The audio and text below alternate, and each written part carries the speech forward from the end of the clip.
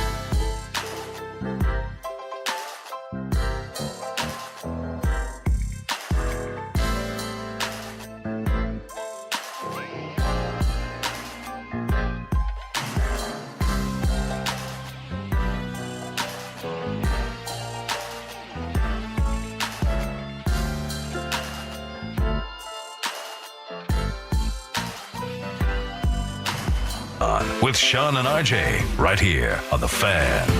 Good morning, Metroplex. We are live with the Friday edition of Sean, RJ, and Bobby, getting you to your weekend as quickly as possible here on DFW Sports Station 105.3 The Fan. I'm Sean Sharif alongside RJ Choppy, Cowboys Insider Bobby Belt. We got Pay firing up the Fan Cam, Twitch, and YouTube for another absolutely loaded show. Thank you for turning it on, leaving it on. That is what TOLO stands for. Of course, we are all over Cowboys Coaching Watch. And the latest update, the Cowboys are scheduled to speak with Kellen Moore today.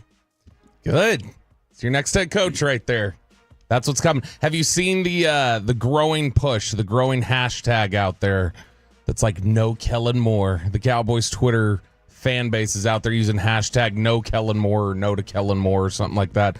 So this one would not go over well. This would it's not. I would think they would use more is less. Something like that. But no, they're pushing back. I've not seen a whole bunch of positive reaction to the idea of what seems like the favorite right now, which is Kellen Moore getting this job. No, I know you spy on the other shows a lot, you Tolo, and I was expecting you to call in with bloody rage to the G-Bag Nation when Zach Wolchuk and Eric Chiafalo yesterday were talking, and they were just like trashing Kellen.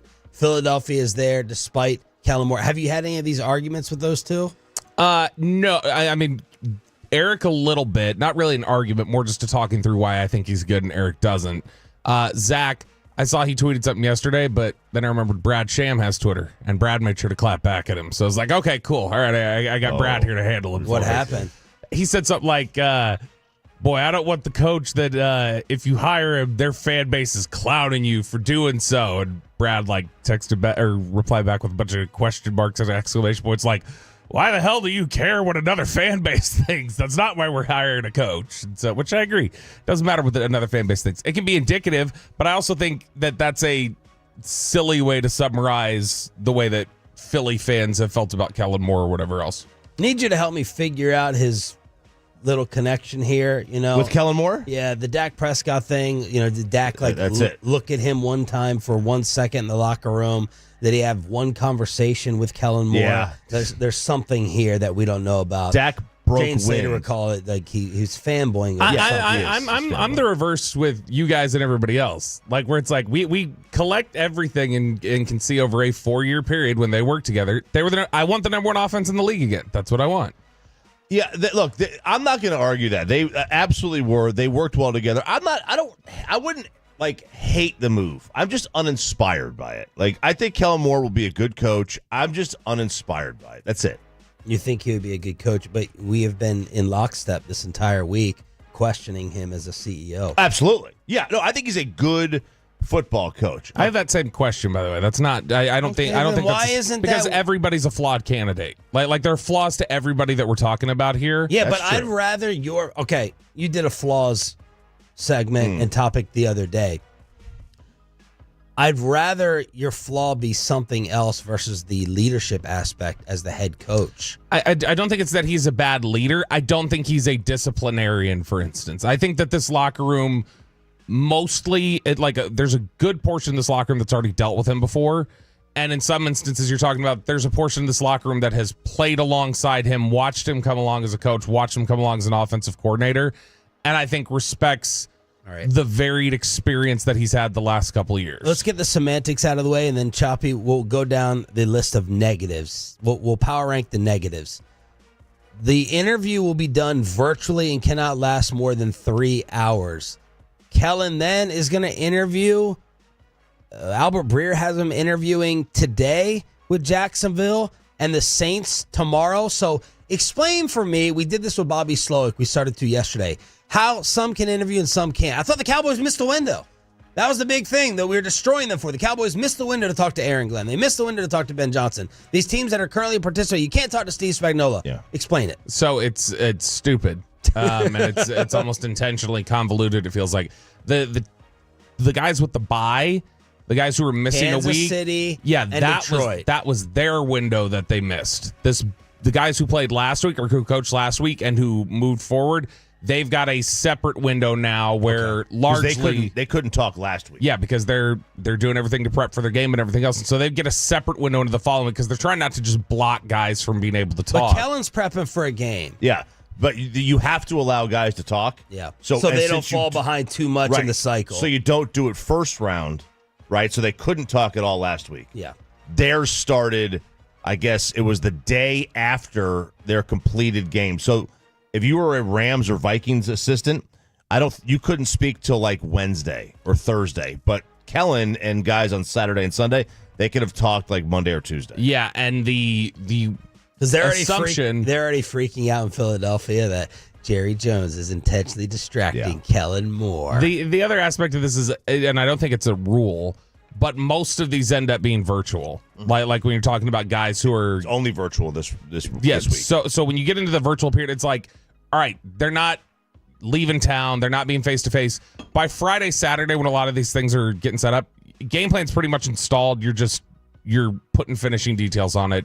And I think the league probably views it as like, that's not as much of a distraction, and we can't let these guys just completely fall behind in the cycle. Okay, so I want to, on one side, keep Kellen Moore leadership question by itself, and let's compare everyone else's negative traits to that and figure out which one is a bigger problem for you. By the way, Kellen Moore today for the Cowboys, virtually 3 hours, up to 3 hours. Robert Saleh tomorrow, Leslie Frazier on Monday. Brian Broaddus also says that Mike Zimmer would take the Cowboys head coaching job if offered it. Well, he'd take it. I'm sure he would take it. Well, I wasn't sure that he would take it. If you are overwhelmed and have one foot out the door as a coordinator, how is your stress level and your want to, with all the BS and drama you're going to deal with, decrease as the head coach? I think an extra $5 million a year will do that. I don't even know that it's the stress level. Like, it's partially that, but it's also, and he talked about it a little bit at the end of the season, the fact that he had been with Adam, his son, for so long in the coaching ranks. This is the first year, I think, just being around football another year without Adam and like experiencing that for the first time. I think it was tougher than he anticipated to coach this year without him. And obviously there were challenges of everybody was running out of time, but I think that's the one situation where it's like, I'd be willing to give that a go again. Maybe he could be talked back into defensive coordinator, but I do think that there was a lot of fatigue that set in, sort of emotional fatigue of just like, man, this is more taxing and more difficult to coach again than I thought it was going to be. All right, child, let's do this exercise. All right, so why I don't want blank to be the next head coach. I'll just run down a list of names and what I perceive. And you'll name your answer on the Franklin LaFranco Injury Attorney text line, 877-881-1053. All right, so the first one was Kellen, and to me, that's just more of the same. It's a link to the past. I don't want a link to the past. This team seems to favor someone who is either has a relationship with the Joneses, worked in the grocery store. I don't want that. Get away from that. It hasn't worked. Get away from a link to the past. I think he's a good coach, but like a good coordinator, good coach. I don't know that he commands a room, but still, a link to the past. And you don't have a problem with his offense that you've made fun of? It's old, it's stale, but Dak works well with it. Okay. You know what I mean? Like I don't like the offense. I think it's just a bunch of curl routes.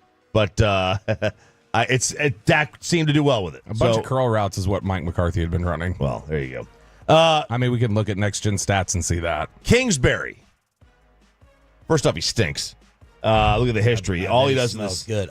In the second half of seasons, literally every year, their offense gets worse. And this year would have been the same had they had played a remotely decent schedule down the stretch. So Kingsbury is like second half predictability. It's like if you play him a second time, somehow you know exactly what he's going to do. What's your big cliff hang up? How poorly things have gone at Texas Tech and Arizona, just an inability to win consistently. Agreed. That's a bigger problem than Kellen. Yeah. Brian Flores. He won some games in Miami. It got ugly real fast. And truthfully, I don't want any part of any New England tree. Anything to do with New England, I want no part of it. That seemed toxic.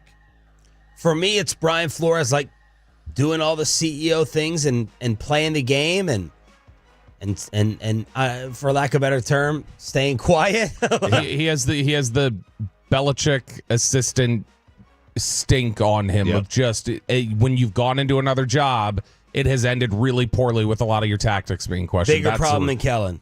It's a massive risk. He may be a better coach. I don't know, but it's a massive risk. Jordan Schultz is trying, I'm sure, through Flores' agent to say Brian's learned a lot next to Tomlin and next to Kevin O'Connell for a year. How much you believe in that change, that is up to you. Pete Carroll. He's 75-ish, 74. I think he's outdated. He runs an outdated offense. Like the offense that he would bring in. I mean, they're just going to keep Schottenheimer.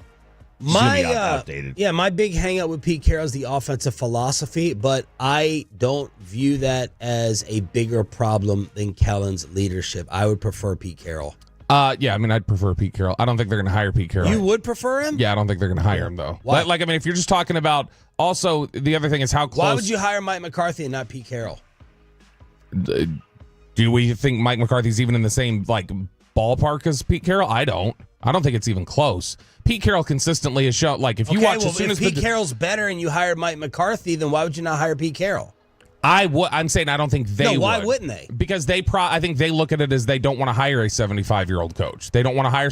How close do you think your window is? If you think you're right near the edge and it's like, hey, put somebody come in here to push us over the top, Pete Carroll makes sense. I don't know how much longer Pete Carroll's going to coach. It might be 2 to 3 years. Yeah. I don't think they want to do that. Perfect for the Witten waiting. And they do not want to hire a defensive coach, I don't think. That's another problem here. And Pete Carroll is a defensive coach. As much as he got hit for the offensive philosophy stuff, I think, again, history and reflection has been kinder to the way he handled Russell Wilson, going, maybe some of the stuff your staff did was actually right. I mean, he'd be like, I would settle for, he'd be the best of the bunch. I just, it's like, all right, what's he get? What kind of style is he going to play? Doug Peterson. I cannot, in good faith, put someone named Doug in a position of authority. Hey, come on, be nice to Doug. I cannot. Doug is a professional wrestler on the indie circuit in central Pennsylvania who goes by the ring name The Rooster. All right, that's what Doug is. He's also a great video guy. What's your biggest Doug knock? I don't think he's a great coach. Just flat out. I don't think he's a particularly advantageous coach. He is Doug Marrone. Those types of coaching. Yeah, there you go. To me, he's just generic. Doug Marrone, Gus Bradley, John another Fox. name. There you go, another one. Same. I can't have a Gus. I can't have a Gus in charge. And that's my grandfather's. That's my son's middle name. And I can't put a Gus in charge. Makes zero difference and looked way too thin-skinned in Jacksonville this year. I don't think Dallas is getting any better. Robert Saleh. Just like I don't want anybody from the Cowboys past. I want nobody who's been touched by the Jets. That is toxic. He was over his head there. He'll be over his head here. And they need to fix the offense anyway, so... The focus on the offense. Saleh's fine. I wouldn't hate the hire. I'm not taking him over Kellen though. Kellen gives me a schematic advantage that Saleh can potentially give you on the defensive side of the ball, but it's just not nearly as consistent. Do you believe in Moore as your CEO? Part of me wants to say yes because of what he's done at other stops, but man, he really seemed neutered in New York that I don't know that that's any better here. I'm struggling with that one. Yeah. I'm struggling with Saleh versus Kellen. I'd probably lean towards Kellen. Yeah, I would too. Joe Brady. Look, like Ben Johnson, I don't know anything about Joe Brady. Give me Joe Brady's offensive mind over Kellen Moore. Give me Joe Brady OC right next to Ben Johnson. What do we know about Joe Brady personally? Not much. I will say this. Joe Brady's had to go through coaching rehab. He was the hottest name, and that Carolina stop was bad. He had the only time. I'm not going to hold that against him. But that isn't the job of a great OC to be able to, like Kevin O'Connell, Kyle Shanahan, get something out of bad quarterbacks. He was great when he had Joe Burrow and great when he had Josh Allen. I mean, I could be the same. Yeah, but who was this quarterback in Carolina? Those 2 years, who would have been? It would have been Darnold for one. Baker. And then, I can't remember who 2020 would have been. 21 was Darnold, though. 20 may have been Darnold. I don't know how fair it is to just eliminate him because he didn't do it with those two, even though other people have. He was, but the problem was that Rule brought him in, and he was basically told, like, he was the hot shot, and it's like, all right, this is yours. Yeah. This is all yours, and it never looked schematically advantageous against other teams. Todd Monken. First issue is he's 60 years old, and he's been a head coach for 3 years in his entire coaching career. His coaching career has lasted 40 years. He's been a head coach for 3 years. So in 40 years, only Southern Miss thought he was good enough to give him a head coaching job. That's it. Like, do you know how hard it is to win 2 national championships in an SEC school as a coordinator and not get a college job out of it? I mean, even Jeremy Pruitt got a college job out of it. I'm not even giving time to Todd Monken because I know that's not happening. I mean, if they were talking about they're hiring an offensive coordinator, maybe. Witten, I love Witt. Eventually, I want him to be the coach here, but not now. Inexperience. You hire him now, you ruin him, one. A. B, you can't hire somebody from high school who's never coached in the NFL. There will be more backlash on that than anyone ever. And finally, Dion, he's better off in college. He belongs there to lead kids to become young men. It's better for him. It's better for the kids, better for society that Dion is taking those kids and turning them into young men. I'm not killing a Witten hire. I'm more critical of a Dion hire than a Witten hire. Woo! Well, it is reportedly down to 2 in Chicago. The Whiz Kid and Big Mike. Is Mike McCarthy going to get the final laugh? And could the Dallas Stars keep it up on the ice? The Friday edition of Sean, RJ, and Bobby just getting started with you on The Fan. But let me go ahead and get you fed at Hurtado Bar.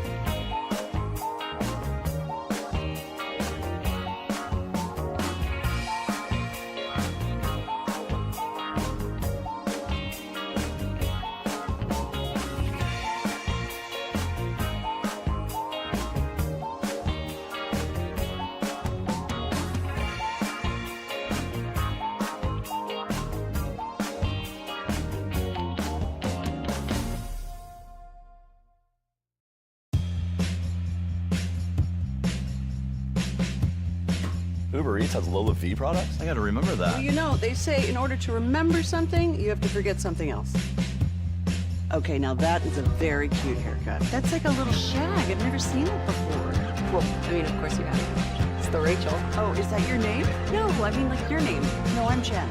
My name's Jen. Right, but I just mean like this is your haircut. But that's hair on your head. I'm not saying this is your hair. Okay.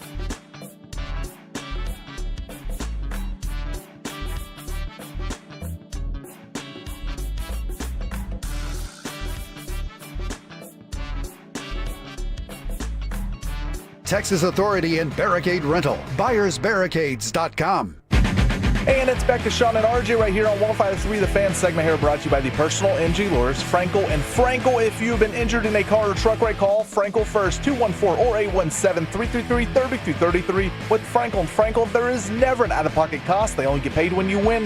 Frankel and Frankel, the go-to car and truck attorneys in Dallas. Canadiens win the draw. Shot, score! It redirected. Lane Hudson let the shot go right off the face-off. It deflected in Newhook, and Montreal is in front. Victory Plus with the call. Good morning, Metroplex, and shout out to the 6 a.m. club. Sean Sharif, RJ Choppy, Cowboys insider Bobby Belt, already with some eye contact games with Peyton. Oh, yeah, the mic's off. I like it. Why is that? After a 7-game win streak, the Stars have now lost 2 of 3. They fall to Montreal at the AAC 3-1. Jason Robertson with another goal put the Stars up 1-0. But as has happened throughout the year, teams score immediately as Montreal ties it just 47 seconds later to stop the Stars. he came over to my microphone over here. Hey, listen, hang on. I was deserve to win-o meter. I was going to say, I bet it was 60 to 65% Stars should have won. That's an interesting, though, observation from Spittle of how other teams quickly responding. That is interesting. Listen, 2 things. One, Jakob really played well in net for Montreal, but the other thing, they blocked a ton of shots. It was like one team was playing a playoff game and the other one was playing a regular season game. They were on the ice like crazy in this one, blocking shots. So I was not surprised that the Stars had a deserve-to-win-o meter of over 60%. It was a 65. It was a really impressive game. Ottinger takes the loss, but outstanding in the game. And what the Stars had outshot, this is playing to the percenometer, 33-24. Yeah, they outshot them. for 4, though, on the man advantage. Yeah, and nobody scored in the entire game on the power play. Not even Montreal. Just they blocked a ton of shots. They blocked almost 25 shots in this game. Back on the road tomorrow in Colorado for a big one against the Avs, who trail them in the Central, followed by Detroit, coming to the AAC on Sunday. Spits and Suds for more hockey knowledge. I'll pass on your apologies to Money Puck after you saw that shots on goal. So I can't wait for them to become Deadspin. 877-881-1053 is the Franco and Franco injury attorney text line. Apparently, it is down to 2 in Chicago. Jordan Schultz, NFL insider on FS1. I think it's been made clear to me that for all intents and purposes, the Chicago job, and I haven't said this publicly, but it is a 2-horse race between Mike McCarthy and Ben Johnson. Now, it is. I think if Brian Flores goes in and wows him, then he is still in that mix. But right now, I think McCarthy and I think Ben Johnson are the 2 leading candidates for Chicago. And it will be really interesting to see what type of direction they want to go, because in many ways, the franchise is Caleb Williams, ideally for the next decade plus. All right. Bobby and I are getting ready to sharpen up our apology for McCarthy if he gets another head coaching gig, because, Bob, you and I did not believe that it could happen. We'll see if it does happen. Yeah, look, I mean, you can't ever plan for the insanity of a front office like the Chicago Bears, I guess, who would say Ben Johnson, Mike McCarthy, same coach, right? Like, I mean, that's clearly we would be down to those 2. And I mean, if it ends up being the way that it is with the chatter about the Raiders and Brady and the pull that he has potentially with Ben Johnson, and they are left in the game of musical chairs with their other candidate, which is Mike McCarthy, good luck. And 2025 at Soldier Field, when the Cowboys travel out there, it'll be, I would love to see Kellen Moore designing things against the Chicago Bears and Mike McCarthy. How much are you trusting Big Mike for QB development? Jordan Schultz says that's what this job is about. They're going to give him an offensive coach, I believe, but he's not going to have a say in the hiring. Yes, he's the number 1 pick. Yes, he's the franchise. He's the cornerstone, but he's still a second-year player. It's not like he's going to Kevin Warren and Ryan Poles saying, give me Ben Johnson. He's not going to influence the decision in that capacity, but they also recognize, the Bears do, that they have now had Matt Eberflus, Luke Getsy, Shane Waldron, all of these coaches that have not connected to their players, especially this year with Caleb and Waldron.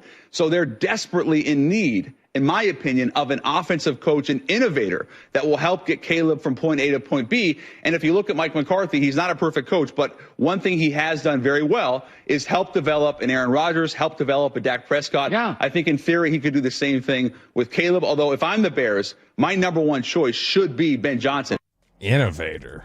Okay. How do you think of Mike as a quarterback developer, RJ? I know that's the label on him. What do you think the reality? Well, I mean, look, he has to, if you're going to give coaches credit, or blame for not developing a quarterback, even though I don't believe coaches should get credit necessarily for developing quarterbacks, because I think that's on the quarterback. But understanding that there is some to it. I mean, you have to give him credit. I don't think you can't give him credit for Dak. That's on Jason. Who do you give NFL? It has to be for Rodgers. Who do you give NFL credit to for Peyton Manning? Archie. Peyton. NFL credit. Peyton. I don't give a coach credit for Peyton. I don't give a coach credit for. Okay, then why are you giving McCarthy credit for Rodgers? I don't generally. But I understand how the game works. We watched that. You were out, so I don't think you watched it. But we watched that Aaron Rodgers documentary. When you watched that Aaron Rodgers documentary and everything, didn't you get the idea like Aaron Rodgers listened to no one really along the way? Like that was just Aaron did what Aaron was going to do, and Aaron was going to study the way he studies. I don't know if I got all that, but like I'm just saying, like, because a lot of people give but almost everyone else gives whoever the coach is. No, of that I know, quarterback but I'm asking you what you think. Yeah, I don't generally give a coach credit for developing a quarterback. Now, I think what they can do is they can give them a philosophical understanding of, of preparation of the sport, of relaxation. You know what I mean? Sure. But they can't help a quarterback. You either process things or you don't. You know what I mean? But if you're going to give any coaches credit or blame, then you've got to give it to him too. because he did at the time. I mean, he was there right when Aaron started his career. I want to be wrong about Mike getting hired because I want Mike to get hired in Chicago. I don't want him to get hired in New Orleans. New Orleans would give him no chance to ever win. At least Chicago, he would have a chance to win. It's better for storylines. The Cowboys go there. To destroy Caleb Williams as a threat within the conference. That's a big deal. Man, you're saying sharper things now than you did yesterday in the Expressway. By the way, if the Bears do hire Mike McCarthy, this would be screw you.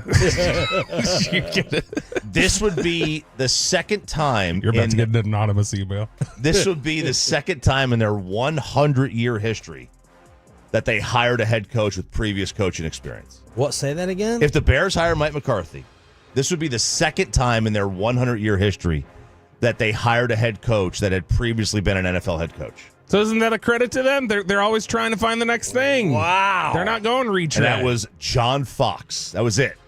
A couple years ago. Every other coach, from Tressman to Eberflus to Hallis. Ditka, even Hallis. So Hallis was the first head coach, obviously. Every other one had no previous head coaching experience in the NFL. I would zoom in on Bobby Belt as we play this clip of the man who, for the first time ever, did not respond to me when I DM'd him.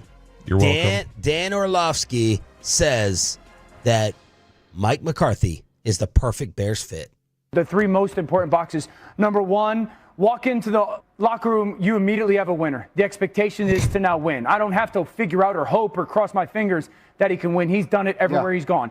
Number two, every quarterback that he's had develops to a higher level under him. Mm-hmm. He did it with Aaron Rodgers. And what was Aaron Rodgers when he was young? Super talented, wildly creative, needed to play on time a little bit. Very Caleb Williams. But he didn't take away that beauty of the game away, right? Matt Flynn played under Mike McCarthy, lit it up. Dak Prescott went to a new level. And I know Dak Prescott wasn't, quote unquote, like young when he went there, but he was on still the heart of his career. I think the third thing is this. Caleb, where's the number one place he's got to grow? Caleb, what's the play? What's the defense? What does that mean to me? Caleb last year still played with a question mark way too often. Mike McCarthy will make it an exclamation point. We're calling this play, you're throwing the ball here versus this coverage. If it gets covered, then go make a play. Yeah. That's the difference. That's why I love him. You know, this is perfect Orlovsky, and if we ever get Dan on again when Bobby takes vacation, I would ask him, you have been calling out, how can both things be true? You've been calling out the Dallas Cowboys offensive system over the past year as archaic. Yet, Mike McCarthy's the guy. Like, you're calling out Kellen Moore, who I respect Dan's take because Kellen is a friend of Dan's apparently. And he's like, the big problem with the Philadelphia Eagles are the offensive schemes right now. It's not Jalen Hurts. But are you going to give a future endorsement to Kellen Moore? How can both things be true? You think that Mike McCarthy is behind the times and running something prehistoric, but he's the Caleb Williams answer. I think one of two things, maybe the possibility is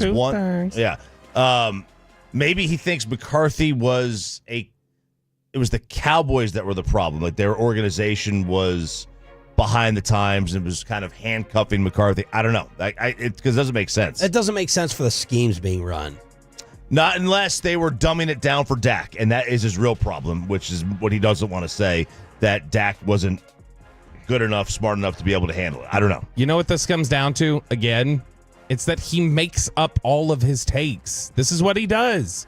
And this is what he then goes, I never said that. I never did that. I never did this or that. And no, it's definitely not a dumbing down of Dak, because remember, one of the other million rants he's had where he plays every side to the middle is you can't handcuff Dak. You can't pull him back. That's an awful decision from the Cowboys to potentially neuter Dak. Like, he will give you every single take.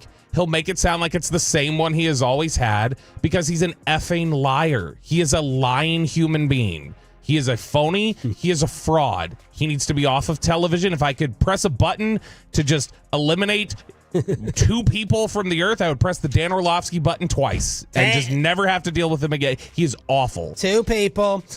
Live on the Fan Cam, Twitch, and YouTube. Sean Shreve. The boys from 105.3. Sean Shreve, RJ Choppy, and Cowboys Insider Bobby Belt. We have our final ticket giveaways for you turning it on, leaving it on. Dallas Open tickets during the 720 Expressway and AEW tickets during the 9 o'clock hour. Dave Campo is going to join us at 8 to talk about Dion. Oh, yeah, I don't know underwear. But As soon as we got off the air yesterday, someone hit me up, and it's now the second person to tell me the one person in Frisco who may not allow Dion to happen. I'll tell you what I know and see if you think it's a humongous problem next on Sean and RJ 105.3 The Fan. Maybe it's a humongous problem that you're looking to put some money in your pocket and create some space in your garage or your driveway.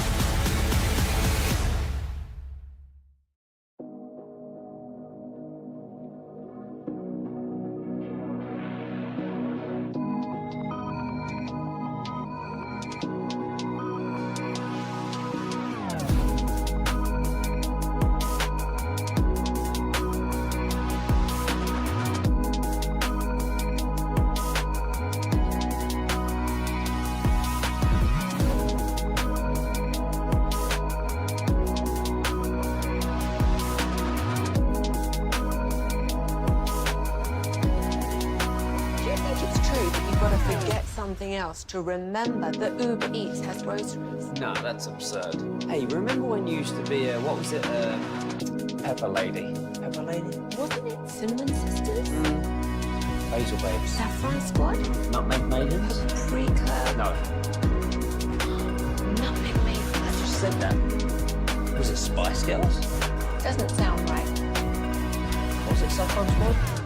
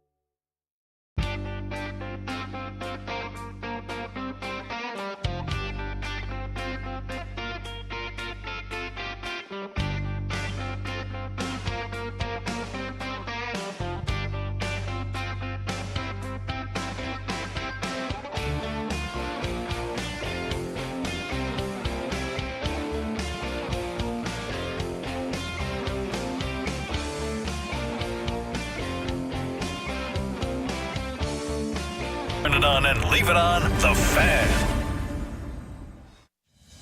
And it's back to Sean and RJ on 105.3, the Fan segment here, brought to you by Classic Chevrolet. Classic Chevrolet in Grapevine is the #1 Chevy dealer in the world. More Silverados than anyone else. This is Texas. This is Classic Chevrolet. Together, let's drive, relax, enjoy the difference based on new Chevrolet registrations 2023.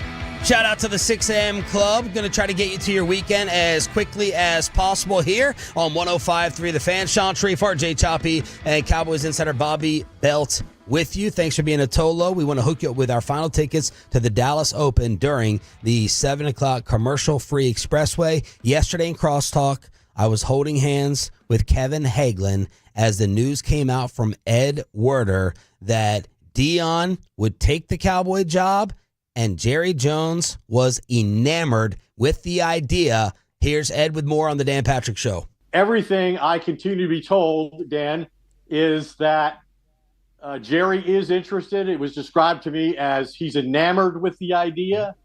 Obviously, it's hard to imagine any coaching candidate who could create more interest, someone that Jerry could more sell to the fan base here, which needs to happen, and make Jerry more money than Dion Sanders. I mean, he won a Super Bowl here as a player. So there are also people around Dion who tell me that he's being urged by his supporters in Colorado to take the job, and that they believe if Jerry ever does offer him the job, that he will take it, that he has an extension to remain at Colorado on his desk that he hasn't even looked at as he considers these other possibilities.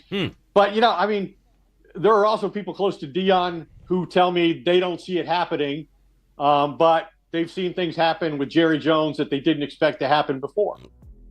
Dion has a Colorado extension on his desk. He did something last night that made me feel a little uneasy. And it was a Tolo on Instagram who DM'd me and said, check this out on Dion's stories. And it was Paul Pierce and Kevin Garnett doing their thing. And they're like, is Dion the head coach of the Cowboys? And they're like, no, it's close though. It needs to happen. And Dion shared that. And I don't know why, Bobby. I don't know how that's much different from him leaking stuff to Schefter and hyping all that up, but that made me feel like this was a lot of entertainment and show for prime time.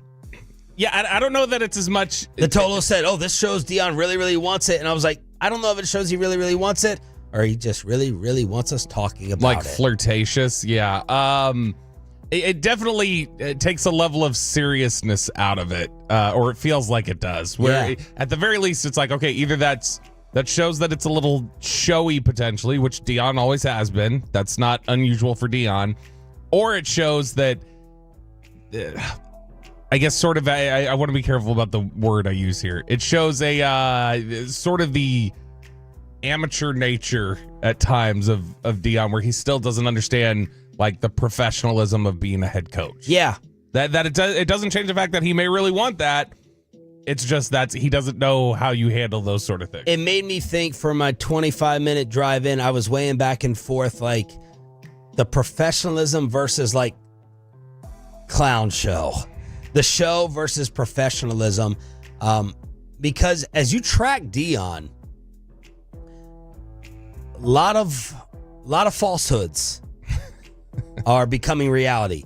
They said he would never coach in the National Football League because he was too old school for these guys.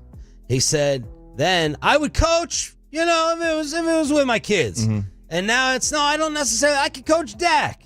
I don't necessarily have to have Shador or the team drafting my son. So we're going with what Dion has said versus what has been reported. And what was it? It was let me take my laptop. Let me go step out onto the porch and show you these mountains and show you why I'd never leave here. And that was about a question directly related to, like, the Cowboys. Yeah. So I put up the poll. By the way, Choppy, you may have noticed on the fan cam, got up and walked away at the beginning of the segment for an exciting phone call. The big fella, Nate Newton.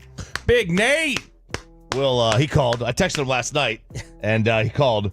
He will join us at 7:20. Nice. Yep. So we got Nate Newton at 7:20. I can't wait for this based upon your conversations with him every Wednesday night in Frisco. Nate's awesome. Nate is so good. I'm honestly I'm stunned Nate's coming on. Did he reply to you, to Choppy, and not you? No, Choppy had already texted him, I knew, so I didn't text him. Okay. We both texted Playmaker, and I got a random Michael Irvin phone call yesterday. Man, Wow. I got to say, what a flex. Michael's pants might be a little too tight. Nobody butt dials more than Michael Irvin. Either that or... It wasn't a butt dial. Oh, it wasn't? No. Okay, because he butt dials me all the time, and I'm like, how big is that thing that it just is calling phones? Why are his pants tight? It's just calling. Because he wears those black sparkly ones. He wears these rainbow bright twinkle twinkle little star pants. I got to talk to him about that. Got a hammer. So Michael calls me, and I hear all this like talking in the background, like a PA system.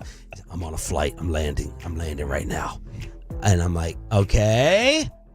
Because I had texted Mike, you got to come on. I want Dion. Let's hype it up. And he's like, we need to hype this up. We need to do it. I'll call you back in 2 hours. I said, okay, Mike.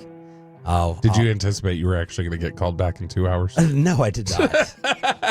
I did not, and I was not going to pick it up because deal with more chaos in the house with things and the sicknesses. But I texted him this morning. I said, when you wake up, whether it's in Jamaica or wherever I think you told me you were, get on before 10 a.m. So we'll see what happens with the always moving Michael Irvin.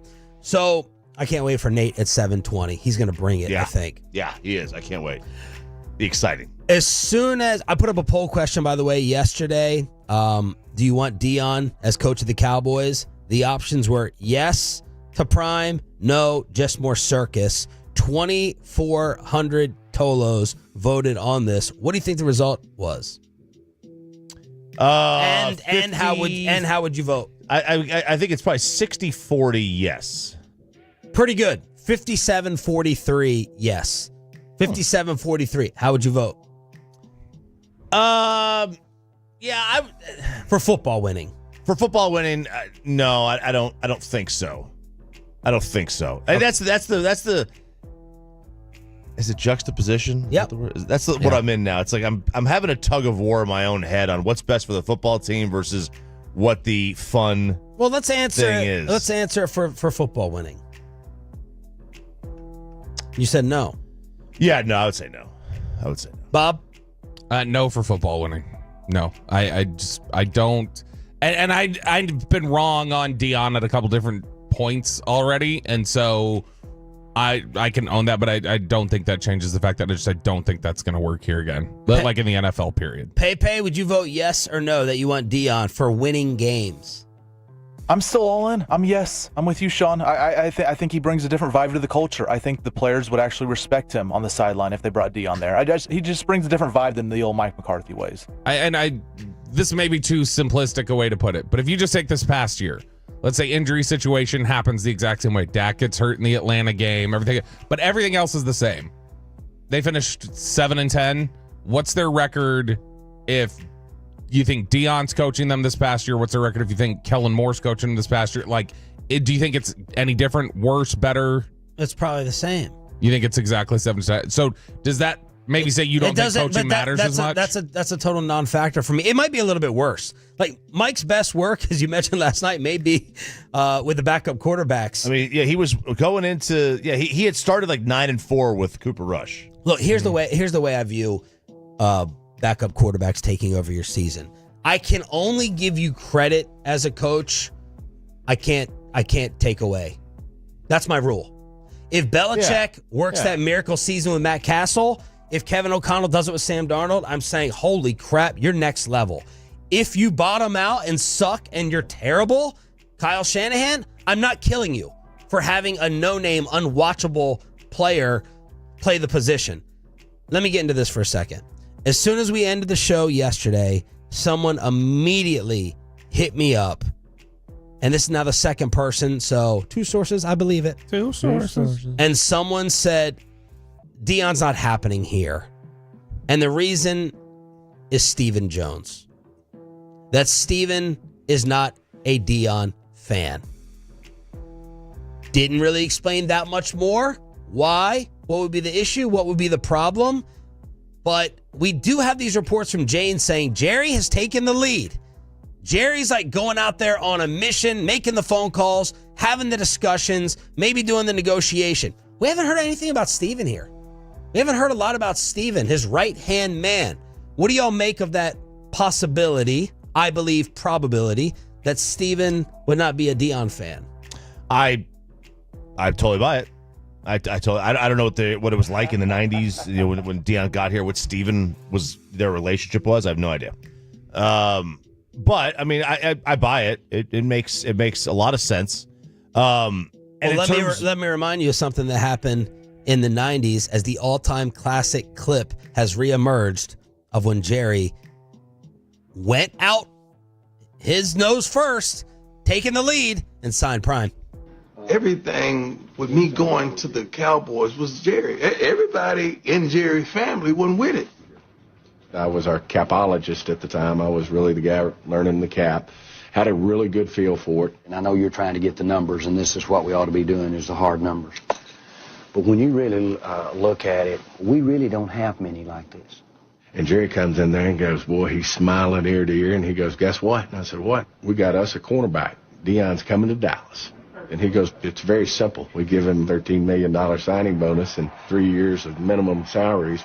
And I go, that's like record setting. That's not going to sit well with our team. And he goes, we can't do that. And he goes, well, I already did it. He basically shoves me up against the door with his forearm. And I looked at him and kind of smiled. And I said, you're really not going to hit me, are you? And, of course, I took a deep breath, and he said, look, here's what we'll do. I can already tell you I'll be able to sell Troy, Michael, and Nemeth that this is going to be good for us. Doesn't hurt us under the cap. I called a team meeting and put Dion's salary numbers on the board so that everybody could look at it. And I said, now I'm going to ask this room, do you want Dion or Knight? And, of course, the deal was a big, yes, we want him. Where was that story in Landman about Steven pushing Jerry up against the door? Yeah, has to be Jerry's new nickname, by the way. Look, Landman. Yeah, that is a good one. Land the man then in Prime. Come on, land him. Like as much as Jason Garrett was like another son to Jerry Jones, Jason didn't have as direct an influence over Jerry as Steven does. Steven is the number one influence with Jerry. I don't know that Steven's totally the number one influence with Jerry if Dion Sanders is here. It might be a little closer.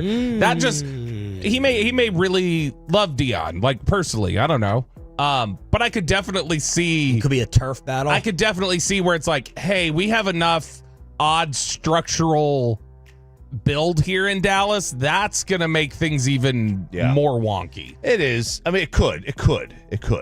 I mean, Dion can handle it well too. I mean, he can. Have we known Dion to cede any potential authority that he has? No, because he doesn't have to. He's Dion Sanders. Right. That's the. So I don't think he would do that here. Well, someone tweeted, it was Nicholas said, someone tell Steven to take the keys away from Jerry. Cowboys are unwatchable at this point. And I wrote back and said, I want Jerry to take the keys back from Steven. And let's get buck wild with this damn thing. Nate Newton at 7:20. Just something I heard. Now 2 people, and I'm starting to believe it. I want to hear from Steven on the possibility of Dion. And will that just stop it? Will that just put an end to it? Or will Jerry win out like he did back in the day signing him? That's the big question. Yeah. If Steven's against it, because if I'm Jerry, I'm like, I don't want to hear anymore. We've tried it your way. We've done it your way. We've been conservative. We've been frugal. I'm getting murdered out here. These guys on the morning show are taking me apart nonstop. And I got a few years left. I'm going out my way. I am tired of laying up in 2 or whatever their golf analogy is. I'm driving the green, mofo. Let's do it, JJ. Let's do it. Let's take a look at what people say is the best football weekend of the year. We preview the NFL Divisional Round. Who are you rooting for? And Nate Newton to talk primetime at 7:20. All next with Sean and RJ, 105.3 The Fan. But every week I get the same awesome message from...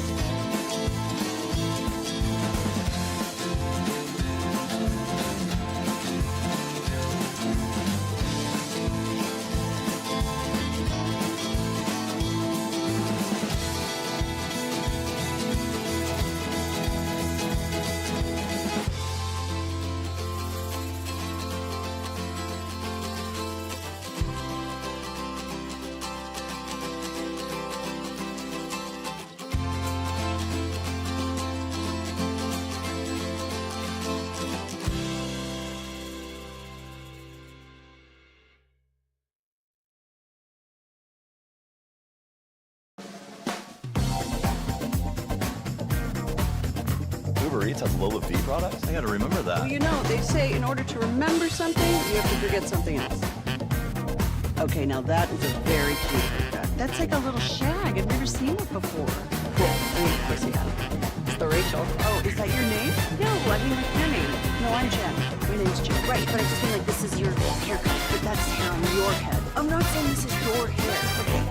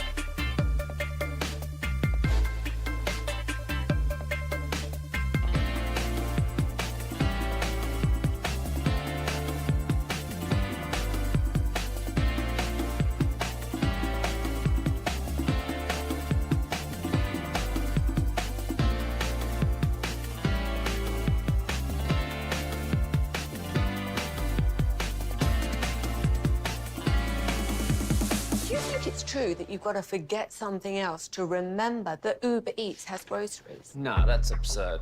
Hey, remember when you used to be a, what was it, Pepper Lady? Pepper Lady? Wasn't it Cinnamon Sisters? Basil Babes. Saffron Squad? Nutmeg Maidens? Paprika? No. Nutmeg Maidens. I just said that. Was it Spice Girls? Doesn't sound right. Was it Saffron Squad?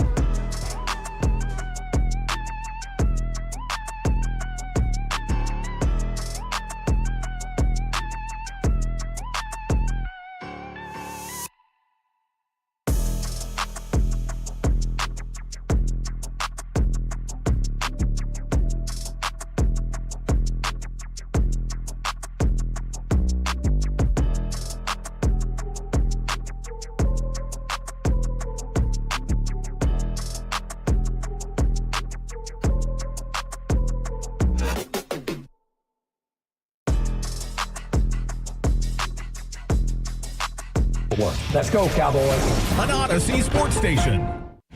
Turn it on, leave it on with Sean and RJ right here on The Fan. They say it is the best weekend of NFL football, and it is about to be upon us tomorrow. Good morning, Metroplex. Sean Sharif, RJ Choppy, Bobby Bell, and Peyton Phillip Russell on DFW Sports Station. The show of Wales continues with Nate Newton at 7:20. Should be electric radio to talk about Dion and the other head coaching candidates, and former Cowboy head coach Dave Campo at 8 o'clock on 105.3 The Fan. Two really good interviews. Regardless of what you're talking to them about, they're always fun to talk football with. Let's talk tomorrow.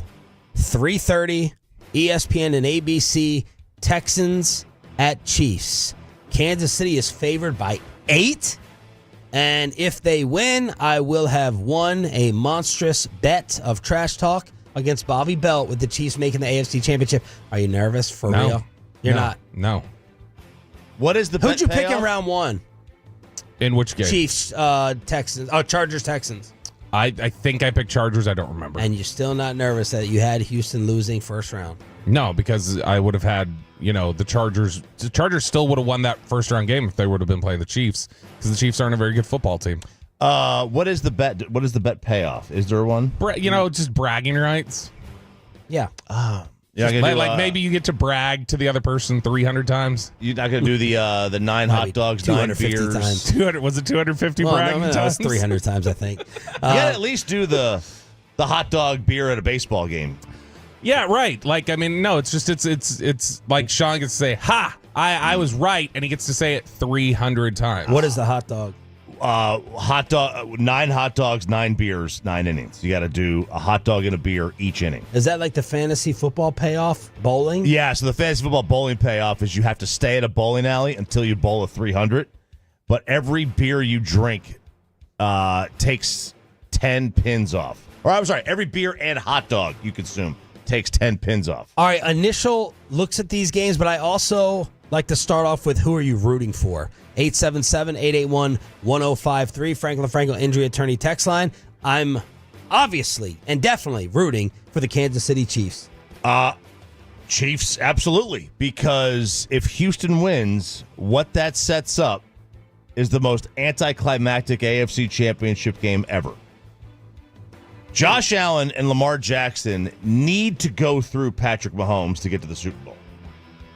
It would not have been the same for Manning to not go through Brady to get to his first Super Bowl. It has to go through Mahomes. So that's why I'm rooting for Kansas City. I'm rooting for Houston because I don't like Kansas City. Okay. Here's the thing. I don't even hate Kansas City, just like I didn't hate Golden State early on. But like after a while, it's like, all right, enough. Like, we get it. You got Jeremy Roenick the other day with us. He's like, anyone but the Chiefs. Yeah, and that's where I'm just like, I'm just tired of the Chiefs. That's the biggest thing. I'm surprised. I was on a conference call with Ross Tucker yesterday. Wow. Too good to come on the radio with us anymore, and he was like, anyone but Kansas City, please, anybody. And look, I think that the bigger thing this year and a little bit last year is just they're not as good as they were the first couple times they won, and so I'm annoyed that they may continue this while they're not that great. But yeah, no, I'm rooting for Houston, and you're right. It sets up an anticlimactic AFC title game. It could have been much better had Stephon Diggs not gotten hurt, because then we could have gotten Stephon Diggs and the Bills, and that would have been just as juicy. Oh, yeah. Yeah, it's weird when the Patriots were going through their 18, 19-year run of always winning. I was like, I can't stay in this team. I always hated them. But the Chiefs, I have nothing to hate about. Like, they're not a hateable team. So I just continue to root for them. And it's the Dallas-Houston hatred for why I don't want the Texans to win. So I want the Chiefs to win. Yeah, maybe other than like their assistant coach who was hired by nepotism and puts girls in the hospital and, all the different players they have that beat people. That's maybe one reason not to like them, Peyton. 7 o'clock tomorrow night on Fox, Commanders and Lions. So I don't have, I know you're from there, Sean, you're still a Redskins fan. No, I'm happy for Dan Quinn, and I like the Jaden Daniels story so far. And I think in this game, I'm going to want like the Commanders to scare Detroit, be up at times, have it be really close. Ultimately, and I wouldn't mind this big upset, because Detroit's favored by 9.5. I think ultimately I'm going to want to be right about the Lions winning the Super Bowl, so I'm going to pick Detroit. Although there are some Cowboy fans, they want the Commanders to go as far as possible because they think it'll sting the Joneses. I honestly, I don't know how anybody who isn't a Commanders fan could root for Washington here. Like Detroit is they've become like America's team. They're the darling. It'd be a fun story. They've never been in the Super Bowl. America loves Dan Campbell, Motor City Dan Campbell. So yeah, I'm all in on Detroit. I'll be pretty crushed if they lose. By the way, there's a 14-point difference in the over-unders between the two games tomorrow. Oh, this is like 56. It's 55.5. Texans-Chiefs is 41.5. With C.J. Stroud and Pat Mahomes. Degenerate. I think Detroit's probably going to win this game, but I am definitely rooting for Washington 100%. Why? Because I would love it if the first year that Kellen Moore and Dan Quinn leave this organization, if they get right to a conference title game in the same division right off the bat. I'd love it. Now, the thing I want to know is Jake Rietma, who is he rooting for? Because I know he's a Lions fan, but I imagine he also has hats from Washington and Philadelphia and L.A. and everywhere else that's in the country. And he's going to be doing Rangers Caravan coverage tomorrow with Will Chambers. So AJ Hinch going to be a guest. Poor Jake won't get a word in. Pudge is going to be there. Bruce Bochy is going to be on with them as well. Who are you rooting for? I said last Friday, I said I'm giving the Dan Quinn Washington Commanders, I'm giving them one win. One win, then it's F the Commanders after that. Yeah. Because the NFC rival. So I want all Detroit here. Sunday at 2:00. Let's go Rams. Rams at Filthy. This is a 6.5-point spread. It is. I would love to see the Rams move on here. I would love it. I don't know what's going to happen. Because Philadelphia, they really are good. And I hate to say it, they really are good. I would love to see the Rams move on. I will be massively pulling for Los Angeles. I think Philly moves on. And I'm not asking. I don't want the predictions yet. I'm asking who you root for. Root for Philly because two reasons. One, get Kellen further. Two, although you know what, I would like that delays him being our I was head coach. gonna say, just end things. That's an argument for right there. Two, you remember we all had the discussion after he won the Super Bowl. They're like, is Stafford a Hall of Famer? It's like, no. If Stafford were to somehow get to a second Super Bowl this year and maybe win it, well, now we're probably talking about Stafford is going to the Hall of Fame. I mean, you might already be there. Honestly, you might. I didn't think he was at the first. You might get there now. What is he? Is he a one-time, two-time Pro Bowler?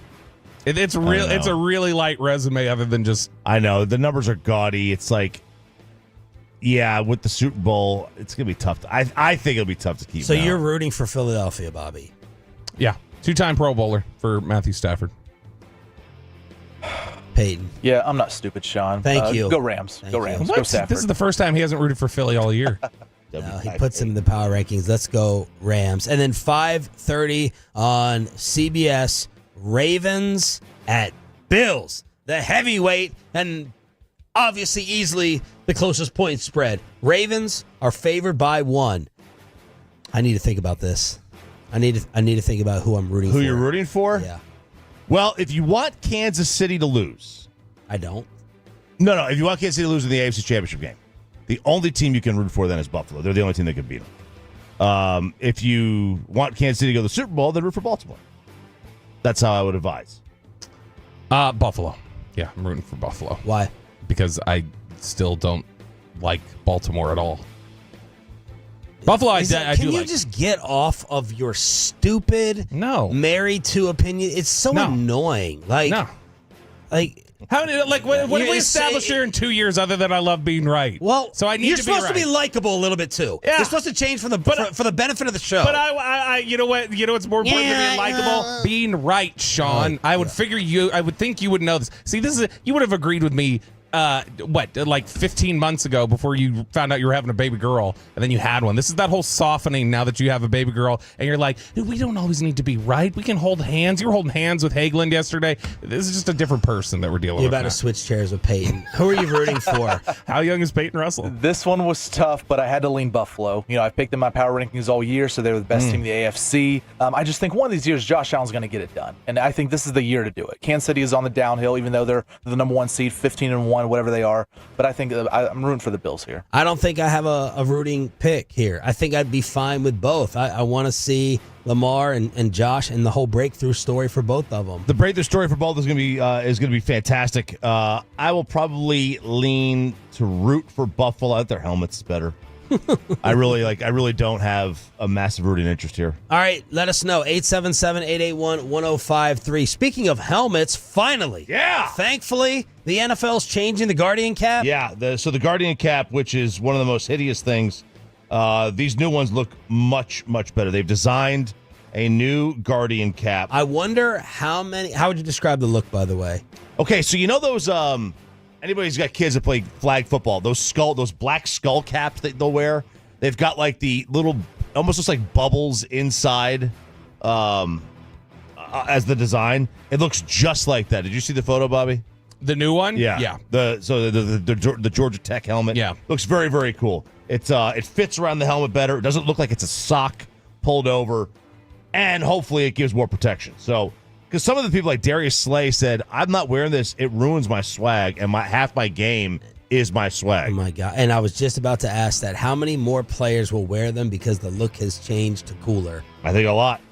It would not surprise me if the NFL, I mean, how long before high school mandates this, first off? That's the first one to mandate it, I believe. It's going to be high school. I don't know that they would mandate it. States would.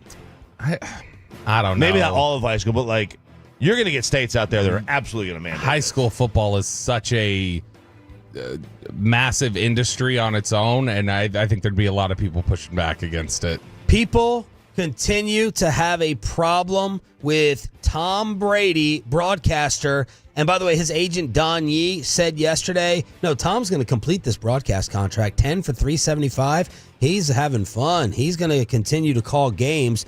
On the Dan Patrick Show, DP says, why is the league still continuing to allow Tom to hire his next coach?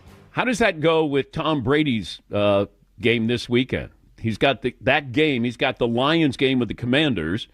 What happens if they show Ben Johnson on the sidelines? Is Tom Brady, minority owner of the Raiders, allowed to talk about Ben Johnson? Does he have any inside info, which I would believe he would? I like how the NFL makes it seem like this isn't a conflict of interest. Seton brought up something this morning. He said, imagine if Jerry Jones was going to be the analyst for a game. He'd love that. And he's looking for a head coach. Is there a conflict of interest there? So, and look, there is. I get it. I understand. But this is on the NFL. Either remove him or force Fox to fire him. Either remove him as an owner or force Fox to fire him. Like one of those two things. But if the NFL is going to keep him, then I mean, we just got to deal with it, I guess. Like we're gonna have this is going to come up every 3 years now. Every 3 years when the Raiders fire and look for a new head coach, the same conversation piece is going to come up. Yeah, how did they go from just a couple years ago going, we're going to spend $20 million to take the face of our league to court, but we're not going to tell him, like, hey, you got to pick one of these jobs, Tom. Like, it's almost like there's a weird thing there. So break it down for me how this is really a problem with Tom interviewing people. Right, so the interview windows are closed, right? You can't have contact. Tom is down on the sideline before the game.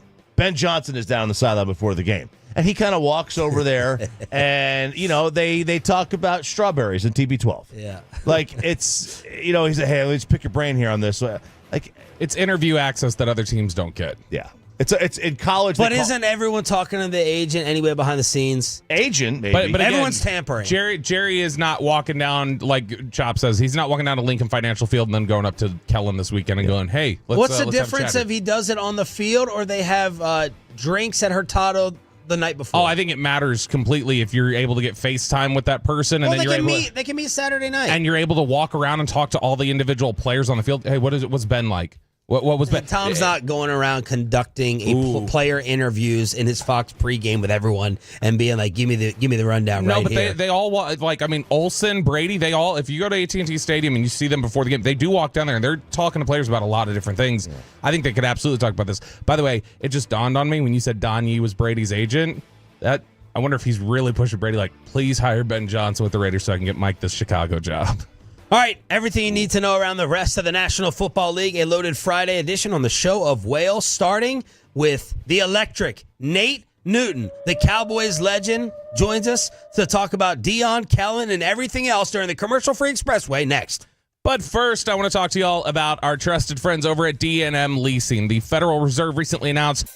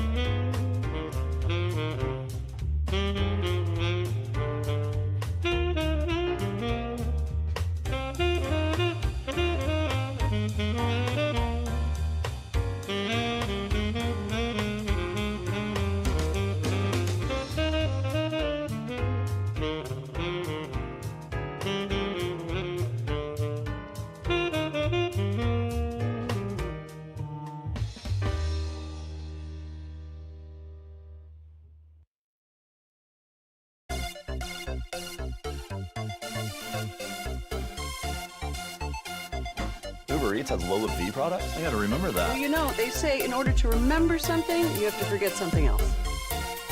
Okay, now that is a very cute haircut. That's like a little shag. I've never seen it before. Well, I mean, of course you have. It's the Rachel. Oh, is that your name? No, I mean like your name. No, I'm Jen. My name's Jen. Right, but I just mean like this is your haircut. But that's the hair on your head. I'm not saying this is your hair. Okay.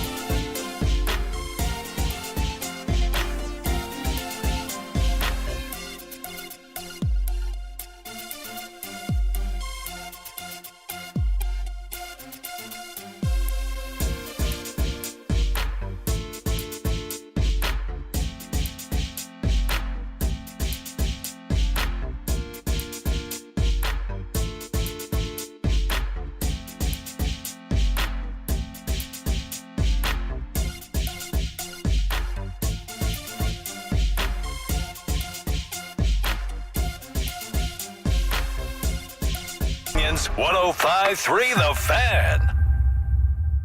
And it's back to Sean and RJ on 105.3 The Fan. It is the Expressway right now on The Fan, and it's brought to you by the On Time Experts. And that means we are commercial free with our final tickets to the Dallas Open AEW tickets in the 9 o'clock Dave Campo at 8 this morning here on Sean, RJ, and Bobby. And we are very excited as we have tracked down the man that Bobby Belt has fallen in love with because of Wednesday nights in Frisco all season long. He is the Cowboy legend, Nate Newton, on the D&M Leasing Hotline on 105.3 The Fan. Good morning, big fella. How are you?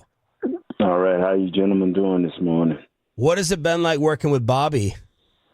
It's been a pleasure, man. I've been hunting for this guy for several years, a guy that can come on, that's done his homework on every guest that we've had. He's brought out nuggets that no one else knows about. And so, with his phone, he does miracles. That is the exact scouting report. That is very good. Absolutely. So, all right, you gotta host the rest of your life with either Bobby or Chop. I started out with Chop when Chop was a rookie at another station, man. When Chop used to be the board guy, now Chop is the man. All right, Nate, we need your perspective on all this Dion Sanders talk. What do you think of the idea of him coaching the Cowboys? Well, the other day I was at his crib a couple of days ago, and we always go on this 1.5 mile, 2 mile walk. So as soon as I get there, I know the big fella got to go walking. So I'm like, wow, I hydrated up so I won't faint. So we take off walking. Oh, God. And we don't get 5 feet into this walk, and he go to talking about Colorado. I'm waiting, just 10 to 20 minute walk. So I'm waiting for a break. He said, well, what about the Cowboys? He never gave me that opportunity. It was Colorado this, Colorado that. Oh, I'm trying to work out something with them. Well, I'm like, and I just looked at him like, wow, this dude ain't even thinking about the Cowboys. Oh. So, and like when I talked to Chopper earlier, I'm like, it ain't much I can say. I can give you my perspective of what I think he would be as a head coach with the Cowboys and the differences from college. But other than that, I couldn't draw nothing about a Cowboy out of him. Maybe him and Mr. Jones have had their little talk and they want to keep it a secret or whatever. But now, Dion, maybe if I'd have threw a couple of grand out there, he would have spoken. Got to. Hey, they gonna mess up no future money. You know that. Wait, I thought that was the Nate Newton way. What were you telling me about Nate? Nate said he goes. I'm done talking football for free. Those days are over, fellas. So Chop's gonna get the invoice for this today. Hey, Bobby, they just don't know. You just call your one shot, baby. Don't call me next year unless you got extra change. But Nate, you did just say a lot, possibly. Like the fact that it never came up, does that tell you that all this is smoke? This is you talking about in the state of Texas, the 2 top salesmen in the state of Texas, Dion Sanders and Mr. Jerry Jones, who are better PR guys that let me rub your back, let me scratch your back, let me keep you in the limelight while I keep you in the limelight. I think Dion can coach on this level. Do you want to come to the Cowboys to do that? I don't know. Because now you go from being the man in Colorado to maybe being the second guy, because you're going to have a lot of thoughts and a lot of wishes, I think, when you come to the Cowboys will not get answered. I just believe that, because everything is done by committee with the Joneses. And nothing is, hey, this is what I want to do, this is how it's got to go. Those guys don't tend to come to Dallas. Guys that run their own shows. And that's just the bottom line. It's not taking a knock at the Joneses or the Dallas Cowboys organization. Ever since Mr. Jones has taken over and Coach Johnson has left, that is how this organization has been ran, by committee. Nate Newton joining us here, 105 through the Fan. You said that you thought that he would be fine and do well at the NFL level. What is what he does that gives you that idea? He know how to talk to people. He shoot people straight. He gives good answers. I've been around him when he was talking talk to the kids at Colorado, which I know is different than the pros. In the pros, you have a salary cap. In the college, you have a portal. You can't. This is not the portal. The thing that he will have to understand is you coming into a core of players that you cannot touch, which is Dak, which is Lamb, the kid Lamb, and the other kid we finna sign for about $40 million, number 11. So so those are core guys that you have to come in and build some type of relationship with, which I think Dion can build those type of relationships. He know how to talk to men. He know how to lead men. But the thing is, now you got 20% or 30% of your cap tied up in guys. You see a guy that you need, and if it don't fit up under the cap, that can be where to snag at. But not being able to build your team how you want it to be built or how you think it should be perceived, because you have a cap and you have other personnel that has a higher input is that you have in making a decision on a player or players. Nate, one of the things you've talked a lot about with this current Cowboys team is like toughness and edge and physicality, and how you think that's really been lacking here over the last couple of years. If Dion comes here and he's that coach, how much of that do you think gets instilled with Dion? The thing is, you can fight for it, you can push it, you can lean your practices towards that, but it's a hunger you have to have as a player. Some coaches have the knack to see that in a player and to research that and to ask that of his scouts to, when he goes out and talk to the right people, what type of guys, he got some dog in him, is he got this in him, can you push him, can you touch a button?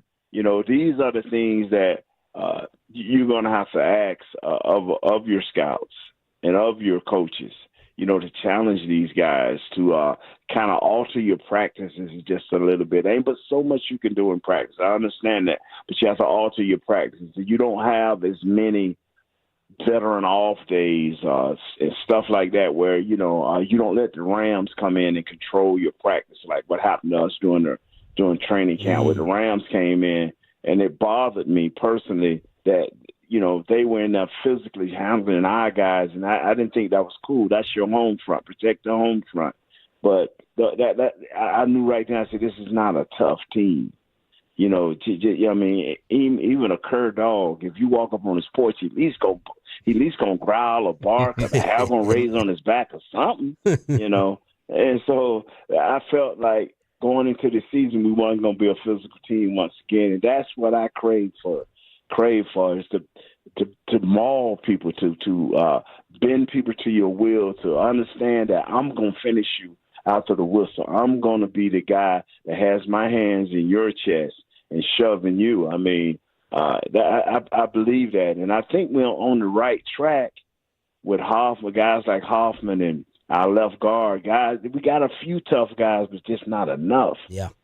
Nate, I know you were and we're talking to Nate Newton, Cowboys 6-time Pro Bowler, 3-time Super Bowl champ here on 105 through the Fan. Nate, I know you were somebody who liked Mike McCarthy a lot, and you were a fan of his personally. Were you surprised that he decided not to return? Nah. I just believe this right here. We brought him in. The expectations were set correctly on Coach McCarthy. We needed to see the second round of the playoffs. We needed to see the NFC Championship game. Yeah. I thought something bad was going to happen last year after Green Bay came in and did what they did. But then when Mr. Jones did not make that move, I said, okay, we finna build something here. We finna give him some players. We finna go to that next step. But all of a sudden, the CD Lamb contract pops up, and we hear these, Dak is going to have to work with less than before. I thought that was a joke, but it turned out the whole season he had to work with less than before. And then the injuries hit, and we still didn't go out and fill a few holes with free agencies. I knew Coach McCarthy could be doomed, but he kept the guys playing. He kept them going. And I said, okay, we building something here. Next thing I know, Coach McCarthy's gone. But I don't think he walked out saying, okay, they didn't renew my contract. It's okay. I got other suitors. Because as much as I like Jason Garrett as a teammate, when he left here, did he have a bunch of suitors? Nope. No, he didn't. So this goes to show you that the Cowboys scratched Coach McCarthy back, but he also scratched their back. And now Coach McCarthy is in a position, and I think for the next few years, his name will still come up for a head coaching job, even if you don't get one this year. I like Coach McCarthy. I just think it was a personnel. It was not a Coach McCarthy problem. I think personally it was a lack of personnel. Nate, you mentioned that Jerry does a lot of things by committee. It's a group effort. From a face of the franchise thing, if Dion does come here, do you think Jerry would be cool sharing the spotlight and maybe having Dion actually be the face of the franchise?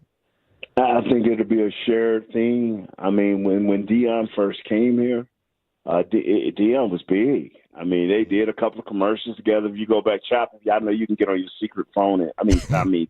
Bobby can get on his secret phone and pop up all the old YouTube videos. I got no burner. But the thing is, Mr. Jones has never had a problem with sharing the spotlight. He's had a problem when you take it all away. He wants his respect, which I think he should get his respect.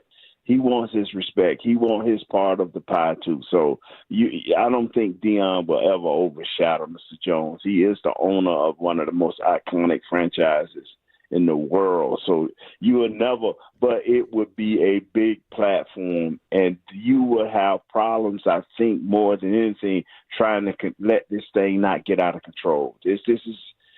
This would be the greatest show on earth. If Dion showed up here, this would be the greatest show on earth. And it would be 24/7. And me and my boy Bobby, we probably have 3 or 4 talk shows going on a week. You know what I'm saying? So, Nate, and you've talked a little bit about this on Wednesdays when we've done shows, but when we talk about how does the culture change when Dion comes in here as a head coach, how did the culture change for you guys when he came in here as a player? One thing we understood was now all of a sudden he takes away a third of the field.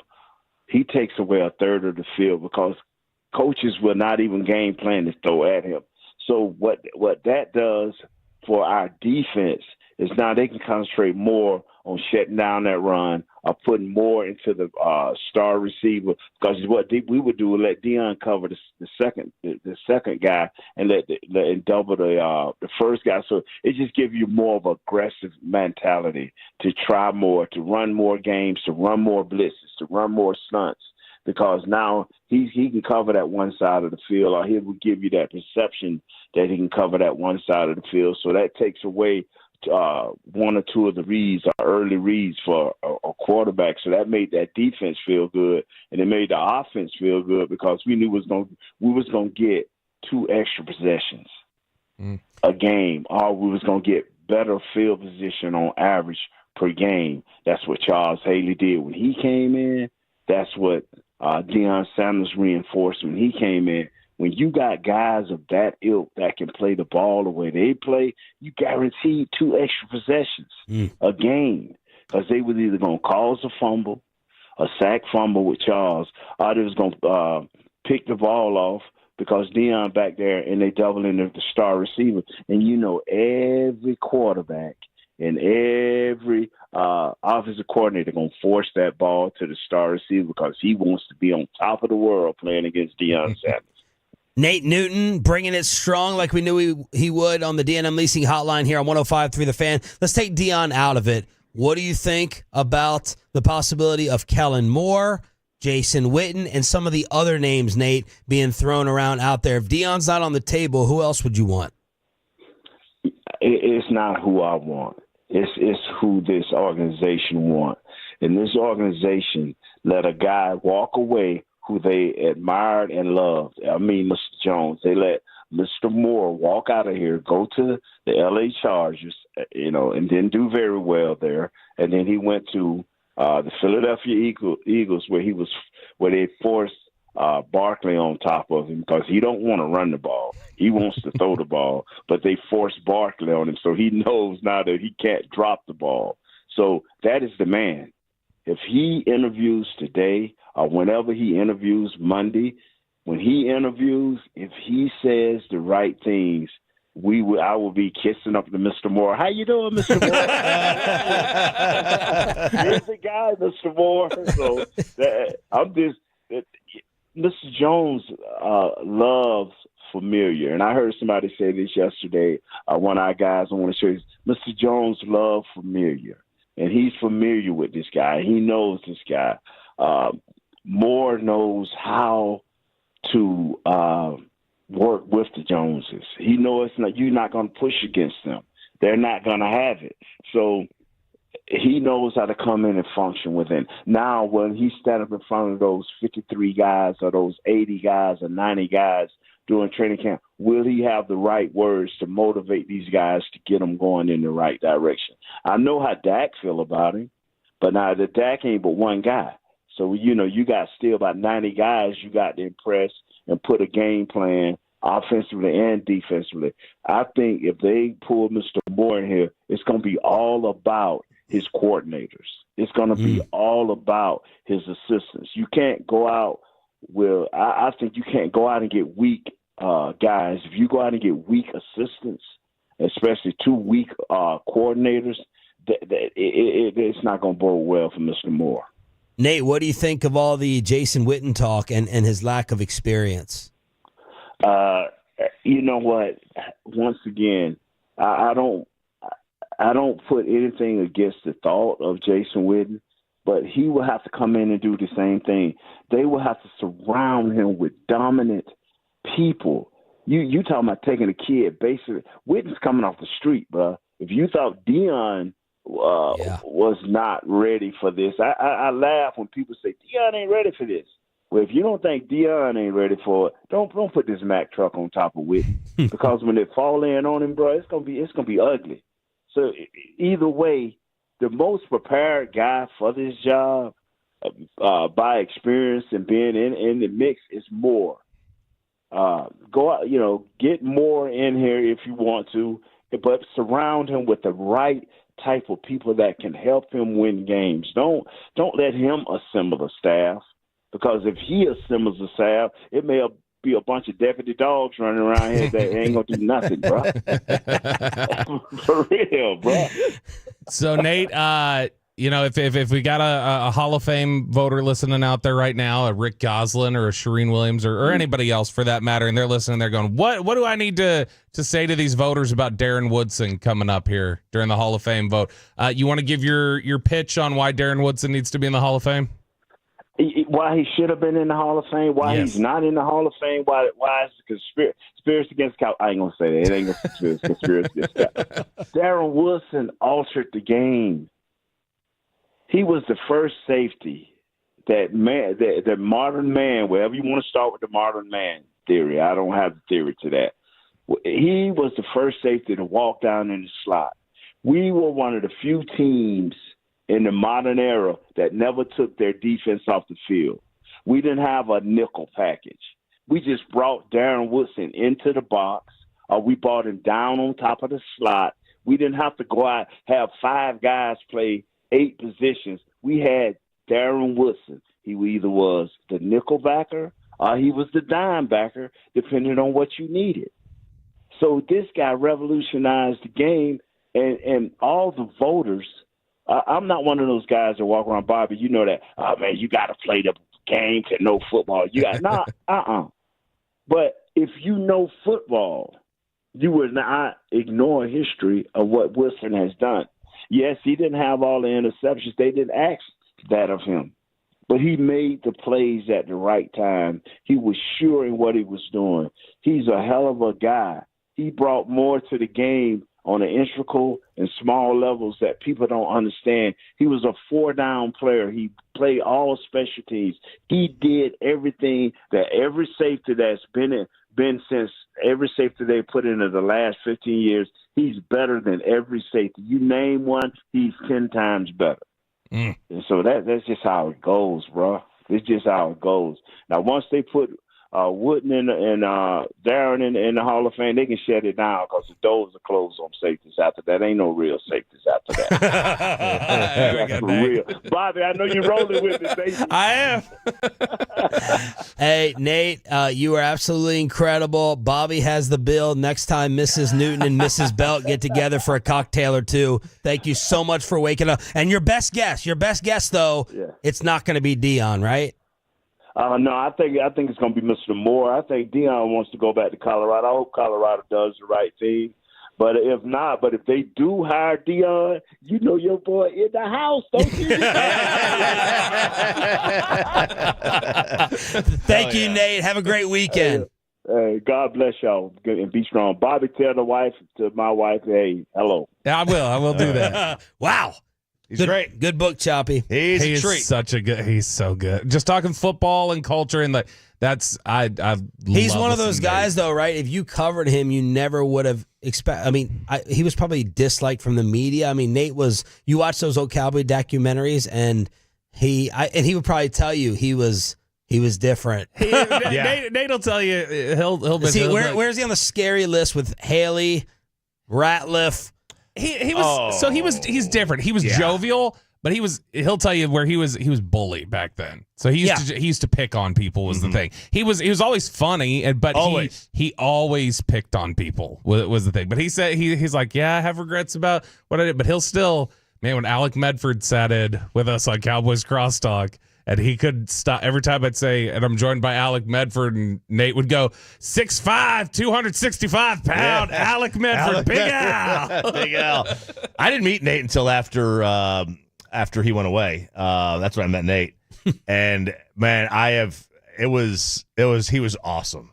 It was such a treat being around Nate. He is awesome. And I think every Tuesday and Thursday. Well, you've told me all the socializing with Irvin. What about, did you do it with Nate? And what was it like going out with Nate? Nate, we didn't necessarily go out like we would Urban. Nate was a homebody. Like he didn't want to get involved. You heard the Michael Irvin hotel room stuff, right? About Choppy would go and thered be tell him leave it for the next guy. Oh, so Wmichael hotel stories, all right? Well, all right. we got to Oxnard, and we were staying on. This was back when you could stay on the property at the Residence Inn. So we had the room like just right down from the Cowboys PR, and were you in there with Mike? It was separate. We had separate rooms. We had like a whole bill. It was me, Mike, the engineer, and then Kevin Kiley, who was doing the show with Mike. Kevin Kiley. And I'm in the room maybe 5 minutes. I got a knock at my door, and it's Mike, and he's just in his underwear. And I'm like, what's going on? He goes, I locked myself out of the room. Oh, yeah. I was like, Mike, you got me. It was like he was going to go take a nap. And he for some reason, he went outside. And what were you supposed to do about it? Go to the office and get a key card. Oh. I had to go get a key for him. Tidy whities, boxers. They were blue. Oh, okay. They were blue. They were blue. Cowboy blue. What a cowboy. They were cowboy blue. But I bought a big giant bottle of Bacardi and Bacardi Limon. That's what Mike wanted. We had the fridge, and I was like, dude, we were getting ready to leave, and I said, what do we do with this? He goes, leave it for the next guy. Leave it for the next guy. Leave it for the next guy. That's one of my favorite Michael lines. Leave it for the next guy. All right, let's finish up here. That was a gut punch. That was a Dion gut punch for me. That Nate goes to the house. Dion talks about Colorado for 20 straight minutes, maybe even more. Doesn't even bring up the Cowboys. Nate thinks it'll be Kellen Moore and Jory Epstein. Well, actually, let's get the latest from Ian Rappaport, NFL Network. This is someone who is considered to be a top candidate for the Dallas Cowboys. I'm not saying the top candidate, just certainly someone to watch and discuss and consider moving forward. It's not just that they know him as, he's been an assistant there. He grew up in the franchise. He was a backup quarterback to Tony Romo and then got injured. And then somebody named, what's his name? Oh, Dak Prescott. Yes, Dak Prescott took over, and the rest is history.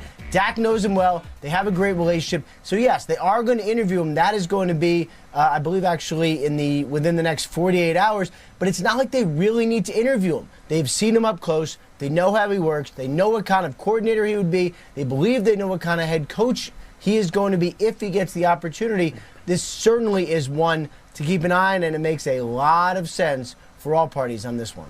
And I think that's supposed to be a Zoom interview today. And Jory Epstein wrote an article about Jerry not wanting to lose one of his whales. Yeah, I think this is an important point that Jory brings up, because I think this is absolutely a factor here. And the headline is Cowboys request interview with Kellen Moore. You'll want to understand Jerry Jones's past with Sean Payton. And underneath that, it says, a head coach destined for success has gotten away from Jones before. His determination to not let it happen again is one of several big factors in this search.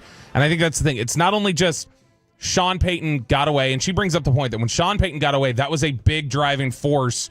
The fear of the unknown and the fear of getting burned by the guy that you really liked is what ultimately probably led or was a factor to Jason Garrett staying here and being hired as the head coach. Similarly, the Sean Payton Jason Garrett line that had followed, you can look at something similar now with Dan Quinn, where Dan Quinn was here and he held on for a little bit and wanted him here, and he goes out the door and he has success with Washington. And she mentions here, she said, Moore rose in Dallas. She said, as Jones considers the market for a position which he values familiarity and experience, Philadelphia offensive coordinator Kellen Moore will be a top candidate. Jones will value the chance to recapture Moore's Dallas success rather than risk him succeeding elsewhere, as Payton and Quinn have. That to me is one of the psychological factors. Like, there's all these reasons to hire anybody based on experience, whatever else. If you're just talking about psychological factors for Jerry Jones, the biggest, most overriding one will be, do I want to live with regret, or do I want to have the... And that is a bigger factor with Kellen Moore than any of these other coaches you could potentially talk about. Yeah, so football players, coaches, they always talk about the process. Is the process of getting ready for the game, was it good? Okay, that's good if it was. Did you lose the game? Yeah. The process, so we were on the right track. Yeah. We didn't execute.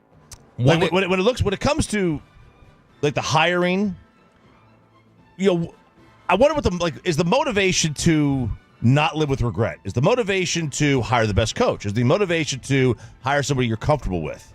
Like, the right process is obviously hire the best coach. And I don't know, like, in Jerry's mind, like, how he would kind of rank those. Jory talked to an executive from another team who's interviewed Kellen Moore before for their head coaching position, which probably narrows it down a little bit to figure out where this could have come from. But she, in terms of, like, I'm just saying, if you were to go look over the course, you could probably figure out it's one of these other teams. I don't know which one it would be, but she goes, or the executive had said, he's super impressive. We all left saying he's going to be a head coach someday. Unbelievably smart, was very organized with his thoughts. And he's been in the league so long now as a coach, but as a player and other things, that I saw this note yesterday. It was a little bit like, I mean, I guess it makes sense, but it's still surprising. He would be the youngest head coach in the NFL. Kellen Moore would if they hire him. Yeah. And so Kellen, for all the time that he's spent around the game, all the time that he's spent around the game and everything else, Kellen would be the baby in the NFL and somebody that, the Cowboys could grow with for an extended period of time. Dave Campo at 8 o'clock. Tickets to the Dallas Open in just a second. First, let's clean it out. Did you know that Benjamin Franklin invented the junk drawer? Junk! All right, Chop. Well, what was going on with Chop Sr.? You dealing with all that? We're dealing with it. So we have set the funeral date, but we had to go pick up his room. They call them the remains, which is such a dirty word. Pick up the remains from the mortuary. And this was, so we walk in to the funeral home where they did the remains, cremation, whatever you call it. And as soon as we walk in, and this first thing that stood out, all these funeral homes are just alike. You're greeted by a person that works there, and every funeral home I've been to, and I've been to, like, all my family's dead, basically. They are all the most soft-spoken, like, tiptoeing people. It's like, hi, how are you? It's right this way. It's over here. Right. And I'm like, good God, like, they're all out of central casting. All the people that work at a funeral home. And we go over. She brings us into this room, and as soon as we walk in, it's an empty room. I felt like Joe Pesci in Goodfellas. It's a completely empty room with a couple of tables, and to the right is this nightstand. There's a wreath around it, and then there's 2 candles, and then bam, right in the middle is the urn. And I look at it, and I see it right away. My mom looks at it, and she's kind of just staring into space like, what's okay, now what? And I says, right there. It's got his name on it. Like, it's got his name engraved on it. She goes, oh, my God, that's him. She goes over to this thing, wraps her arms around it, puts her head down, Oh, no. and just starts bawling. And I look at my sister. My little sister was there, Lori, and she starts to cry. And I was like, now I got to comfort 2 of them. I got to comfort 2 of them. You didn't get brought into the crying too? I caught myself. I felt a knot in my throat, and I was like, not today. Not today, Satan. You're not getting me today.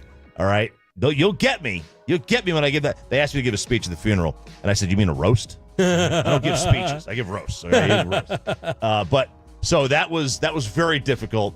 And then the girl who works at the funeral home goes to put this thing into the box to carry it away. I thought she was going to for sure drop this thing. This thing weighed about 45 pounds. This girl couldn't have been more than 70 pounds. All right, I thought so. She brings it over and she goes to hand it to my mom, and I was like, "Yeah, I'll take this." Like, I grabbed this thing. My mom, there's no way she would have carried this thing out. I strapped it into the seat belt. I put a seat belt around it to get it home because we were in separate cars. And then I went this thing. Of course, the thing was going to topple over. Oh my gosh. And fall everywhere. We get to the house, and I was like, "All right, I'll just put this on the mantle." She goes, "No, I want to sleep next to it." So it's right there at her bedside table, which makes sense. So like, yeah, I thought it was at the bed for a second. Yeah, Same thought. No, because like Sarah's dog Bentley is at her bedside table, right? So it's her ashes are there. So that makes sense. But that was tough. That was tough. Not nearly as tough though as the rigmarole that is dealing with all the assets. Uh-oh. So my dad was married before my mom, and he got divorced in 1974, and he was still paying alimony. What? I have no. What? Your dad needed a better lawyer. Absolutely. We contacted an attorney the other day that's in the state of New York, and she says, I can't believe this was the law back then, but it was. The guy just paid alimony forever in the state of New York. And this other woman is still alive collecting? Still alive collecting. So we have to find a way to get her. We had to send a death certificate and everything, but we got to figure out a way that, this thing ends because we have no idea. We're so in the dark on what to do with that. And then, finding a way to do stuff with his assets, like that. Now we got a plan for my mom. We got to get her out of here. Which is the worst deal? Your dad's divorce deal or Bobby Bonilla? Which is the worst deal in the history? You know what? I'm about to say. But, yeah, so we do with the house now. We get the house and everything.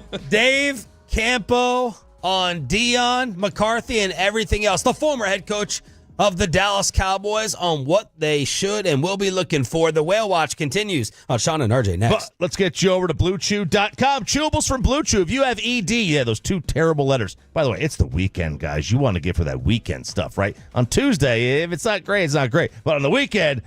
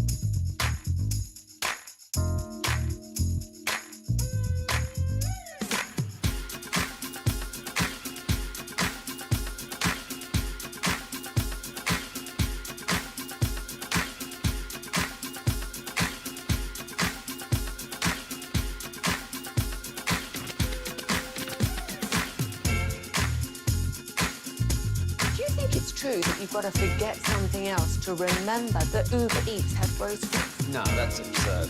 Hey, remember when you used to be what was it, Pepper Lady? Pepper Lady? Wasn't it Cinnamon Sisters? Basil Babes. Saffron Squad? Nutmeg Maidens? Paprika? No. Nutmeg Maidens. I just said that. Was it Spice Girls?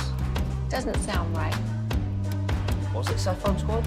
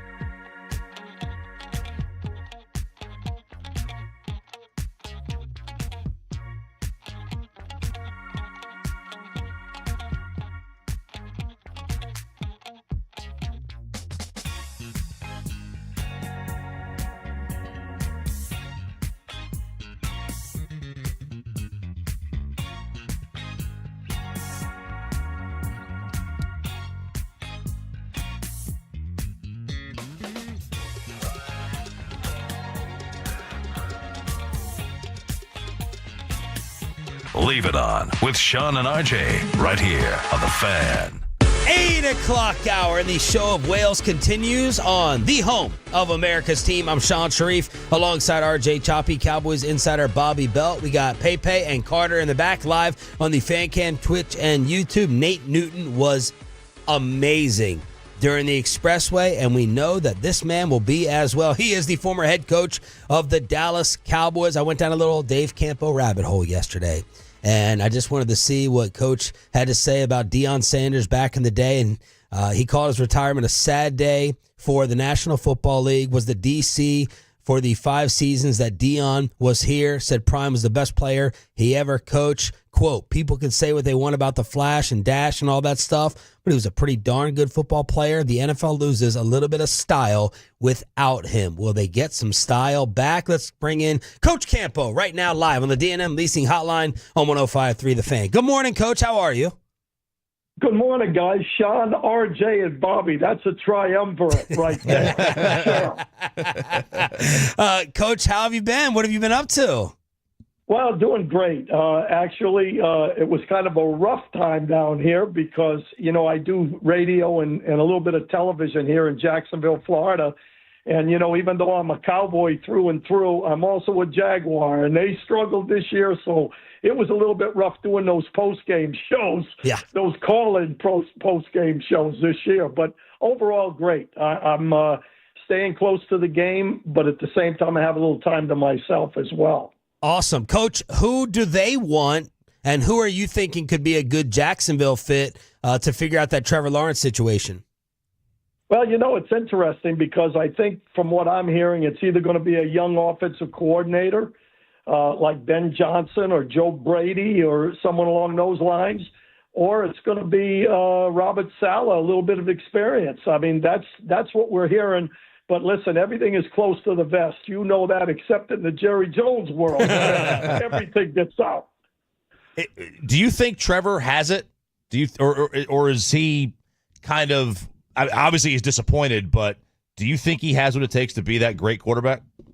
Well, he's a little bit of an enigma because I think he's suffered a little bit from, so much notoriety that, whatever he does is not going to live up to what his billing was at this point. I think he's got a tremendous amount of talent. I don't think he's proved it with some injuries included, but I think he really has the talent to do it. And I think that's why there's so much interest in getting a quarterback whisperer, so to speak, that is a little bit innovative. And, I think that was what the downfall was with Doug Peterson. I think Doug's a great coach, but I think the innovation wasn't there. And I think if they can improve the defense and improve the front so that they can run the football and stop the run, that will help him with the play action game, that type of thing. So it's still out there. He does have arm talent and is a competitor. We'll see. Former Cowboys head coach Dave Campo joining us here on 105 through the Fan. Okay, so Coach, the buzz around here in Dallas the last couple of days has been about a potential Dion Sanders match with the Cowboys as head coach. Just, as we look at potential of Dion coming here, but also just the trek that he's had going to Jackson State and Colorado, when you were coaching Dion, did you ever get the sense that, hey, I think one day this seems like a path that he'd like to take, or something I think he'd be really good at is being a head coach, either at a college program or at the NFL level? Well, the interesting thing there is that, back in my day, there weren't a lot of ex-players getting into the coaching business because, obviously their work schedule other than physical was not the same as a coach. So a lot of guys, and financially, what they did on the playing situation compared to what coaches were making. Now it's a little bit different. The one thing I do know about Dion was one thing. I didn't coach, and Zimmer didn't coach Dion from a technique standpoint or anything like that, because, that was not his strength. His strength was athletic ability, but the one thing people didn't realize, he was one of the smartest players I ever coached. All we did with Dion was say, hey, look, here's who you're covering, study him, and play ball. And really, that is what a coach does. I mean, especially a head coach. He's a guy that understands the game, is willing to work at it, and he studied more than anybody I know. He knew his opponent. He knew, what we were doing defensively. Those are the things that helped him be great along with his athletic ability. So it doesn't surprise me. And he was a leader from the standpoint of what he did. And I think that goes a long way. When he walks into a room today, he walks in with some Super Bowl trophies. He walks in with some some great Pro Bowl deals, and he's a tremendous salesman and a marketer. And I think that bodes well, especially in the Dallas, that whole aura in the Cowboys. Would he be your top selection, number one candidate? Well, the only thing I would say there is I think there's a little bit of speculation there, guys, because, obviously he's done a good job everywhere he's been, but going from that level to the pro level is a little bit different. Guys, I'm not one to really, say I know everything about being a head coach, because obviously I wasn't as successful as I needed to be. But at the same time, he has the traits because of his ability to sell and to get players there. Everybody says, well, it's all about money, but it's not 100% about money. If a player, feels like he is around somebody that's a winner, guys, free agents will go to that. And I think he brings that to the table. And I think, again, he's a smart guy and he understands the game, and that goes a long way. So to me, do you go with experience? A Kellen Moore that's been in the league for a long time, that's a crapshoot as well. So one thing about Jerry, he likes to splash. And, I could see it working there, but he will have to get some guys surrounding him that helps him for sure make that transition. Dave Campo joining us here at 105 through the Fan. All right, so you mentioned the college pro difference. You coached in both. X's and O's aside, is motivating a 20-year-old the same as motivating a 30-year-old? Is the leadership aspect the same there? I felt especially, when you're in a program that's winning on the college level, you're really basically dealing with guys, even though they're a little younger, that the same guys that you're going to deal with when you get in the NFL, because there's going to be a number of those players, go there. I think there's a little bit more rah-rah in the college level than it is in the pros, because obviously the pros, it's basically a job. But right now with the NIL and all the stuff that's going on in college football, you're getting a pro feeling down there. When I came from the Hurricanes to the Cowboys, I felt I would be successful because I was around guys that had that mentality. And don't get me wrong, we weren't paying guys back then, although people think we were. But at the same time, they have that, winning mentality that you need to go to the next level. So to me, actually, a pro head coach right now is easier than a college head coach from the standpoint that you do have professional athletes. There's not as much necessarily motivation there, but being a college head coach right now, with all they have to do with the NIL and transfer portal and all that stuff, I would rather be a pro coach than a college coach right now, I guarantee you. Dave Campo, former Cowboys head coach, had Dion Sanders himself joining us here on 105 through the Fan. Coach, the majority of the fan base, many people in the media say, look, you're not going to win here with Jerry Jones. You're not going to win big enough. He's going to interfere. He needs the attention. Your response to that, and what would you tell the next Cowboys coach if they called you and said, what do I need to know about working with Jerry and Steven? Well, the one thing I can say is that, you can say whatever you want. Everybody's upset that you don't win in the playoffs. But, look at what the Cowboys have done over the years. Jerry Jones is a winner. I don't care what anybody says about, he has to be the person out front and all that. Look at what they've done in the last three, up until this year, 12-5, 12-5, 12-5. That's hard to do in the National Football League. Now, obviously you're measured by whether you get to the bowl game or not. That's legitimate in a way.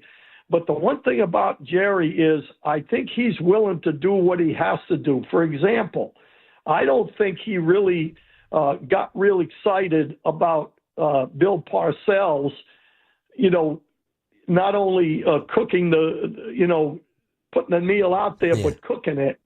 But at the same time, he did it because he thought it was important at a particular time. So I would tell a guy coming in that the one thing that you don't have to worry about, he will not meddle with what you do on the field. But if you can come in and convince him that he should be part of the personnel aspect of things, I think that will bode well, because I think Jerry's changed over the years to where he's not quite as involved in everyday operations as he used to be. I really think it's a good job. I don't know that it's the premier job, because players today or coaches today want to do it all, and the one thing about it is the head coach, in my opinion, and the general manager have to be on the same page. And that's something that those coaches have to convince Jerry with. And I think he's willing to move when he feels like things are not going in the right direction. Coach, you coached Dion Sanders, but you also coached opposite at practice every day for 4 years, Jason Witten. And Jason Witten has had some buzz about him here, too, that he could potentially get into the coaching level. Maybe he could be a candidate here as the head coach or definitely as an assistant moving forward. What are your thoughts on Jason Witten just as a leader and a guy who could potentially one day make that move into NFL coaching? Well, I love Jason Witten. I mean, I think Jason Witten is the epitome of what you're looking for in a professional football player. And his leadership qualities, that goes without saying. I think the thing that would probably limit him right now would be experience. And to me, obviously, Dion went from being a high school coach to a college coach and winning everywhere it was. So I can't say that Jason couldn't do the same thing. But going from a high school coach to the head coach of the Dallas Cowboys, remember, there's a lot of things involved. As soon as you walk in that door at 8:30 in the morning or whatever time you come in the morning, it's not just about football. It's about all kinds of things. And, for example, Dion got a little bit of that on the college level. Jason hasn't had that at all. When all the things that are involved in being a head coach that is not football is astronomical. And that's why a lot of the coordinators coming in don't necessarily make it, because, they deal with their unit, on the coaching level. And then all of a sudden they're dealing with things on a team level and beyond that, all the other things that are out there. So I think Jason would make an outstanding assistant coach, because I think he has the competitiveness and the smart guy and understands the game, and his work ethic is without question. Coach, break the tie. RJ says Jacksonville's a great city. Bobby says it sucks. I think, well, listen, it's a lot. It doesn't suck. Okay? I think it's making improvements all the time, and I think one of the things that would really even give it more of a I love the people, first of all. The people here are outstanding. It's a little bit of South Georgia. They're good people. They love football, all those kind of things. I think a winning Jaguar situation would even up it. Yeah. And I think that's the next thing that has to happen. Coach, it is always an absolute pleasure to hear your voice. Thank you so much for making the time. Enjoy the games and have a great weekend. Yeah, thank you, and thanks for having me on, and best of luck with everything. I'm a Cowboy through and through, and I want to see them successful. One other thing I didn't mention before you guys go off is continuity is a little bit important in the game of football, and the one thing about that, I think Zimmer's defense improved during the course of the season, and they are tight. Dion and Zimmer are tight, so, that might be a factor as well. So anyway, I appreciate it. I love Dallas, and go Cowboys. You're the man, Coach. Thank you. Dave Campo on the D&M Leasing Hotline. The Mavs have made up their protesting mind why you may not be going to Walgreens anymore, and is TikTok done this weekend? Next on the Fan.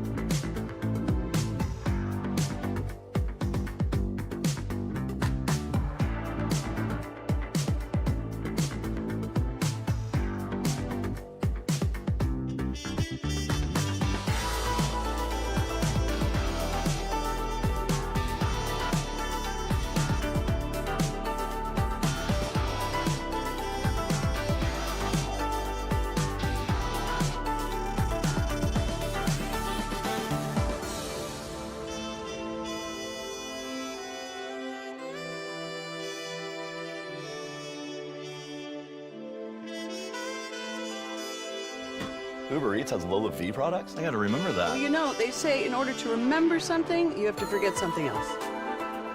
Okay, now that is a very cute haircut. That's like a little shag. I've never seen it before. Well, I mean, of course you have. It's the Rachel. Oh, is that your name? No, I mean like your name. No, I'm Jen. My name's Jen. Right, but I just mean like this is your haircut. But that's hair on your head. I'm not saying this is your hair. Okay, freaking me out a little bit.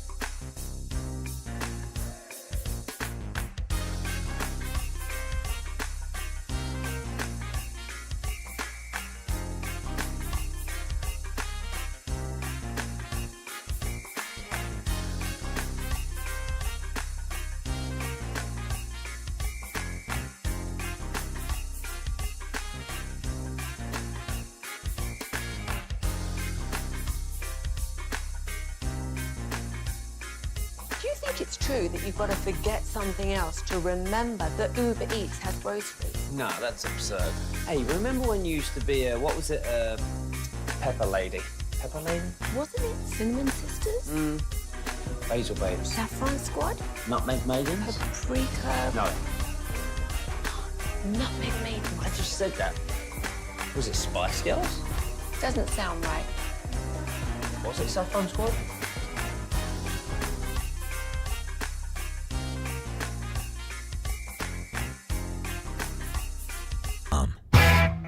And it's back to Sean and RJ right here on 105.3 The Fan segment here, brought to you by the personal injury lawyers Frankel and Frankel. If you've been injured in a car or truck wreck, call Frankel first, 214 or 817-333-3333. With Frankel and Frankel, there is never an out-of-pocket cost. They only get paid when you win. Frankel and Frankel, the go-to car and truck wreck attorneys in Dallas.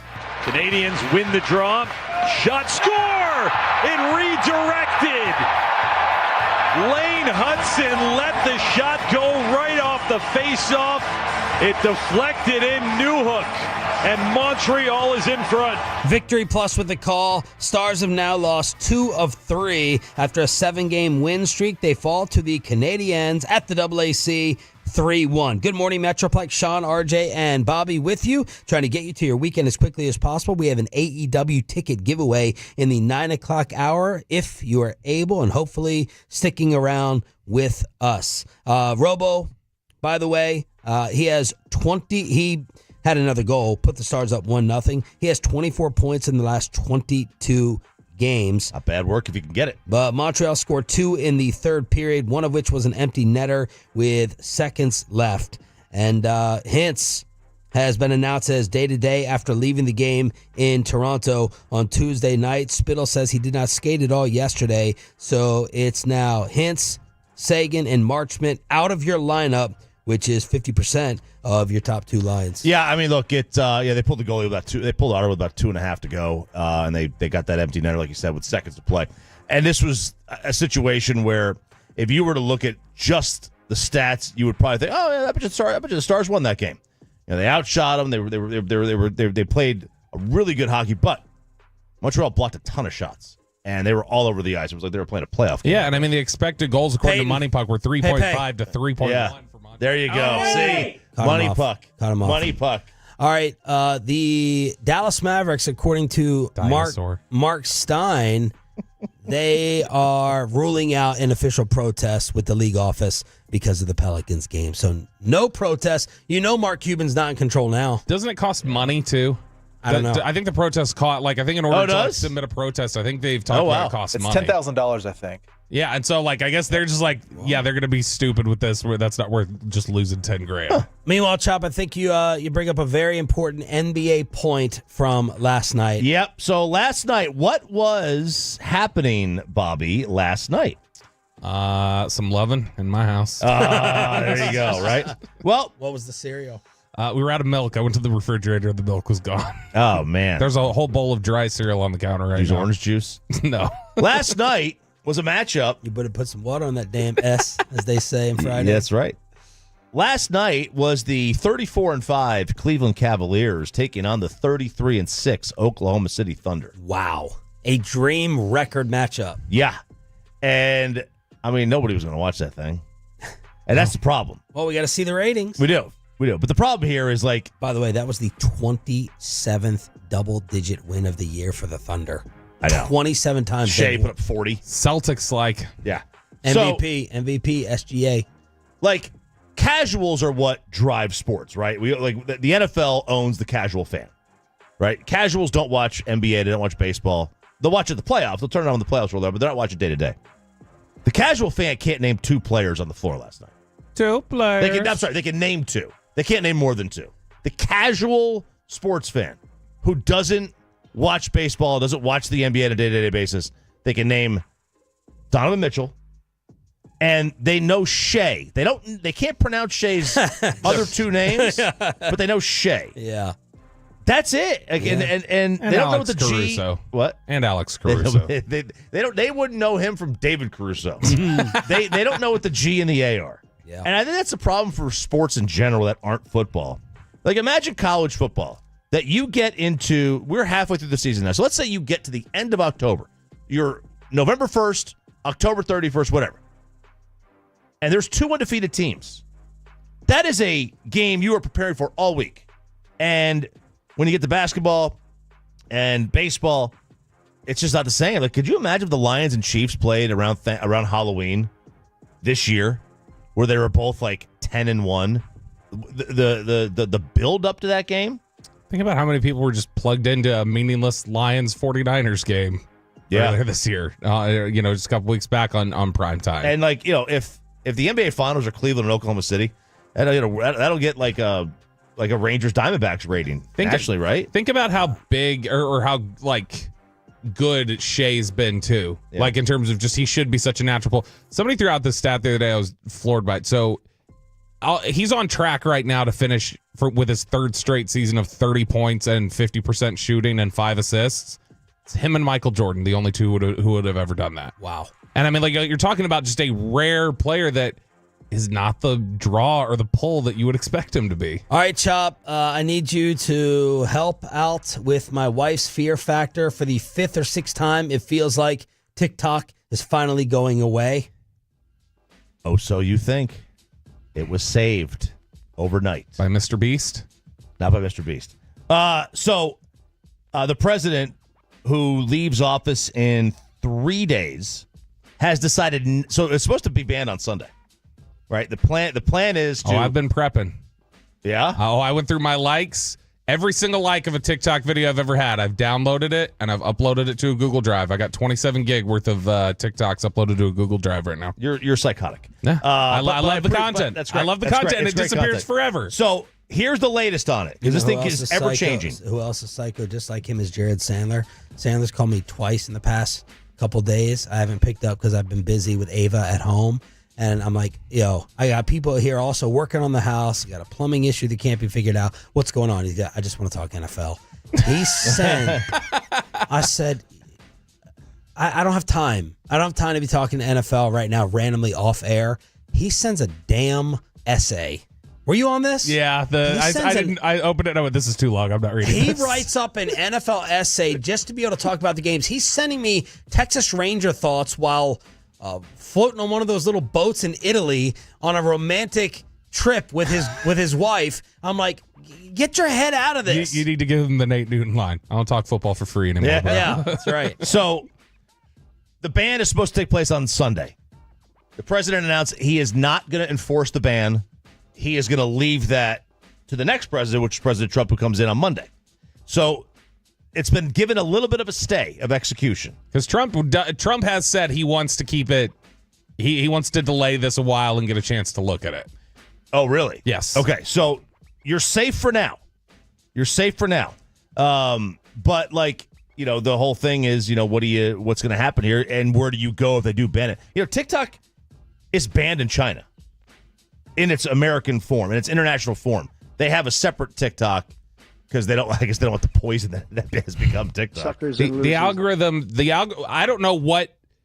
I would think that algorithm would be worth so much money to so many different people. Everybody, so good. The Instagram algorithm sucks. The Twitter algorithm sucks. Facebook, where they're always putting stuff in front of you that you're like, I don't care about this. Let me see my timeline in regular order. TikTok is the one that has succeeded in, I don't need to see the people I'm following in order. I just want to see whatever you're going to put in front of my face. That algorithm consistently.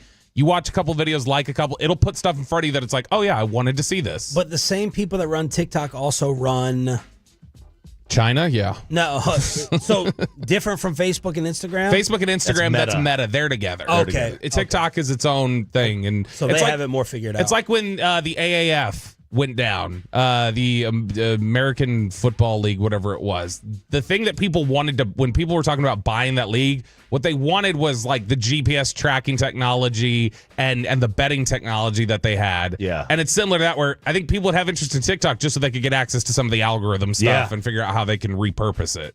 What's going on at Walgreens? Oh, Walgreens is, this is such a great headline. I loved this one yesterday because it was on Reddit's Not the Onion, where they take, these are real headlines that sound like they're almost Onion headlines.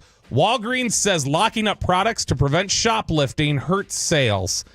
The Walgreens CEO, Tim Wentworth, said in Walgreens Boots Alliance first quarter earnings call Tuesday that when you lock things up, you don't sell as many of them. We've kind of proven that pretty conclusively. So they say that looking at all of their different data and different things that have been related to, all right, let's prevent some shoplifting, let's lock certain items away, that sales for those products then go down tremendously, which sounds a little counterintuitive. It's loss prevention. You're trying to protect things. Why would sales go down?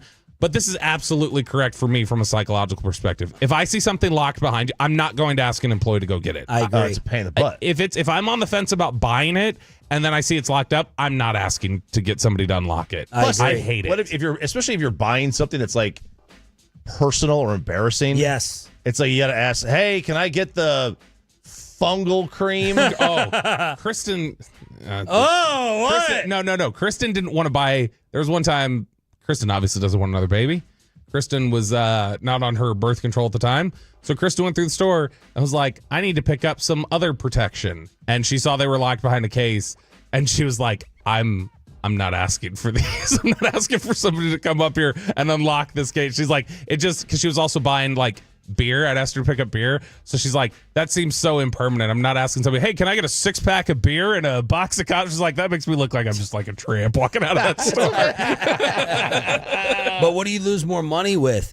Right. It's people like not buying or the stealing? Right. So now you're gonna gain the money back that people buy, but then what does that offset by theft? I want to finish this off by upping y'all street cred. You have both written and talked about this Drake Kendrick thing that's happening. This is so pathetic. Drake is, I'm ashamed to have ever been a fan of Drake. I mean, he still makes good music. It's like mentioning a canceled individual, Chris D'Elia.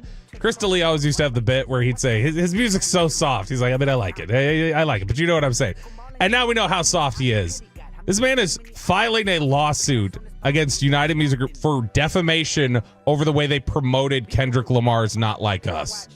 That this caused emotional distress. It spread defamatory things, including he's going after the way that UMG didn't have copyright notices to take the song down off of streams, like Kai Cenat and guys like that, where it's like, well, these guys, they're able to play the song, and then UMG is not coming with copyright notices like they normally would for their music, and that only added to spreading defamation about me. It's like, Drake, dude, we are a long way from Tupac and Biggie and things being settled with gunfire it's and with rap. the pen now. Now it's with lawsuits over emotional lawsuits and psychiatrists. The pen is mightier. That is the era of rap we are in now. This is such a great song, by the way. It really is a good song. It's tremendous. Laura walks around the house. She will go wop wop wop wop.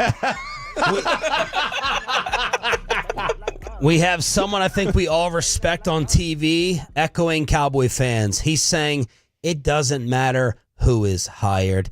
It's not getting fixed. That's next in Below the Belt on the home of the boys next. After we get you over.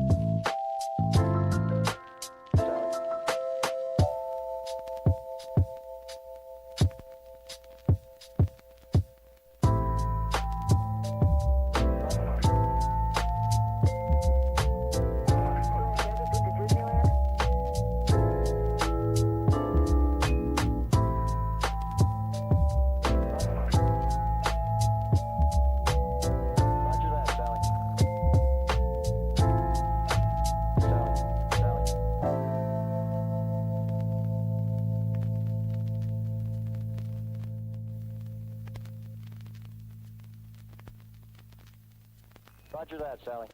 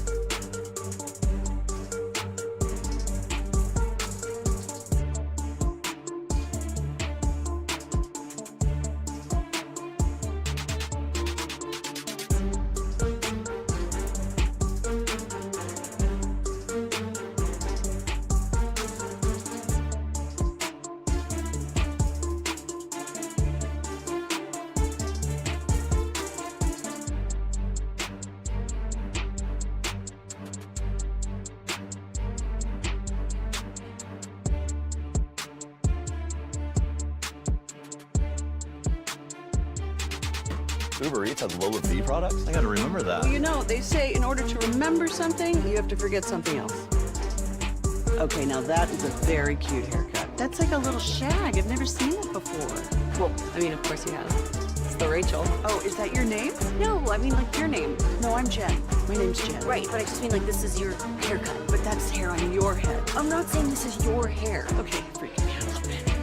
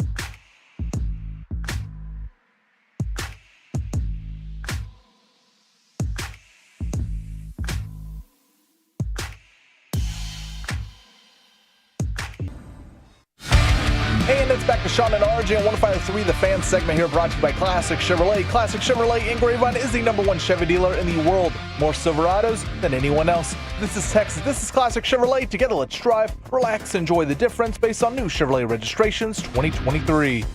The great Bobby Belt. Bobby Belt is an idiot. Don't make me take off my belt. Don't make me take off my belt. We're not. Over to you, Bobby. There may be one team that the Cowboys will never pull off a trade with ever again, and it could be the New York Jets if they hire this GM candidate. Louis Riddick, who is interviewed recently, and his name has been kind of thrown around. He actually got the endorsement from Dion Sanders. Yes, it? When the news came out that Louis Riddick was going to interview, Dion Sanders quote tweeted that and was like, NFL, do right, hire this man. He's brilliant. You know, yada. They were teammates for a couple years, and he was actually a personnel guy with Washington, I think, while Dion was there. Oh. But Louis Riddick, been with Washington, been with Philadelphia. I don't know personally about y'all. I love him.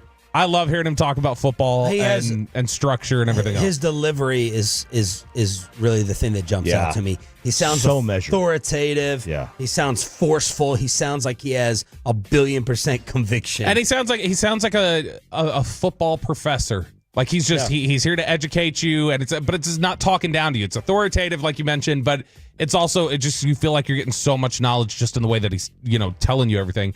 So he was on with Kevin Clark for the This Is Football show, which, man, that ever since it went over to Omaha Productions, they are getting big guest after big guest every single day. That's been Garrett. Yeah, that's been a big link. And I think Kevin Clark does a good job just kind of letting people fill that space and give their extended answers. So he had asked Louis Riddick yesterday, hey, this Cowboys job that's coming open, this head coaching job, how do the Cowboys approach this? What do they need? What is it that they need to do to fix what they've got going on there? And Louis Riddick gave a bunch of extended answers that I wouldn't think that if he ends up being a GM, the Cowboys would love, especially since Jerry is the GM. But this is the first clip here. This is Louis Riddick weighing in on what Jerry Jones needs to do to fix the Cowboys. Well, I think first and foremost, you tell him you're going to have to take a back seat. You're going to have to step out of the limelight. You cannot be a guy who ultimately, whether it be players, whether it be coaches, whether it be administrators, whether it be support staff, can always come to kind of circumvent what is the chain of command, or what you would think would be a nice traditional clean linear chain of command.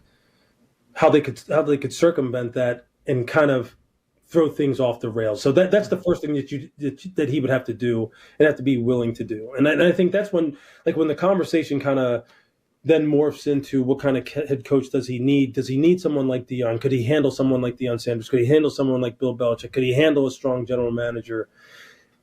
As long as he is where he is at in the hierarchy, and look, he's always going to be at the top of the hierarchy because he's the owner. But as long as he is kind of like involved in the day-to-day decision-making process, and the final authority ultimately rests with him, not from a big picture perspective, but from like a daily perspective, the culture is never going to change because ultimately people know that they can probably leverage their individual relationships with you in order to get things that they want that maybe aren't in the best interest of the team. Do we have recent examples of knowing that players have gone around Mike to Jerry? Or is that just another myth that we love to hang on to? We know that, like, Jerry... It definitely happened in the past. I mean, Micah talked about sitting at Super Bowl and getting his personnel ideas out to Jerry last year. What do you mean? Micah talked about sitting there at the Super Bowl and talking for 3 hours with Jerry about, hey, this is what I think we need to do with personnel. Micah. Yeah. Micah had talked about that. I'll tell you a guy who I know... I mean, I don't know if I have a problem with that. A guy who tried to get around authority. I don't know how successful it was, but I know the stories. It was a weird year and we were all kind of removed from it. Alden Smith used to try to do that. Alden Smith used to try to work around the coaching staff completely to get messages up there. But I don't know if they were welcoming McCarthy, to I would that. have set up like a DFW security camera like outside Jerry's office just to see the notification of what players are walking in. Oh, yeah, there. he did. His name was Rob Davis. He was an assistant coach that the Cowboys fired. The idea of a good culture, he mentions there, it's going to be impossible with Jerry's current structure. I don't know if he's ever going to be willing to do that because he has pretty much said in recent days, as a matter of fact, and I'm paraphrasing, look, I bought this team so I can run the damn thing. I bought this team so I can be involved. I bought this team so I can make the decisions, not because I can then turn it over and let someone else make the decisions and do all the fun stuff. There's a reason why I bought the thing. You know, I bought the job that I have. And when you think of it that way, you're sitting there and you're going, wow, I've never heard an owner say that before, quite honestly. I've never have. And he never said, I'm qualified for it. I'm the best man for it. I have proven that I'm the best man. What he said was, I bought it, so it's mine. So I think when you think about it in that way, this is always one of those conversations where you feel like you're like yelling out into this vast, black hole where the sound will just travel forever and no one's ever going to hear it. Because as long as that mentality exists with him, I don't know if culture is something you'll ever be able to get your arms around. And you know, Kev, how hard it is to really kind of get your arms around that entire concept anyway. What is culture? How do you build culture? How do you maintain it? In that kind of situation, it's almost impossible. Unless he were to step back. With that thought, because Sean, I know you said culture is a big part for you, and that's why you want CEO. If you have to resign yourself to the fact that culture will always be broken no matter who you bring in here because of this, should that be a secondary trait when we talk about Kellen Moore? Should that matter as much if you say, even if you bring in the right guy, culture's never going to be fixed here? Well, I'm hoping that the Dion possibility or Witten possibility, tames the Jerry thing a little bit. Parcells throwback, kind of like when Jerry was like, for this period, for this coach, I got to step back. Yeah, or, the most special people, I think, in terms of personality and charm, they can find a way to break through and get their way with someone in their own way of doing it. Inception. Plant the idea in their head a little bit, make them think it was their idea. Yeah, psychological warfare. My Jodie wife, Foster movie? That was a Christopher Nolan film with Leonardo DiCaprio. My wife always says this with me, like, oh, you're always playing these games, You're always, trying to mentally this and that. And I'm like, yeah, I think it's fun. It's one of the reasons we connect so well. It's those mental games we love to play. Yeah. We have an appreciation for our sickness. And look at how I failed to tame you and get you in line. Yeah, but you didn't tame me the other night with my emails. I feel like psychologically, I would hope that Dion knows the way Jerry works, and Dion could work with that. But it's a good question. If you put culture to the side, because it's never going to change, does that change your mind about Kellen? I would have to know how everyone in the locker room would feel about just following Kellen Moore with his more timid, calm leadership because of his intelligence. Yeah, I think that because we're all thinking Aaron Glenn culture. We're thinking Robert Saleh, maybe culture. He looks the part, he sounds the part, but you also get defensive coordinator specialties. For me, Jim Harbaugh is going to be culture. If that's not going to be a thing, then we should factor it in. I think the option is, so let's just say, because there's been talk, the Cowboys let Dan Campbell get out of the building. He wanted to be a coach here, yada, yada, yada, right? Yeah, Mike McCarthy didn't want to hire him. Dan Campbell, I don't believe Are you being serious? Yeah. Yeah, I don't believe Dan for 720 yesterday. I don't believe Dan Campbell. Got to drop it in pockets. There were a lot of people listening. I don't believe Dan Campbell would have been able to be the same coach he is in Detroit here. Yeah, he's empowered as you are in charge of this organization. You're the authority. And here it's not the case. So it's almost like that kind of culture figure is less important here. I think you need somebody who can talk back to Jerry and push him back. I think Witten and Dion would be better at that than anybody else. Yeah. Kellen is, I think the biggest hurdle Kellen would have to deal with here is he's coaching players that were teammates of his. I'll tell you what. You know what I mean? Like, Kellen goes to Philadelphia. He wasn't a teammate of anybody. He could just go in. He's a coach. He goes to LA. He's just a coach. Here, I do think it's a little bit more difficult when you're a former teammate of somebody that becomes a coach of that player. It's a little weird. He has stood up, by the way, to Jerry before. Who's like that? we talked about yesterday. Kellen did it when he asked out of here.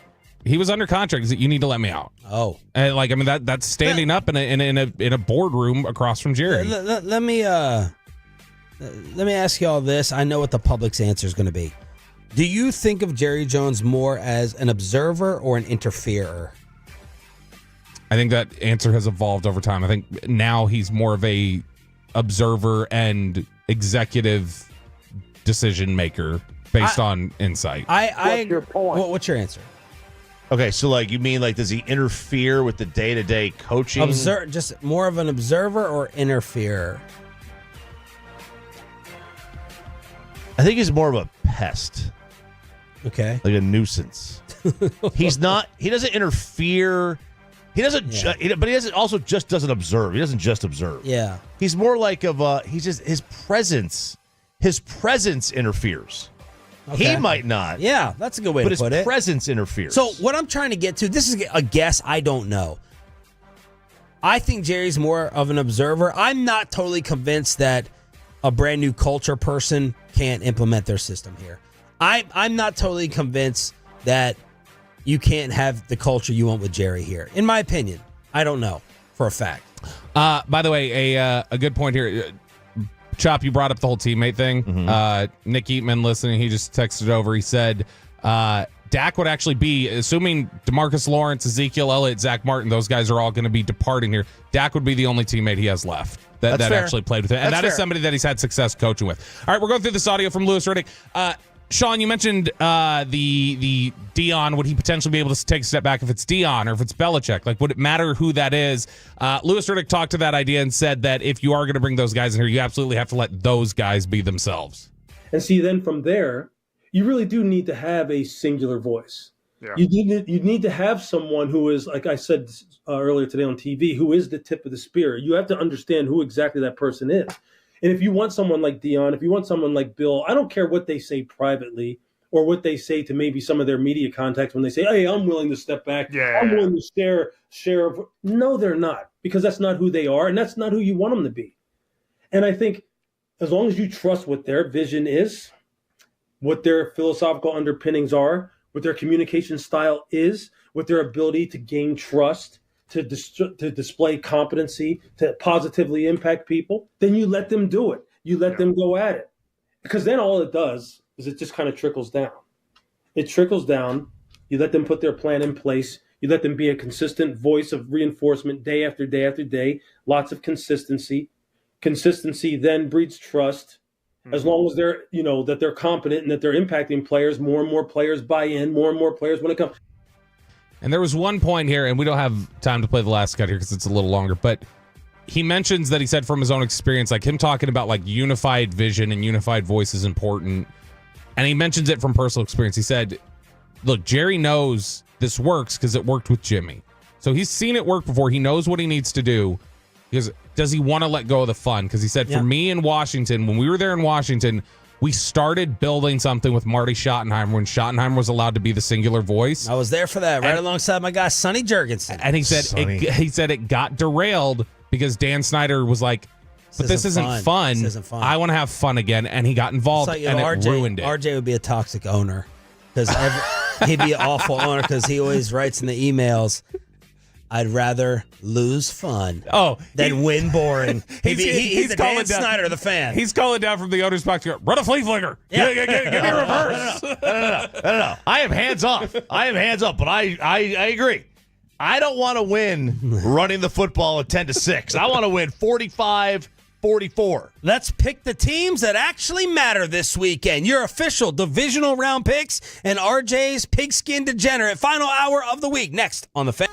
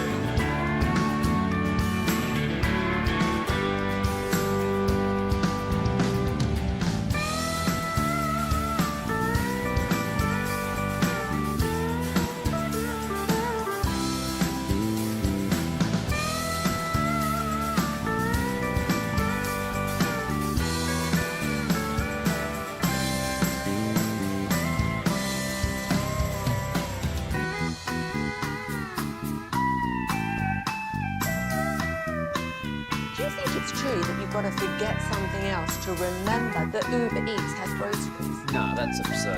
Hey, remember when you used to be what was it, Pepper Lady? Pepper Lady? Was it Cinnamon Sisters? Basil Babes. Saffron Squad? Nutmeg Maidens? Pre-Club? No. Nutmeg Maidens. You said that. Was it Spice Girls? Doesn't sound right. Was it Saffron Squad?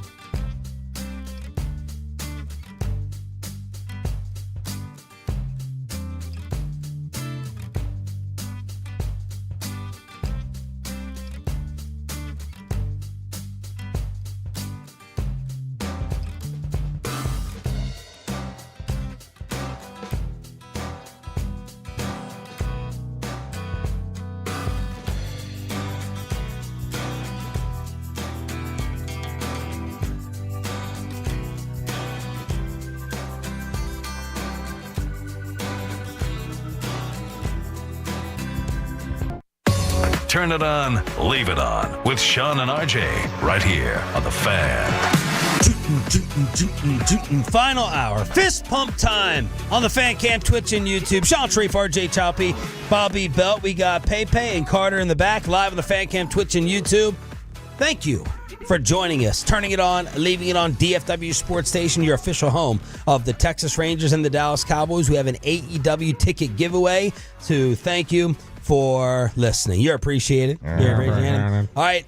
Let's get to the divisional round picks and RJ's degenerate selections to try to make you some money this weekend. Tell us who is winning these 4 games. 877-881-1053. 877-881-1053. Before that, we have to grade ourselves from last week. I am not happy with my production. Oh, no. Who thinks they did the best? I think I probably tied for the best. Okay, what were your picks? I picked the Chargers and Vikings, those 2 losses right there. But otherwise, I picked the Ravens, Bills, Eagles, and Commanders. Then I think I got number 1 because I beat that. Did you? Did you really? Which one did you get wrong? Chargers. You picked Green Bay. I did, didn't You're I? a liar. You're just a liar. Undercover I liar. totally forgot I picked them. I just totally forgot. Wait, he picked who? Green Bay. He picked Green Bay to beat Philly? Yeah. Oh, okay. I picked the Chargers. I took the Rams, Baltimore, Buffalo, Tampa. I'm sorry, Washington. I think I picked Green Bay. I'm pretty sure I picked Green Bay.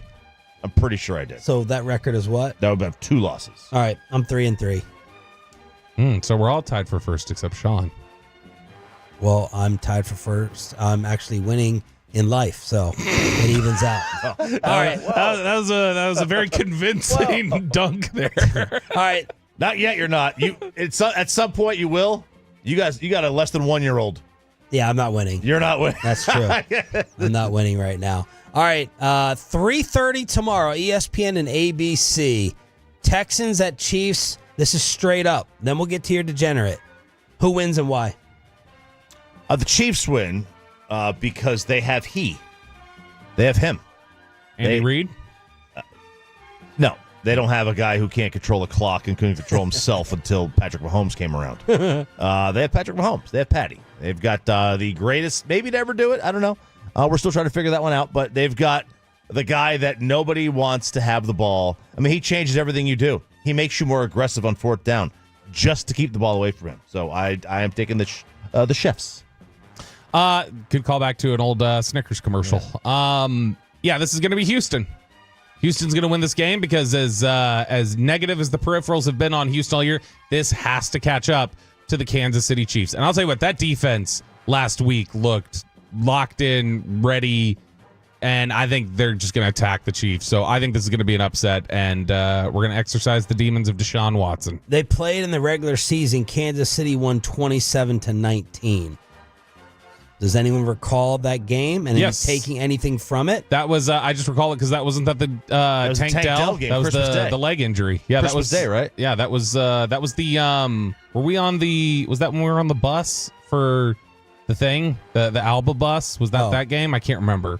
But yeah, no, that was I mean, yeah, Kansas City handled them in that game, but it's a different era. It's a different time. Different era. It was 3 weeks ago. By the way, just a note. Cynthia Freeland had this note. This is the second time in history that a conference has repeat teams in the divisional round.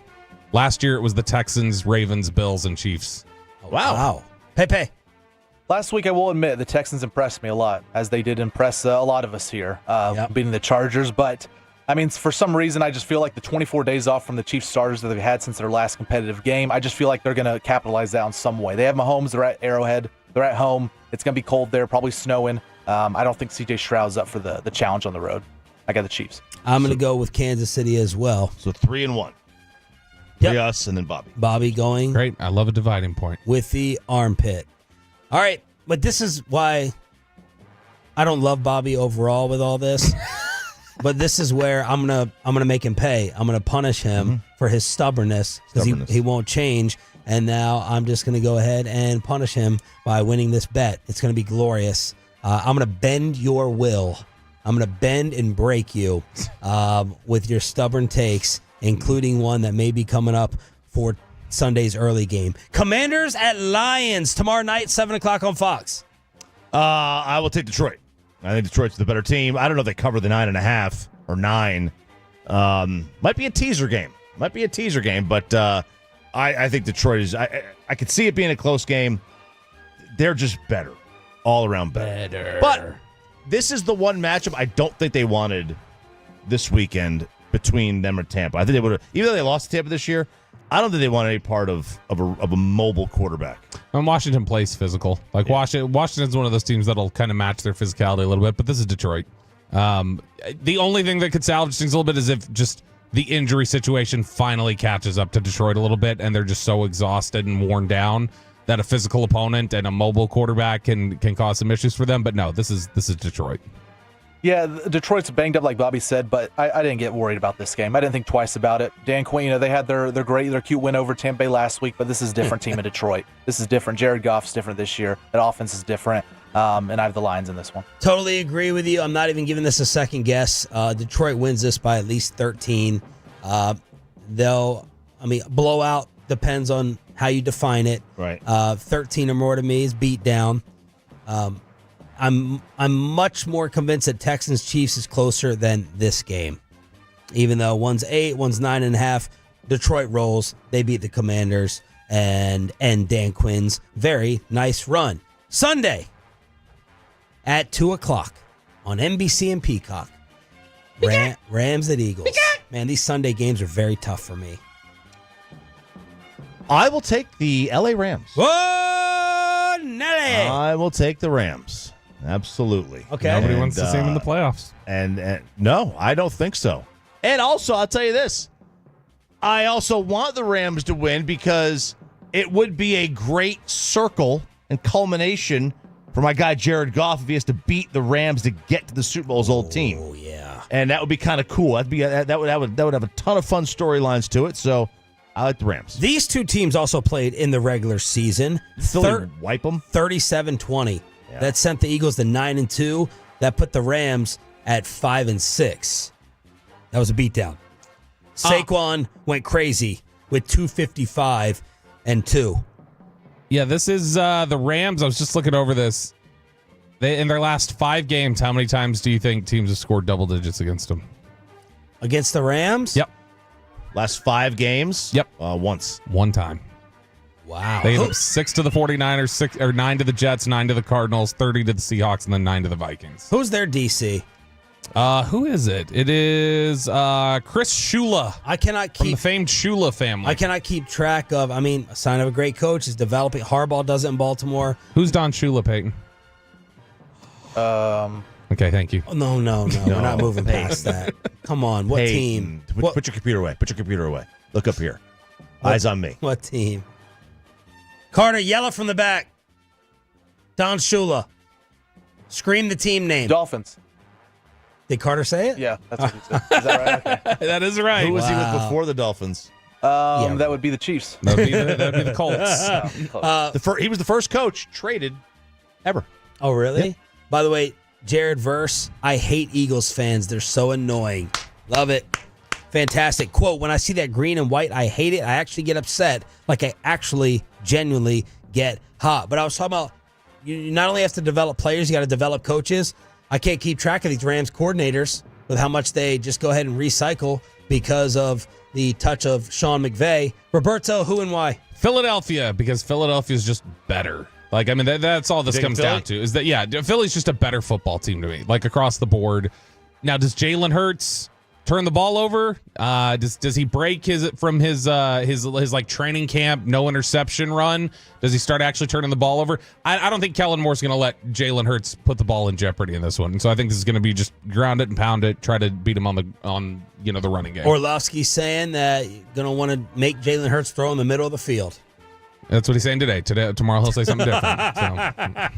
All right, Bobby is going with filthy. This one, I do think it's going to be closer, but I mean, the Eagles, they're the better team. They're at home, and we forget the Rams started 1-4. I mean, they've had a great end of the season, but that was a bad team early on. The Eagles dominated them before when they played during the season. Plus, I'm looking at the forecast. I think this is a snow game in Philly. Advantage Eagles.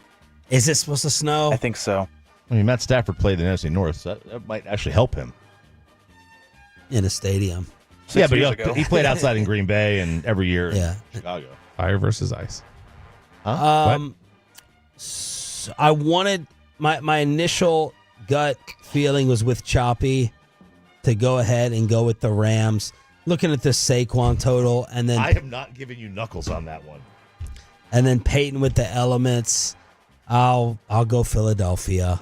I could see the Rams doing it. I'm gonna wuss out and pick the Eagles to go ahead and win that game. The heavyweight fight, as Bomani Jones called it, Magic versus Bird, AFC Sunday, the final game, Baltimore at Buffalo. Let's go, Buffalo. Hey. All day.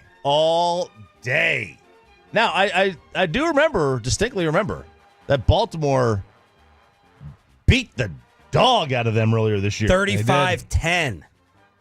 I was in Baltimore. It was in Baltimore. It's a little different. This is one of those, it's going to be cold. I don't know. I don't think it's going to be snow. It's going to be colder than you know what. I like Buffalo here in this situation. I know Baltimore gets cold there. Derrick Henry ran for 203 touchdowns. Yeah, they got the guy to do it. Derrick Henry in this kind of weather, but I got Buffalo.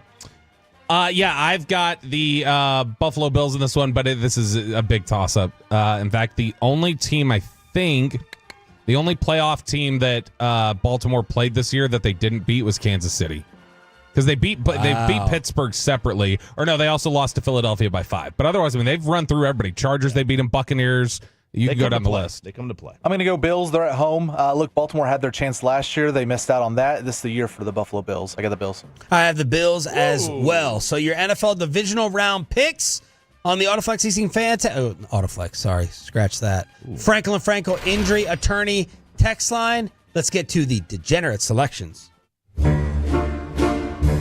Let's see. Last week I was 1-0, 2-0, 3-0, 4-0, 5-0 last week. Whoa! 97, 61, and 1 on the year. For your boy, the degenerate. Nice. And I got... That's how you can afford those flights to Switzerland. That's right, baby. There you go. Believe me, needed every dime of this. Yeah. I got 2 parlays for you. Okay. I am doing a Kansas City and Rams teaser. So what you do is it's a teaser bet. You can move the line 6 points in any direction. The Kansas City moves to -2, and the Rams go to +12. Okay, so you can tease the Rams to +12. So if you don't think, that means you'd have to think that the Rams are going to lose by more than 2 scores. Next one, I've got Bills-Rams moneyline parlay. If they both win, pays 5.5 to 1. Those are the 2 bets, little parlay action. Rams-Chiefs teaser, Bills-Rams moneyline parlay. The Cowboys are interviewing Ben Johnson and a couple more Dion clues to bring you next on 105.3 The Fan. You can either go to Bobby's place after the show. Way to go, Bobby. You have a commercial, dummy. Read your commercial, dummy. This morning on our Odyssey app, presented by Comerica. Good morning, big freaks. Who's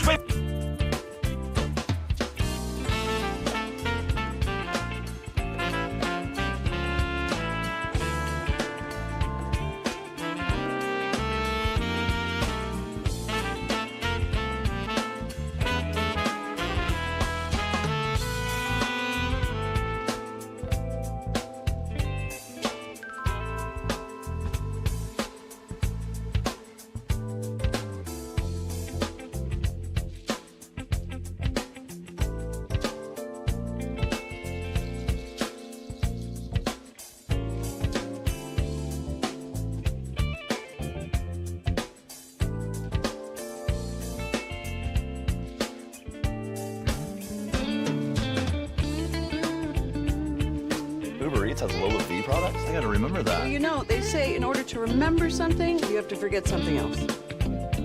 Okay, now that is a very cute haircut. That's like a little shag. I've never seen it before. Well, of course you have. It's the Rachel. Oh, is that your name? No, I mean like your name. No, I'm Jen. My name's Jen. Right, but I just mean like this is your haircut. But that's hair on your head. I'm not saying this is your hair. Okay, I'm freaking out a little bit.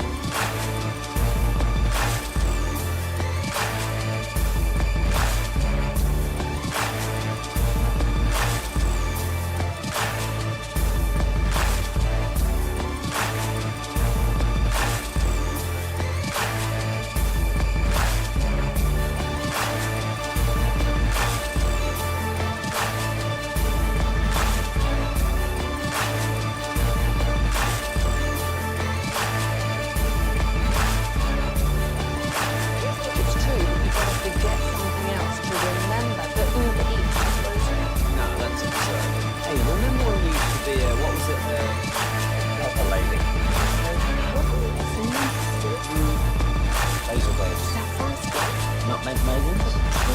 No. I just said that. Was it Spice Girl? Doesn't sound like.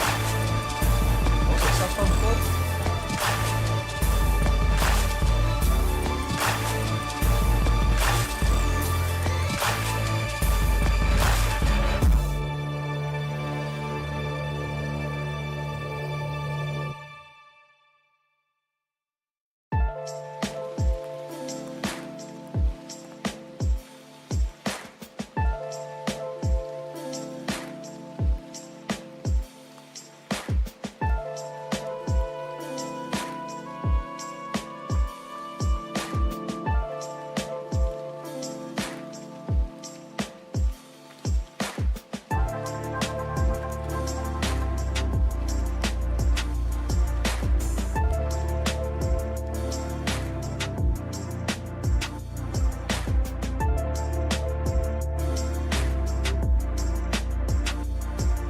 RJ right here on 105.3, the fan segment here brought to you by the personal injury lawyers, Frankel and Frankel. If you've been injured in a car or truck wreck, call Frankel first, 214 or 817-333-3333. With Frankel and Frankel, there is never an out-of-pocket cost. They only get paid when you win.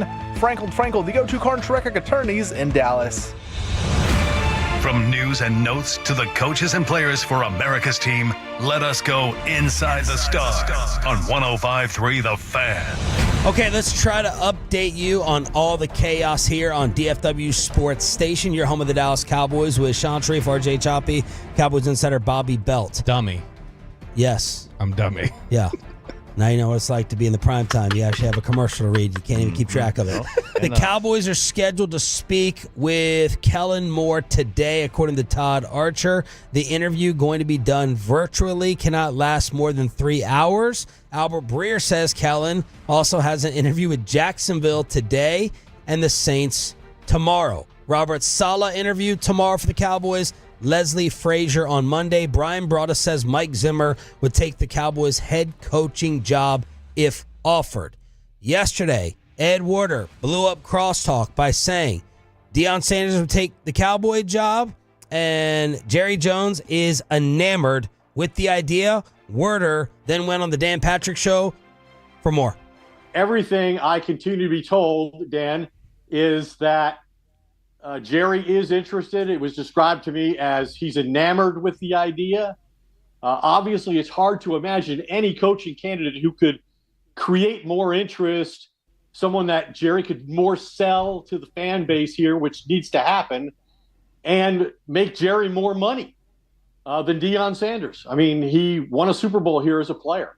So there are also people around Dion who tell me that he's being urged by his supporters in Colorado to take the job, and that they believe if Jerry ever does offer him the job, that he will take it, that he has an extension to remain at Colorado on his desk that he hasn't even looked at as he considers these other possibilities.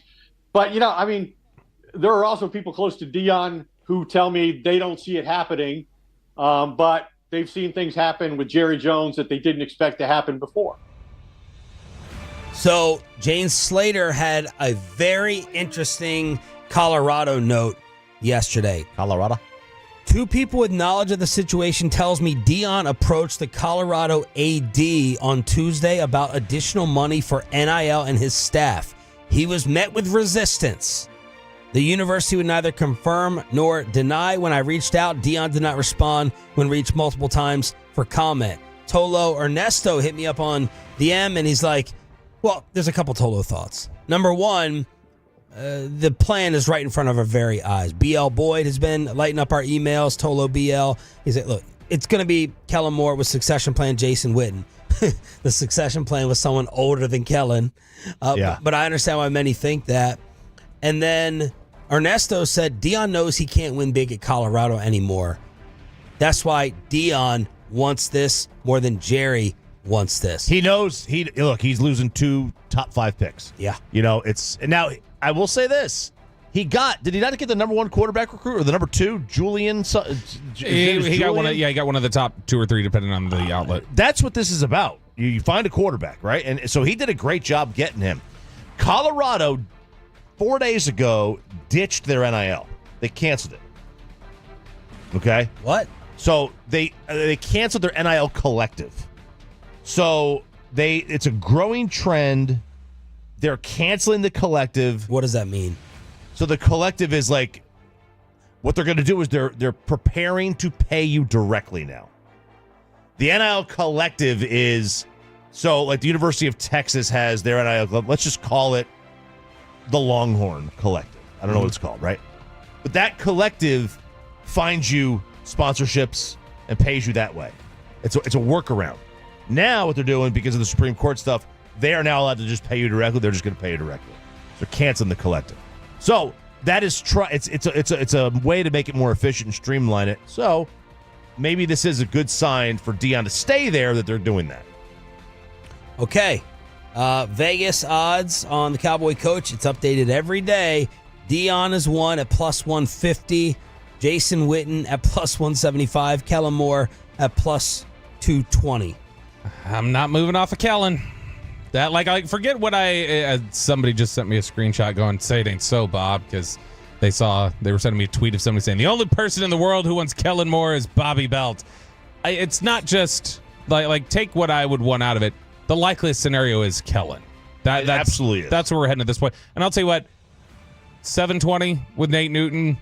I keep going with the ebbs and flows. My Dion likelihood meter went down hearing Nate talk about it. Explain why. Because Nate said he was over at Dion's place a couple days ago. They were going for a walk, and during a 20-minute walk, all he could do was talk about Colorado and what he wants to accomplish in Colorado. Never brought up the Cowboys. That is if that is not genuine, like he's interested in Colorado, that is the biggest chestnut checkers psychological move I've ever heard in my life. Unless Nate, and you guys know him much better than me personally, unless Nate is not going to put all Dion's business out there.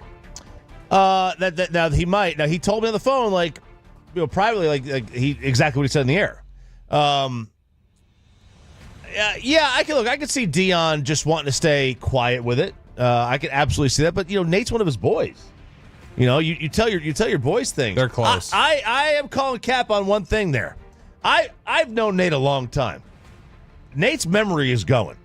Okay? And I'll tell you why. He said he went on a 1.5-mile walk at 20 minutes. There ain't no way in hell with those knees. He is walking a 1.5 miles at 20 minutes. Look, it may have felt like a 1.5 miles is what he meant. or it could be that his time thing. But no, Nate does a lot of walking. Knees don't like him. He's got new knees. Yeah, that's true. He got new knees. They're fresh. They're brand new, man. Someone yesterday, right after the show that I trust, told me Dion Sanders ain't ever happening here because of Stephen Jones. And I was like, oh. And all I got out of this individual was, Stephen, not the biggest fan. And my Dion likelihood meter now has dropped big time. Let's go off of the names that you just... Well, let me throw in a new name, because I haven't seen anyone else with this. Thanks to Tolo, who sent me Calvin Watkins, who we all really like on this show. Calvin said Aaron Glenn and Ben Johnson expected to get Cowboy interviews. I haven't seen anyone else with that. Good. I've seen nothing else connecting Ben Johnson to the Cowboys. And Jordan Schultz, who broke the Dion Jerry story, says Mike McCarthy, along with Ben Johnson, are the finalists in Chicago. That's everything, catching you up with all the rumors. And I'll throw two more names really quickly that Jory mentioned in passing the other day that she thinks could be involved, either on the head coaching interview cycle or could get looks as coordinators here potentially. Brian Johnson, the quarterbacks coach there in Washington, who had been in Philadelphia previously as offensive coordinator. That's an important name to know because that was Dak's quarterbacks coach at Mississippi State, who Dak is really close with. And then the other is Anthony Lynn, who's on staff with Washington. What's he been doing? He's been on staff with Washington, run game coordinator. So he'd obviously been a Chargers head coach, and he loves Jerry. Anthony Lynn does. They're very good. Anthony Lynn, his year he was here in Dallas, he had gotten hit in a car accident, and Jerry was really, really good to him, and he's never forgotten that. Were you about to say something? No. Okay, I thought you and Bobby were battling over starting off right there. Mike McCarthy, finalists in Chicago with Ben Johnson. Aaron Rodgers, loving himself. Some Mike McCarthy talking about the Cowboys situation on McAfee. Hell of a ball coach. What he did this year with the amount of injuries that they had, I thought was was amazing. Hearing the guys talk about him, I wasn't surprised, just because anybody that plays for Mike and gets to know him a little bit and get to feel that great big heart that he's got, it's special. It was interesting because anybody that knows the business, and Chuck, you know this better than anybody, most of the time coaches have an extra year on their deal, right? So it gives you that buffer. If you get released, you have a year to kind of not have to rush back in there. All these guys, and maybe you can speak more on this, Chuck. I'd be interested in what the mindset is, and maybe if this has ever happened to you. But I think most of the coaches on the staff went into the season without another year on their deal. They're in the last year of their deal. That's a freaking tough way to go about doing it with no guarantees afterwards. That's part one. So Chuck Pagano, former Colts coach, is on that set, and he and Rodgers were going back and forth about, and RJ, you were real big on this, that Mike should have been given an extra year or some extra time heading into this season. Rodgers and Pagano continue to talk about what McCarthy had to deal with. It's when most of the staff and the head coach and the coordinators don't have, that to me was like, no, I would think there's talk about having zero confidence you're going to be back. Like, to your point about Big Mike and the job that he did, to go in there and then shut the doors and say, okay, none of us, including myself, we don't have guarantees. We don't have that extra year, but you know what? We signed the contracts. We got the name on the back of our jersey, the decal on the side of our helmet, and by God, hey, look, this ain't going to be a distraction. We're not going to talk about this. We're going to prepare. We're going to coach. We're going to put the time in, and we'll show them. I thought that, I understand the optics of what it would have been to give him an extra year. It would have been insane. It would have been nuts. But I do believe that it's something that you really should have done for the ability to coach. Now, it proved that he didn't really need it because, they didn't quit on it. They did listen. They did play for him, so like that was never a problem. They were outmatched. Outmanned for a lot of the season. To be fair, I had not heard anybody bring up the point that Aaron Rodgers just did, though. About the assistants? The idea being of just typically, if you get blown out, you've got financial security for a year. You don't have to get back in it, and you can methodically figure out your path back to the NFL. So that angle of it, forgetting just are players quitting on you because you're a lame duck head coach, it's more how can that distract coaches themselves? I want everybody's updated Cowboy pick for yourself, and then the percentage on who's going to get it. I want who you want and percentage on who it's going to be. We'll save it's going to be Kellen Moore. It's going to be Kellen Moore. It's going to be Kellen Moore. All right. What percent? Give me that percent and the Dion percent. 75% Kellen Moore. Okay. So Dion percent would be way lower. I would say, 15% Dion. Right. I really would. I would love to see Witten get it. I know it was such. I think it would just be like, that's, I think, who Jerry, if you had to tie him down and say, who do you really want to have this job? Yeah. Like, if you had to pick, money wasn't an issue, experience wasn't an issue, he would say Jason Witten. 75% Kellen Moore gets the job. That's where I'm at right now, and he's leading the clubhouse. The guy I'd want, Kellen's good, but I would probably want John Gruden. I like the idea of Gruden coming in here because I like the in terms of, if you talk about culture and building things up and being an offensive mind, I think it's a good fit. You know what you've taught me this week? What's that? You know nothing about leadership. Thank you. That's what you've taught me. That's what I've learned from you. You know nothing about it. Pepe. Why is that? The whole week. All someone has to do is have the Odyssey app or listen to the radio. You've proved it. I want John Dion. Gruden. I want Dion, Sean. I really do. But you guys, Bobby and RJ, have sold me on Kellen. I think it's 60% right now Kellen, 30% Dion, then 10% the other. I still think Dion's a name in the mix, but I think it's 90% Kellen, and I want Dion. And aside, you don't know leadership. Your Dion want is not for a football. It's for everything. So it's encompassing everything. Aside from the selfish radio stuff and the content, the unknown of Dion is intriguing to me. I don't know.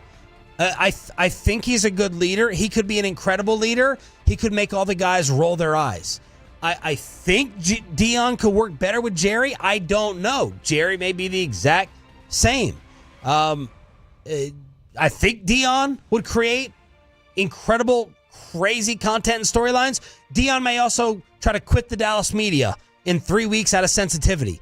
It is a complete fascinating unknown to me. I've seen Kellen Moore, I've seen the Garrett Tree, I've seen the Mike McCarthys of the world, and I am in line with many of the Tolos tweeting me, screw it. Screw it. Try something else. Try something different. That's where I stand with it. Real quick on the Franco injured returns fan text. Aaron Glenn, it's going to be Kellen Moore. Aaron Glenn is the leader we need. Bobby just said Kellen and John Gruden shut his mic off. Witten would be crazy. Can't relate to the players.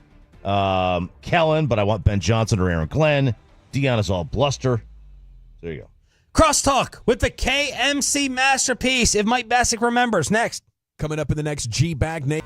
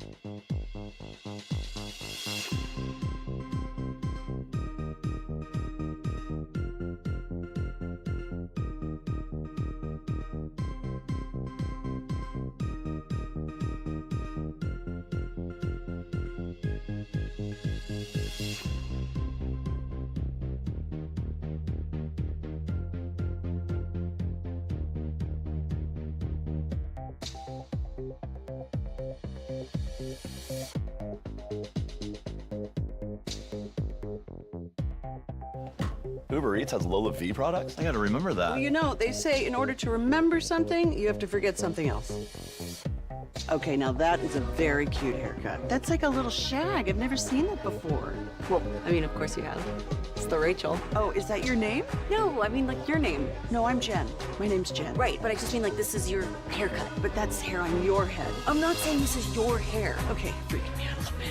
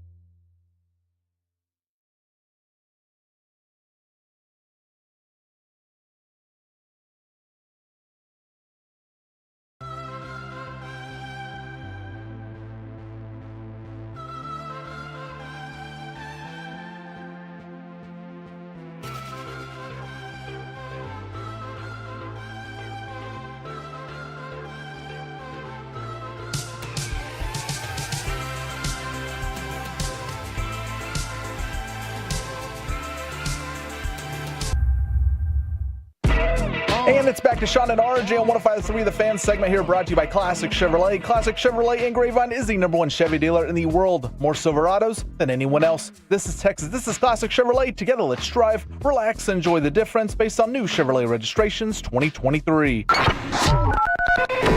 All right, Tolos, that's right. Caller number 10 right now at 877-881-1053 wins a 4-pack of tickets to see AEW on July 12th at Globe Life Field. That's caller number 10 at 877-881-1053. It's Friday. Where's the Mike Bassett crosstalk music? Holy crap. Yeah. About 15 minutes ago, That's not his music. Oh. Mike stood up and goes, "Oh crap, I have a meeting," and ran out of the room. So I don't know when he's coming back. It's for one of the endorsers at the station. Yeah, so I don't know when he's coming back. I would like to point out that 15 minutes ago he was mocking me in the hallway for forgetting a live read, and this man forgot a whole ass meeting. So Yep. Did he really? yeah, he went, you forgot. Bobby, I'd like you to run crosstalk today. You've stood up the entire show. You are wired. No Bassick. So you take it over. You can start off with your Supreme Court ruling, whatever you want to do. Oh, yeah. Let's go to Supreme Court ruling. All right, Citizens United. No, we'll talk about the TikTok ruling.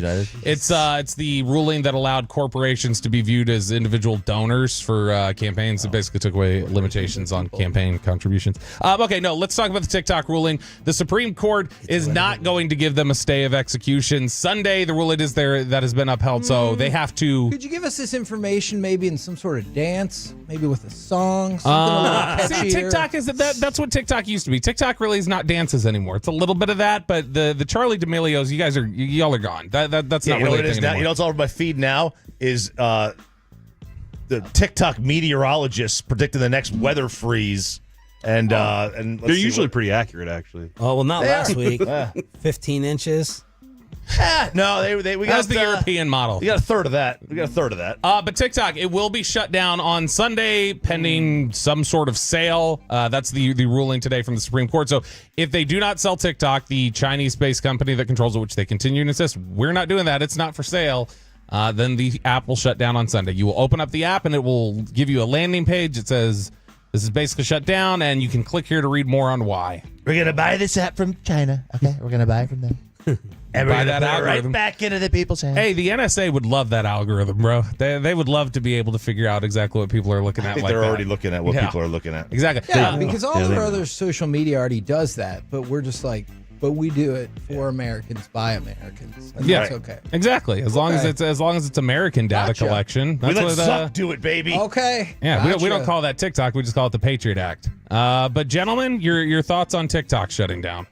I haven't really looked at it a lot in the last month or so. Are you a consumer of it though? I was for a while, and then I don't know, I found something else to do with my life, and so I stopped. But I always thought it was funny stuff. I enjoyed the content. If I didn't like it, I would just keep scrolling. I'm gonna miss it, I guess, because sometimes there is some interesting information that comes through. Is there any other TikTok copycat out there?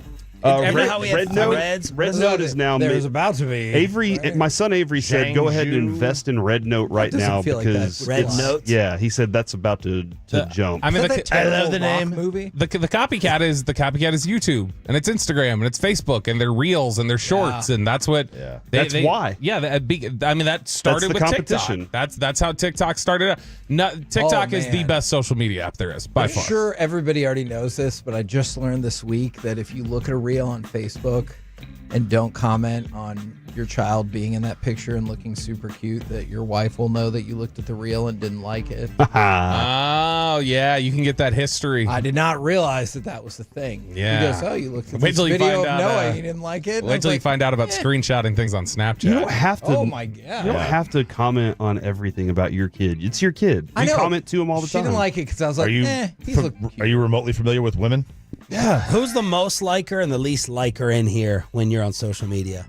Oh, I don't like a ton of stuff. Liking's half-assing it, and I do it a lot. I'll like before I'll comment. I probably should comment more because it creates more dialogue. But I do like sad things. Whenever somebody's like somebody's no, in the sense of like like your wife posting about you. Nobody exactly. When somebody's like so and so's sick, they need prayers, or I'll hit I'll hold it down and do the care button. Like those are the ones that usually get my social media. I don't like it on Instagram. I don't really like things on Instagram most of the time.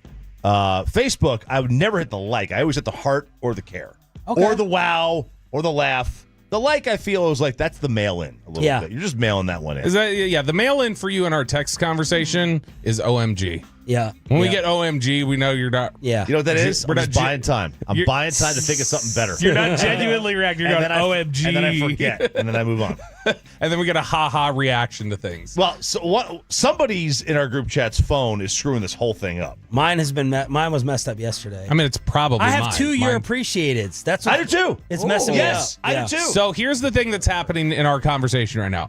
I think what's causing it is it's creating these separate chat conversations whenever you're going to send something and you just hit start. And even if you filled out the normal people that are in our conversation, I think it creates a separate thread. I think so. So I think you have to go back to our conversation, whatever the one is that our primary one is, and you have to go click on that conversation and send it within there. Because if you just start putting names in to fill out the chat, then it's creating a different thread. Yeah. Do you have are you up? Is your phone updated, or it's probably his? Never mind. It's probably mine because you guys all have iPhones. I think it's mine. I wish they would in my conversation I wish they would give me another option besides just a pink heart. I don't like that. Do you feel emasculated by putting the pink heart? Yeah, give me a blue heart. Do you know what phone yours is? Give me the red heart. Like what number? Give me something else. It's too much. No, I don't know. Them phone. I don't know. I have a new one sitting at the house. You haven't. I just haven't messed with it. I'm waiting for this to totally die. Oh man, I'll never die. You go forever. So, and speaking of dying, we're going to talk about somebody dying here very shortly. Sean, real quickly, I know wasn't Amanda the one really trying to get you on TikTok for a while? Not really trying to, because you were posting more content there for a little bit, and I thought you were begrudgingly doing so. No, she wasn't trying to. She's obsessed with it. I mean, so she's going to be bummed about this. This is a tough weekend. Oh, well, I don't think she believes it's truly going away. We've been through this 5 times. I've heard it's getting canceled and bought by 5 different people 5 different times. So you feel like Saturday night something's going to come through and you'll be like, oh, well, we're good for Deadlines make deals. Yeah. Deadlines make deals, baby. Yeah, I mean, I do think this feels more real this time, but this is the one. I only go on TikTok to post like for selfish purposes. I don't consume any of it. Oh, dude, What do you mean so by good. selfish purposes? My own self-promotion. It's so good from a consumption standpoint. All right, look at me. My favorite film director passed away on Thursday. Steven David Spielberg? Lynch. No, David Lynch. I love David Lynch, and David Lynch is weird. David Lynch is the director of Twin Peaks, the TV show. He was the creator and director of that. He was also the director of Blue Velvet, Mulholland Drive, some different things like that. Who has seen Mulholland Drive? I have. Okay. Mulholland Drive is one of the greatest movies of all time. Who has seen the scene from Mulholland Drive? Yep. All right, so we've all seen the scene. Naomi Watts and Laura You Herring. should go check it out. I've never seen the movie all the way through that I can remember, I heard but I've the seen that movie's really scene. complicated. Were they engaged in the movie's, coitus? Okay. The movie's very complicated, and it's very difficult to keep up with the narrative. But I mean, it's once you see the whole picture, it's really, really good. A couple years later, though, I wanted to play this clip because this is one of my favorite clips of any director ever talking about movies. As somebody who's like kind of a film snob about things, this is David Lynch. Years later, he created the movie Inland Empire, which is very like he shot it digitally, and there were all these visuals that he had. When you would put the DVD in, it would pause it and say, "Make out this image or set your TV settings until you can just barely see this image. That is the color and tone your TV is supposed to be to consume this movie." So in the DVD extras, he talked about the growth or the trend in society to watch movies on your phone or laptop. Now, if you're playing the movie on a telephone or on your computer, you will never in a trillion years experience the film. You'll think you have experienced it, but you'll be cheated. It will be a weak.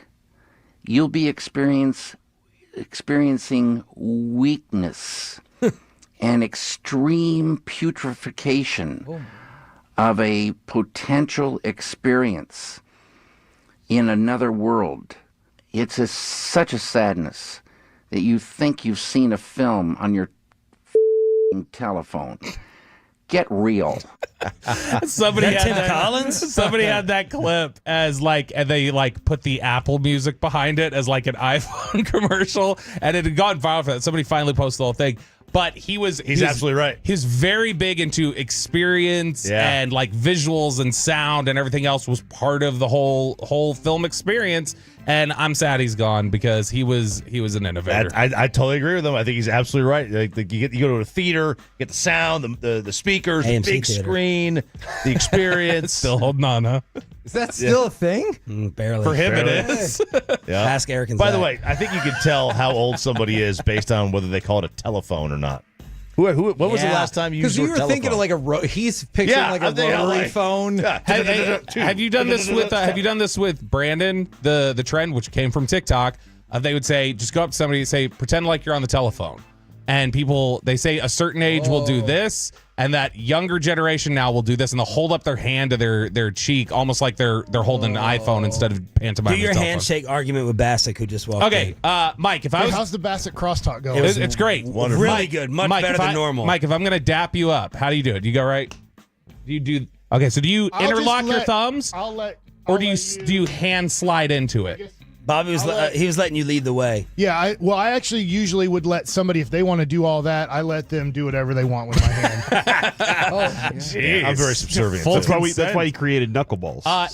My daughter gave me hell for this. I went up to her and I was playfully like dapping her up, and she's like, "That's not how kids do it." I was like, "What do you mean that's not how kids do it?" She's like, "Nobody like wraps their thumbs around each other." She's like, "We slap our hands and then we slide in to interlock our fingers." I don't want to slide with somebody else. But didn't Luca back this up too? Yeah. Luca backed it up. Luca Yeah. said he said he tends to feel like the only ones who will wrap around your thumb are the ones with small hands do it. What's coming up on the show, Corey? Let's move off the small hands topic. That was really fast. At 10:20 today, former WWE World Champion and current TNA World Champion Nick Nemeth and former TNA World Champion Tessa Blanchard joined the show. So we'll have them. I didn't know Nick Nemeth wrestled. Studio. There's a 50% chance between 11 and noon Josh Young joins the show. I'll just give it a 50-50 at this point.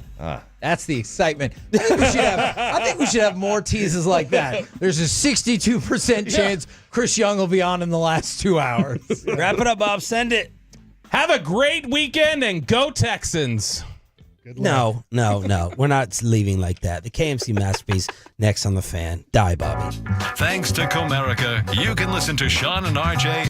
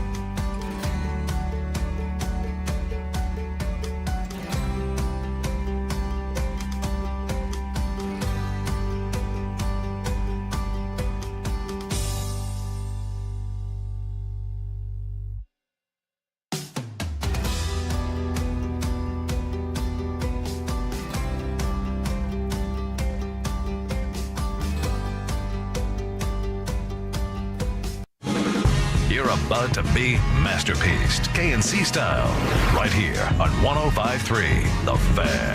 KNC Masterpiece right here on 105.3 The Fan. You got me, Kevin Hagelin, Corey Majors, the famous Mike Bassett, the even more famous sir, Alec Medford, who's excited because it's a wrestling day.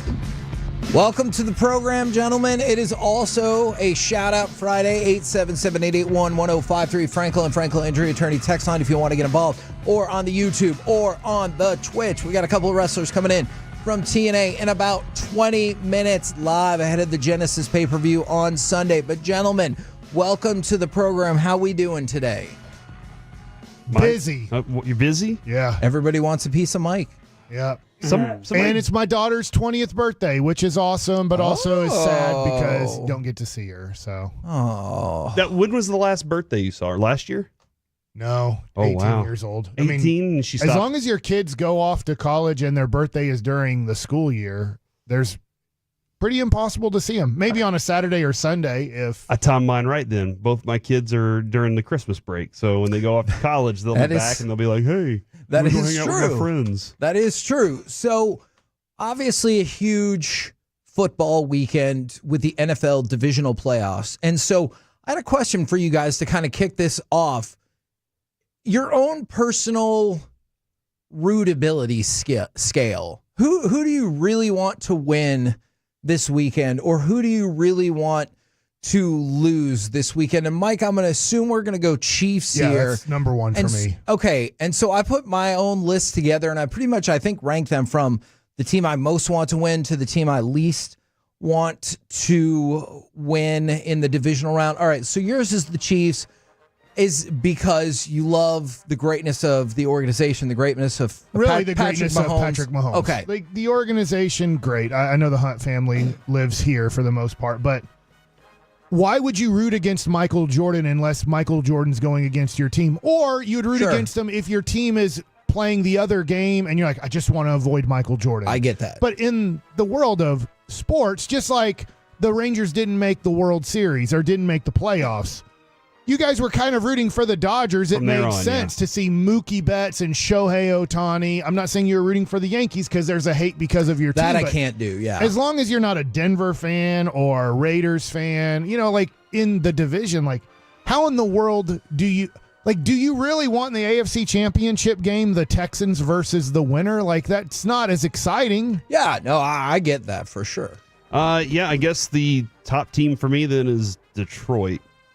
Which, Kevin, you would say is likely, considering my rooting interest all season. Believe it or not, Detroit is my second team on the list. The number one team that I'm rooting for, and Baltimore. It's Baltimore, just because I really, really like Lamar Jackson. I think he has gotten a crazy unfair amount of hate, and I realize the only way to silence that is to win a Super Bowl. I completely agree with you on that. I'm also rooting for Buffalo in that instance. Then this game is this is the most fun game of the weekend. I feel maybe Lions Commanders will be fun too, just because they're offenses. But these are legitimate MVP candidates that are stacked up against each other. Two explosive offenses that could also wear you down.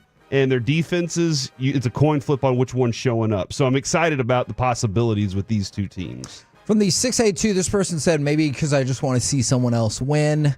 They want to see Kansas City lose. There are plenty of people who are saying F the Eagles. I'm not surprised. I think that team's going to come in last. But my hierarchy of top three, because I kind of had them separated. Like, this is my top three by quite a good margin. And there's a really big drop. It's the Lions, Ravens, and Bills. Okay. So the Ravens, because I love Lamar Jackson. I know just a second ago I said I really like. And the Lions and Bills, just because I feel bad for their franchises. And they've had, like, the Lions haven't got to... rooting for the Bills and the Ravens? Yeah. I've got the Ravens ahead of the Bills. Okay. But, like, whichever team wins that game, I'm going to root for them in the AFC Championship But don't you want them to play Kansas City? Oh, yeah, for sure. In a way, it would mean a lot more to beat Patrick Mahomes. He seems unbeatable in these situations. A Super Bowl is a Super Bowl at the end of the day. But a Super Bowl that you beat Lamar Jackson or Josh Allen and then you beat Patrick Mahomes to get to, that's got to feel all the sweeter. Dirk beating Kobe and LeBron meant more. That being said, though, let's say there is the Texans run through Mahomes, and then they run through the Ravens or Buffalo. Then we're looking at Stroud in a completely different light. And like, holy crap, this is the next coming. Like, this is the next thing with what the quarterback position is and what this team's going to be. And so I think you'll appreciate this, Mike. I actually have the Texans as fourth of my list as kind of a anti-Jerry Jones sentiment, because I'm kind of hoping that if you're like, hey, hold on just a second, they changed things up. They got a new coach.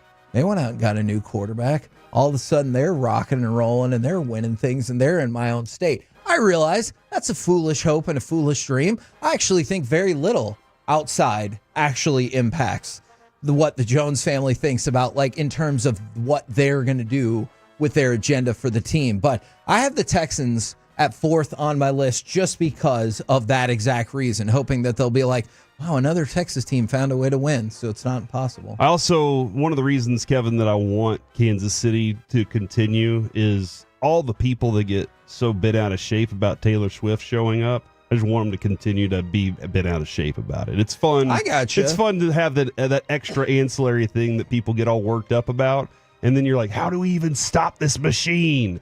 You're like, well, I mean, it's Patrick Mahomes. And Andy Reid, man.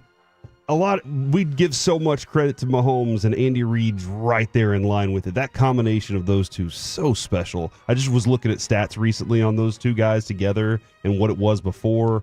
It's nice, man. It's really nice. The Rams have also picked up a lot of steam for me. Are they like your scrappy underdog team? I know they won their division, but they're my 4 because a team that wasn't healthy that has a very fun offense.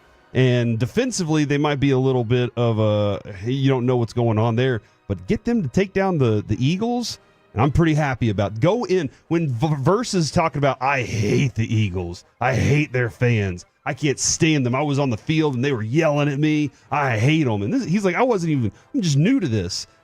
He's got some anger towards it. Just real quick, MLB Network is saying that the Padres are out on Roki Sasaki, which means it comes down to the Dodgers, which I think we all think is the way it's going to go, and those scrappy Blue Jays who are included in the conversation still. Why is Toronto always included in these? Like, they were in the Shohei conversation for no apparent reason.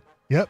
Like, there was no reason for them to be in the Shohei conversation. And here's the deal. I haven't gone to Toronto since 2001 when our bags wouldn't get to our hotel room because Juan Gonzalez accidentally brought some extra stuff in his luggage. Oh, no. A couple extra bats. You remember bats, Kevin? We couldn't bring our bats back because... Gotcha. So I don't know the Japanese population in Toronto. Is there... I don't know this. Like, we always hear that obviously the West Coast, you're not close, but at least it's the closest trip possible to Japan to kind of get home when you want to get home. Toronto, obviously, is the total opposite. About 17,000 in Toronto. So I mean, Toronto is a very clean, a very rich city. Housing is a major problem there because it's so expensive to live there. But obviously, it's very expensive and probably more expensive to live in Los Angeles.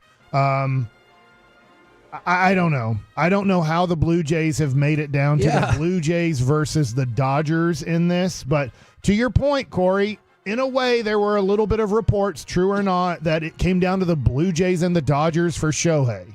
I like it. It is interesting. Now, I'm going to go ahead and go off the assumption that everybody, or not everybody, most people in the DFW have the Commanders and the Eagles like at their I want these teams to lose list, especially the Eagles. I see the appeal of the Commanders in terms of the Cowboys embarrassment factor. I was just about to say, Kevin, get that. The Commanders, I'm supposed to hate them.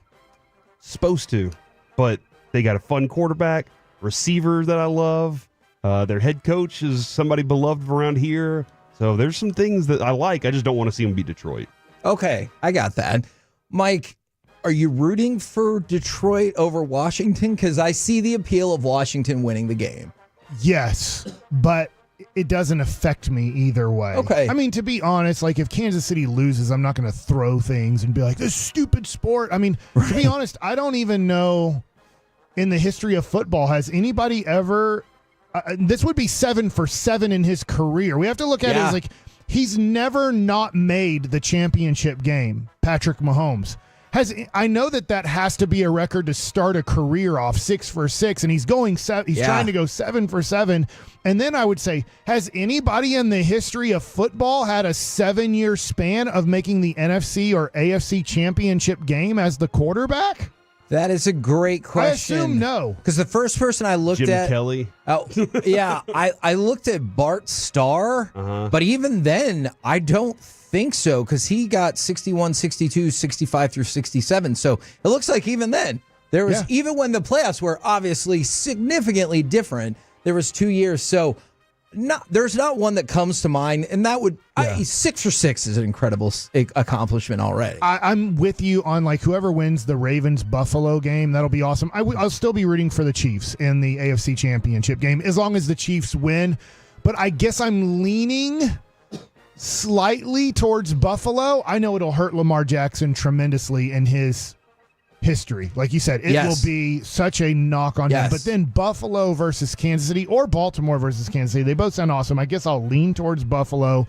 And then I'm rooting for the Rams. It's tough for me to, as much as I can't stand what Jerry's done to this organization for 3 decades, it's tough for me to root for the Eagles. I get that for sure. Let me ask you guys a question. I know the game on Sunday night will include way more variables than just this, including the weather. But just right now, going into the game, and Alec, I want your thoughts on this as well. I want the listeners' thoughts. Who is the better all-around quarterback? And you can judge that however the hell you want. Is it Lamar Jackson or is it Josh Allen? And I realize, Sunday night will help me determine. But I'm just saying, going into that game, you can define that however you want. I can't. I can't, because both of them have so many similarities in the ability to run and the ability. You just pointed out the number. Josh Allen's 509 and 609 to 602. Yeah, the running numbers in the playoffs are insane. The Lamar Jackson was the best I've ever seen him throw this year. 41-4. What? That is unbelievable. That's disgusting. How good that is. I'm sorry, Kevin. I can't do it. I cannot pick between. You can't pick between two people? No, at this point, it's just which one I like more. Okay. And which one do you like more? I'll take Lamar Jackson because he helped me get 3rd place in my fantasy team this year. So, I traded for him. So that was the special thing. Alec, Mike? Last year, Josh Allen helped me get there. So I loved him last year. You're conflicted.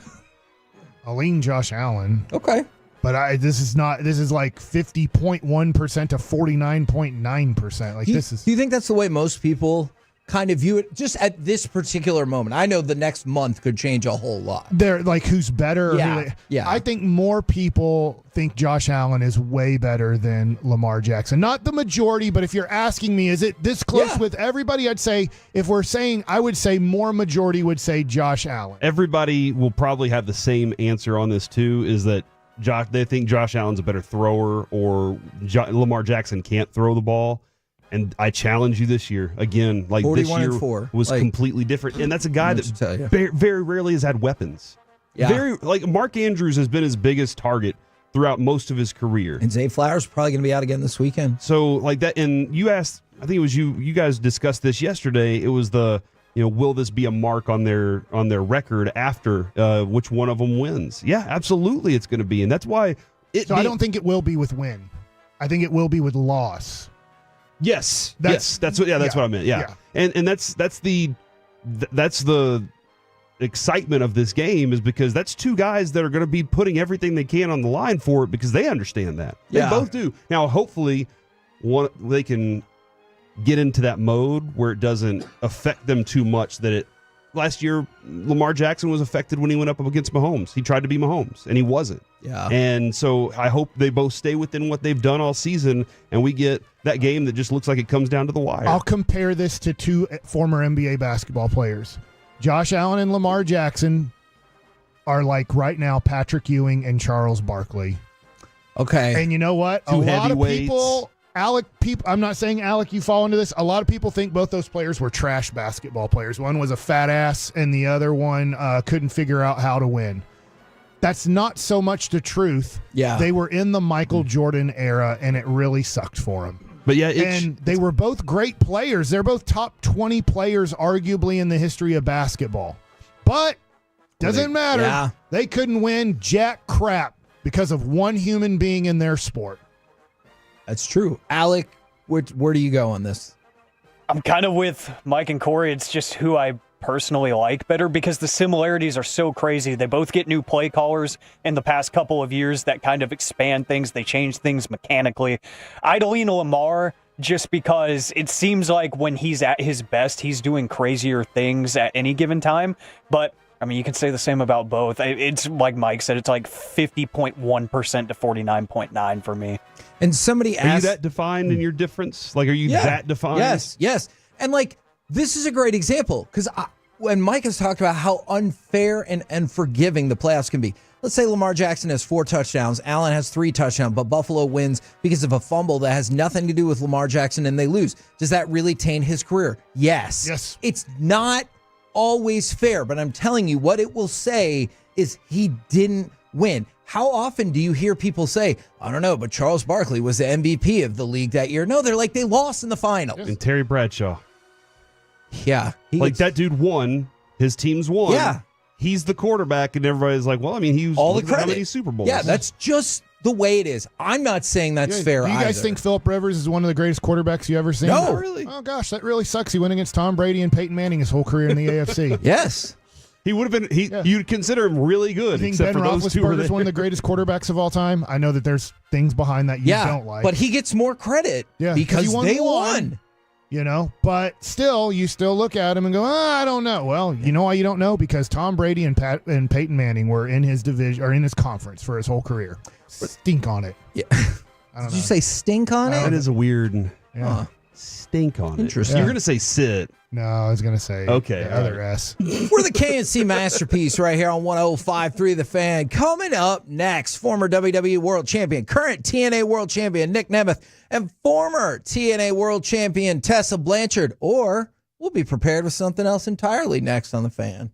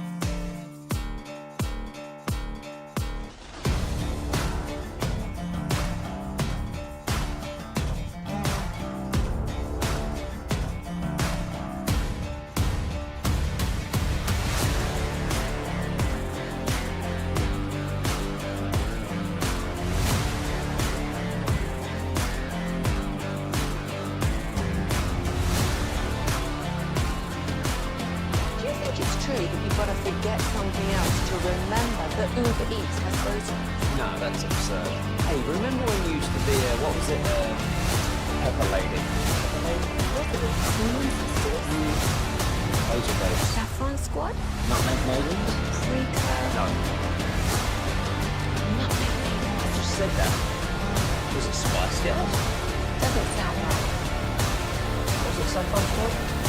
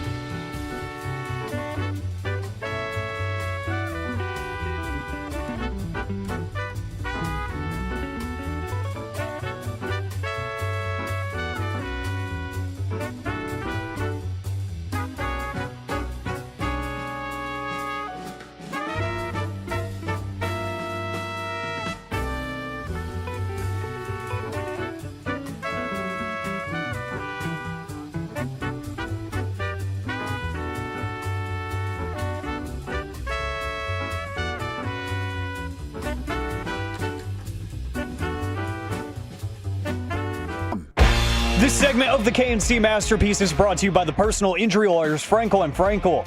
If you've been injured in a car or truck wreck, call Frankel first, 214 or 817-333-3333. With Frankel and Frankel, there's never an out-of-pocket cost. They only get paid when you win. Frankel and Frankel, the go-to car and truck wreck attorneys in Dallas. Canadiens win the draw. Shot, score! It redirected. Lane Hudson let the shot go right off the face-off. It deflected in Newhook, and Montreal is in front. KNC Masterpiece back here on 105.3 The Fan. We're going to have Nick Nemeth and Tessa Blanchard up in just 1 second. Wanted to throw this out there for the Stars. The Stars are unfortunately defeated by the Canadiens. And this is 2 out of 3 losses after they had won 7 straight. Well, I'll tell you this. We need better from them. We need 8 straight. We need 9 straight. Robertson, Kevin has been fantastic. Ottinger, he was really, really good last night. And I think that's, you got to kind of rest on, what these teams are. What this team actually is completely together. If my goalie gives up 2 goals, I think I'm I should. pretty okay with that. Yeah. And Hintz announced day-to-day, Kevin. That's a concern for me. I need more boos on Hintz being injured. And I don't love. Do you want me to boo that report right now? Just is boo that the what you're report. saying? Yeah, boo. not the player. But whenever I'm looking forward to this team down the road here getting completely healthy, being prepared to get on another run like this, because you saw what they just did without some of their best players, what they've done without some of their best players on the ice. So I'm looking forward to getting back to that. Now, something to keep an eye out on. Interesting article in the Dallas Morning News last night about why the Stars haven't put Tyler Seguin on the long-term injured reserve just yet. And that's going to free up $9.85 million worth of cap space when he goes on that injury. But the longer they wait, the potential for other cap space they can open up as well. So the good news is if you expect a big-time move from the Stars, there's pretty much no player out there that they can't afford to slide in from the cap perspective. That's not to say that they can get any player, obviously, but there's no player that they're not going to be able to afford cap-wise. Real quick, as we're about to transition here, is there a position that you feel like the Stars need? Yeah, look, I would love to add to the blue line. I think that's something that you're going to have to do. Obviously, I'll never argue, especially given some of the struggles the Stars have had with more scoring. But really add another person in the top 4 of your blue line. I would be fired up about that. We just got a big belt coming in here. That's right, because that is the TNA Wrestling World Champion Nick Nemeth joining the show, as well as Tessa Blanchard joining the show. How are y'all doing today? Good. Thank you for having us. It's an honor to be here. Absolutely. I think Tessa was getting ready to do some push-ups before this. Is that what you were doing there? You're getting ready to get some Nick, you want to take the reins on that one? We were just getting in the zone, and mostly, if anyone's doing push-ups, it's Ross. Who's, okay. Yeah, at the moment, but it'll be after this for sure. And okay. Possibly during the interview. All right, there we go. All right. Did you guys appreciate the hustle from our people to get down there once we found out they weren't going to let you up? We have really high clearance levels here. I've been here for an hour and a half, and eventually oh my gosh. I was going to say, hold on. Nobody texted me I before slept that. here last night. Oh. I wanted to get a feel for the room and everything. I thought I saw him when I came in earlier on the couch. Yeah, that's what I like, hey, are you going to be on your show? And he goes, maybe. I don't know. Yeah, I'm hoping. You're dressed for the job that you want. I just came here. I brought my resume.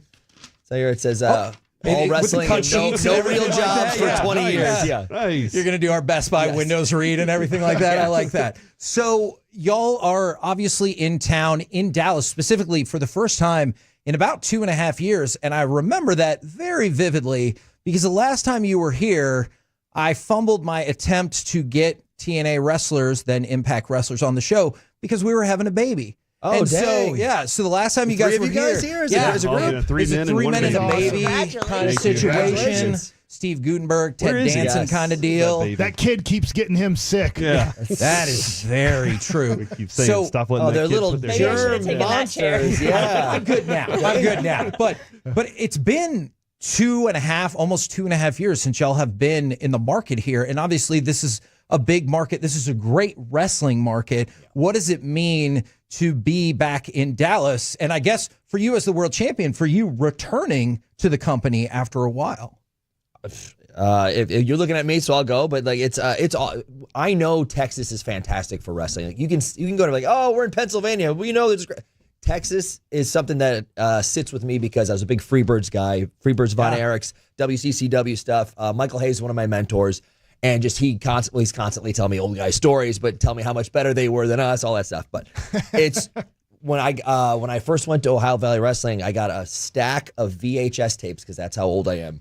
From Jim Cornette, and it was like a bunch of different things to watch and to learn and promos and different things, and just watching and listening to the Von Erichs come out anywhere in the Dallas area to Stranglehold, shrieking like the Beatles on Ed Sullivan shrieks, but instead of 100 people, it's 50,000 people in a stadium is one of the things. Like I got chills on my arms thinking about it. Right, I used to watch this tape every once in a while. I have a couple beers with everybody else and just put this match on and watch it and just go, this is an old stadium. People are losing their minds, and then they quiet down, and then the wrestling happens, and they lose their minds up and down the whole time. And you just know that the tradition is there. And taking 2.5 years to get back here, that's on us. But we've been all around Texas, and it's just such good fans. You can have half full stadium, but they're bloodthirsty and so behind us. It's so great. But the last time we were here, we were selling it out. No big deal. So we're going to be bouncing all over the place. And y'all got San Antonio TV coming up. Yeah, coming up in and a that couple was days. sold out last time too. And the crowd, it's so fun when you know you feed off that energy. And it's just the hotter they are, the better the show is. San Antonio is going to be a blast, too. I'm particularly excited because we're talking about Blanchard territory. Yes. Southwest Championship Wrestling, from my dad to my grandpa. There's so much history in San Antonio for us. So to go and wrestle there, have my dad present, it's going to be something super special. Is Jim Cornette, I'm always curious, this is a family show, of course, but is Jim Cornette as prolific of a cursor as I've perhaps been led to believe? It's ridiculous. Yeah, I mean, I'll try and make this quick. I was brand new in wrestling, and I did not come from the independents, and I got hired because I was a fan who had a tryout, and it eventually worked out. I was Division I wrestler, all-time winningest wrestler. I can't say. Just that. Most pinfalls. Most pinfalls. I've heard that. I was in high school. Okay. But that got me a tryout. That had nothing to do with anything. I didn't know what I was doing. I have no idea how to do pro wrestling. I'm just a fan. And I finally trained for a couple of months. I get a dark match. I'm going to rush through this as much as I can, but it's myself, Kenny Dykstra, and another tag team, and I'm a couple months in, and it's my first match. There's a mistake, and that happens, and that's fine. And afterwards, Cornette goes down the line like, you MF for this, blah, blah, blah, you MF for this, and you, I know it's your first match, but you can be better. You know what? You're fired. And he fired me. Whoa. And I go, I don't have any relatives in the business. I don't know how anything works. And I'm just distraught. I'm just sitting there in the locker room, and my buddy Johnny Jeter, who was eventually in the Spear Squad with me, he comes over. He's the champ at the time, and he's like, dude, what are you still doing here? We're all going out. I go, Cornette just fired me, man. I got to call my dad. I'm like, I don't know what to do. And he starts laughing. He goes, he's fired me 150 times since I worked here. He goes, you're going to get fired 10 more times this month. I'm like, what? And then I was like, I don't buy it. I go in to see Cornette, and I'm like, hey, am I fired? He's like, what? You dumb MFer? No, of course you're not. Blah, blah, blah. And he jumps up. I thought he was going to shoot me because I'd heard that he's got a gun back there. He's made it quite clear. But it was like so funny. He swears up a storm, but he is a genius mind, and I learned so much from him and Rip Rogers. But that's like, you dumb MFer, you thought you were fired. I'm like, you said the exact same sentence. Literally said I'm 10 fired. minutes ago. Yeah. You dumb MFer, you're fired. Like, what? I don't know what to believe or not. And it was so great. I got to learn so much. That guy knows everything. And Rip Rogers knows everything in the ring to help me out for especially 101, brand new wrestler. I got to learn from some of the best. Our co-host used to pitch for the Mets, and the way you describe that feels very similar to some of the crowd reactions that you would talk about that you would get if maybe it wasn't your best start. Yeah, sometimes they would get mad at how much money we made, and I'm like, I'm not the one making that money. Can you please yell at somebody else? I'm on league minimum right now. Tess, when it comes to the energy, we're talking about the energy of the crowd. Can you remember a moment in your career where the energy of the crowd did something to elevate your game? Oh, I mean, I think all of us, every wrestler, we feed off of the crowd. I remember actually in Dallas, Texas, it was one of my final matches when I was with Impact Wrestling for Hard to Kill, me versus Sami Callihan for the Impact World Heavyweight Championship. I was at that show, just saying. I was at that show. It was a history-making night, and I think the energy from the crowd, all of those feelings, you could just feel it in the story that we were telling. So so probably that night if I have to go back. But now being a part of TNA, coming back, seeing how much the company has grown, it's a completely different company from when I was first a part of it. And to see the arenas that we're running, the crowds that are showing up for us, the partnerships that are being made, it's a great time to be a part of TNA Wrestling. Yeah, and just yesterday, I know obviously y'all have dealt with this for a while, but just yesterday, the official partnership announcement between TNA and the WWE, and I know both sides have kind of dabbled on both shows. What do you think about this becoming official? Because it kind of feels like y'all have been feeling each other out. Now we've got ourselves an official partnership. I think it's great for everyone. It's here's the biggest winner: the fans. Like wrestling is fantastic. We love it. Some of us, it's our whole lives, and it's like we live for it. And now this time in 2025, there's wrestling every single day of the week on TV. Yeah. You can go see it live. You can see something independent near your house. There's wrestling everywhere, and good wrestling, which is fantastic. And having this partnership that hopefully benefits both sides, it's going to benefit the fans no matter what. And it just makes these things that you had in your head, like, wouldn't it be cool if this gal and this guy and this could have a match here? And you're like, yeah, that'd be neat. Like, you know what? On Thursday, it might happen. You don't know who's going to show up on Impact. You don't know who's going to show up on NXT. You don't know who's going to be in the Rumble. There's a surprise. Anything can happen, and that's really cool for a fan, because there's only a few moments a year where you get to really go, oh, Tessa showing up the other day is another one. Like, really, just like, I was there. I didn't know what the hell's going on. And I go, oh, like, you only get a couple of those, and it's so fun to see them happen. Do you ever have discussions backstage if you were like, have a prior relationship with this person, you're like, hey, what the hell? You didn't tell me you were going to be here, and you just appeared. Like, you couldn't have texted me or something? Has that ever come up? You know what? The good thing about my return, my coming back to TNA Wrestling, was it all happened very, very fast. There was almost no time to tell anyone. Okay. So even for me, it was a surprise. I didn't expect it to happen. But thankfully, it was a really cool thing in the locker room and for the fans. And Nick said it best himself. With the partnership, with all the cool things happening in wrestling right now, the winners are the fans. That's awesome. Do you guys, I know y'all have a busy schedule. Do y'all have time to stick around for another segment, or you got to keep moving and We're grooving? going to talk hockey, or what's the deal? Well, we're going to figure out why the hell would you give Deshaun Watson a fully guaranteed contract? Bro, don't even get me started. $250 million guaranteed. We might have to talk about that. Do they have time to stay around for just a little bit? All right. Yes. We're going to keep Nick, and we're going to keep Tessa, and we're going to figure out why they gave Deshaun all that money. All of that coming up next right here on The Fan.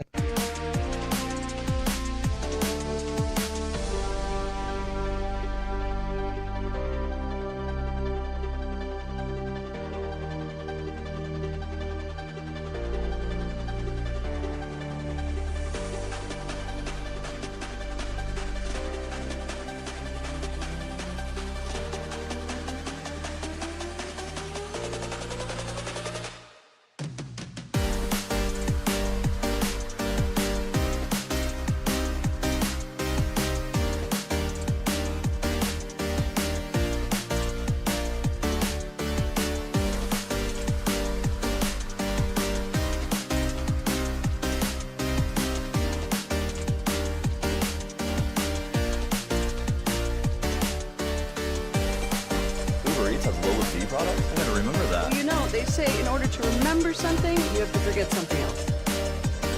Okay, now that is a very cute haircut. That's like a little shag. I've never seen it before. Well, I mean, of course you have. It's the Rachel. Oh, is that your name? No, I mean, like, your name. No, I'm Jen. My name's Jen. Right, but I just mean, like, this is your haircut. But that's hair on your head. I'm not saying this is your hair. Okay, freaking me out a little bit.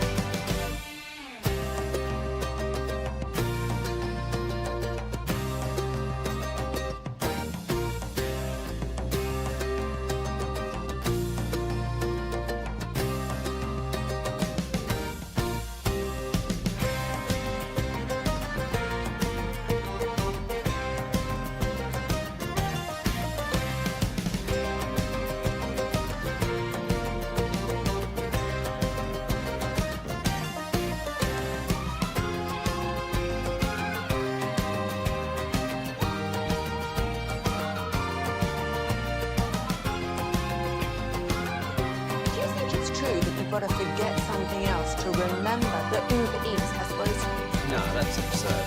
Hey, remember when you used to be what was it, Pepper Lady?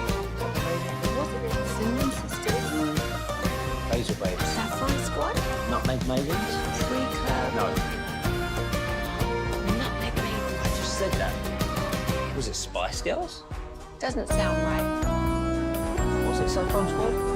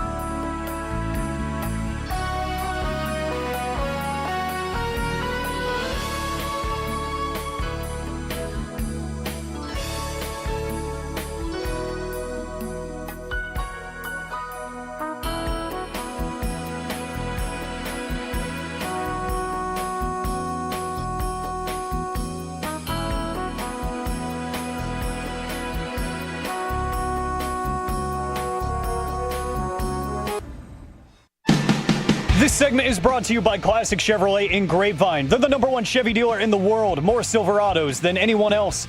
This is Texas, this is Classic Chevrolet. Together, let's drive. Based on new Chevy registrations 2023. Super kick! Danger zone! Is that it? No way! Cover!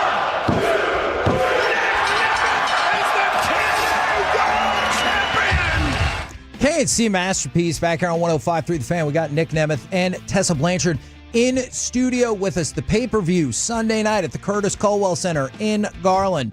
It is TNAWrestling.com, CurtisColwellCenter.com if you want to get tickets. Nick, you are in the main event. Tessa, I would argue you're in the co-main. I'm sure there's other people who are like, I'm in the co-main, but I would argue that y'all have two of the at least three biggest matches on the card. Do you want to go ahead and brag on yourself and say that is accurate? You know what, though? I think that the entire locker room, and just from the matches that I've seen, every match outdoes the next one after the next one after the next one. I've been saying the same thing all morning and yesterday too. It's like I used to be in that first or third or fifth match, and I'm like, we're stealing the show from that main event. We're going to teach you a lesson. And now the last 4 pay-per-views in a row, I'm going on last going, how the hell am I following this? And I got to like step up my game. And then I watch, and it was a 2 out of 3 falls. And it was Masha and Jordan. I'm like, man, I can't follow that. Holy shit. And then, oh, sorry. And then, yeah, 2 days ago, Kevin. If it makes you feel better, I accidentally said the F word. You said friend? I did. You said friend on the air? I did. I really just... We did it. But everyone's eyes just that's got how you. good the match was. That's how good the match was. Yes. I got what you're saying. That's how darn good it was. I got what you're saying. Powerful. No, but it's like I watched that, and then I watched the Hardys and the System tear it down, and I'm like, oh my god! And then I watched the X Division match, and I'm like, I love this challenge. They are all main events. We've built the stories there, and no matter where they are in the card, it's going to be awesome. And I'm looking for the entire card every step of the way. Even a couple of kickoff matches that we have are Leon Slater, I think, and Frankie have a match, and I don't know which part of the show it's on, but I was like, oh man, that's going to be fantastic. It is that's what this is about. Like, everyone's talking about TNA because the talent is there, and it's going to shine on Sunday. Now, Tessa, one of the things I'm intrigued by is it's not that you haven't been wrestling, but you're not always wrestling in the United States, are you? Like, can you catch people up for where have you been wrestling and what you've been up to? Sure. I've been traveling a lot lately, but for the better part of the past year, I've been wrestling over in CMLL over in Mexico City. Fell in love with the culture, fell in love with the people, CMLL is one of the it is the wrestling company with the longest running wrestling company in our sport. So it was always a dream of mine to wrestle in Arena Mexico, and getting to do that, it's just something that I hope everyone gets the chance to experience in their lifetime. But, prioritizing my future, putting my goals pen to paper, it was time to come back to TNA Wrestling. This is kind of where I put everything on pause. I went back to college for international affairs, joined ROTC to get into the United States Army, and that was kind of the track that I was focused on for a while, but wrestling was always in my heart, and I was like, I always say that I have unfinished business in the professional wrestling business, and TNA was the place to come back. Because you were the world champion when COVID hit, and it led to all of that other stuff that you talked about. So when you say unfinished business, like that feels accurate. Sure. Yeah. I stepped away for a good 3 years. I don't want to make the mood somber, but I kind of felt okay stepping away from pro wrestling. I found peace with it. But like I said, I'll make the story quick, but I was in my lieutenant colonel's office and he goes, Blanchard, why aren't you signing your contract? You're the top in your class for 3 years now. Like, why aren't you signing it? It's time, do or die. And I was like, sir, I'm going to be completely transparent with you. It's because everything is set. My finances, my future, my everything is so laid out perfectly. But wrestling is in my heart, and I know that I am darn good at this. Like I know that I'm like, I know that I can do this. I know that I remember when I first started and my name, a lot of people would say, it's your name that got you here. It's your name that got you these opportunities. And I'm like, well, your last name might get your foot in the door, might get you in front of the right people. But once you get in the ring, it doesn't really do much for you. It doesn't drive the miles for you. It doesn't pay the bills for you. It doesn't take the bumps for you. That's for sure. So it's your training. It's how well you've prepared. It's maybe who you know to get there, but what you can do to stay there. And I've never been scared of hard work. I've never been scared of starting over. I've never been scared to call myself a student, no matter what stage of the game I'm at. And I stand on that. Man, that's a fantastic answer right there. Plus, she didn't swear, which I really appreciate. I learned my lesson. What a true professional. At least there's one true professional here. Now, one of the things we were talking about off air, Nick, you mentioned Kenny Lofton as somebody that you really liked. So I'm going to turn over the floor to Mike Bassick, who was previously teammates with Kenny Lofton. You have a fun little story for us there, do you not? Yeah, so I make the major leagues in 2001 with Cleveland, and then September 11th happens. So we're in Kansas City. We bus back to Cleveland, can't get a flight at that time. And so we're just having practice as the league is shut down, trying to figure out what to do in the world. And I have a 1994 Ford Explorer. This is 2001. And I'm just parking in the parking lot. I've only been in the big leagues for a few weeks. And so we're having team stretch. And Kenny Lofton starts yelling at somebody. And my name's Mike, by the way. And he's like, Steve! Hey, Steven! And I'm stretching next to, one's about to be a Hall of Famer, CC Sabathia, and then David Risky. And they're laughing at me because I'm just trying to be quiet. I'm a new guy on the team. I don't want to upset anybody. I want to the veterans are going to pick on you, but that means you're part of the team type of deal. And he's looking for Steve. He wants to yell at Steven. And then David Risky looks at me and he's like, he's talking to you.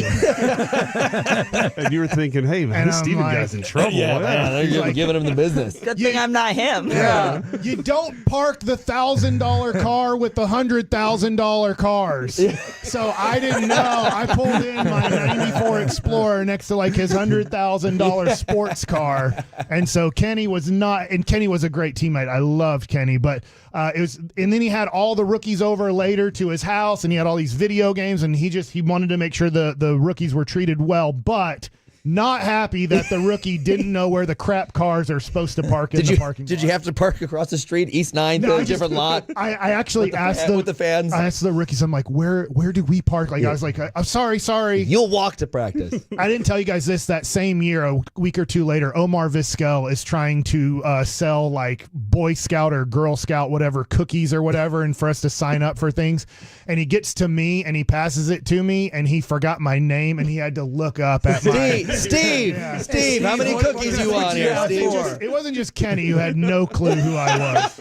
You guys have your names on the back of their maybe on the front it should put the first name just so everybody's covered. But to be fair, sometimes Cleveland athletics makes mistakes, like giving $250 million fully guaranteed to a quarterback who is oft injured and not that good anymore. What the hell are y'all going to do now? You want Dak? Plus several other things off the field that are alleged, which heartbreaking stuff for Cleveland, the fan base. Who I thank you for the Kenny Lofton story, by the way, because Kenny Lofton, Bob Uecker, Pete Rose, Ricky Henderson, my all-time favorites. But I'm locked in on Cleveland. But it's just the city deserved better than that deal. The fans, the team decided that they did Baker Mayfield dirty. They went and grabbed another quarterback while he was still there. Yeah. They didn't tell him what was going on, but you see what's happening, and then they go $250 million guaranteed to a guy who hasn't played football. He didn't play the season before and maybe a little bit before that. And that's kind of crazy, right? They must know something we don't, and they sure as hell didn't. Sure as heck did not. We think you're fine with that. We think about in the world of sports, so how much it will mean to Cleveland or how much it can mean in the world of wrestling when the comeback story happens. Because think of Detroit right now with the Lions. It's $1,000 to sit in the upper deck for that playoff game coming up, because Detroit, since the 1950s, they haven't had really a good team since the 50s. Cleveland, they lost their team, so it was a sellout every night at Jacobs Field because there was no football to go see. So, if Cleveland ever gets great again in football, it will just be spectacular to be at one of those games. It'll be nice. And it's the Lions, they know the same deal. I think I saw a stat, 'cause my buddy's a Raiders fan. It was Raiders, Lions, and the Browns. All these 95 years without a championship or whatever the hell it was. It was so ridiculous. And I'm happy for the Lions. At least we can, they're nearby. We can root for them, which is great. But Cleveland's been screwed left and right by the management more often than the players and people involved. But for some reason, every year we go, you know what? We're not going next. We're not going to support them. No. And then we're there the first day, 50,000 people, and it's I'm sure Cowboys fans don't know anything about that. So you've had some good runs. That's I true. got my Kofi's telling me, the Patriots, man, we can't catch a break this year. I'm like, excuse me? Stop it. You had 25 years in a row, and now you're taking a year off. Yeah, beat it. Now, you talked about how everyone in wrestling or just in life loves a comeback story. Now, this could apply to both of y'all. Now, specifically, Nick, for your main event, I hope I'm not breaking any news when I let you know that I feel like most of the crowd will be rooting for you to lose against Joe Hendry. Of course. What's it like for both of y'all being in an arena, being in a ring, and knowing that pretty much everybody there wants you to lose? Because I know that's got to have happened. Kevin, you know this experience. You've been in this experience whenever our fans are like, we want to see him go down. Absolutely.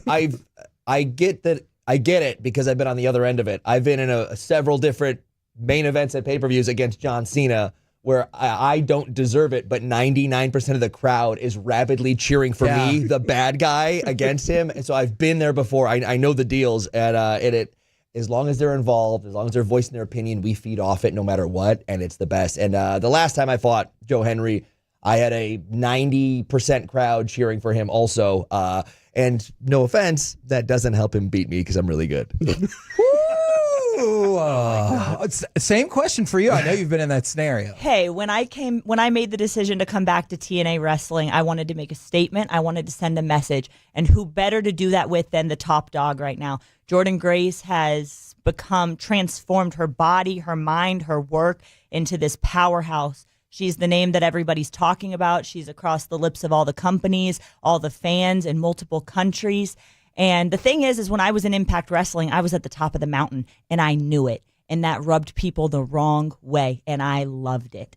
And then when I stepped away for a few years, it left this space for someone to go take the ball and run with it. And that's exactly what Jordynne Grace did. She reached up, she grabbed that ball, and she became this absolute powerhouse. But I'm back, and I want my ball back. So this Sunday, 19th, at the Curtis Colwell Center, I'm coming, and it's going to be an absolute war. If you want to see the card, TNAWrestling.com. You can go to CurtisColwellCenter.com if you want to pick up tickets. I want to remind everyone, if you get the Power Slam front row section, that's got the commemorative take-home chairs. You get to sit in the front row section. There's going to be a pizza party, barbecue with wrestlers. Now, Corey, I love barbecue. you need to spend time with your family. You can leave those seats for me. Okay. That Texas barbecue. Yeah, exactly. I'll bring- exactly. I can bring So the kids. plenty of stuff to love, and like you guys said, match after match, trying to outdo one another on the pay-per-view Sunday. Garland, Curtis Culwell Center. Guys, thank you very much for jumping on the show with us today. Thank you for having Thanks us. for having us. Yeah. Absolutely. We'll be the champions that Cleveland and Dallas lately can't have. I want you to win, Nick. Yeah, Okay, wow, there you go. Coming up next, it's time for Baseball Nuggets with Mike Bassett. The Rangers look like they're losing a World Series closer, and they get a son next.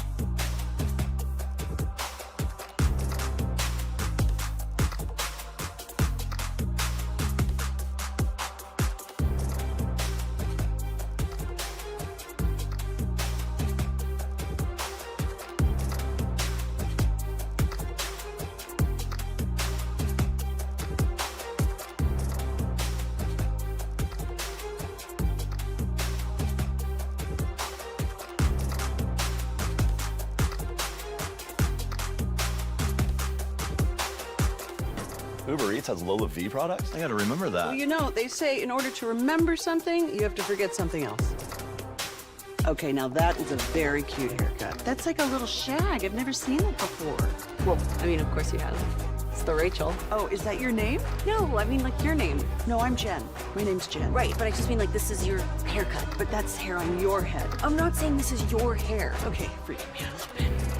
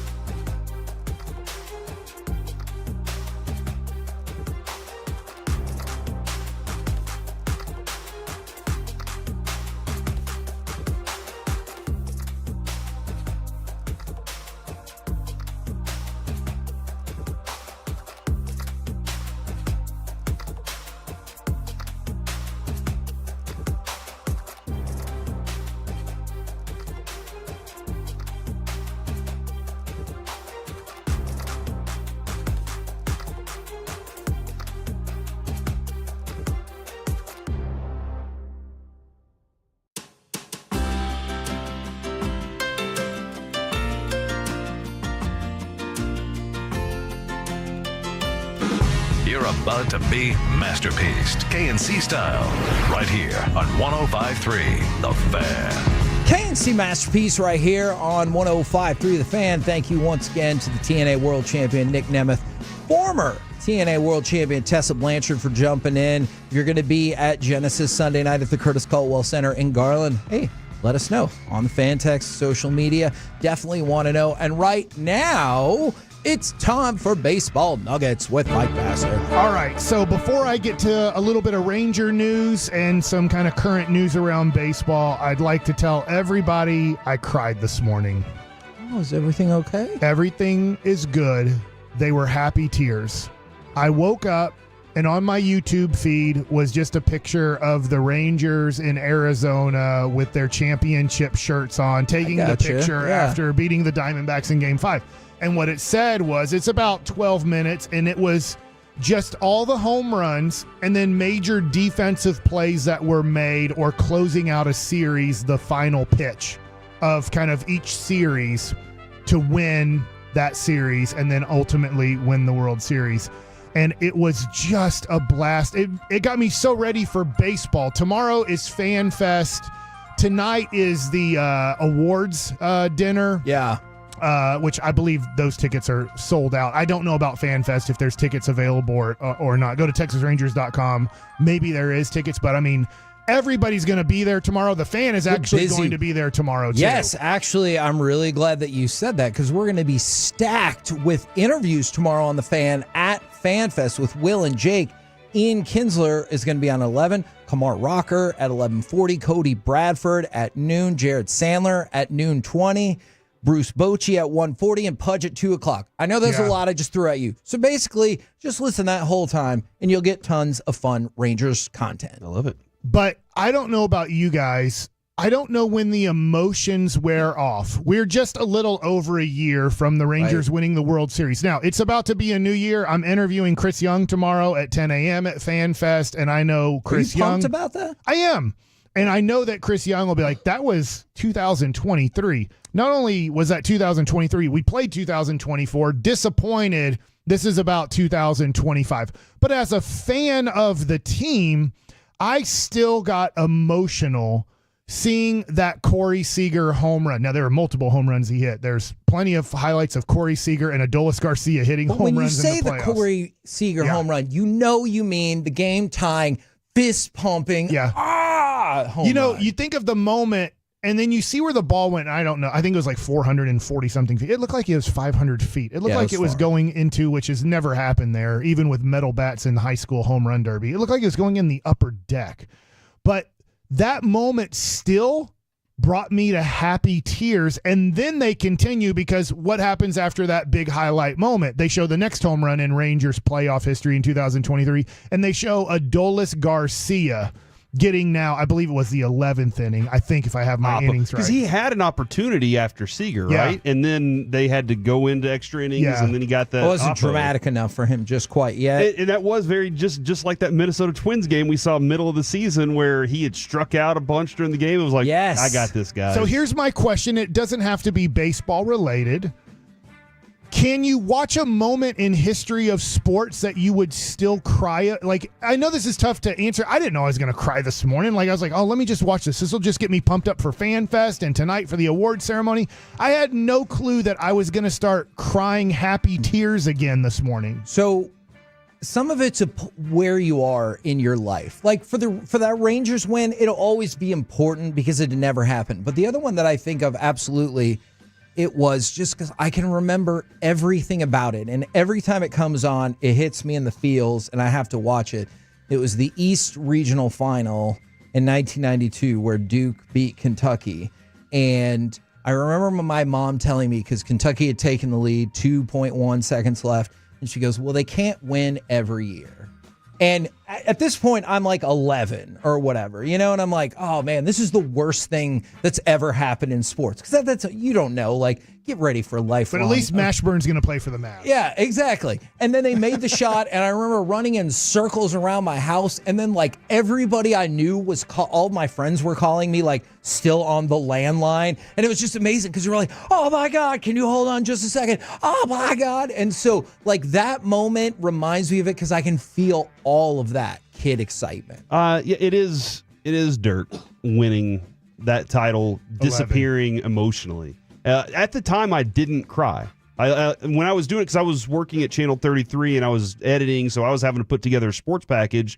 But I'm just sitting there by myself in the studio because all the other anchors were on TV at the time, and I'm the only person left. I'm the editor, and I'm just sitting there watching this happen. Like, oh my gosh, this happened! I'm celebrating with nobody, and then I had work to do. But then years later, as I've gone back and watched it, just the emotion that we know Dirk had to go through, everything he went through to get to that point always gets to me because you're watching that man walk away from the court so he can have a private moment. And man, one of the greatest things he said after they won the Western Conference Finals was he threw that thing in the laundry because he was like, I got one of those. I want to get this next one. Yeah. It's still really emotional for me. Alec, real quick, do you have a moment that will still bring you to tears watching a moment in sports that has happened?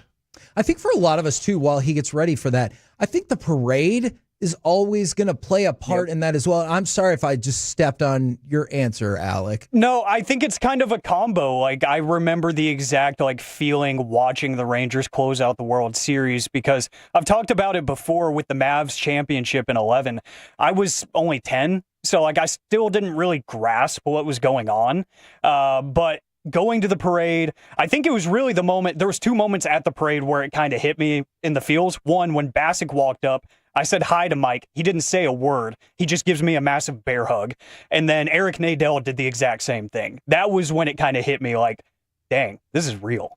Because we were all in the same space of, I have seen this team be terrible for so long. And it's a weird space right now because if you think about it, in the last 8 years, the Rangers have had 7 losing seasons and then they won the World Series. Yeah. Like, that's a weird combination. And if that was this is the only baseball team, like Major League Baseball team I've ever rooted for. And it felt like all together, like we all did it. So that's when you go back to Eric's call. It was so perfect. And it felt like it included all of us that had like given up every Tuesday night for just your whatever August baseball game. You're like, we got to win this one. Mm-hmm. Okay, so now on to current Texas Rangers news.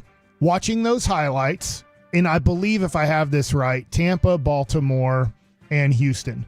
The person to make the last pitch for the Rangers in those series was Jose Leclerc. Remember, he's still a free agent, but it's looking like he will not come back to the Texas Rangers. Bleacher Report is speculating that Leclerc might have a 1-year deal from the St. Louis Cardinals. So it doesn't mean it doesn't have money. It doesn't have that it's a done deal, but it's looking like the Rangers have added 5 new relievers. You're probably going to carry 8. You could, like, if you did go to a 6-man rotation, you'd carry 7. But if you know that you have 5 new relievers, and then you do have maybe a couple young guys that you want to compete for the last couple spots, and I'm still praying that Kirby Yates is brought back. I was thinking, are you going to ask CY about that? Probably not there. That's a good question. That's a great radio question. I don't know at Fan Fest if it's great to start going, hey, you don't have a closer.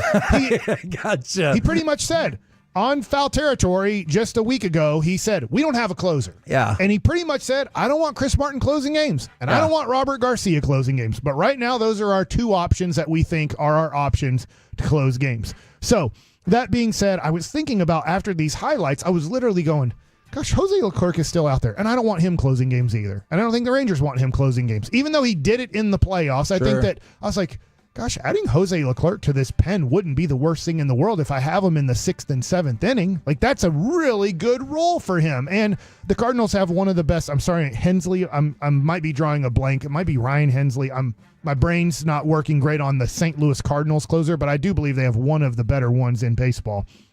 So if Leclerc goes to the Cardinals, He has spent his whole career with the Texas Rangers. He is one of those developed Texas Rangers that made it and had an impact in Rangers history in a positive way. But it looks like he might be reaching a deal with the Cardinals. I did the tease that way just to scare the crap out of Ranger fans. It's not Kirby Yates. It works. I do not see yet. It works on me. I don't see any rumor that Kirby Yates is about to sign or has a major offer from another team, which I think is good news.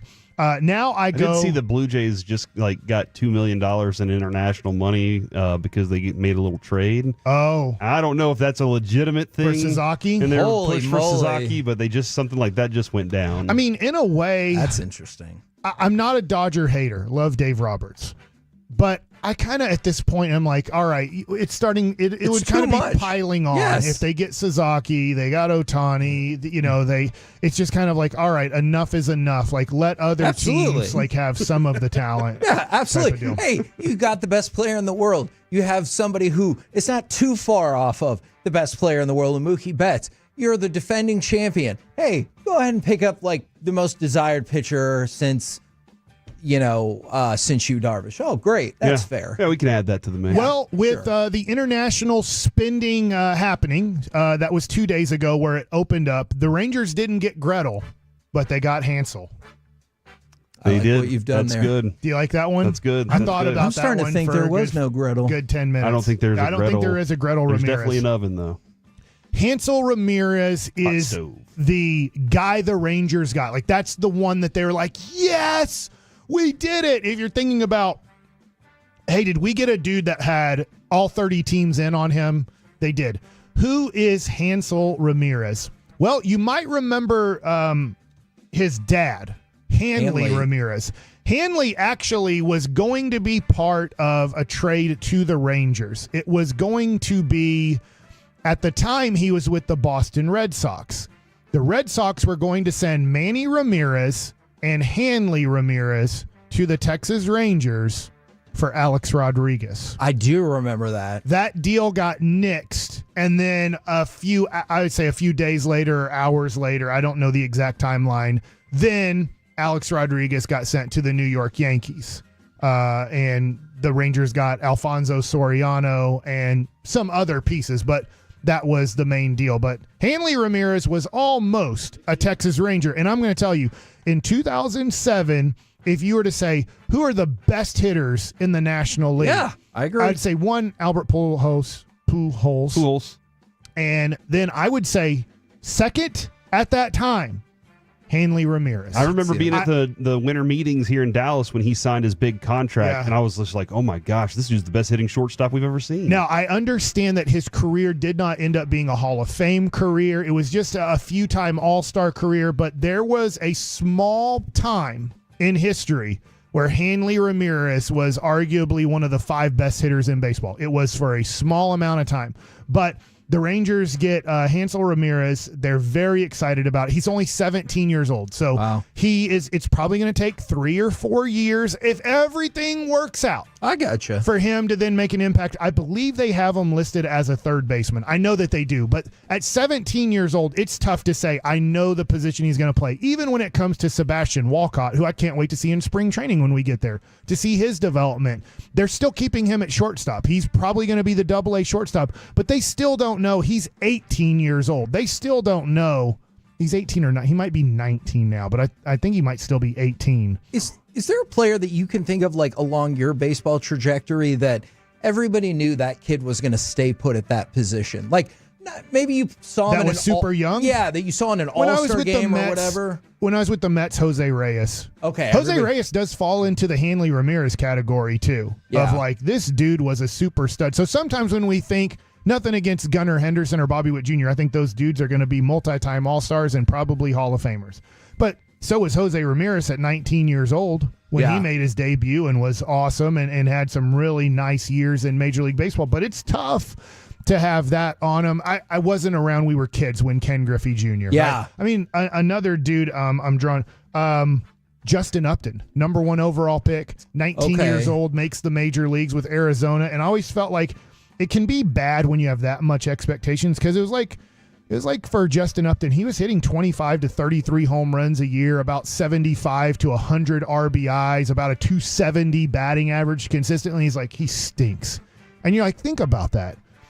Consistently 270, right around 30 home runs, right around 80 RBIs. This dude stinks. But he was the number 1 overall pick. And then when you're projected to be the next face of baseball, and you're not, that becomes very tough, and people just kind of put you down. And you're like, he's really good. He's just not a Hall of Famer. He's just not a perennial all-star. Yeah. And so there's that. I think you asked a good question. It just comes down to, like, I can remember guys that going into the Hanley Ramirez category were like, in my time, very good baseball player.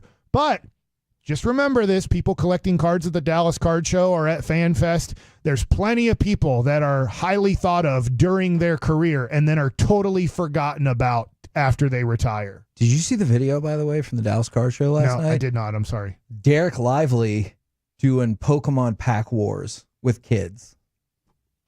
Really? It's awesome. Why weren't you there? You live out there. I live right there. You should have been there. My kid loves Pokemon. I love Derek Lively. Maybe he'll be they'll back. make a Derek Lively Pokemon card. Oh, that would be cool. I don't know what you'd call him. He would be The like slender. Don't say the Slender Man. It's like Don't you know what? say He that. looks like Executor. It's a really tall palm tree that's made out of eggs. It's Okay. weird, yeah. We're the KNC Masterpiece right here on 105.3 The Fan. Coming up next, Do you want to do Josh Young next? Let's talk with Josh Young. Hell yeah, right here on 105.3 The Fan. 2 balls, 2 strikes. Spores kicks and fires. He struck him out looking. It's over. It's over. The Rangers have won the World Series. Ranger fans, you're not dreaming.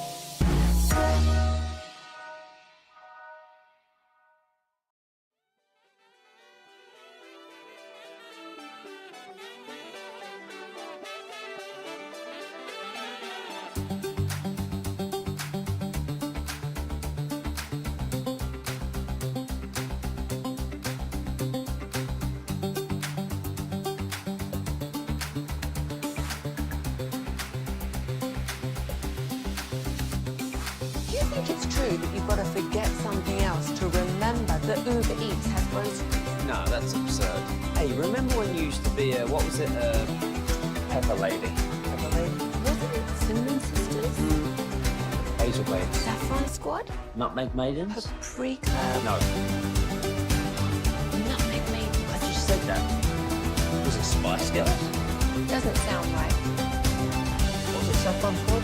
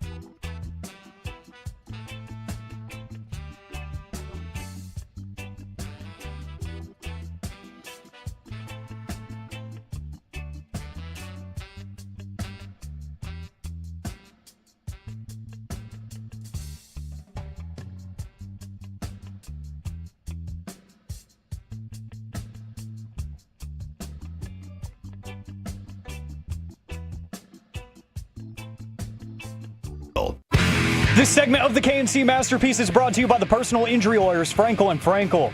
If you've been injured in a car or truck wreck, call Frankel first, 214 or 817-333-3333. With Frankel and Frankel, there's never an out-of-pocket cost. They only get paid when you win. Frankel and Frankel, the go-to car and truck wreck attorneys in Dallas. KNC Masterpiece right here on 105.3 The Fan. We might talk to Josh Young in a minute, or it could be 15 minutes. Don't worry about it. We got plenty of content either way. And right now, I think we should dive into some Forgiveness Friday. 877-881-1053. Corey, do you need to ask for forgiveness? Not necessarily, but I do want to give a shout out. Oh, yes. It is also Shout Out Friday. I have some shout outs too. Good call. I want to give a shout out to the people over at Sharing Life in Mesquite. Listen, man, it's about to get cold, and they do some very warming centers. Yeah, all the volunteer work that they do over there at Sharing Life. Shout out to them, because people need blankets, people need places to be, and people need food.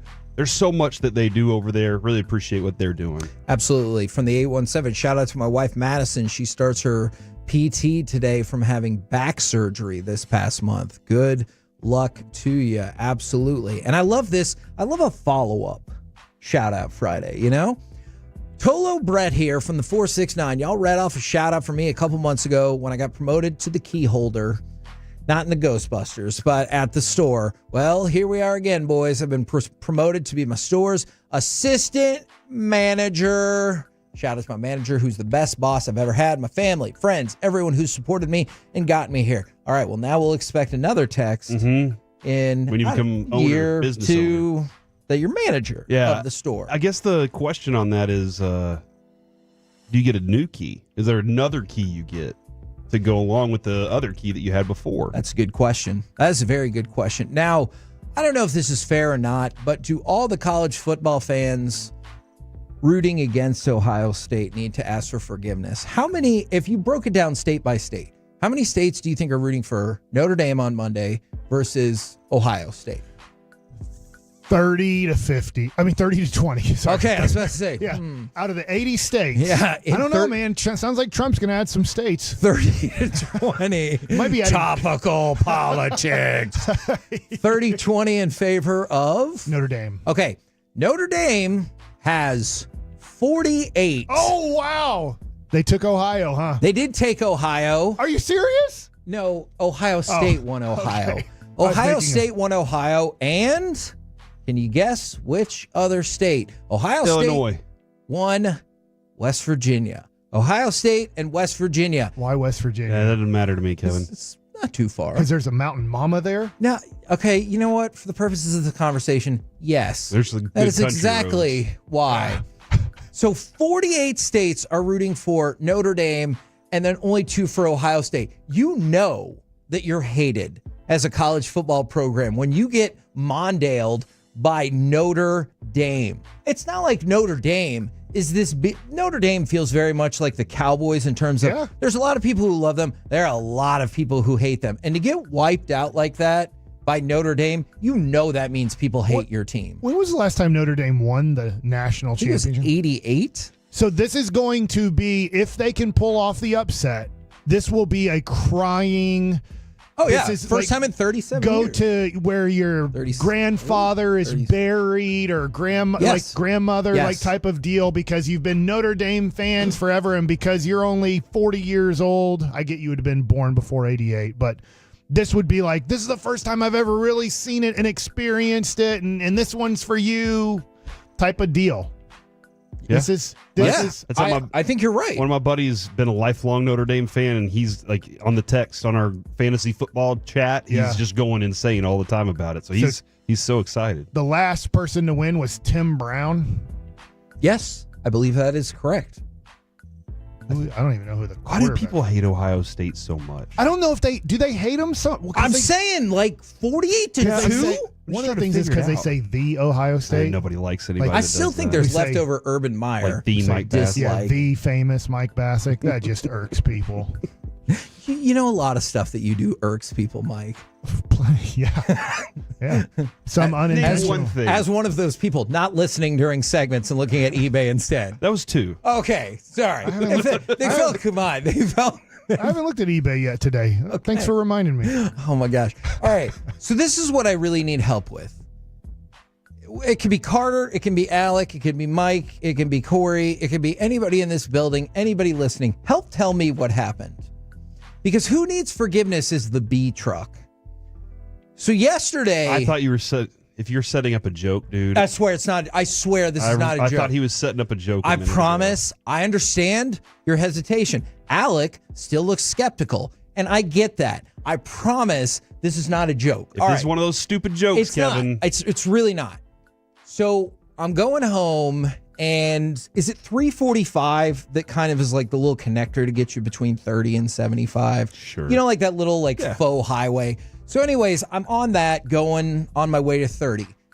This it wasn't quite an 18-wheeler, but it was a big-ass truck, is rolling up to the left of me. We're not going incredibly fast because this is the part where you know how we do the highway on-ramps and exits. Everyone's trying to get to the left, and everyone on the left is trying to get to the right. Yep. So we're maybe going like 30 miles an hour. This truck rolls up like right next to me. It has bees all around it. All right. Is this truck transporting bees? Is it selling honey? I swear to God, I'm not doing a bit. Bees are just around, yes, flying? Yes, they are like flying outside of the truck. Like a cartoon, whenever the bees would just kind of move together. It looked exactly like that. But I thought he might have been, because he cusses so much, I thought he finally worked on his language and was just talking. No, it wasn't like, where are all the bees up in here? No, it was actual flying bees. And so the truck is right next to my car. And so then the bees, some of them break off from the truck and start to surround my car, at which point all my windows are rolled up. Did I panic and try to roll them up again? Yes, I did. Because fun fact about me, I am terrified of bees and wasps. Yes, he is. Terrified. So I was freaking out. Because of the movie Macaulay Culkin? That's probably, you know what? That thought does cross my mind. That's not the movie. It's called My Girl. It is. But he does, you know he's not going to get that. He calls it the close. Bart Simpson show. He was pretty close. The movie Macaulay Culkin. But there's 100 bees around my car. Ooh. I freaked out so much that even though I'm going down the highway eventually later, 70, 80 miles an hour, I still worried when I got to my house that there were some bees hiding. And they were like, makes sense. Yeah. It absolutely makes sense. That is, and you thinking maybe they're crawling in through the engine, getting in through the air conditioning. Yes. From the 254, they're transporting bees. They put the hive in the center of the trailer, and the bees will follow them all the way across the country. Okay. I believe that because you probably lose a bee here and there, though. You probably did. Like I said, some of them were breaking off, and I'm sure when they got faster, I don't know how fast a bee can fly, but it blew my mind. And Probably 40 miles an hour. Okay, I could see it. I don't know. I'm just kidding. I don't know. But I know how you guys thought I was setting up for a joke, but it really freaked me out because all of a sudden I saw this bee truck come up, and like I said, I'm deathly afraid, and I was freaking out. From JMet, man, Kevin's really keeping us on top of all the Metroplex buzz. Appreciate that. Hey, man, listen, I would probably be a little scared. Dude, if all the bees just were covering your car and you couldn't see, that would be even cooler. That would be so much, because you'd be calling me and you're like, I don't even have any honey in my car. Here's what would freak me out, because then I would get in an accident, and I wouldn't be freaked out necessarily just because I was in an accident. It would break up the frame of my vehicle. Therefore, the bees could then get in my car and attack me. These are the things that I think about. Do I also think sometimes when I'm driving behind a cement truck that they might have accidentally left it on? It's going to pour cement on my car. Time. That's yes, I also think that. But yesterday, never seen anything like it, so I want the bee truck to ask. So many times I'm driving behind trucks that have logs, and I'm just like, I feel like I've seen this on Final Destination before. That log's going to break loose and jump through my windshield, stab me in the throat. So I'm planning on going to TNA Genesis Sunday night. There's 20 matches. There's a lot of matches. I was just trying to get myself prepared to sell this to my family. Hey, we're going to this. And I was just looking. I was like, I see at least there's 9 matches on there. Yeah. This is going to be awesome. The Hardy Boys are there. I know. You remember them, right? They're high flying. Yeah. They one of the Hardy. No, not the. That was one of the other. It's a good book too, right? Told me he'd put his foot up my butt. Which do you like better, Hardy Boys, the mystery book, or the wrestling team? Do you think I read? The mystery books were really good. I enjoyed them a lot. I don't know how much time this would take. I would love a compilation of Mike every now and again just talking about how much he hates school and education, because it is there all of the time. I was a bad student. Now, the NBA, I don't know if you want to give them forgiveness or not, but they did, of course, come out, because obviously they did, and say they made a mistake by not calling goaltending when it was clearly goaltending. Okay, good deal. Yeah. What happens now? Nothing. Oh, that's awesome. We get the win, right? Nothing is what happens out. No. And the Mavericks said that the Mavericks also said they're not going to file a protest, probably because they're like, and what? They'll be like, hey, good job, you win your protest. Oh, great. Can we finish the game? And we're up by 1? Nope. Let's go back and play the rest of this. So Or just nothing. give us the points because the points should be there because it was a goaltender. Yes. Let me ask you this. Last game of the year, that happens. Mavericks don't make the playoffs. Does the NBA just say, sorry, you're not in the playoffs, the other team is? Yep. Or do you think it... I think at that moment, they're like, we got to do it again. I think that's... I don't Or know. we have to say it counts, and then we're going to show up tomorrow, and there's 2.7 seconds on the clock. Hold on, how many days has it been since that happened, though? Well, let's say this was like the last game of the season. So it would have been like a day or two.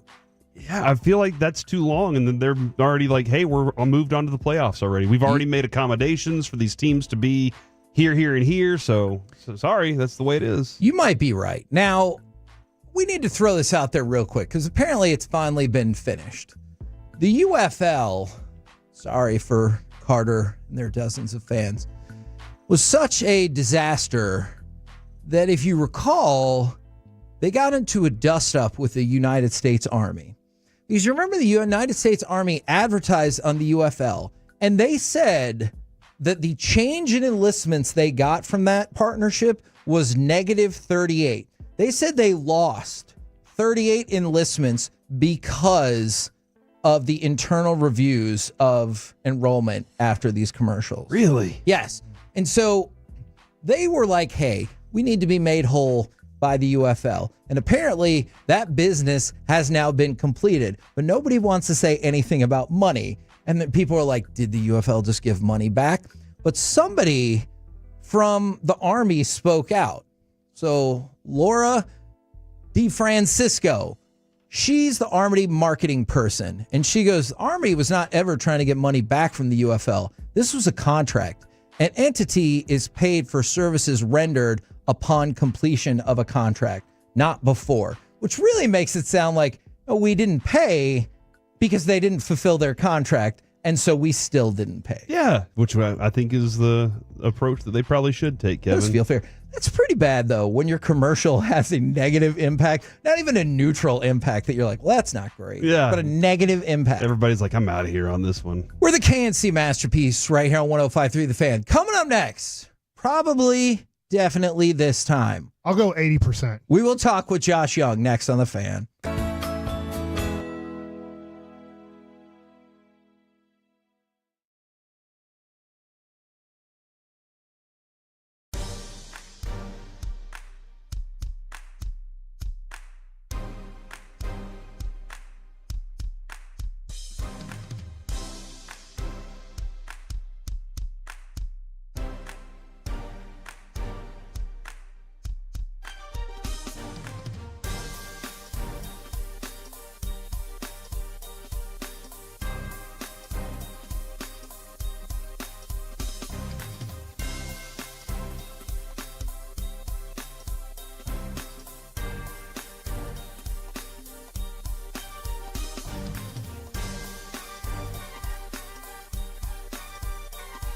Uber Eats has Lola V products? I gotta remember that. Well, you know, they say in order to remember something, you have to forget something else. Okay, now that is a very cute haircut. That's like a little shag. I've never seen it before. Well, I mean, of course you have. It's the Rachel. Oh, is that your name? No, I mean, like your name. No, I'm Jen. My name's Jen. Right, but I just mean like this is your haircut. But that's hair on your head. I'm not saying this is your hair. Okay, freak me out a little bit.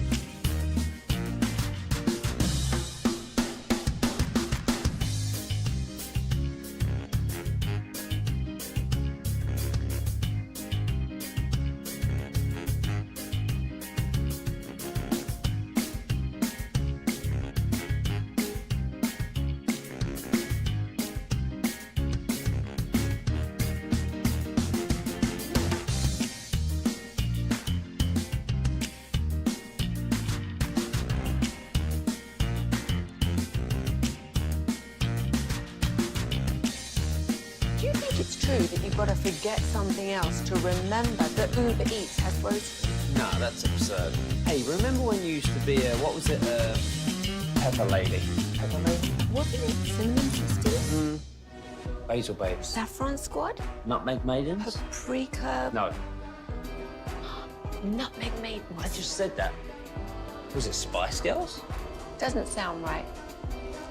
Was it Saffron Squad?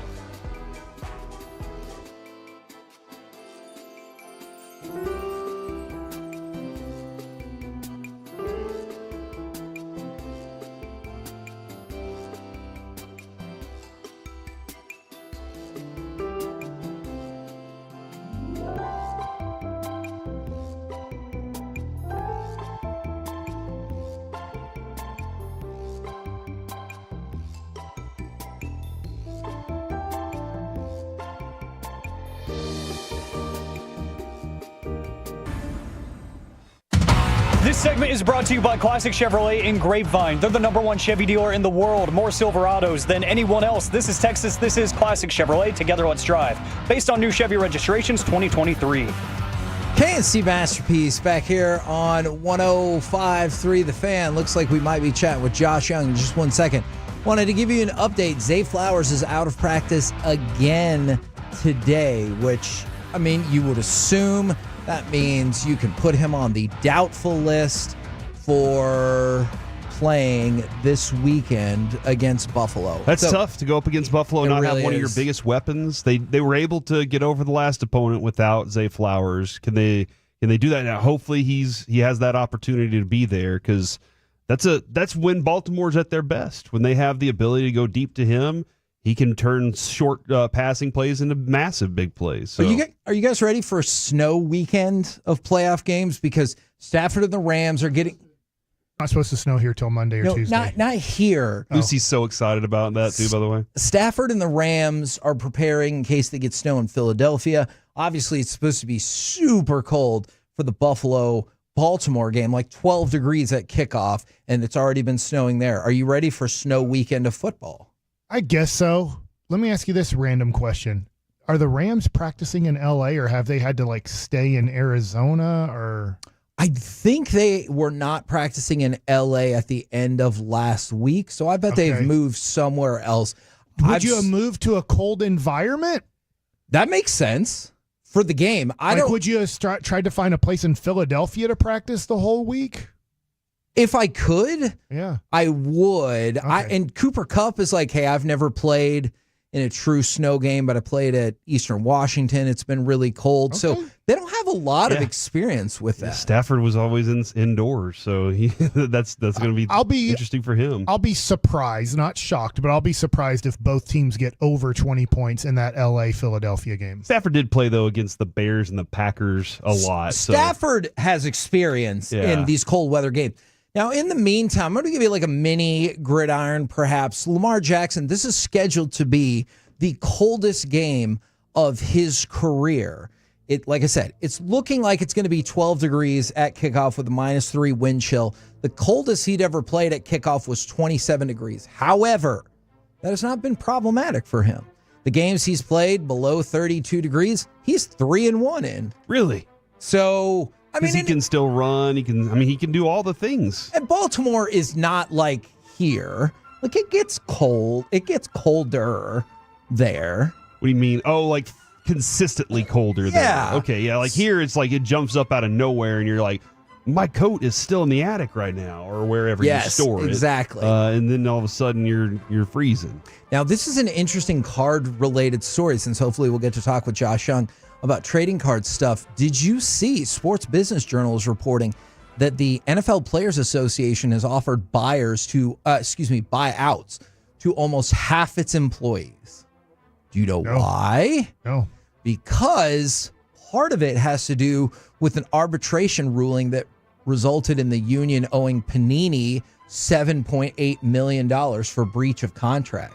Remember we talked about some of the issues? So like CJ Stroud does not sign cards for Panini because he has a deal with Topps. And so that the arbitration panel ruled that was a breach of contract, and they were on the hook for almost $8 million. That makes sense. Yeah, so that's a big part of why they're offering buyouts to almost half their employees, which is wild. That is a lot, too. What do you guys think about the concept of Derrick Henry being on his way to being the greatest playoff running back ever? Now, I realize Emmitt Smith's in the mix. Terrell Davis is, of course. Does he need a title to be that? I mean, didn't Jim Brown lead his team to NFL championships as a running back? That is a good point as well. And this is where it gets a little tricky, right? Because the thing that Jim Brown is always going to run into the problem of, or like Joe DiMaggio at Babe Ruth or whatever, is they have vastly expanded the playoffs since then. Yeah. So Derrick Henry can put up like cumulative numbers that will dwarf Jim Brown's, but he generated 79 yards over expected running yards against the Steelers.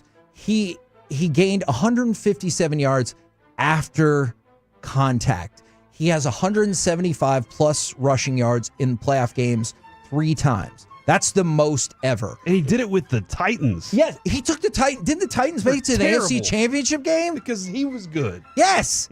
And so I wonder, I'm not saying he's there yet because, as you mentioned, Jim Brown, Terrell Davis, Emmitt Smith, they all have not just title, but multiple title components. But could you see Derrick Henry getting in that mix, or do you think he'll go down as he has amazing stats, but it was always for the team that lost in the Final Four? That's where I'm at with him right now. I even if he wins it this year, it's tough for me to look at what some of the supreme running backs in the history of football did and then say, no, he's better in the playoffs than those guys. Because you're talking about he gets to play extra games. Yeah, no, but it does put him at the table. You know, like that's the thing is right now he's kind of on the outside, waiting for his turn, waiting for the hostess to come seat him. But here, if he is able to accomplish that and add to it, he gets to sit at that table. And I mean, the respect for him, Kevin, after what he's done this year and how everybody was like, he's done. That respect has just gone up even more this season. Do you want to hear perhaps the most heartwarming story of the day? I do. I take you to Kansas City, where beat writer Adam, I'm going to go with Teicher, is retiring once the season's over after 32 years. He's been on the beat. Andy Reid recognized him in their presser yesterday and then said on his behalf and the team's behalf, he gave him a game ball. Oh, really? Which I thought was really cool. But then he also, they didn't unveil it behind a curtain or something showy like that, but he had also sponsored and brought up and paid for a cheeseburger bar. Oh my God. For Andy Reid did that for this guy? Yes. Dude. So this guy's been covering the team obviously for all of the time that Andy Reid's been there, but he's like, hey, we got a game ball for you, and then ta-da, cheeseburger bar for you and all the other reporters. They got to eat there too. If you had a cheeseburger bar, what would be kind of what you'd have? All right, so I mean, obviously the patty, right? For sure. Brioche bun. Brioche is the best bun. Oh yeah. You're gonna have different buns, or everybody just has to have a brioche bun? Deal with it. It's my bar. Yeah, that's why I'm asking. American cheese or cheddar cheese. I'm going cheddar because that cheddar. So you're not going to have a variety of cheeses. Nope. This is a bar. No, this is for me. We get bacon. I mean, you might get a burger. I might just eat all the burgers.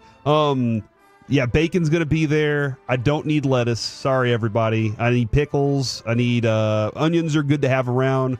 And tomatoes. That's the best kind of burger. That one right there is fresh enough. Mayonnaise, mustard, ketchup for those options. And then tater tots on the side. So it sounds like you don't have very many fixins. I don't need a lot of fixins. I think it's a burger's delightful. burger. Burger's really good. I like the way you're setting this. I just don't. I don't need feel like lettuce you've done on a pretty bad job of providing for other people. Okay. I feel like it's just about you. All right, big It is shot for him, Mr. I need more fixins. What are you having? Well, I'm definitely going to have lettuce for people to have it if they want it. Mm-hmm. And I'm going to have lettuce is just a vessel for ranch anyway. A little bit. Guess what? Why not have some ranch? Yeah. Okay. All right. There For a ranch people burger to use, right? And why not have? Are you going to have some chili and cheese if somebody wants to have a chili I forgot chili. cheeseburger? Yeah, I want chili on that burger too. Yeah, What chili. about pepper jack cheese? That's a heck of a cheese to add is like a little good. bit of different cheese. Now Yeah. you can multiple cheese it. You can cheddar and pepper jack. Well, I'm trying to save. I'm trying to save some money here on this bar. What? That's where we came to. Money. In this fantasy, Cheese is you're expensive. still cutting It's always corners. like 40 extra cents for a slice of cheese. We're giving you a fantasy, and you just said, yeah, just normal. I got to cut some corners and save some money. Fine then, Mike. If that's the case, let's go ahead and have shrimp on there. Let's have some lobster. Let's have some beef tartare. Did you know that phrase? Let's have some shrimp on the bar. Barbie? Yeah, there you go. I can see why you guys don't let me take part But in like- this. Alec is on the phone, and even he's rolling his eyes at Tell me. him next You can't segment. roll your eyes at me while you're on hold. He killed the music in the middle of that while he's on the phone. God. That's If you're all. having a burger bar, does it always just have to be a cow burger? Oh yeah, because some people like the black. Mike likes the black bean burger, Or like a buffalo meat burger? Yeah, the Not, bison not burger. Corey. It's we're trying to cut Dude, costs. the bison. Corey, it's all about savings. We gotta God. save some All right, money. guys, we're going to Aldi. You know what? As a matter of fact, here's the deal. If I'm going to have a burger bar, I'm just telling Whataburger to show up. Bring me your stuff, Whataburger. Okay. That's all I want right That would now. be good. They did a burger bar for And they got Bishop everything. Lynch after they got hammered in the first round What'd last year in the playoffs. What'd they have at the burger bar, Mike? Do you remember? Did they have all the fixins? They had Whataburger fixins. And you out They didn't have like bacon and stuff. They're bringing you 'Cause just to they make lost. like a cheeseburger with like your lettuce, tomato, onion. They pretty much put up a chart that said the further you go in the playoffs, Yeah. the more fixins you get. Yeah, if you make it to the second round, we add bacon. You can out Whataburger people. If You want jalapenos? Make it to the third round. Yeah, all that exactly. matters is that you cut it diagonally so you have more burger. A couple more notes for you. James Cook was the first Bills player with 100-plus yards rushing in a playoff game in the last weekend since Thurman Thomas. And then something to keep Thurman Thomas forgetting his helmet. Yes, something to keep an eye out on this weekend. The Rams have had the 7th most missed tackles in the NFL this season. So just keep an eye on that in a game that obviously all of these games have a lot of fun attached to them. We're the KNC Masterpiece right here on 105.3 The Fan. Coming up next, hey, you know what it could be. But also, besides Mahomes, which players and teams in the NFL excel in the gotta have it moments? Next on The Fan.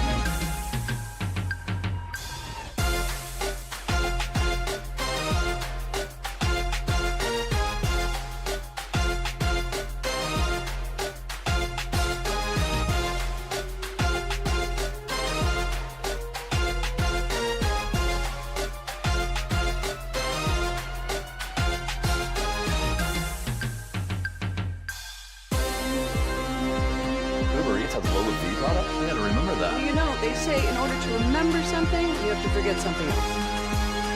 Okay, now that is a very cute haircut. That's like a little shag. I've never seen it before.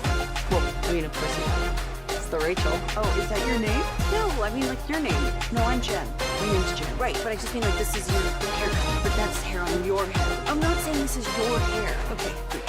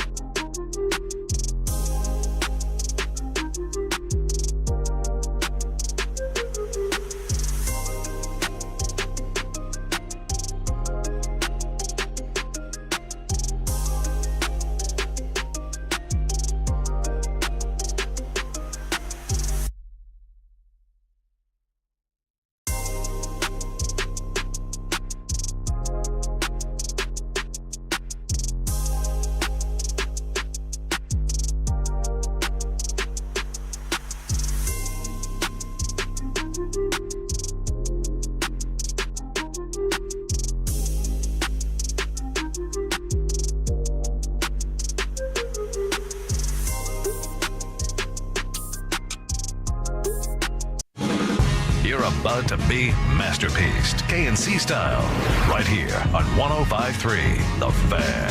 KNC Masterpiece right here on 105.3 The Fan. This is a topic that I've wanted to do all week. All right, so besides Mahomes, which I understand, which players and teams in the NFL do you think excel in the gotta have it moments? Because I'm going to go to cut number 7. This is immediately after the Commanders doinked it in and won their playoff game. They had 3 players there. They were all saying interesting things. But then Terry McLaurin said something that I thought was really fascinating. Since DQ got here, that's what he spoke about. We have meetings each and every week talking about the gotta-have-it moments. And at some point, we're going to look at each other in the eye and say it's our time. And when we look at each other and say that, it really means something. And the great thing about it, we've been resilient all year, and we've been able to be in these moments, different opportunities, and we come out on the other side victorious. And it's because of the guys we have in the locker room. It's because of the work we put in. It's because of the gotta-have-it moments. And so that's what the playoffs is about. And you know Mahomes is the ultimate gotta-have-it guy, and that's why I wanted to take him out of this, because he's a given. If he has the ball and the game's on the line, I think the other team is going to lose. But I was looking at the Commanders, and I know they're really big underdogs this weekend, but if that game is close in the fourth quarter, you look at what the Commanders have done this year. Hail Mary against the Bears in Week 8. They stopped the Saints on the 2-point conversion that would have won the game in Week 15. Very next week, touchdown with 6 seconds left in Week 16 against the Eagles. Next week, they win in overtime. Then they beat the Cowboys on the touchdown with 3 seconds left in the game. And then we talked about the field goal that won them this game. So the Commanders are on a roll. And when McLaurin talks about the gotta-have-it moments, it really does seem like McLaurin and especially his quarterback have that in them. McLaurin, there was a catch that I thought he should have made in the end zone in the last game that he didn't, and he still almost had it. Like, it was one of those that I was like, oh, this is what he does. He makes these kinds of catches for this team. He's the target. And if he's not the target, Kevin, he created space for the target, the guy that gets that play. But if you need that play, I'm going to Terry McLaurin, because that dude is battling for everything when he's on the field. So he's at the top of my list for this. But I do have a number of other people on this list. But if you want to go any further with that. I hope this isn't cheating the system. I was going to say I think I will at least also throw in Travis Kelce. I think Travis Kelce, I know I put Mahomes away from that because of obvious reasons, but I think Travis Kelce is another person in those gotta have it moments that it feels like frequently he is on the other end of that catch. When it comes to him, I've been very impressed with his knowledge of everything else on the field. He sees the whole board. And he's talked about this a couple different times. He looks at it as a chessboard.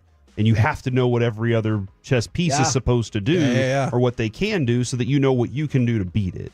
And a lot of times you'll see him create a space because he knows his play so well that he creates a space in an area. So, yeah, Kevin, I think that he's going to be the target that Mahomes is looking for whenever they're, 3rd and 4 at the end zone. For sure. So that's going to happen too. There are more, but I wanted to go to you next. Then maybe we can hit up the Twitch or the YouTube or the fan text. Who do you think of when it comes time to gotta have it moment? I'm going to go with a young 38-year-old. That's Sean McVay. Ooh, I know that you're talking about players, and I totally get where you're going. Teams. Yeah. But I just think Sean McVay, and I loved how he took the blame. He was like, I let Bill Belichick get in my head without him ever getting in my head. Yeah. I screwed up. He's like, the reason we scored 3 points and had such a horrible Super Bowl when he had Jared Goff was he just is like, I thought every time I thought of something, I was already in my head going, oh, Bill already knows I'm thinking that, so let me do something. And so I think he's, through experience, has learned how he can overthink things. And so I think Sean McVay in these big moments is going to have a gotta-have play. He knows how to possibly manage the clock late in games with his plays. Yeah. So I would say, in a way, if I was going to go with a coach, even like over Andy Reid, because I do think it's like, hey, Patrick, do it. Yeah. And Patrick's got it in those final minutes. I think Sean McVay is going to put his team at ease knowing I have specific plays for specific moments to win this game. And he has 100% full faith in Stafford in those moments, too. Right. Like he trusts Stafford sees what he sees. Cup sees what Stafford he trusts that Stafford knows what he's doing. I have Stafford on my list too, and I know he's done it one time. Detroit was another look, man. The whole different story when he was at Detroit. Yeah, but with the Rams, it just seems like he's this veteran that it makes it look easy a lot of times, and so Stafford makes it on the list. But you're right, Mike McVay has the play. He has it in his pocket. He knows what to do at the final minute to get that play and to get that touchdown. Don't you feel like he has a pretty unique advantage in this game against the Eagles? I'm not saying he's the greatest coach ever and every coach stinks except for him, but I think in this moment, Sirianni versus McVay, if it comes down to a big coaching decision, don't you feel like the other guy could actually make a big mistake and McVay take advantage of it? I'm running through my head real quick just to double check this. I feel like I would make an argument this is the potential for the widest gap in coaching, or the potential for coaching to have the biggest impact. I look at this game. Is there a defensive player on your list, Corey? Jalen Carter. For the Eagles, the pressure that he can apply up the middle. I've seen him do it a couple times already late in the season and then in the playoffs, make a play up the middle for them. And just being such a powerhouse and being able to push the pile the way that he does, I feel like that Jalen Carter is one of those guys. But Kevin, for me, I think the top player is Jahmyr Gibbs for me. Jahmyr Gibbs is... That's hard to argue after the last few weeks. Now they got David Montgomery coming back, and it's the best running tandem we've seen in a long, long time. Jahmyr Gibbs, though, it just seems like when he gets the ball, it could be a touchdown from anywhere on the field. And if it's not, it's going to be a big play that puts your defense on their heels. And that's where Jahmyr Gibbs, on these big moments, Dan Campbell feels completely comfortable. Ben Johnson feels completely comfortable going, 3rd and 8, we can run the ball. We can run a draw play here and pick up not just the 8 yards we need, but probably 28 yards in addition to it. So Jahmyr Gibbs is, whether he's catching out of the backfield or whether he's getting it handed off to him, I think is one of those guys that just stands out as a gotta get it play. This is going to be weird because I guess we'll get more information on Sunday night. I think Josh Allen and Lamar Jackson are in that category. They're missing it. Now I understand they're missing it. Okay, I understand the knock against Lamar Jackson last year. for Josh Allen, I still go back and say, well, the game is called 13 seconds. I'm pretty sure it's 13 seconds, not 12, for a reason. He scored the points. His team was going to win. And then Patrick Mahomes was like, ha ha, that's plenty of time for me to score. And so it's a shame that maybe what's going to go down as the greatest NFL player of all time was in Josh Allen's way from having a signature victory. Like Patrick Mahomes should have a loss on his record because of Josh Allen, that he could say, I did that. I scored with 13 seconds left. But he doesn't because of Patrick Mahomes. So I think it's a shame for Josh Allen because I think he lost the requirement. He also lost to Burrow a couple years ago, too. And if Joe Burrow was in the playoffs, I would have Joe Burrow right behind Patrick Mahomes as my second choice. Yeah, I think of Patrick Mahomes. If I have this right, he's lost 3 playoff games in his life so far. He's lost Super Bowl. He's lost to Brady in the AFC Championship game, which he lost on a coin flip. There's nothing he could do about that. They went to overtime and New England got the ball. Right. And then he loses to Tampa Bay in the Super Bowl, and he lost to Joe Burrow in the AFC Championship game, right? Those are his 3 playoff losses. That is correct. So, I look at it because I was wanting to make sure I got the name right because sometimes I can screw up. What about Chris Jones? And I know we're talking about Kansas. Kansas City is somewhat here because of their defense. I'm not trying to take anything away. Not just somewhat, dude. Right. It's and he's the dude who really can scare the crap out of you, it feels like, in big moments that he's going to make a big play for Kansas City defensively. I did this morning, Kevin. I wanted to bring this back up, and I'm glad Mike brought this up. Offensive points for the last 2 years, Kansas City's been ranked 15th in offensive points scored. Defensive points, they were ranked 2 last year and 4 this year. So Chris Jones is a big part of that. You remember him sitting out the first game last year, and everyone's like, oh. Then he comes back and And that being said, since Mahomes has been there, they've been 1-5-6-4, 1-15-15 offensively. And then whenever he first started, it was 24-7, 10-8, 16-2-4. So that's where his defense hasn't really always lined up with the offense. But now, when the offense is I would say 1 to 15 is a lot. Yeah. When it's dipped a lot, the defense has carried a lot of the load for him. So, yeah, Chris Jones is a fantastic name. I was going to throw Brian Branch in there. I forgot. I had him on the list. Brian Branch for Detroit also is one of those guys that big plays. He's a big play maker. He's the one that got the interception on CD when CeeDee Lamb was in the end zone. So I think Brian Branch is one of those guys that you're just like on defense on that side of the ball. Keep an eye out for him. And I think that's one of the things that makes this weekend, obviously next weekend in the Super Bowl, so much fun. How much you could dramatically change narratives with just the one game. So, I realize we've just seen it the 1 week, but do you see Jaden Daniels as he feels like the kind of guy that you might want to have in these moments? I'm not saying that means they're going to win this weekend, but holy crap, if they did. Just, he looks like the kind of guy who's already like, oh, yeah, that's fine. I don't care how big the moment. He's had one big playoff moment, and so it's just, can he carry that on and see where he's at? So I hear what you're saying to start this segment off about Washington and about McLaurin. McLaurin's a veteran guy, but hasn't got to be in the playoffs because he's been in Washington. Yeah. So now he gets his opportunity. Can they make this a magical run? I don't think so, but I understand that you have Jaden Daniels. As long as he stays healthy, it looks like he could be one of these guys that is a major difference maker. And with, let's say, 5 minutes or under in the game, if you give him the ball, and it's like, if you do this, you win. If not, you lose. It seems like he wants that moment and thrives in that moment. And I know this is me getting, a private shot in.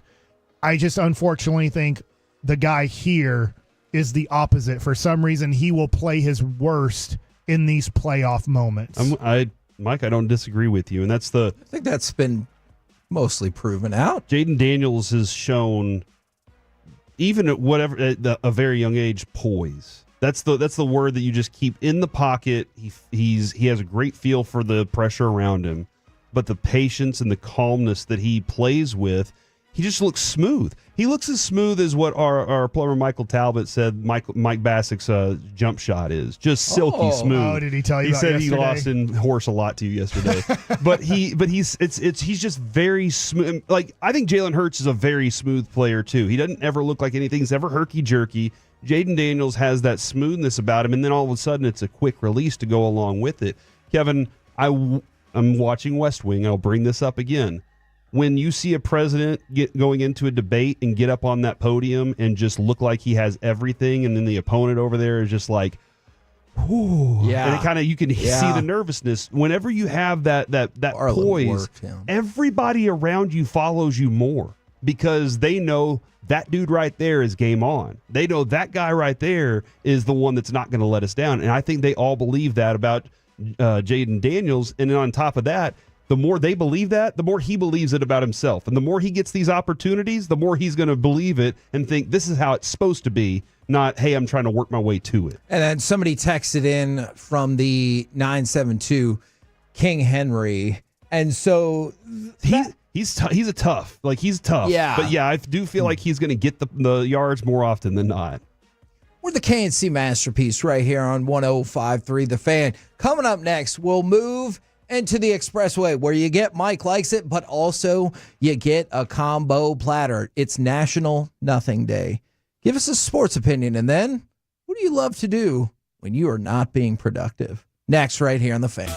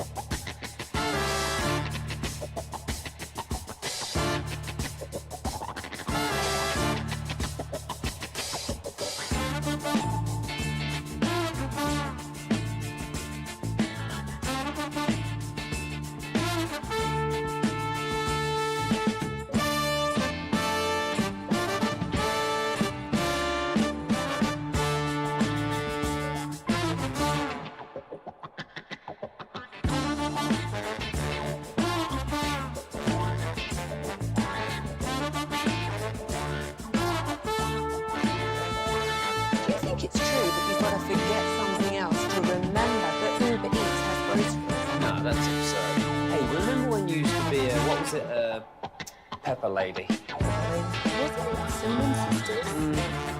Hazel Babes. Saffron Squad? Nutmeg Maidens? Free Club? No. Nothing Maidens. I just said that. Was it Spice Girls? Doesn't sound right. Was it Saffron Squad?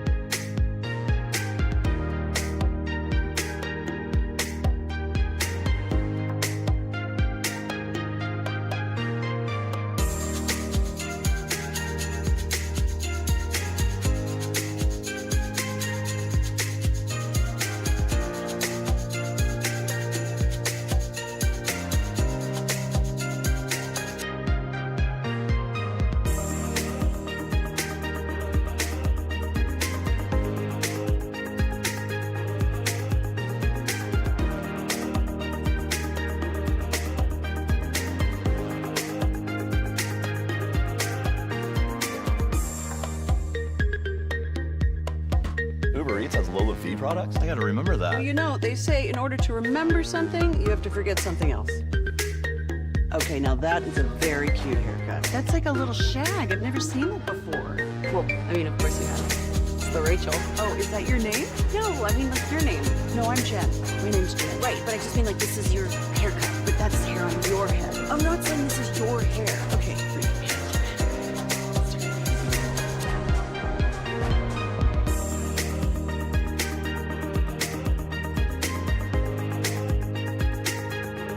On 105.3 The Fan is presented by the On Time Experts. First down and goal. Jackson keeps. Jackson to the edge. Touchdown, Ravens. KNC Masterpiece back here on 105.3 The Fan. We got Mike Likes It coming up. We're also going to have our ticket giveaway for the Dallas Open. But right now, the unique combo platter for you today. Actually, is yesterday, but I was doing nothing, so I forgot. Was National Nothing Day. So give us a sports opinion, and then what do you love to do most when you're not being productive? And if you're always productive, good for you. I hope you will continue to listen throughout this segment. I'm proud of you. If my wife isn't napping, she's productive. Okay. She has to have her like 4 to 8 hour nap every day, though. What? You know, like it's a... Dude, every weekend, Whoa. she disappears and she's napping. 48-hour nap. That just and sleep? 8 hours of sleep. Yeah. So she's Maybe sleeping 10. 16 out of 24 hours a day? She said if she could have a superpower, and she always said this, she'd go, it'd be to stop time so I could take a nap. And, that would be neat. But and I was like, but then like time would never restart because you'd just want to nap all the time. And she's like, absolutely. Oh. She loves to nap. So she's like, I just want one day, one weekend where all I have to do is be in bed and maybe never get out of bed. And I was like, I mean, catheters and everything, got to deal with that. So that's true. That is what she loves the most. You have a king size bed, right? We do have a king size bed. You can pee in the bed one time and it not affect you. I knew that was the direction that this was going. Pee on your side, and then you roll to the other side, and you're good to go until you have to pee again. At that point, if you pee in the bed again, now you could roll back into your pee and pee right there again. What is the matter with you? I'm just thinking, if you don't need a catheter or want one in you, then you can just keep peeing in the same So your spot. solution to that is not to get up and bite the bullet and go to the bathroom. It's to pee in your bed. That's your solution? He said you can't, and I'm saying you can. I've come up with a solution to stay in bed. So your solution wouldn't And don't even drink be water the pee rest of in the a day. cup Yeah. on the side of the bed. It would be to pee in the bed. Women can't pee in cups. Dude, okay. He's kind of right. They kind of Thank you. need like that shield guard that they put on the toilet. Oh my god! You know what I'm talking about. Yeah, like don't for just women. shield it.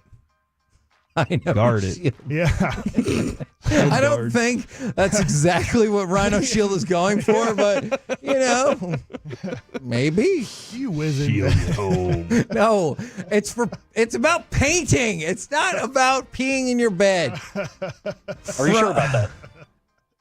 Good question. Alec asked the good questions. From the 3-2-1, the next Cowboys head coach will be a stopgap until the Cowboys can get rid of Dak's contract. And when I'm not being productive, I like to build Legos.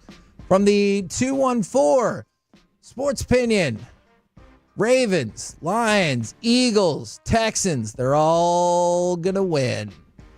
And nothing time consists of building part of their new boat, building on part of their boat. Isn't that productive though? No. Building a boat is not productive. If it's for leisure, all right? Hear me out.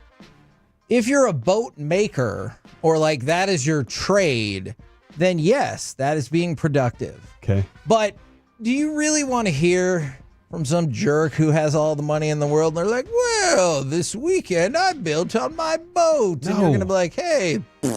Maybe that's all they have. Okay. But he just said they're rich. Yeah, so. no, they're rich. You don't know. Okay. I do know because it's my scenario. Mm-hmm. And so I'm just saying, like, if they have all the money and they're just doing this so they can sail the Caymans. He was the first ever millionaire. Okay, we don't know that to be the case. But, like, in that case, no, that's not being productive. You're just having fun, hanging out on your boat and stuff. But if you are a boat maker or... My grandpa built a boat in his spare time. Okay. Why? Because he wanted to see if he could do it. He was also in the Navy. So. Okay, that's true, but that was also before we had stuff to do. Okay, like you have to remember, people romanticize the campfire story because there's nothing else to do. Like, what? Oh, let's sit around a campfire and tell a story. Why? You could be binge watching season 3 of The West Wing. Could. All right, exactly. Well, season 4. Well, now. season 4. So you're not sitting at the campfire. You're sitting at the campfire because you're like, oh, I'd love to watch this movie, but that's impossible because we need to go in a car or go to the movie theater. Or it's that weird time when it's not in the movie theater and you can't go rent it yet and it's impossible to find. All right? That's why they were at the campfire. Why? How did we get to the campfire, though? Like, why are we at a campfire? Because you're telling stories? Ghost stories? Because there used to be nothing to do. Oh, that's right. There was nothing to do back in the day. So you had to come up with things. That's why we had the baby boom era. True. The boomers. Yeah. They had nothing to do. That was something to do. Just think about Social that for Security a second. for us. That has been the rumor for like 30 years. Do you think you'll get Social Security? Yes, I do. I bet you don't. How much you want to bet? Your Social Security. This is Social Security check? Let's bet your Social Security. I bet you my boat. That's, I mean, right think about when that you for a turn second. 65, they're going to say, You're going to call done. Mike's like tracking. On your birthday. That just feels rude. If they say, we just canceled it today. It hasn't even made the news yet. And like, I break the news. They send you the envelope and you're like, I got my Social Security check. And then you open it up and it says, just kidding. It's a middle finger. We ran out. TS or something. All right. Who would like to start? I That's gotcha. not for the fan text. The on sports this. opinion is the Cowboys won't know what their coaching staff looks like well into February. Okay. Middle past February. And I do have that from Calvin Watkins, by the way, who says he thinks it's going to be mid to late February. He did say, according to reports, that the Cowboys do plan to interview Ben Johnson and Aaron Glenn at some point. Good. But because of the window, they missed it and they have to go through other things. And I think today it's a virtual interview with Kellen Moore is what's happening. Do you feel today. less special than if you're like Mike McCarthy? I know this is a different place, but like they rolled out the red carpet. I think that's a big deal. I really do. You kind of do you're doing what you can to kind of get the conversation going. But I think if they're flying you in and they're bringing you in, they want to have a real productive. They want you to see the facilities. They want you to see. With Kellen Moore, he's seen it all. He knows what this place is about. But a lot of the times, if they want to bring you in, they want to show you. They're selling you the place, and they want to see how you react when you walk around that facility because they want to see, if you're going to be kind of, oh my gosh, I can't believe this, and all starstruck, or if you're going to be pointing out things like, I can do this better, I can do that better. Those are the kind of things I think they want to see. And then whenever I'm not doing anything, I love to lay in the pool on a float. I just be in the water. That's all I want to do is be in the sun and the water. Hopefully you'll have some free time Sunday. Well, it's going to be cold, Mike. It's going to be about 12 degrees, or maybe 20. But that just reminds me of what I'm about to talk about.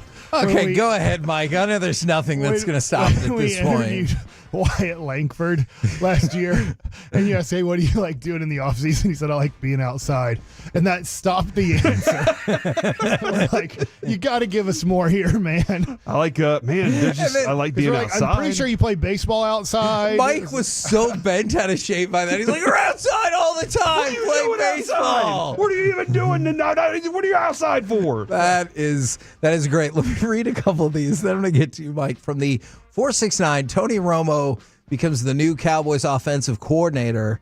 When they're not being productive, they like to smoke weed and watch old movies.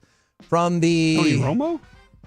No, this person. Oh, okay. I mean, Sorry. I can't speak to that. Romo likes doing karaoke in his free time. Are you serious? Yeah. Interesting. Don't you remember when he did that with Jason Witten? Just a small town girl. I do not remember this. No idea. Was this? Yeah, it was. Yeah. Was it like camp or something? Is it the no, house? I just remember. I don't know. Look up Tony Romo singing that song. No, you look it up. You're the one who needs to prove it. I saw Casey Musgraves. You know what? She did point. karaoke. She came into Dallas And she rolls through and she's like, I know I'm a singer, but hey, I love karaoke. And she did a show. From the 469, Jason Witten becomes the Cowboys tight end coach before the Super Bowl, and I take a load off when I'm not being productive. It's interesting how some people have built this all-star lineup of former Cowboys to like take up all the different positions on the staff. It doesn't have to be a former Cowboy. I mean, that is a reality. It doesn't have to be a former Cowboy player. It doesn't have to be a former Cowboy coach. For some reason, we associate that Jerry wants to do that because he's the familiarity. But it doesn't have. It can be somebody from the outside. But Kevin, the people that are from the outside don't know what they're getting when they get here. I think that's why we keep associating people that do know. From the 214, whoever the Cowboys hire, it's going to be absolutely last minute and be a detriment to the team. And I think that's what a lot of people are afraid of. That's why when you say, hopefully, it looks like they're going to interview Ben Johnson and Aaron Glenn, I'm like, great. So let's talk to all of the candidates, have a real head coaching search. And then they said they love to just zone out and watch YouTube. So one of the things I enjoy that I think my wife is definitely tired of is like, let's just say I want to listen to Come Undone by Duran Duran. Then the goal is to see how many videos or songs will entertain me in the suggestions before I'm just like, well, you missed on this one, YouTube. You have nothing for me here. All of your selections are stupid. That's what you do? I definitely enjoy that. And do you stop and get up and walk off after and then that? I'm like, we're done. Because you failed me. That is but interesting. I like to see where it takes me next. And usually it feels like you're in an 80s mood or 90s mood, depending on what and it usually has a good feel for what I'm looking for. That will happen to me sometimes where I'll pull YouTube up. And Adrian knows. She's like, we're not getting anything productive done tonight because Corey is watching concerts. Corey is going to find his bands, no matter who they are, and he's going to watch their concerts tonight. And it looks like Mike has found the video. Is this Jason Witten and Tony Romo? Jason Witten and Tony karaoke? Romo. By the way, you found it? No, I told you I would not look for it. I said you can do that. Oh. And he did. Yeah, they definitely look like they're sober doing this. From the 469, okay, I see one of them. I don't know if this is the best way. Turning the volume Don't put up. it in front of the microphone. Oh my gosh. Are you sure they don't swear? See? From the 469, and this is tough. Don't you ever question me. Okay, I won't. I've been wrong plenty of times, but not this one. Not this time. I definitely remember Romo singing. Y'all need to talk more about how Dak is the problem. And what they like to do when they're not being productive is buy cards. Whether it's the Rangers Fan Fest, Dallas Card Show this weekend, there's an excellent opportunity for that.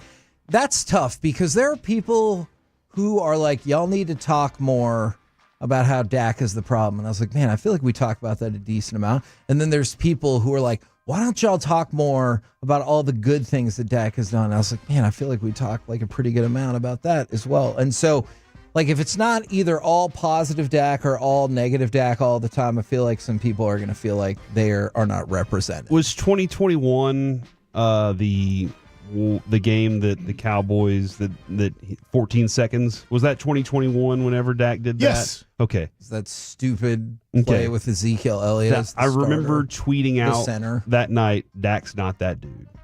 And then since then, people keep going back to that tweet, and I still stand with that. I like Dak a lot. I think How do you beat Jimmy Garoppolo when he throws for 63 yards on 7 completions? Exactly. I still stand by, I think he's a really good regular season quarterback. I think he is a good guy to carry the team. I think he's a good guy for a lot of different things. But there is a difference between the guy that is transcendent and the guy that is really good. And the guys that are transcendent are got-to-have-it moment guys. Yeah. And we have just yet to see it truly in the biggest necessary moment from Dak. Now, Mike, am I going to regret going to you? Always. Okay, what do you got for us? I have to have a sports opinion. Yes. All right. Remember how I just talked about Wyatt Langford? Mm-hmm. I'm going to do it again. I was completely wrong last year. Wyatt Langford will finish top 10 in MVP voting in 2025. Oh, okay. I'm not saying he's winning the MVP. Not saying he's going to finish top 3 and be a finalist for MVP. I think he's going to finish in the top 10. Are you expecting him to come out of the gate hot then? I was looking at his stats last night, and I don't have them pulled up, but in September, he had 8 home runs, 20 plus runs scored, 20 RBI. I think it might have been 25 runs and 20 RBIs. He hit 300 with almost a 1 OPS. It was like 962. I just remember looking at this because I'm thinking about buying an expensive card of his. Oh. And so if I look at his other months, the other month was June where he won Rookie of the Month. I forgot.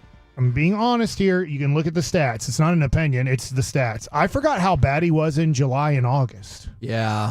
That being said, he had 2 spectacular months last year. And obviously April and May and July and August were a super struggle. But I think he has all the talent in the world. And I heard too many people in the month of September around baseball, the other teams, that feel Seattle, that same way. LA, the teams that you were playing against, Oakland. I know they're not Oakland anymore.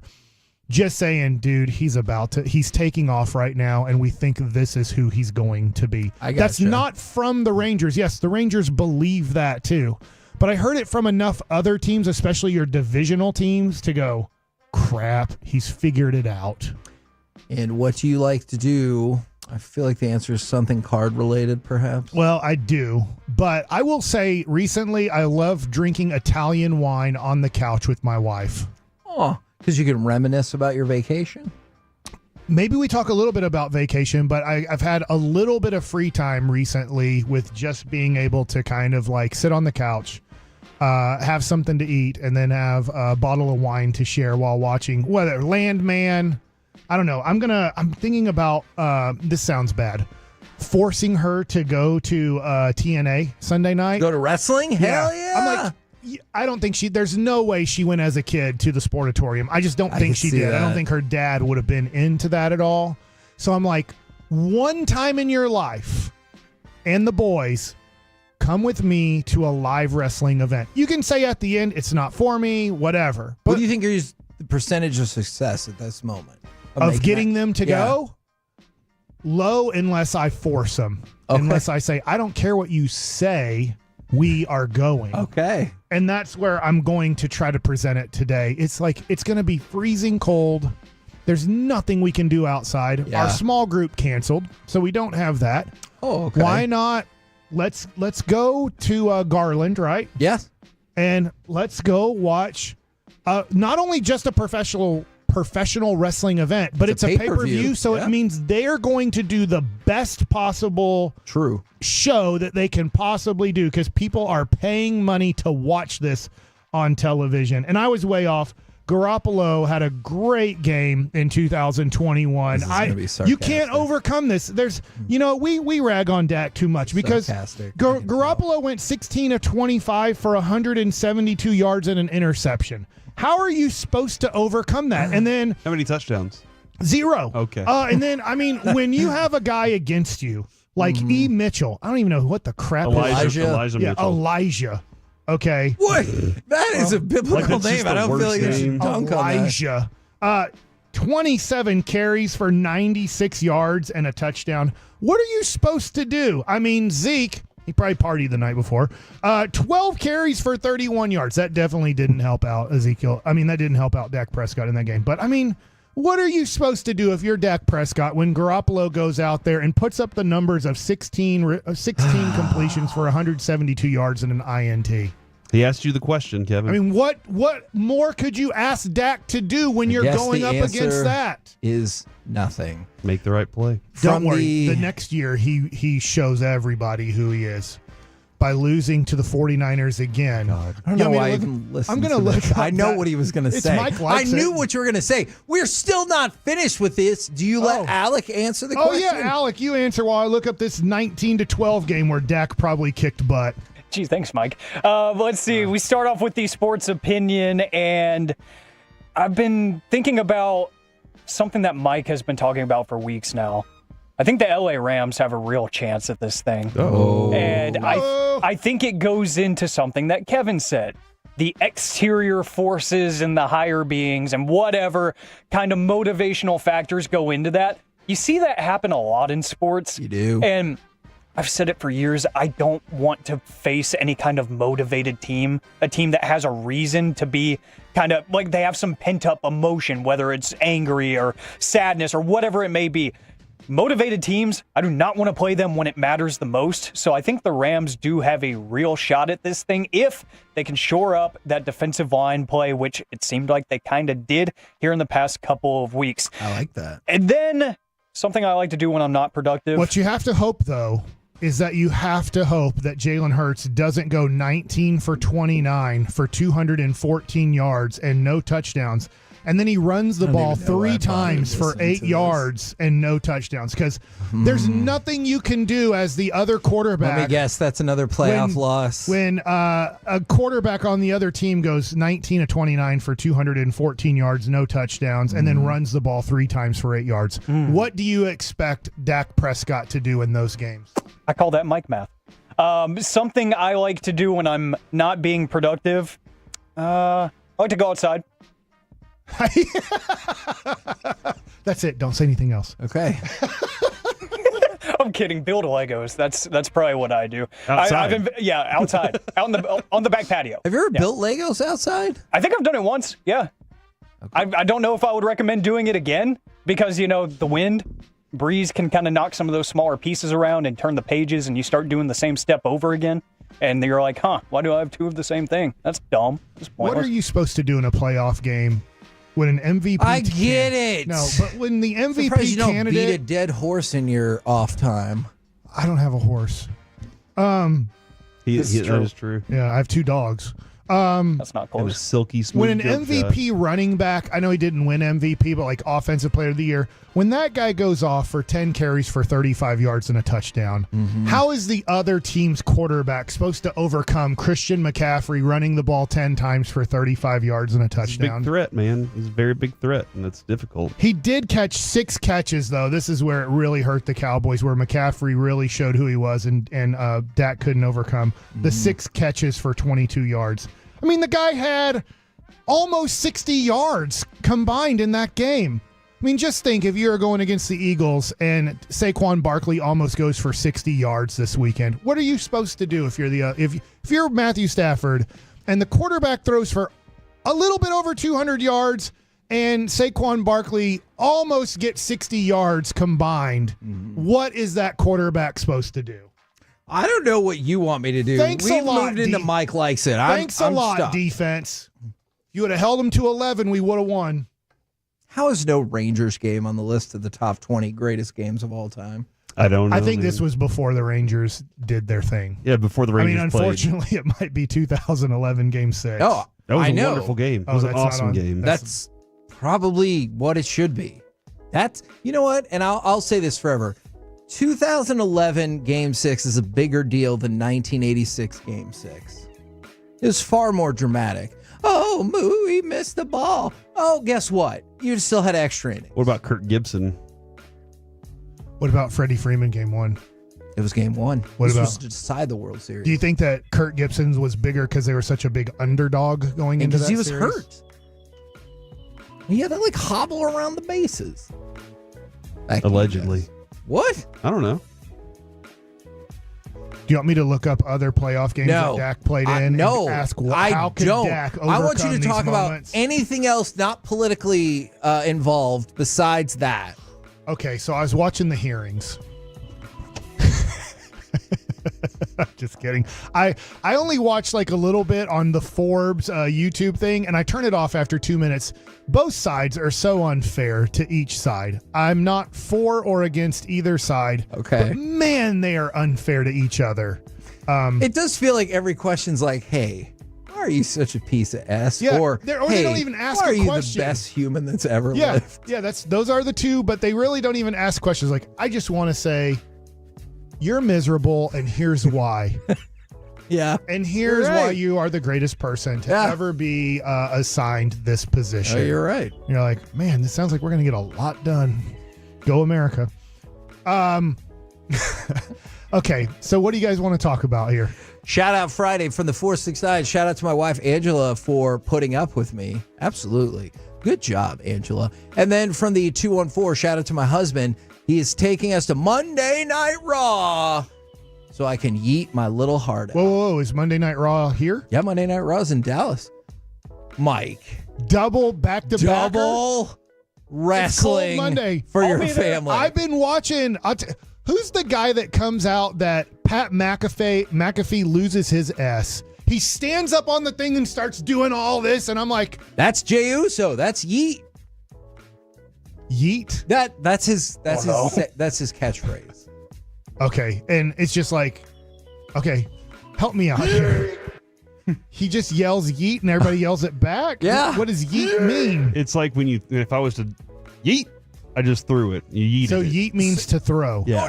No. It's like excitement, or you're really like, whenever somebody says, I'm going to emphasize that image, you're like, yeet. Yeet. It's not always throwing, though, Mike. When I watched Mr. Beast, that's what it always was. They would yeet something into the pool or something like that. So that's where I got it. And now Lucy will do it. She'll throw something around and she'll go yeet, and I'll laugh my butt off. That actually does sound pretty amazing. So you guys use the word yeet in your house? Yeah, and there's a rapper named I Yeet. do not. There is Corey. I don't really love him, but Avery does. He spells it wrong too. Well, I'm sure Raw's sold out, right? Like No, there's still tickets. We know people. We do. That's awesome. I didn't know we knew people from WWE. Yes. Mike, if you're going to go get section 106, I'll be there. Did you buy tickets? I did. We know people. Why did you buy tickets? Oh, I didn't know enough people. I might use my connection that we know people for the Peace-a-thon auction. Okay. Those tickets. All right, so here's a little bit of a not the best. In MLB right now, the reason I haven't covered this, and maybe I'll do it a little bit more next week, because next week they're going to come out with the top 10 right now shortstops. Okay. I think that'll be very interesting to see where they have Corey Seager, top 10 second baseman. I know that Marcus Semien had a down year. He knows he had a down year. I expect him to bounce back. That. Yeah. But they're coming out with, so far they have catcher, they have center field, they have third base, they have starting pitcher, and they have relief pitcher or closer. So you have the top 10 right now at 5 positions. The Rangers have nobody on those lists. Kirby Yates he is on the list. He's number 7 or 8. I'm going off the top of my head. I think he was 8. That feels low just based off of last year. It does for what he did, but it might go to, like, you have Emmanuel Clase. I think they had Devin Williams as number 1, who's gone to the Yankees. Obviously, Mason Miller was a top 5 guy. Yeah. So I understand. If you look at Josh Young, there's no way he could be a top 10 third baseman right now because he was hurt. Like, he probably would have been, but you can't go off of, well, probably could have been. It's interesting. Center field. Obviously, Leody Taveras isn't on the list, and obviously Evan Carter, who didn't play much last year either, he's not on the list. They have Mike Trout still 5th on the list for best center fielders in the game today. And I thought that was a little bit, hey, guys, at this point, I get it, but you got to take him off the list. I think so, too. You got to just say he's not on any list. He is now a player that's a for sure Hall of Famer, even though we thought it was going to go way better the last 4 or 5 years. If it was for like the first month of the season, I'd be like, sure. But at this point, when they get to the top 100 right now, I know that Seager and Semien will probably be on there. Yeah. Tell me who else on the top 100 right now will be on the top 100 players. Because if you start looking at all the positions plus relief pitchers, plus they're going to do DH, which I think in DH they might do top 5 right now. Even though are 30 what you'd consider DHs. I'm looking at it and I really like this Ranger team. Don't get me wrong. I think as long as they get a closer, I'm going to keep putting that out there. If they don't, they won't. As long as they get a closer, they're going to make the playoffs. And I think they're going to win the division, but they need a 9th inning closer. But I look at the team and I go, I can't put, I say me. I don't think Adolis Garcia is going to be back on that list. He was last year. I don't think, I know that Josh Young's not going to be on the list because he was hurt all of last year. Could Wyatt Langford be somewhere between like 85 and 100? They have not come out with left fielders, top 10 left fielders. I think so, but that's kind of where I'm like, I'm out. You don't have Jake Berger on there anywhere or Jock Peterson? You know, Jock had a good year last year, but did. he might be a top. If they have top 10 DHs, he'll be a top 10 DH. You think so? Okay. For what he accomplished last year, because when Ohtani will be number one, obviously. And I know we're probably not. He's not top of mind for us either because we haven't seen him play in that uniform yet. That's true. That's another factor is we just don't have him there. So I wonder if he was. I like this team, but when you start looking at going into this season, they're not going to have Jacob deGrom as a top 100. He might win Cy Young. You know, it's not. He's not the favorite, but you just start looking at, is Evaldi going to be a top 100? I think he should be. Yeah, I think he could. But that's interesting because you bring up multiple players that might not be on there, but you think they have the potential to be on there. That might be something once the list comes out, maybe we could actually stack up like, who on this team do you think, like, for real, could potentially be a top 100 player in MLB? And we could, like, compare it to the actual. And I know we're out of time. We're going to go to C block, but number one. When it comes to, I'll put them in my order: Bobby Witt Jr., Francisco Lindor, Gunnar Henderson, and then I get to Corey Seager. I'm wondering if that will be the list. Is there going to be somebody who jumps Corey Seager there, and Corey Seager like goes to 5th or 6th, or will they put Corey Seager ahead of Witt, Lindor, or Gunnar Henderson? Because all three of those guys had better years. I don't think that than they will. Corey Seager last year. No, I don't think that they will. Okay. We're the KNC Masterpiece right here on 105.3 The Fan. Coming up next, it is, in fact, time for the C Block starring Corey Majors. The best running teams in the playoffs, and does Dak still have a chance? Next on The Fan. What? The football world is buzzing about the Cowboys, and it's time to head to the epicenter to dive in.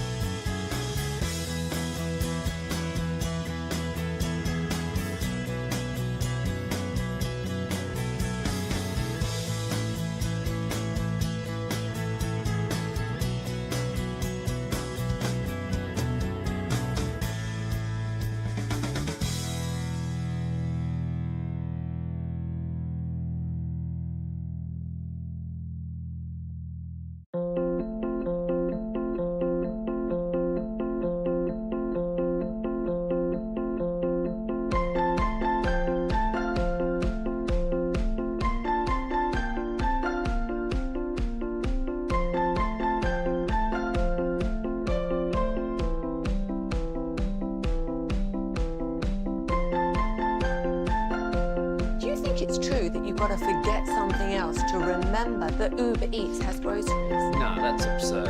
Hey, remember when you used to be a, what was it, Pepper Lady? Pepper Lady? Wasn't it Cinnamon Sisters? Basil Babes. Saffron Squad? Nutmeg Maidens? Paprika? No. Nutmeg Maidens. I just said that. Was it Spice Girls? Doesn't sound right. Was it Saffron Squad?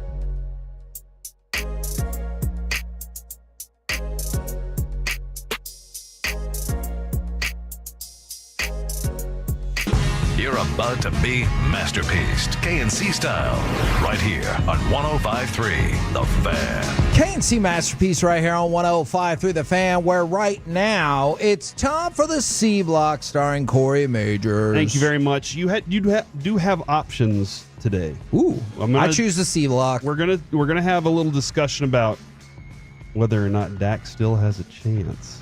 Oh, we are going to do that, and I think it's fun. So have some fun with that. Can you mute Mike's microphone? After that, though, as long as the other quarterbacks don't play so great. After that discussion, they almost complete 20 balls on us. You will have the option to talk nonsense or more sports. So y'all get to vote 877-881-1053. I do, Alec, want to use the audio that we have from Jason Garrett. Jason Garrett was hopped on the This Is Football podcast. This is about 1 minute and 49 seconds. So prepare to hear Jason Garrett talk extensively about Dak Prescott and the comparison to the quarterback that he thinks you can compare Dak to. Yeah, I just think he's a fantastic football player and has been. We're fortunate to have him. You know, we drafted him in the 4th round. His rookie year, he comes in. Kellen Moore got hurt. Tony Romo got hurt. We won 13-3, and we're really 13-2, and we didn't play him in the last game. And he just, to me, he's been fantastic right from the start. He's gotten better and better and better. I do think that quarterbacks in so many ways, their performance can be a reflection of what's going on around them. Yeah. And when the Cowboys have run the ball well and played good defense, Dak Prescott has played at a really high level. Now, he'd be the first to tell you there have been some disappointments in the playoffs, right? I mean, legacies are made by winning playoff games and winning Super Bowls. We get all that. But, there have been a lot of great players in this league playing that position who early on in their career and had some struggles. And then when they broke through, they broke through.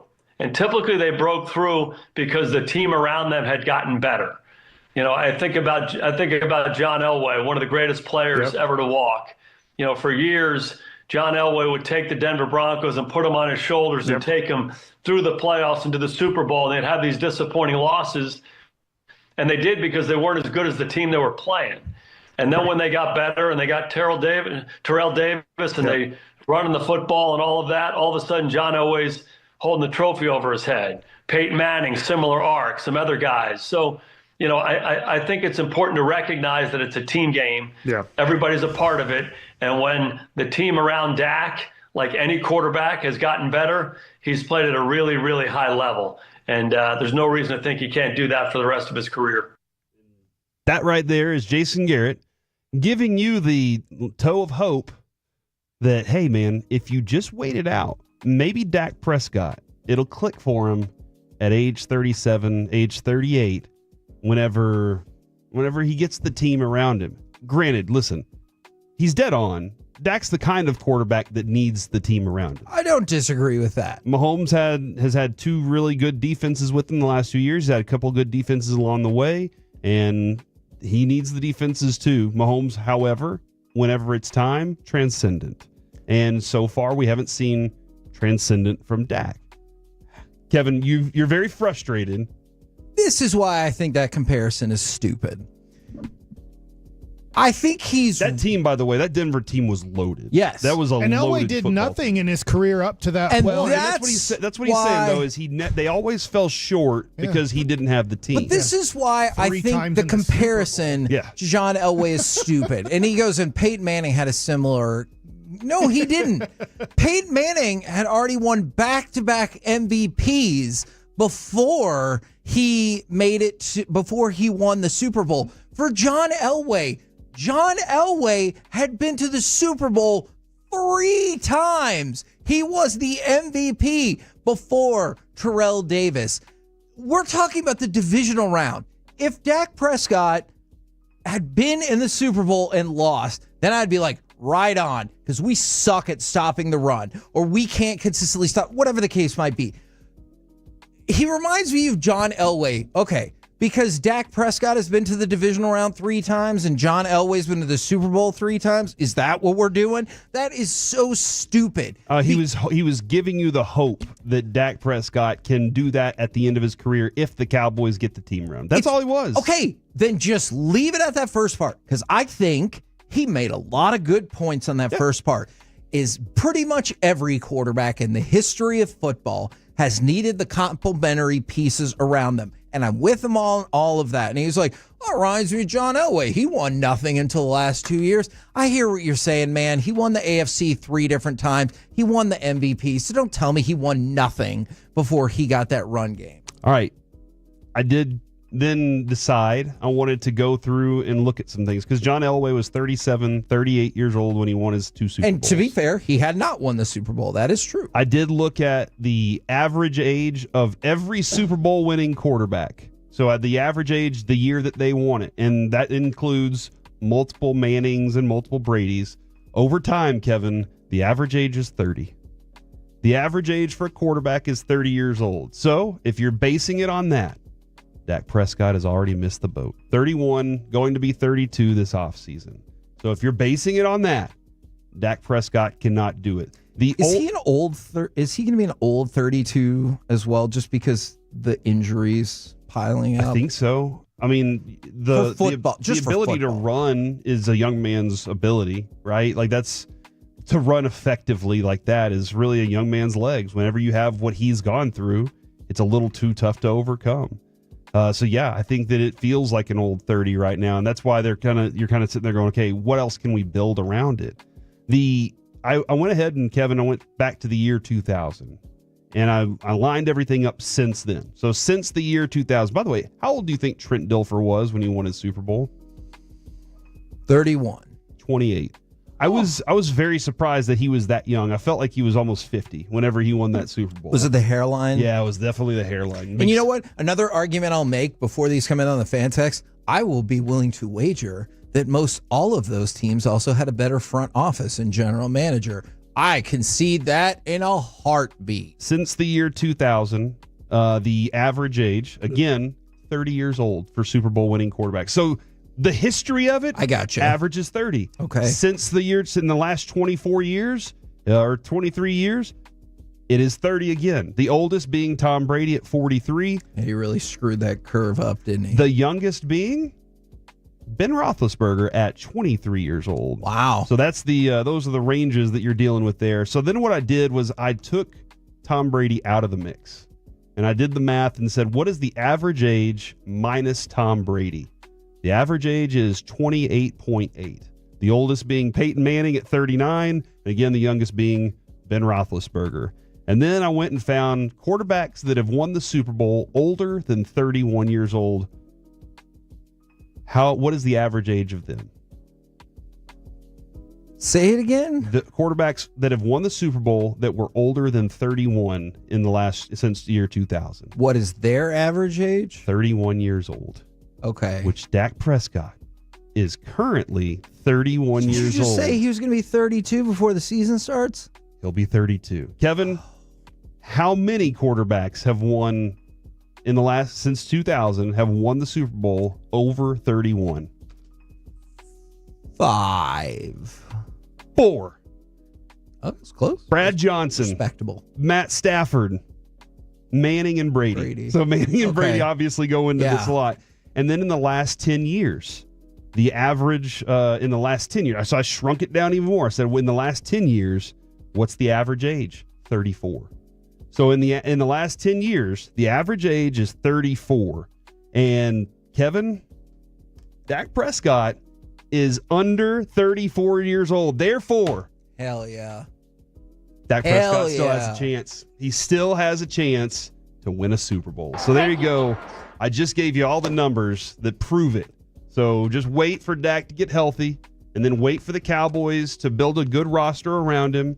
Wait for them to get their head coaching and their coaching staff together. Maybe go through a couple of bumps, a couple of different years. Then, before 34, Dak Prescott will still have a chance to win a Super Bowl.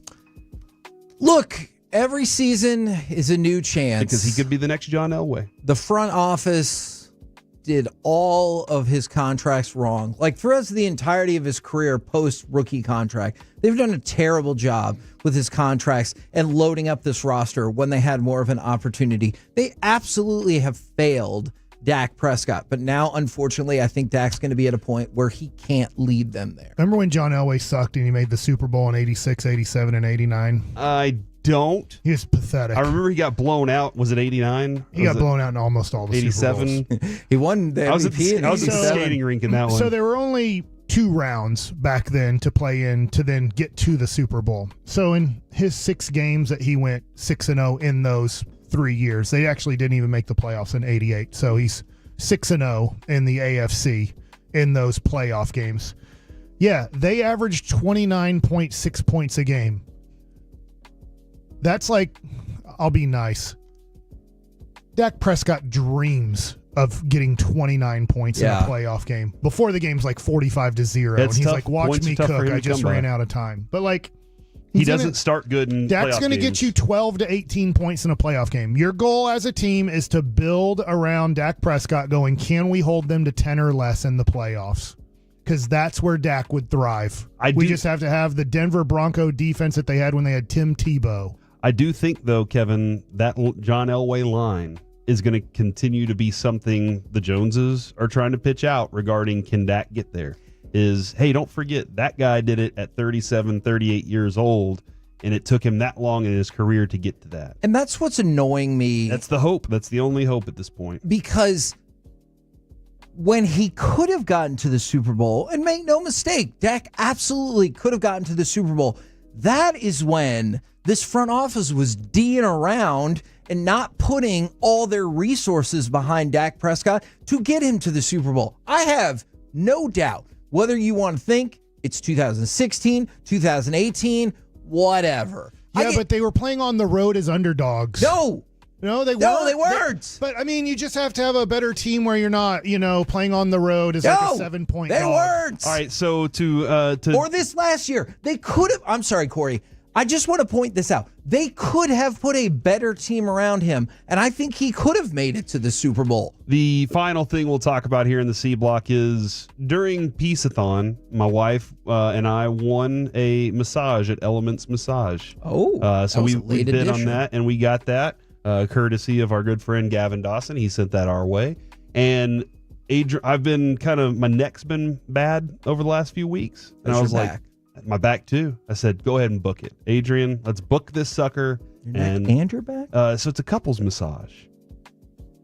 She booked it yesterday, and she asked me, do you want a man or a woman? Yeah. And I thought about this for a second. I was like, is it bad that I want a woman?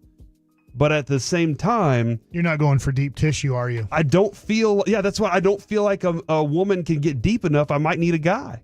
And so I was like, hey, maybe, because can they really get in there and push into the scapula and I where will tell it really you, hurts? I had a massage in Mexico, and it was by a woman.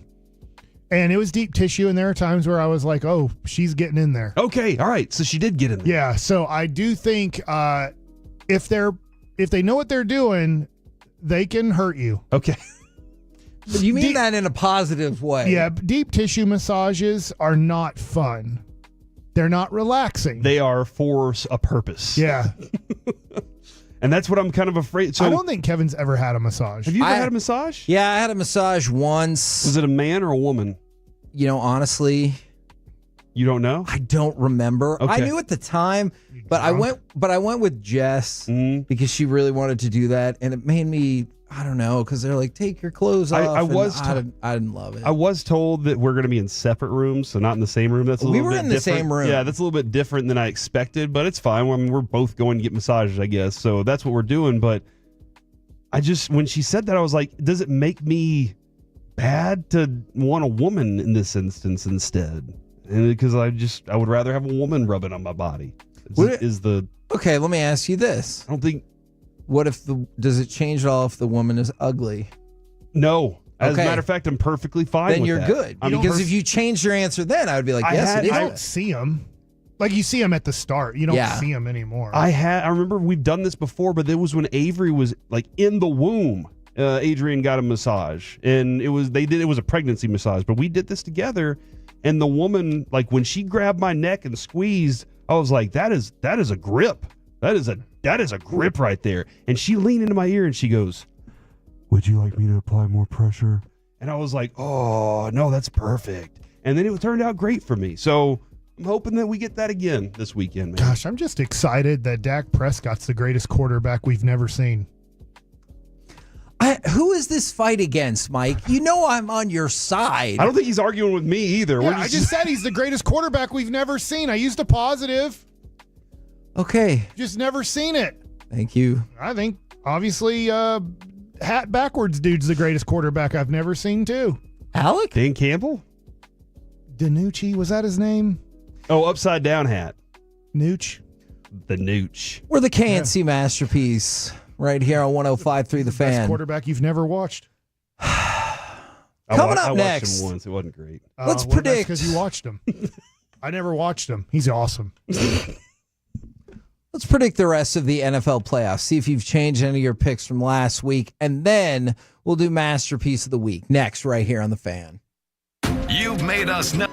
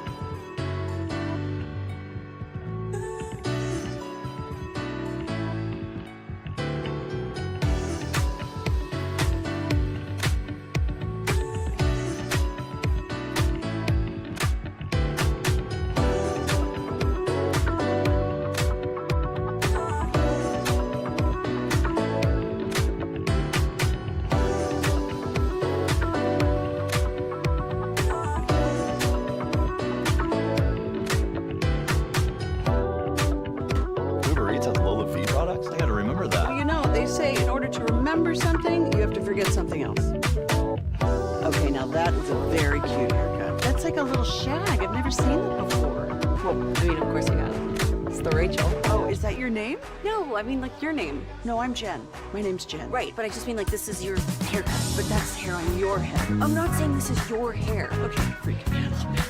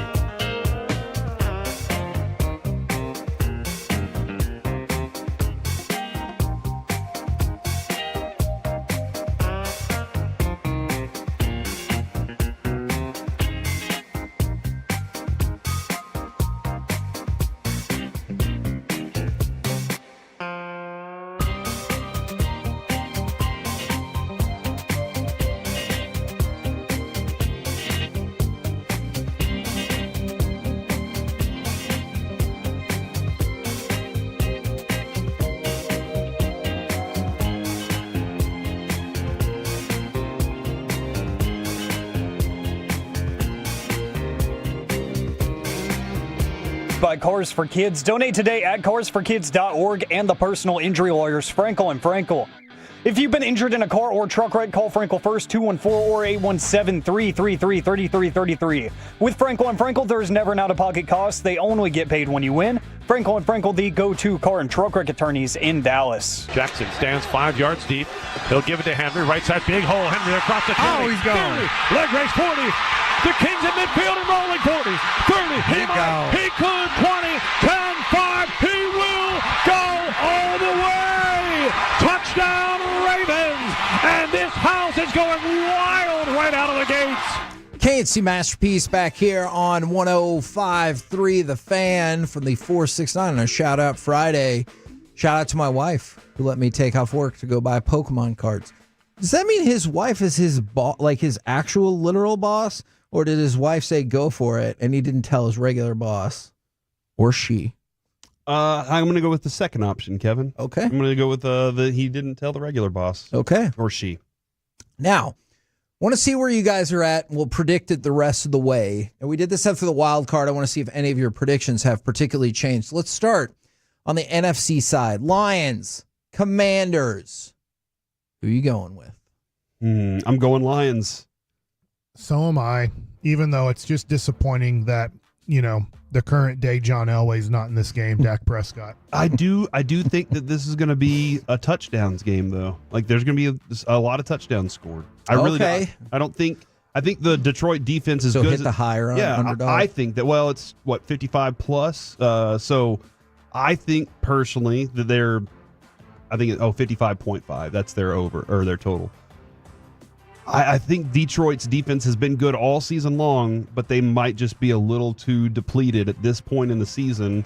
And Cliff Kingsbury's offense is good. So I think the Lions' offense is going to have to step up too. Do you think Jared Goff will be the best quarterback of the divisional round? Like if you're playing fantasy football, taking out how much each quarterback costs. Yes. No, he might end up with 185 yards and 1 touchdown, and Jahmyr Gibbs and David Montgomery end up with more. Do you think this will be the highest scoring game in the divisional round? I think so. So you'd say Jaden Daniels is possibly going to have the best fantasy day out of all quarterbacks in this round? Maybe so, yeah. That's how you play out of daily all the fantasy. NFC, yeah. Out of all the NFC quarterbacks in this round, that's what I think. Well, you have to pick out of all 8. Okay, well, out of all 8, I would probably toss in Lamar. Okay. I'm just asking a question. I don't have an answer or an opinion, really. I'm just, when you play, I get the text from Derek Holland and the group. I don't play it anymore, but these are where you have to go, who do I think is, if you're saying there's going to be possibly 60 points in the game, then I'm like, dude. Like, if you're, let's say, a fantasy expert, I'd be like, all right, Corey, dude, you just said 60 points are in this game. I need to take one of these quarterbacks. Yes, right. I would agree with that. Eagles, Rams. Who y'all got? Ram it. I just got to go with the Eagles, unless Kellen Moore has, he did his interview virtually today, and he's just caught up in the idea of coaching this team. I still think he can't focus in the divisional round. Yeah, as we talked with Ted Wynn yesterday, Kevin, he said the Rams have struggled to have the ball stopped in the run game, and they have a prolific running back. So I'm going to stick with that. All right. I do. It's tough for me. This is not an easy pick. I'm just going to stick with the Rams. But you've been consistent about I just this. think the tough thing is for this game is Kellen Moore's used to having Superman Dak Prescott as his quarterback in this situation. All right, I get it. Okay. Chiefs and Texans. Chiefs by 10 or more. Is the totals 41.5? I'm taking the Chiefs. Okay. They got the week off. That was good for them. Bills and Ravens. Tough. I will lean towards the home team. You have a coin? Is that kind of how you This view is a it? coin flip game for me, man. And I guess I'll go. I know it's wild that they are the underdog at home, the Bills. It's the first playoff game since the merger that they've been an underdog at home. I'll pick the Bills. Okay, so you guys are both going Bills. All right. Have you picked it all? I can pick for sure. I would go Lions, Rams, and Chiefs, Ravens would be my 2 championship games. All right, Mike, you've got the Lions and the Rams. Corey, you've got the Lions and the Eagles. Who is going to the Super Bowl? I'll go Chiefs. In the NFC. And I will go Rams. Okay. Wow. All right. I'll go Chiefs. Okay. And then I'll go Lions. Okay. Now ask us about the AFC. So I don't know. You guys both have Kansas City and Buffalo in the AFC Championship game. And I guess you're both going Chiefs You there? pick for us, man. Is that, You pick no? for us. No.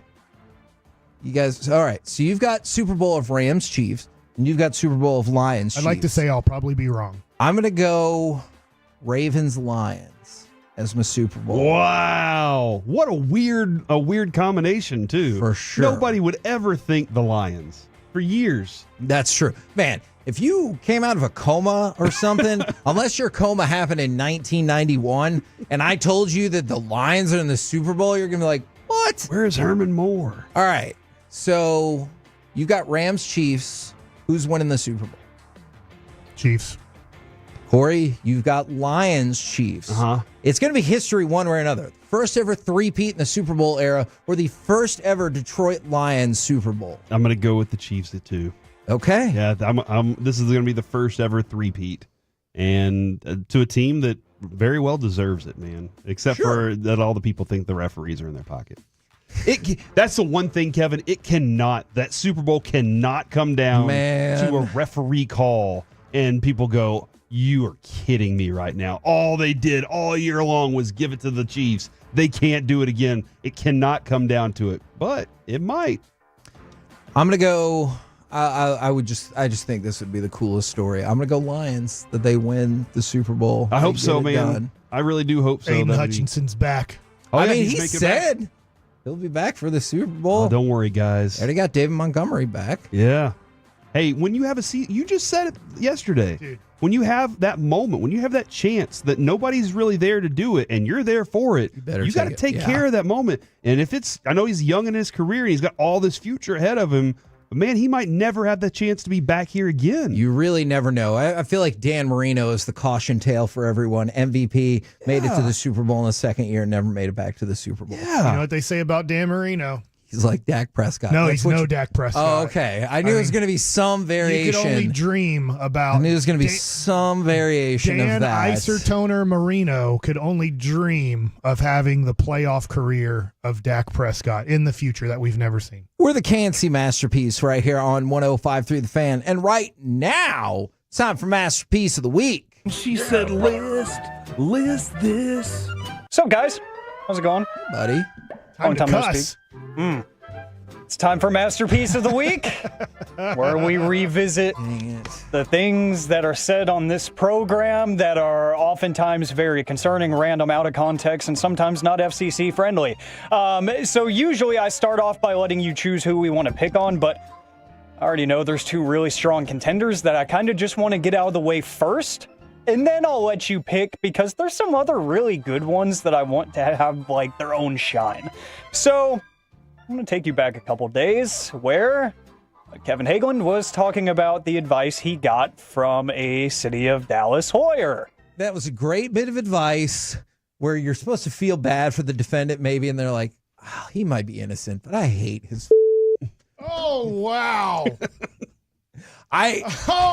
This is a fun show today. I hate that. Let's go. You're so excited. Let's go. Again, if you haven't seen the video, check it out on Instagram or Twitter or Facebook. Carter did a perfect job doing the slow motion replay of Kevin 2 times, going to the dump button. No. And you can see on his face his eyebrows pop up, his eyes get wide open, and his mouth is like, oh no. It's really good. That's a fantastic Finally video. relaxed. And he took a load It's off. just, Finally it's Mike relaxed. going, oh, wow. This is going to be a fun show. And he went on for like another minute after that, just egging him on. Play it again. I just got to hear this. All right, where is it? Let's see. Oh, you'll play it a third time, too. Yeah. That was a great bit of advice where you're supposed to feel bad for the defendant maybe, and they're like, oh, he might be innocent, but I hate his Oh, wow. This is a fun show today. Let's go. I just want to point out as well, the day before that, we tested the dump buttons. Yes, that's the best part. The day before that, I walked back in the studio, everything's quiet, and I was like, what's going on right now? And then they were like, yeah, we're testing the dump buttons. So, Kevin, I guess it wasn't working before that, and we were just making sure, and then you did that. So, talk about timing. What's the big deal if we don't dump it? It's one word. It's an FCC it's a fine. significant fine. Yeah, whatever. Well, you don't have to pay that fine. Yeah, neither do you. I'll probably get fired, though. You could. I can tell you about 90 seconds later, Mike Bassick had to do a live spot. This is my vote. And there's a part where he took a couple jabs and whatnot. I'm not going to play the whole thing. I think the best part is where he was so caught up thinking of jokes to make towards Kevin that he forgot one of the most important parts of the read. All right. The number to call is, well, screw the number right now. Go to mensteaclinic.com, okay? Did you have a meeting this morning, too, where they're like, with hey, Men's Tea Clinic. maybe we don't say screw the number? No. And so then, like a day or two later is when Bob Uecker died. Yeah. And that moment is very similar to the post-game shows brought to you by Christ, I can't find it. The hell with it. That's like the same thing. I love how the season starts for Bob Uecker, and he's pouring the Jack Daniels in the cup already, and he's and he leans out with the microphone. He's listening to this crowd roar. Let's go. They love their team here in Cleveland. Now, I'm going to let you choose your own adventure. We have Kevin, Corey, Mike, and Carter Freeman. I vote Carter. All right. We haven't heard from Corey. That's true. Okay, Corey, you want to break up this tie? Carter. Okay. Carter Freeman said this, and this is really just to make Corey mad. Where's Prince Chedward? Where is he? That video is hilarious, too. That video is funny. I laughed so hard at that video because of the Prince Chedward. And at the very end of it, I throw out I love cheese. And I love that video. The cheddar. It's a great name, but also if you're unaware that character exists. Ridiculous. It really is. Just Google it. Yeah, I did Chedward because is of very that. funny. It's a handsome guy. Now I say Corey. I'm a big fan. Corey, you said this. Because the kissing part, that's my favorite part. Kissing, I love kissing. You said that was your favorite part of a job interview, though. Of a job interview? That's what you said. What job interview requires you to kiss? When has anybody ever said, all right, now let's see how you kiss? Have you seen the history of Fox? That's good. If you want to be on FS1. Whoops. You imagine if that's how all the NFL job interviews went? Every time you had to kiss the GM or owner on the way out. Wasn't that who's the guy's name? Is it Harvey Weinstein? Yes. Didn't he run Fox? Is that right? Wait, which one was he? He was the one that treated women. That was Miramax. Oh, I don't know what I'm talking about. I assume just you were remember that talking about show. more contemporary. That show with not Megyn Kelly, but she's part of it. The movie. There's a movie about.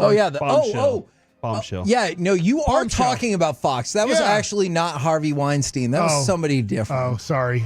But still not good. Yeah. This is a very provocative episode of Masterpiece of the Week. Kevin, you said this. Is this a sex mascot story? Look, and your voice, you can tell that would have been different had you had your regular voice. I stand by that because Corey was like, I got to tell you about this right-leaning chicken that I don't remember exactly all the details, but the chicken might have voted Republican and then might have got kicked out for some other scandal about it. I just remember there was a sexual undercurrent to this that I don't think you can pretend like there wasn't. They're saying Rupert Murdoch.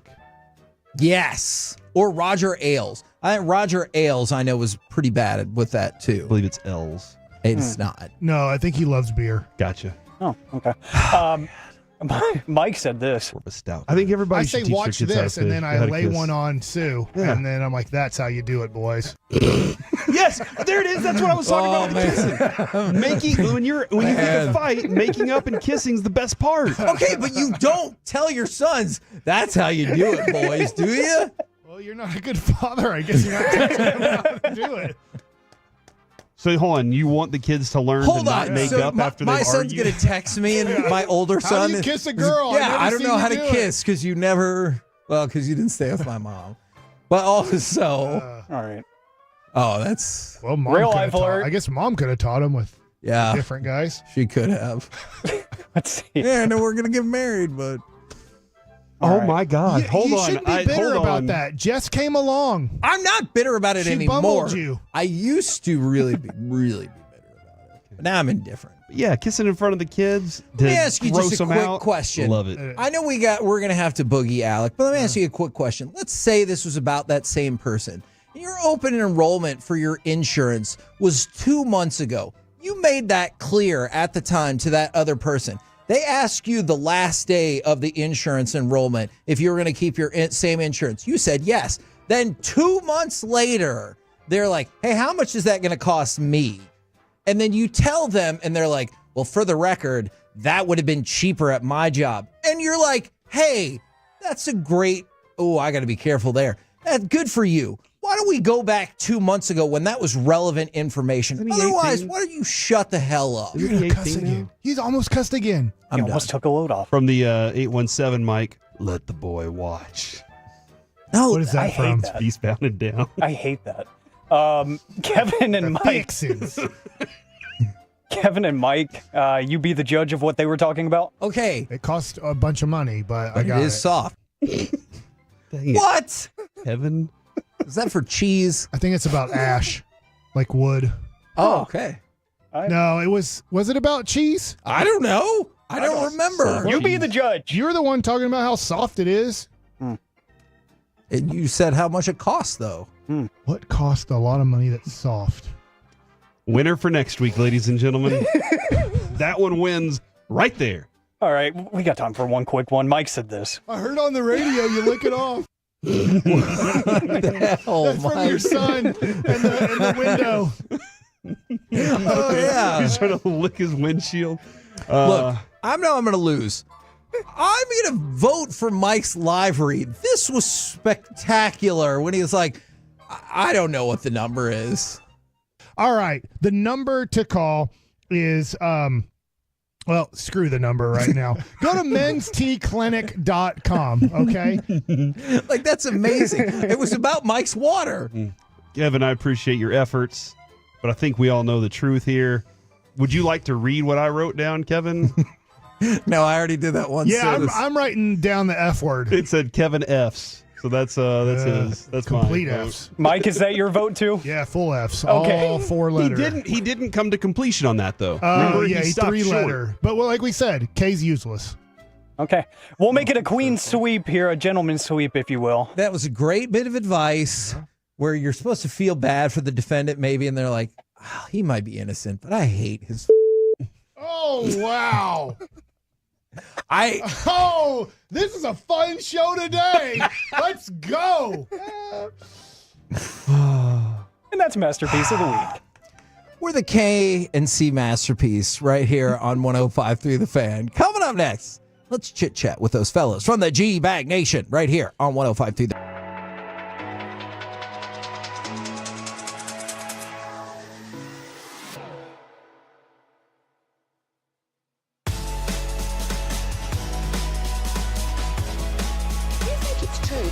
Forget something else to remember that Uber Eats has groceries. No, that's absurd. Hey, remember when you used to be a, what was it, Pepper Lady? Pepper Lady? Wasn't it Cinnamon Sisters? Razor Babes. Saffron Squad? Nutmeg Maidens? Free Club? No. Nutmeg Maidens. I just said that. Was it Spice Girls? Doesn't sound right. Was it Saffron Squad?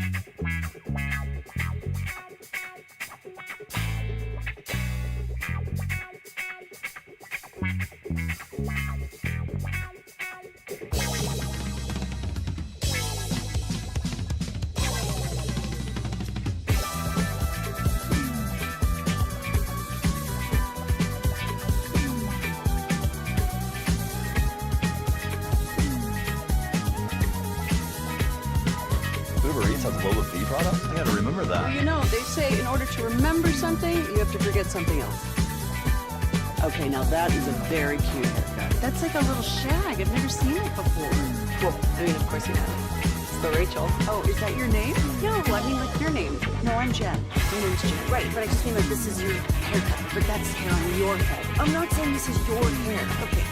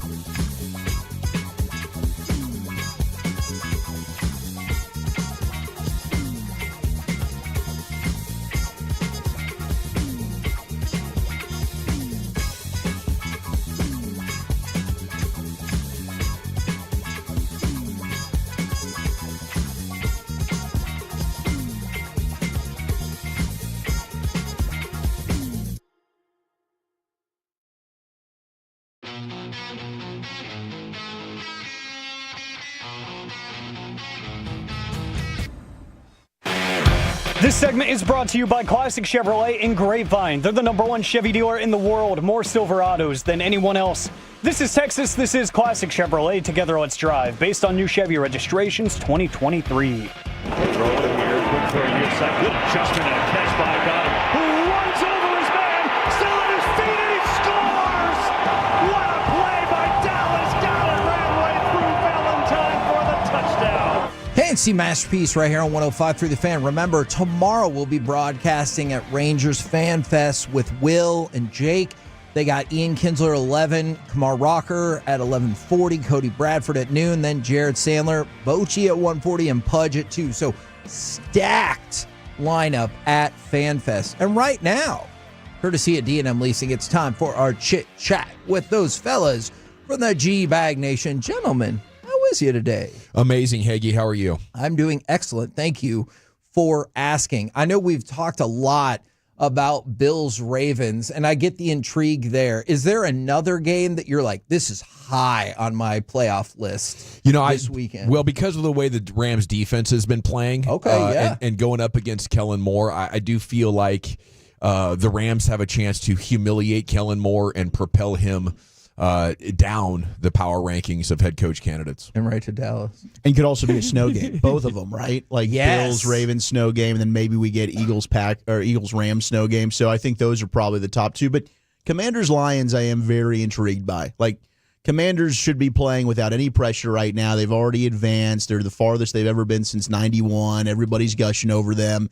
Jaden Daniels, though, is a cheat code, and he can provide a lot of problems for a banged-up, Lions defense. So, hey, they got David Montgomery back. Maybe the Lions just run all over Washington. I'm kind of expecting that, but I'm hoping for fireworks in that game, and this thing's just back and forth, maybe an offensive shootout. As somebody who can just sit at home where it's warm and watch the TV, I enjoy the snow game. Do you guys like it, or are you like, man, I really wish I could see like what would be optimum football? I don't know how you would describe it. So much fun. I love the snow. I love the snow. Fun to participate in. It makes it very challenging, which is fun. It's funny. The 5 years I was in Green Bay, I think we only had 3 snow games. Really? Yeah. We had, bitter cold, but we had a game one time it's funny, we're with Bob Uecker and all at County Stadium. My first year there, we were playing the Lions, and it was snowing sideways, and it was actually a lot of fun. It's better, in my opinion, to play in the snow than it is to play in brutal cold weather. There gets to a point where it won't snow if it gets too cold. Those are the games that are hard to play in because of just, you can't they couldn't feel their fingers, their feet. Those were big problems. But the snow games, generally about 28 degrees, kind of fun to be able to navigate that. It looks really cool too whenever the fans are throwing it up in the air and everything. Dude. Yeah. The aesthetic of it is amazing as long as you don't get too much snow and it's not snowing too hard that it's wrecking the visibility of like the lines. I gotcha. Or the angles, and there can't be so much snow that the passing game is totally destroyed.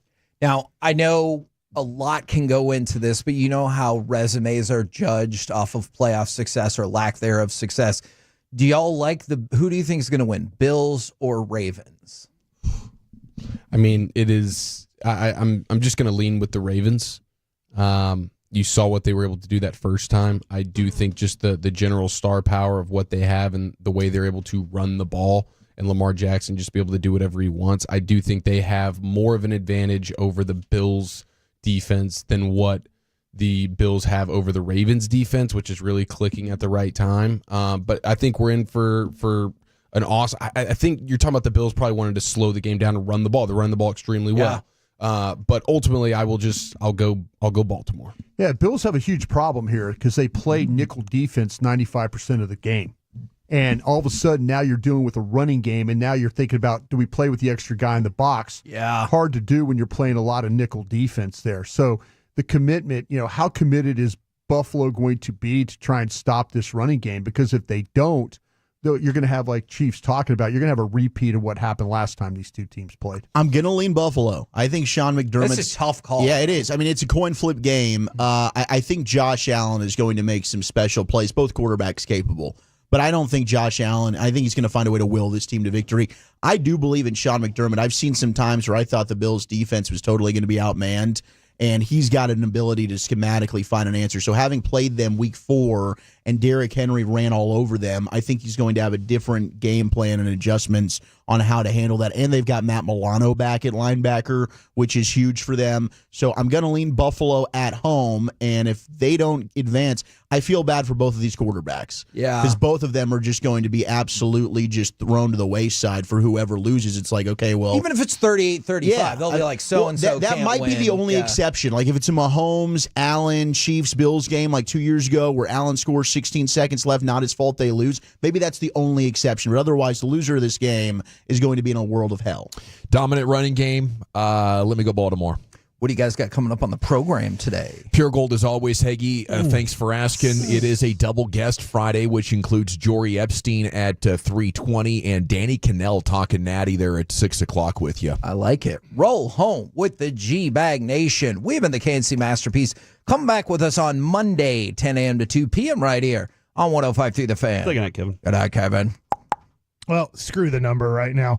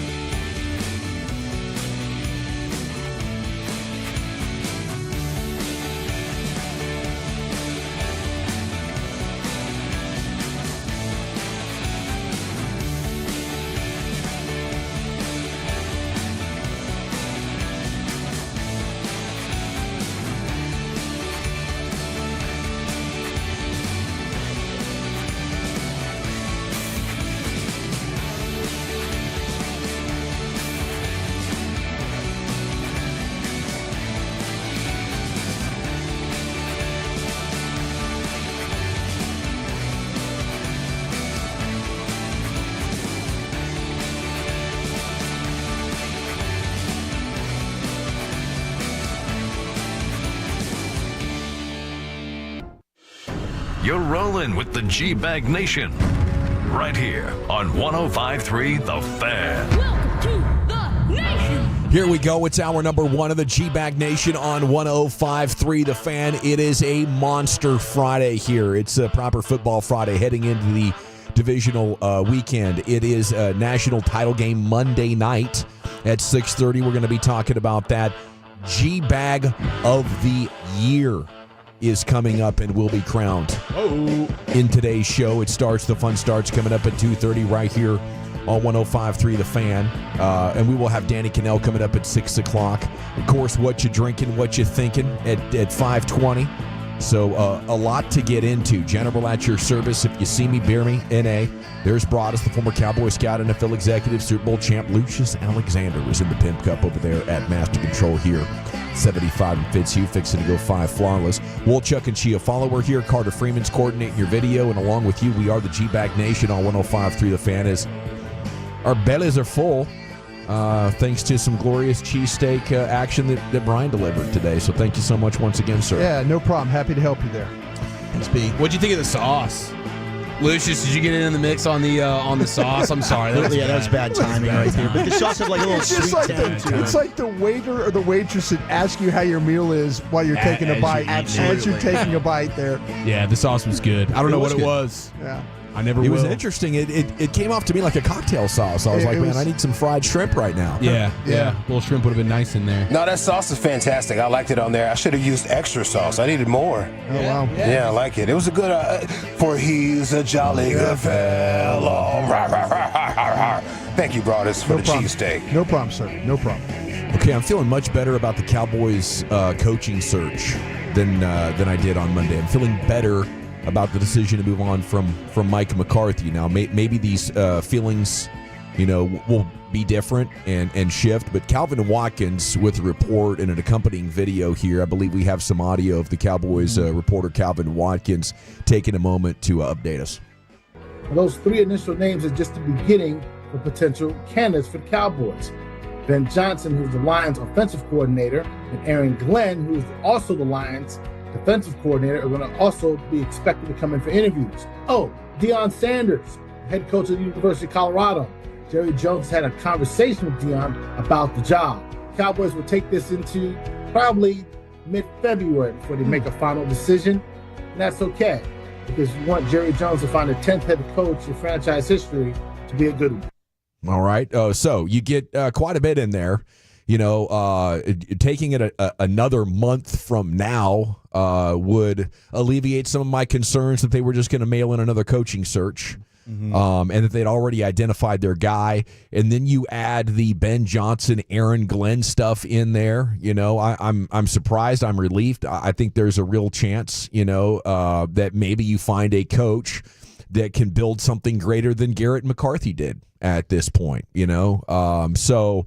Shoot, I mean, that's great. I look forward to talking about it and seeing what, develops over the next 3 to 4 weeks, guys. What do you think? My initial reaction was the same as yours. I was like, okay, thank goodness they're actually doing what seems like a detailed coaching search, if that is true. Well, it's also funny to just acknowledge, they're doing the most elementary thing of wanting to interview the 2 clear-cut top candidates on the market right now. Holy smokes, we're reinventing the wheel. Ben Johnson and Aaron Glenn, we want to talk to them. And we're throwing a party because we didn't even think they would be there. Because they don't usually. I mean, the last time they did this, it was Marvin Lewis and a slumber party with Mike McCarthy, and boom, we got our guy, right? So to hear they're willing to wait into February, and we're going to wait out and see how far the Lions go. Maybe if this takes till after the NFC Championship game, we're willing to do those interviews. I'm going to give them a lot of praise and credit. That's awesome. We've talked about that basically every postgame show, Brian. Have this be a detailed search. Yeah. Go ahead and make sure you're interviewing all the candidates.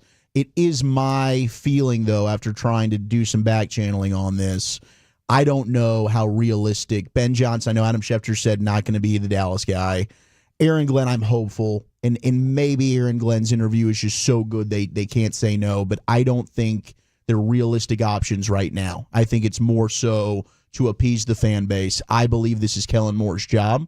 I think Kellen Moore wants the job. I talked with some people in Philly. He's very, very excited about it. I think this might be one of the worst kept secrets in the NFL. This is Kellen's gig, and I hope to God I'm wrong, but I'm bracing myself that that's what's going to happen. Adam Schefter was just on Pardon My Takes podcast. He says, in regards to the coaching search, Kellen Moore, square in contention. Dion Sanders, if that's the way Jerry wants to go, square in contention. Could we get a guy like Leslie Frazier or Jason Witten? Yes, I think it's possible, but I think that Kellen Moore is the logical name, and Dion is the really fun, intriguing name. I'm sorry. I think I just threw a part of my cheesesteak there on that last sentence. I know. The Kellen Moore stuff is just... It's hilarious, man. If Kellen Moore happens, you take a deflated fan base and you make it more depressed. I don't know whose bright idea that is up there. I think maybe Jerry's enamored with Dion. Maybe he's also enamored with Kellen Moore. I don't know if this is a Stephen Jones thing. I do know Jerry and Stephen both do love Kellen. You're not getting culture. You're not getting scheme. You're not getting tough leader. Like, what do you guys see in Kellen Moore? He made Herbert worse. He made Jalen Hurts the worst version of himself that we've seen. Like, this would be the hire that would, I think push a lot of Cowboys fans over the edge and into complete, despondency. It'd be the most undeserving hire that I could ever remember for a head coach. It feels very Jason Garrett-like. I mean, for whatever reason, they fell in love with Jason Garrett, thought he was some offensive guru, genius wizard, and they believe the same thing with Kellen. Because Kellen's offense is the exact same. Yeah. And it's also one where what's going to be an easier way to kind of get your way if you're Jerry? Yeah. Kellen's not going to be fighting back at all. He doesn't want the alpha. Sure. This is a pet concern of mine, though, and the one problem I do have with this story is that a professional broadcaster like you, a longtime journalist like Calvin Watkins, continues to mispronounce the word February. Okay, February. There is an R after the B. February. So say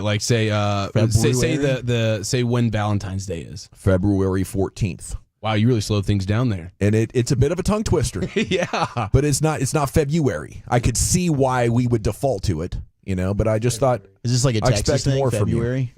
I've never said anything. I got no chance today. I might as well just check out February because I'm going to say a lot of bad words today. Yeah, I'm not fitting that R in there. The That's the most phonetic useless R in word history. FEHBROO, February. February. Yeah. But my other thing on Kellen Moore, okay, sorry about that sidebar. I just wanted to get that out before we got too deep into this conversation. Maybe we should just sink into that, actually.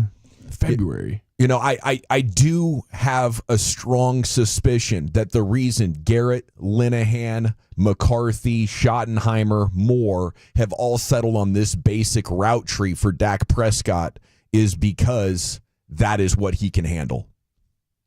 I think maybe that would explain why they're going back to Kellen Moore, because of Dak's level of comfort with it. And they're like, man, we could do all this fancy play action and turn your back to the defense and fake it this way and pitch it that way. But either Dak really doesn't like it or Dak sucks at it. Why were they worse with motion than no motion? Well, in the run game they were. And remember, in the passing game, I think they were actually better last year when they switched things around. I think your numbers on the rushing attack, they couldn't marry the symphony that's involved with everybody in the rushing attack. But I think in the passing game it worked. If that's the case, then you should have moved on from Dak a long time ago. You should have never doubled down, tripled down on marrying him and guaranteeing him millions, if that's actually what you thought of him. Absolutely. Yeah, I agree with that. And I just I would wonder how the fans would feel about the potential of Kellen Moore. Am I dead balls on? I mean, I think a lot of people might be like, this is the last straw. Now I'm considering not watching games, because it's one thing to lose, but it's another thing to lose without any entertainment value. I would expect Jerry Jones to be better than that. At least from the position of having his finger on the pulse of the fan base at 877-881-1053. Tell Dawson to focus on the content. Let the texters be the grammar police. Okay. February. I don't think I can ever change that. I mean, it was the texters who a couple of years ago pointed out to me that I pronounce February weird. Okay, so you got called out initially. Yeah. And now this is just a few years later circling back, lashing out. I like this. There's been a reckoning. Yeah. It's been coming for years, and sorry you got caught up in it, Wolchuk. No, I'm He's always... usually the R guy, too. Like, his R's are some of the best R's in the business. If there's an R, I'm not trying to skip over it, but this is one that I don't know that I can change this. I'm going to have to really slow it down to nail it. When they say hurt people, Yeah. Dawson, pass it on down. Yeah. I learned from you, Dad. So it's somebody else's turn to be traumatized.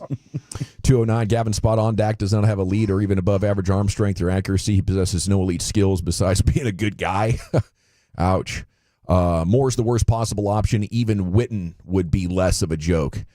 I would have more faith in Witten because I have not seen what Witten can do. I know Kellen Moore is going to make your offense worse.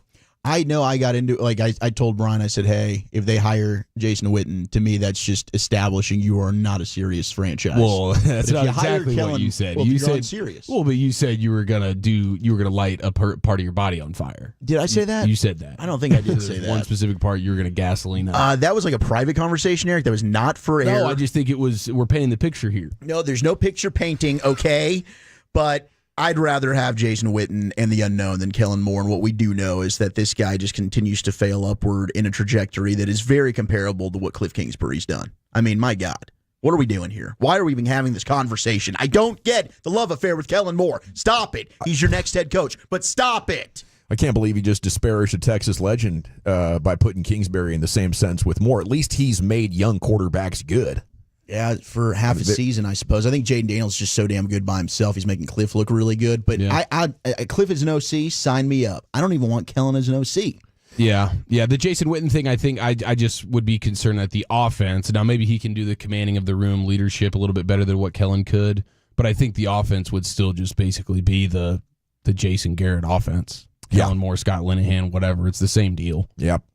Ed Werder with another high engagement tweet about the coaching search said if Jerry really wants to make a statement that he's getting after the Super Bowl and is taking this thing seriously, he should pay Bill the $10 million buyout and hire Belichick. I saw he did name a couple of assistants, and that the terms of the agreement are binding, even though he hasn't signed the contract. The buyout would be there. There's just not any momentum or whispers to indicate, and we're at the end of a week where this story really got sent into the stratosphere on Monday with the dismissal of Mike McCarthy. If there hasn't been any smoke up to this point, maybe that could change, especially if you're going to take your time. But if I was Bill and I was considering it, I would want to get on it now so we can start getting ready for the draft, and I can tell North Carolina sorry.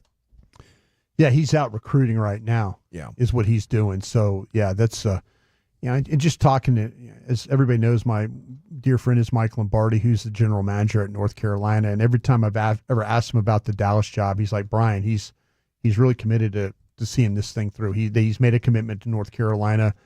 He's getting staff in place. He's recruiting. It's all go to try and get things turned around here at Chapel Hill. That's what I keep hearing from Lombardi. 214 says, I agree. Kellen turns current apathy into complete disconnect as a fan. Yeah. Another 214, the Cowboys are about to hire Dak's little brother, Leave It to Beaver. That's pretty funny. I do want to go back to the point of that they viewed Dak that way. If that's the offense they run, well, then I guess they viewed Tony Romo the same way.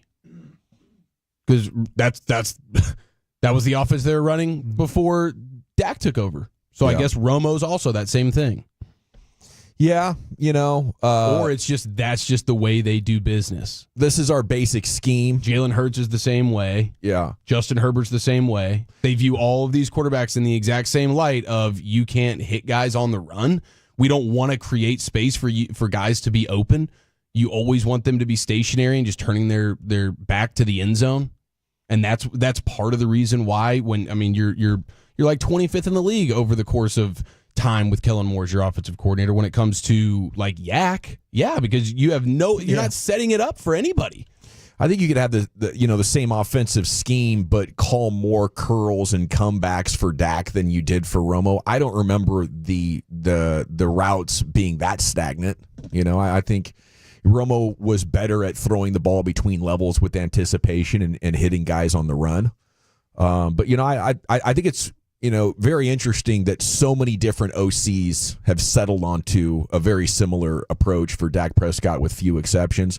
Kellen Moore did have a very short run right before the Giants game where Dak got hurt, where I think they played like Miami and Washington. There were the first 3 weeks of the in season. New York, yeah. They had a very fluffy schedule. Historically disgusting. Yes, which we talked about, like, okay, maybe you just, and that was the right before the Zeke deal. And so we're like, you know what, call Zeke's bluff, because these first 3 games you can probably win without him. They were playing such crappy opponents, and they went out and crushed it. And you saw the motion rate, and then after that, and that usually happens with Kellen. I think this year too.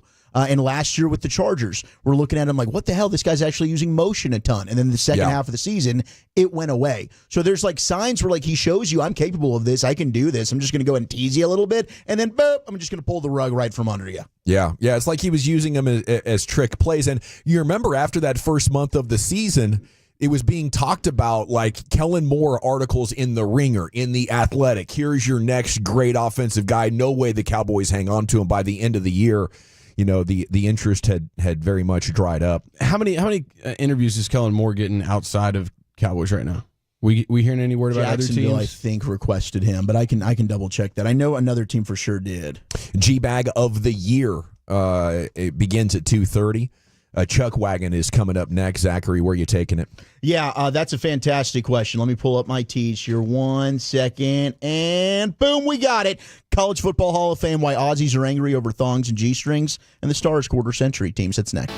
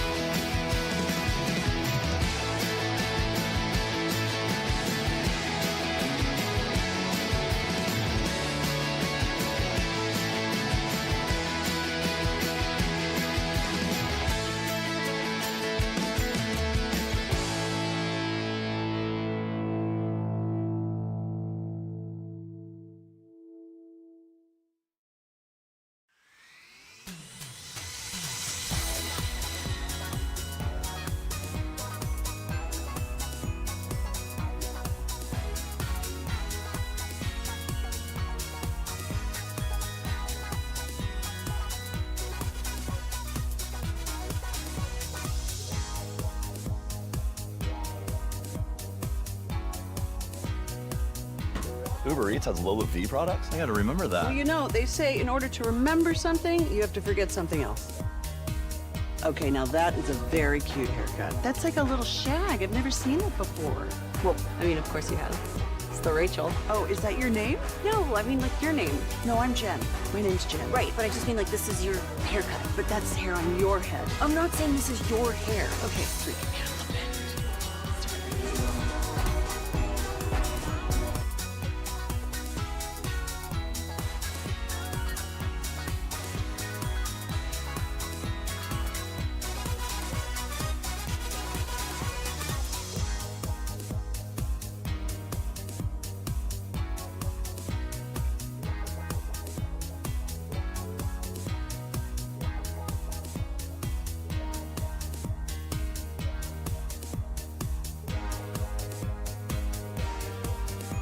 Do you think it's true that you've got to forget something else to remember that Uber Eats has groceries? No, that's absurd. Hey, remember when you used to be a, what was it, Pepper Lady? Pepper Lady? Wasn't it Cinnamon Sisters? Basil Babes. Saffron Squad? Nutmeg Maidens? Paprika? No, Nutmeg Maidens? I just said that. Was it Spice Girls? Doesn't sound right. Was it Saffron Squad?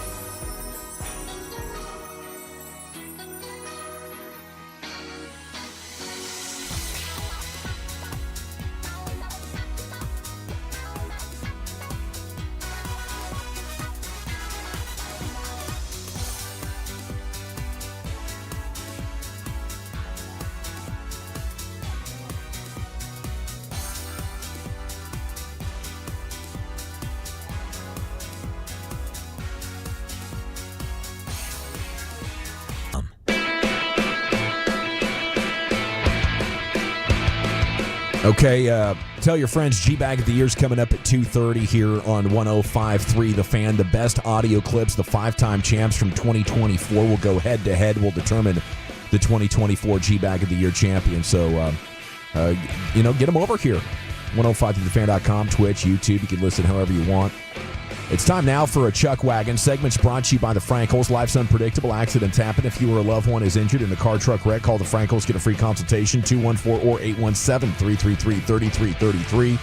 Hit frankelfirm.com. Texter also pointing out sophomore. I mispronounced. It should be sophomore, which I believe Keith Jackson dominated. It is. Here's Wolchuk with that wagon. Let's talk college football then, since the great Keith Jackson was mentioned. And we did talk a little highlights from the College Football Hall of Fame class of 2025 about this time last week. He was announced head of the Cotton Bowl. Nick Saban, part of that. Urban Meyer, Michael Strahan, Michael Vick, but some Texas studs. You got Michael Huff, who's making it as well, former Texas Longhorn defensive back, was a big part of that stop with Lendale White in the Rose Bowl that helped them win that national championship game. And then shout out to Texas Tech quarterback Graham Harrell. And it's great. Graham Harrell is going to be going into the College Football Hall of Fame. Also former North Texas Mean Green offensive coordinator before he left to go to USC. He was outstanding. Haloti Ngata also going to be getting in. Big-time defensive tackle from Oregon. And there is a Blake Elliott in this year's 2025 class. Blake Elliott, wide receiver from 2000 to 2003 at St. John's University. So maybe when we talk with Blake later, we'll have to let him know he's not the best Blake Elliott. The Raiders thought they drafted that Blake Elliott, but they drafted ours. They ended up getting our guy. So congratulate. And Steve Slayton's also part of this. If you want to have fun with the highlight tape, Steve Slayton's is also absolutely fantastic. So congratulations to everybody, but I wanted to show some love to the Texas kids there, Michael Huff and Graham Harrell. Brian Kelly, by the way, Brian, is pulling for Notre Dame, his former team here. Sure he is. He said, I'm happy for all those guys. I'm pulling for a lot of those guys there that are on both sides of the ball. I recruited. Yeah, he's reminding you of Obviously, that. I want to see those guys win it all, and I think they're in a great position. There you go. Totally excited for those guys. So I can imagine if they win, like Brian Kelly taking a little personal victory lap.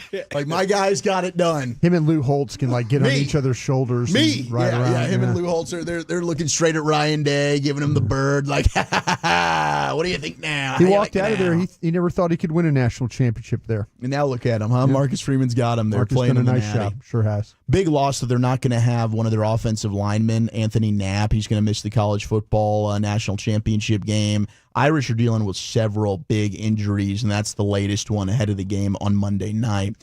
Now, the Stars fell at home against Montreal. They won the game in Montreal last week. Then they come back home after what was a really, really productive road trip. And to start the homestand, they fall 3 unanswered goals from the Montreal Canadiens. Stars were making a push. The second period, I really, really thought they were going to get a tally on. Had a power play. Montreal was just absolutely fantastic. Their rookie netminder was brilliant last night. But we got from NHL.com the Dallas Stars quarter century team.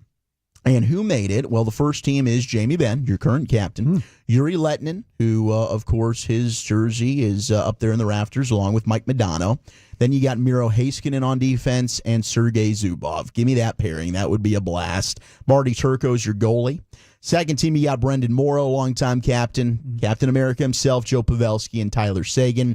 Your defensive pairing, John Klingberg and Esa Lindell.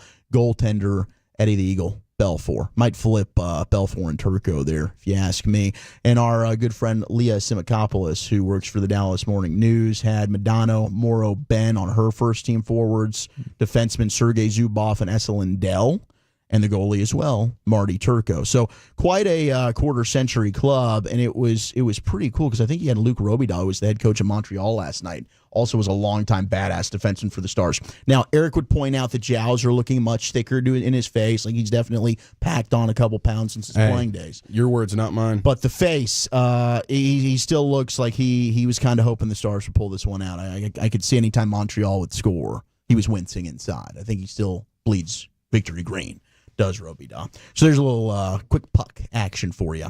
Appreciate that. All right, you guys want to talk pineapple or you want to talk thongs? Neither.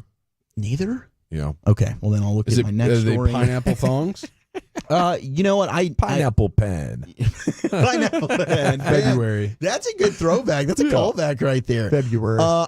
February. Pineapple apple pen. Pineapple pen. Pineapple.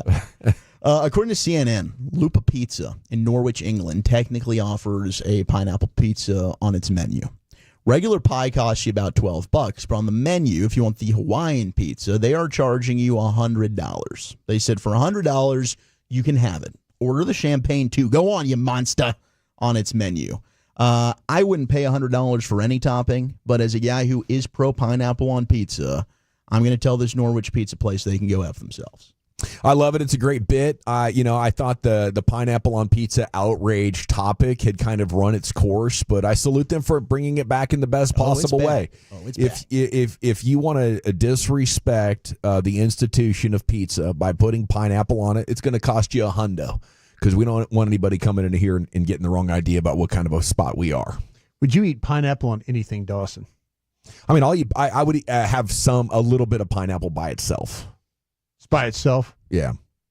Just a little piece. But I think that the sweetness or whatever that flavor is on top of a pizza, it's just like, wow, could you come up with anything that clashes more? It's perfect. I think the real trick is if you really need to do it, it's not the Hawaiian sweet bacon that you want. It's the pepperoni. You want a saltier pepperoni. You need to go double pepperoni, half whatever the usual pineapple is, and now you have yourself a little something. Pepperoni pineapple. You need a little bit more of that salt. My go-to. A little bit more of that little bit spice. The salty sweet combo. I've never really understood the hate on the pineapple. I get it. Like, hey, I wouldn't order it in Italy. I'm probably going to go with like a straight margarita pizza. But that doesn't even have meat on it, and you would find that very offensive. A big dog who can afford to go, one up the bit should go just order a buttload of these Hawaiian Just pies. like sell them out. Yeah. Dude, just run them up. I love that idea. That's a phenomenal bit right there. But then in Australia, they're really ticked off because I guess politicians are banning thongs and G-strings.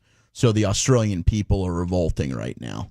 And I hope that they win this because I think all beaches, for us, we're okay with this. So you're saying for being out and about, not just they're in not general. allowed. They're not allowed to wear them. I can wear them under my pants. You can't still. wear the bikini thong or the bikini G-string. That has now been banned in Australia for the swimwear. Keeping it family friendly. People are ticked off. I could understand that. Well, Next Chuck, thing you know, they're going to get rid of naked that. beaches. Didn't know we were getting both, but I loved it, man. Awesome job once again. Hey, my pleasure, man. Biggest L, biggest dub coming up at 2:40. You continue to outdo yourself, old Chuck. Here's Lucius in the Pimp Cup with some G-Bag of the Year.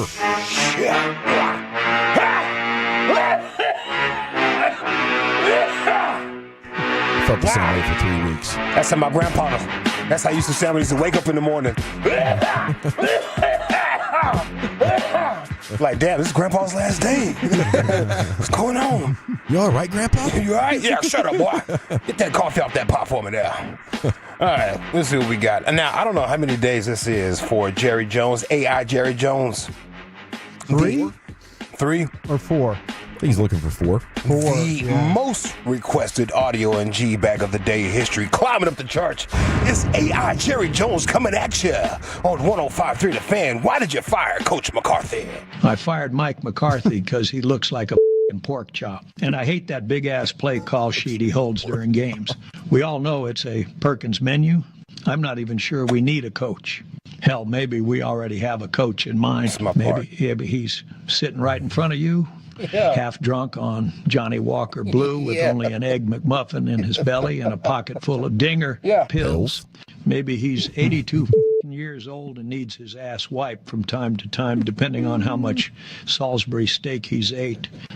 Look, I'm going to do things my way, and my way is terrible. But if you don't like it, then tough. He said the kitty, but the milk kept coming. Listen, I'm never going to die, motherfuckers.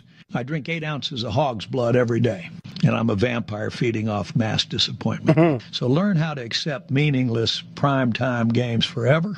What I'm looking for in our next head coach is someone that values analytics and also someone that lets me take he and his wife to a Hojo's and sit in the cuck chair. That's a hell of a coach. Bravo.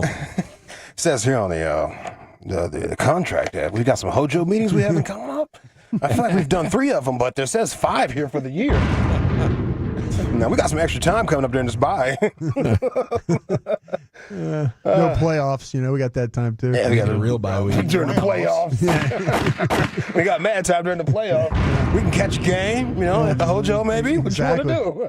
Exactly. Hojo holds a special place in my heart as well. Hey, man, Hojo used to be it. Back in the day here in DFW, the Hojos used to be like that teenage kind of party. Oh. The little young promoters rent out a Hojo room, and it'd be all of DFW. Oh, at the Hojo. You meet everybody in the damn city at that Hojo. Shout out to the Hojos. Everybody know what I'm talking about. Mm-hmm. Yeah, original freak offs. Hojo, yeah. Bring them in. Owen and Joe. Yeah. I think that's where Diddy got his start. Once you graduate from the Venice Beach spots, then it's to the Hojo.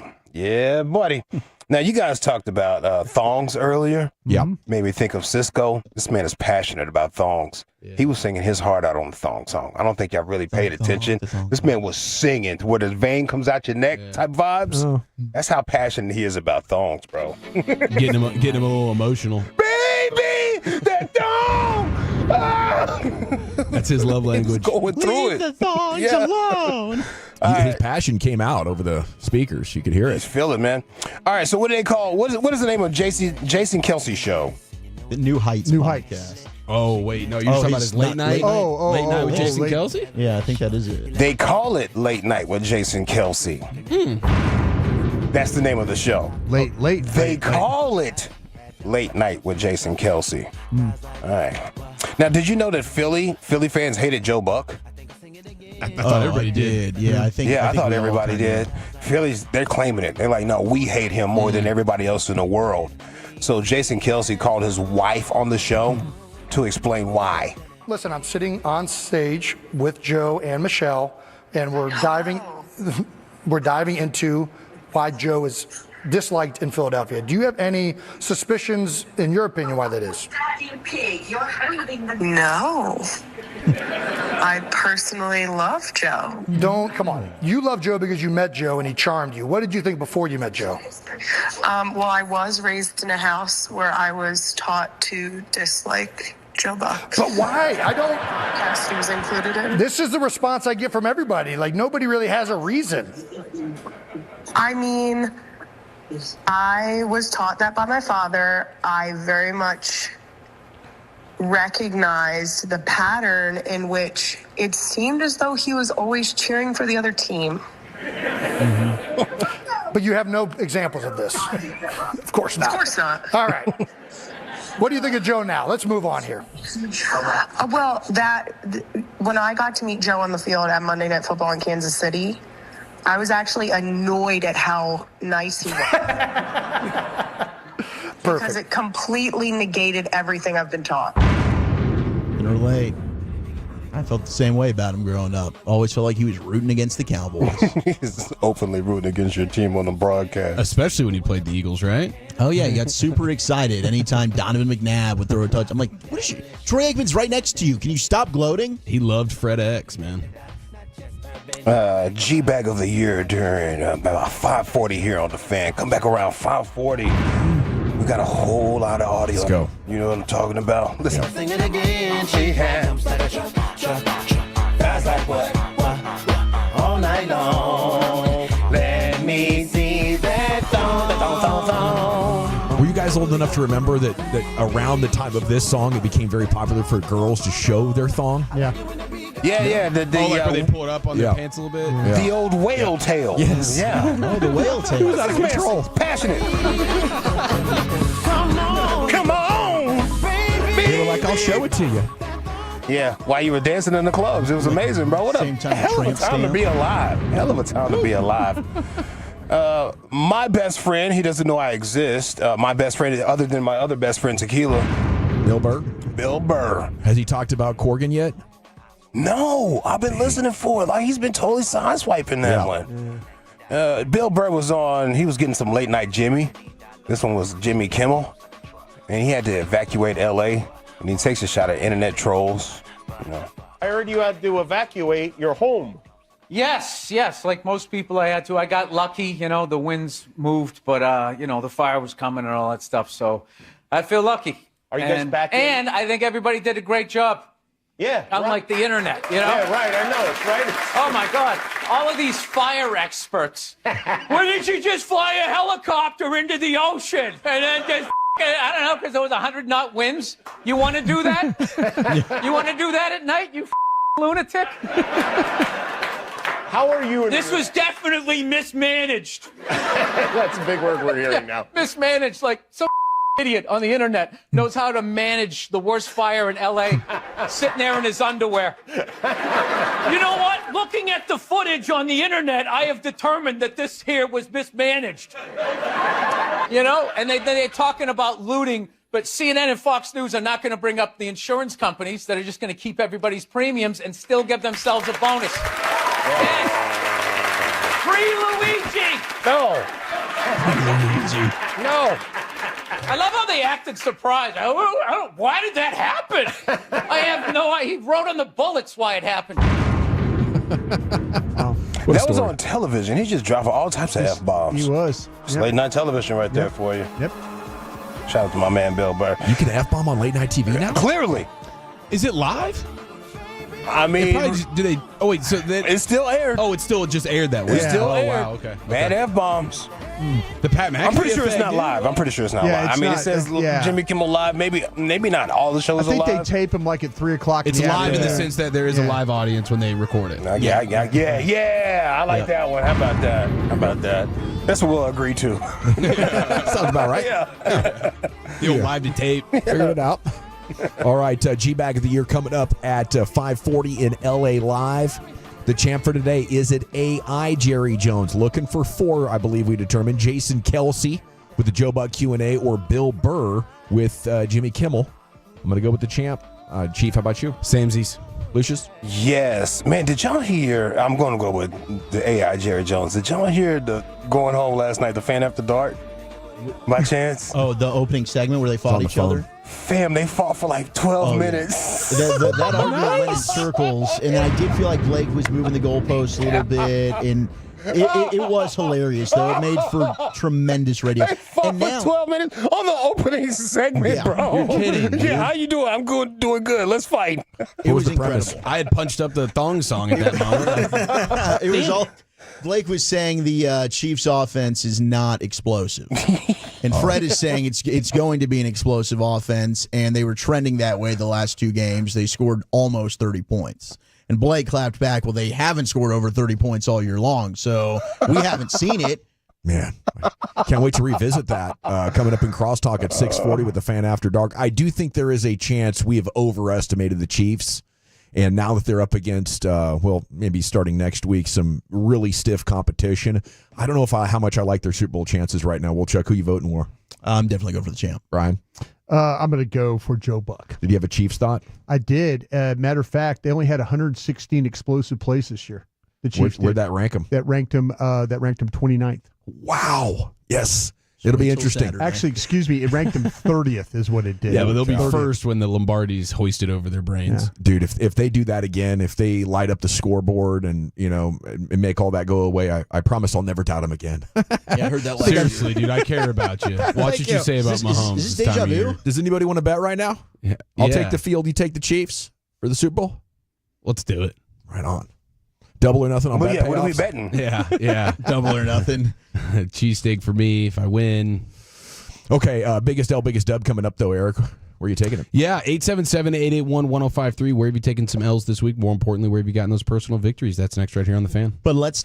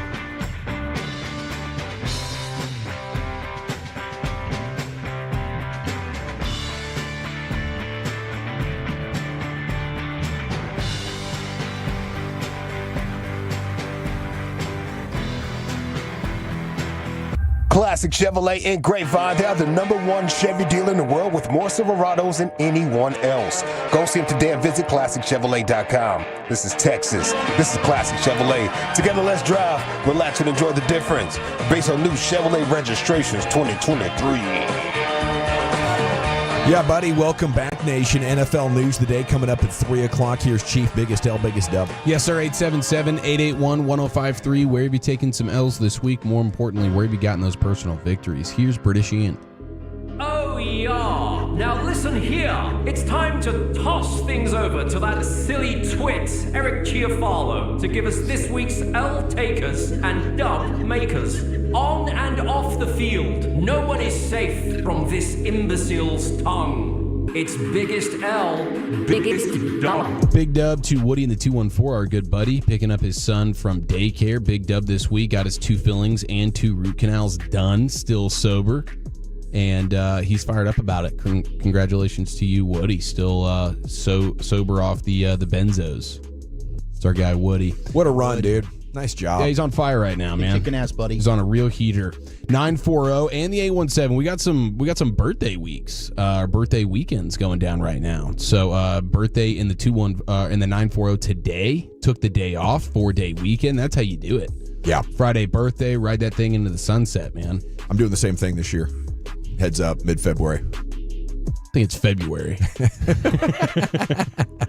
That's exciting though, because this is the big 5-0. There you go. No, just short of that.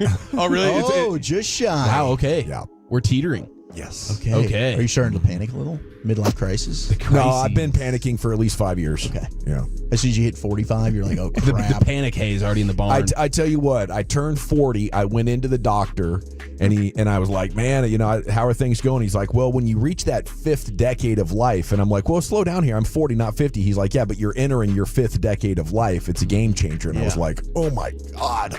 You know, phrase it that way, please. Yeah. Reality really sets in. It's tough. 469. This could be on your horizon here, Dawson. Biggest L. Haven't been to the cardiologist in 4 years, so they lost my info, so I have to wear my heart monitor again. I don't believe that's Jim Harbaugh, but it could be. And your boy Hayden here in the 254, turning 35 years old tomorrow. So we got birthday dubs going all over the place. Hayden. Hey, I would say big dub to UNC and the Tar Heel football nation, because I know he hasn't signed. Bill hasn't signed the contract. Wait, what? But did you see the photo that his young girlfriend Instagrammed? The overcommitment? With the caption saying, pictured 2 people who are overtly committed to UNC football. And it was obviously her and Bill, and she was he was looking at the screen, like looking directly at the camera, and she was just staring, looking right at him. Just lovingly is all hell. There we go. It's like, oh, that's my man. She knows that like competition just went up a little bit for her. She's got to be dialed on, she's got to be detail oriented. She's got to be buttoned up in every way, because now he's parking it on the Tar Heel campus. Okay. Yeah.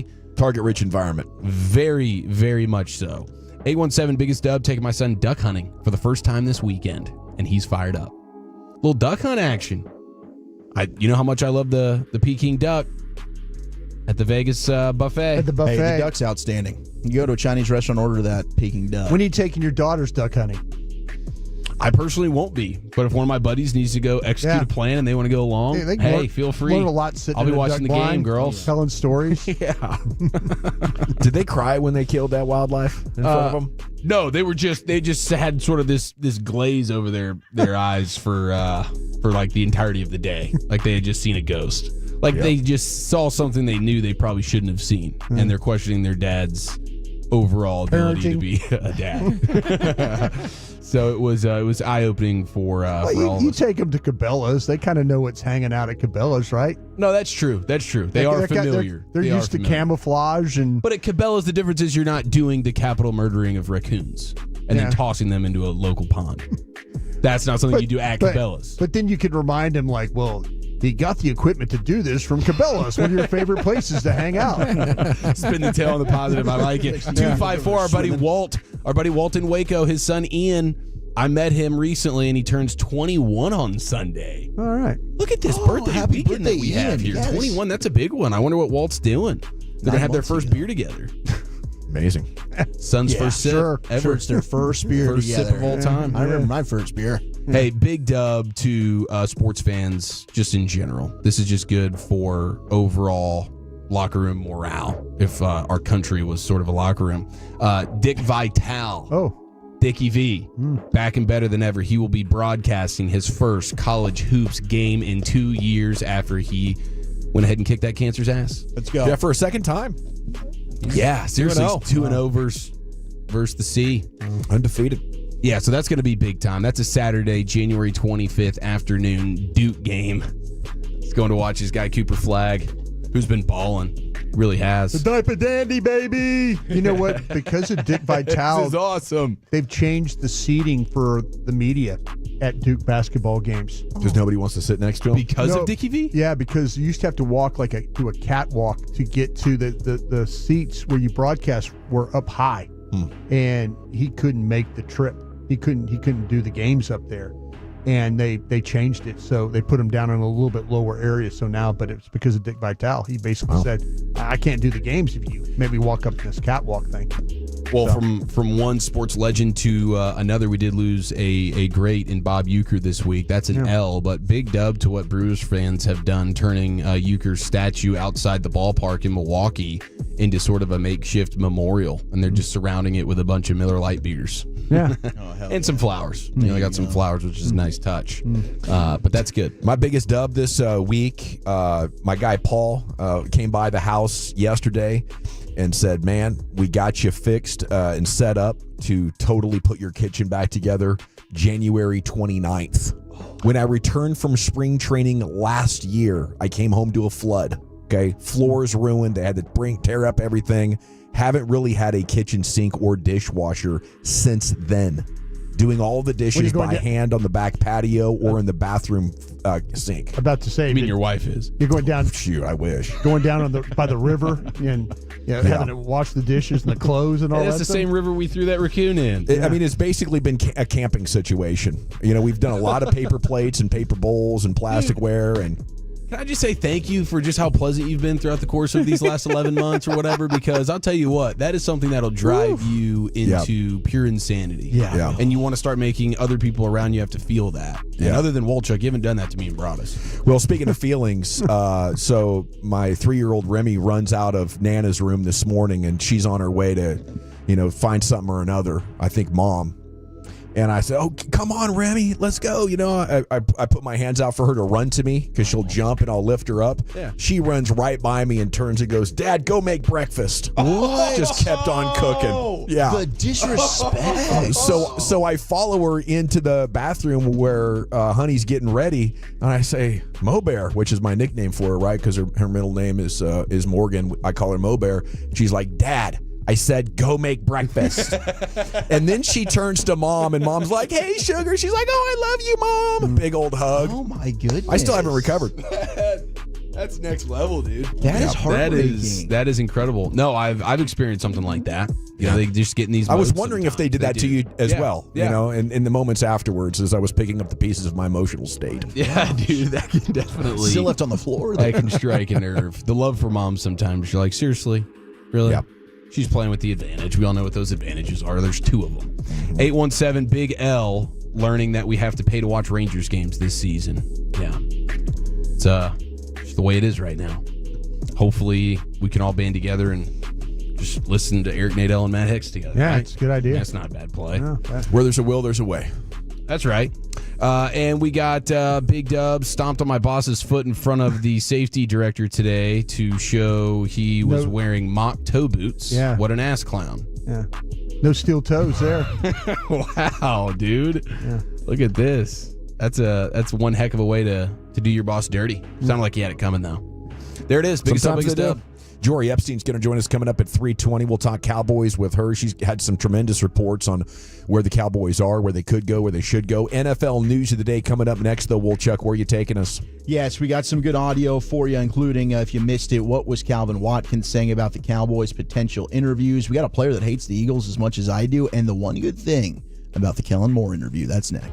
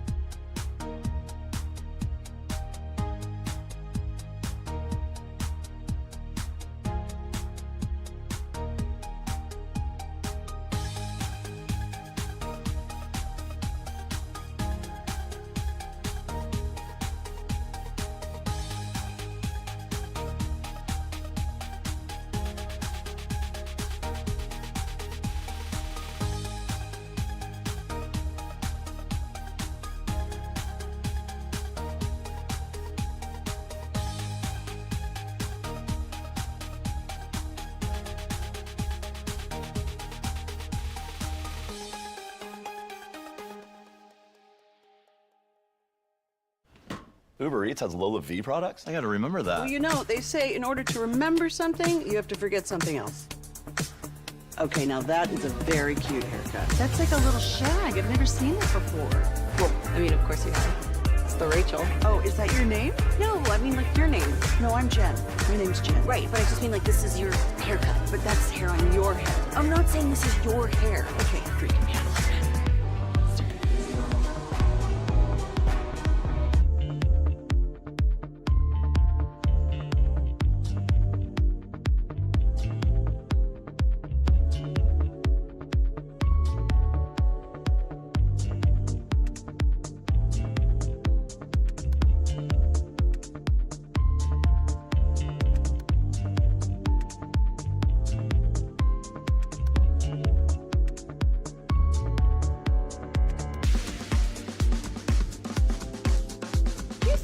That you've got to forget something else to remember that Uber Eats has groceries. No, that's absurd. Hey, remember when you used to be a, what was it, Pepper Lady? Pepper Lady? Wasn't it Cinnamon Sisters? Basil Babes. Saffron Squad? Nutmeg Maidens? Paprika? No. Nutmeg Maidens. I just said that. Was it Spice Girls? Doesn't sound right. Was it Saffron Squad?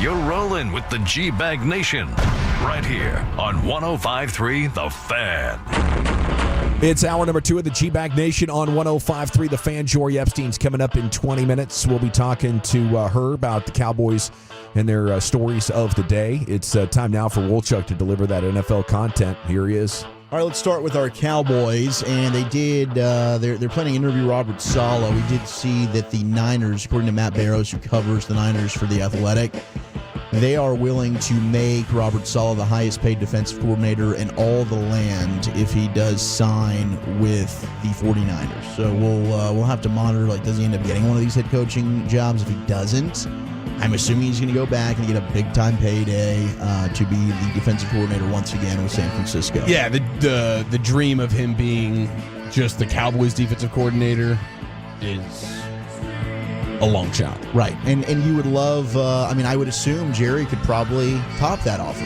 if he wanted to. But we know that they don't, at least it doesn't seem like they like to spend a ton of money on the coaching staff if they can avoid it. So I don't expect him to be just the defensive coordinator, maybe the head coach, but I don't see the head coach thing happening either. Now, speaking of the head coach, Calvin Watkins, and this has been floating out there because we were like, why the hell have the Cowboys? I didn't expect them to even interview Ben Johnson.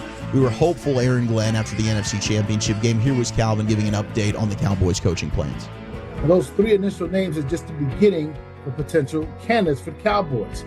Ben Johnson, who's the Lions offensive coordinator, and Aaron Glenn, who is also the Lions defensive coordinator, are going to also be expected to come in for interviews. Oh, Dion Sanders, head coach of the University of Colorado. Jerry Jones had a conversation with Dion about the job. Cowboys will take this into probably mid-February before they make a final decision, and that's okay, because you want Jerry Jones to find a 10th head coach in franchise history to be a good one. I love the idea of, hey, the Cowboys are doing their due diligence here. Kudos to them. And they're going ahead and making this a long, drawn-out process, talking to as many people as they can, which that's exactly what we had hoped. But I do kind of feel like this is more, we're going to go ahead and appease the fan base here, bring in the top two candidates on most people's boards here with Ben Johnson and Aaron Glenn. Maybe I'm holding out hope Aaron Glenn's got a shot. I don't think Ben Johnson does. I know the Raiders rumors are out there. Adam Schefter said no to the Cowboys deal with Ben Johnson today on with Pat McAfee. He also said he's not buying the Raiders stuff, which means maybe it's the Jags. Maybe it's Jacksonville for him. I don't see Ben Johnson as a reality. Aaron Glenn, because of his ties having played here, maybe he can be just a kick-ass interview and go ahead and change the plans. But I don't know that those are legitimate, hey, we're bringing him in because we want to hire him. Maybe they just want to pick their brains a little bit. I don't know. But I'm not holding out hope, but it was at least exciting to hear that they're probably going to be talking to them and interviewing him at least. Yeah, I don't know why you wouldn't be optimistic about that, Wolchuk. If they're waiting until they're done with the Super Bowl to get an extended opportunity to chat with them. Ben Johnson wants some synergy with the front office. Here, he might not be able to command the total tone. You might have a front office that, can meddle in your affairs from time to time, but they are going to let you go shopping for the groceries with them. And that might be what Ben Johnson wanted. And if you are, the Cowboys who are kind of going through a rebuild, I think now's the perfect time to go get a coach that wants to come in and establish his own system and way of doing things and building for the long term more than being a Band-Aid. I'm still hopeful on it. Could Dan Campbell be an ally for you here? Yeah, he could be.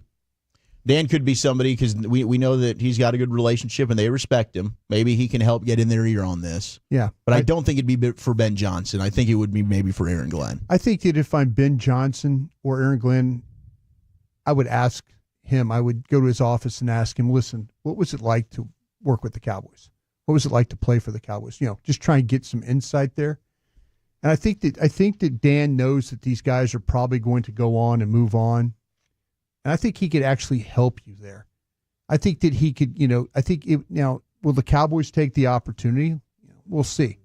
We'll see. But I kind of feel like that maybe Dan Campbell could actually help you here with these two guys if the Cowboys are in fact interested. Right. That if the Cowboys do ask for interviews, then they would say, because they could turn the Cowboys down.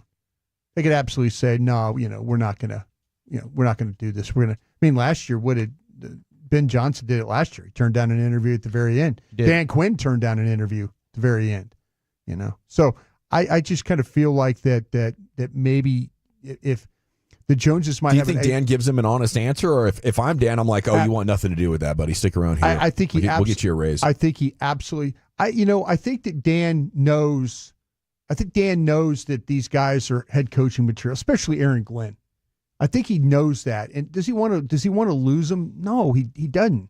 But I think he owes it to them as trusted assistants, guys that have been a massive reason why the Lions have turned this thing around. Mm-hmm. Yeah. And, I think Dan Campbell probably had somebody tell him, this job is, go for this job. You're going to like ownership. You're going to like the front office guy. You're going to like how it operates. I think Dan would be very honest about this with these. Now, he could also say, listen, you don't want anything to do with that bleep show. And then you would know very quickly if these guys start to turn down interviews, especially with the Cowboys.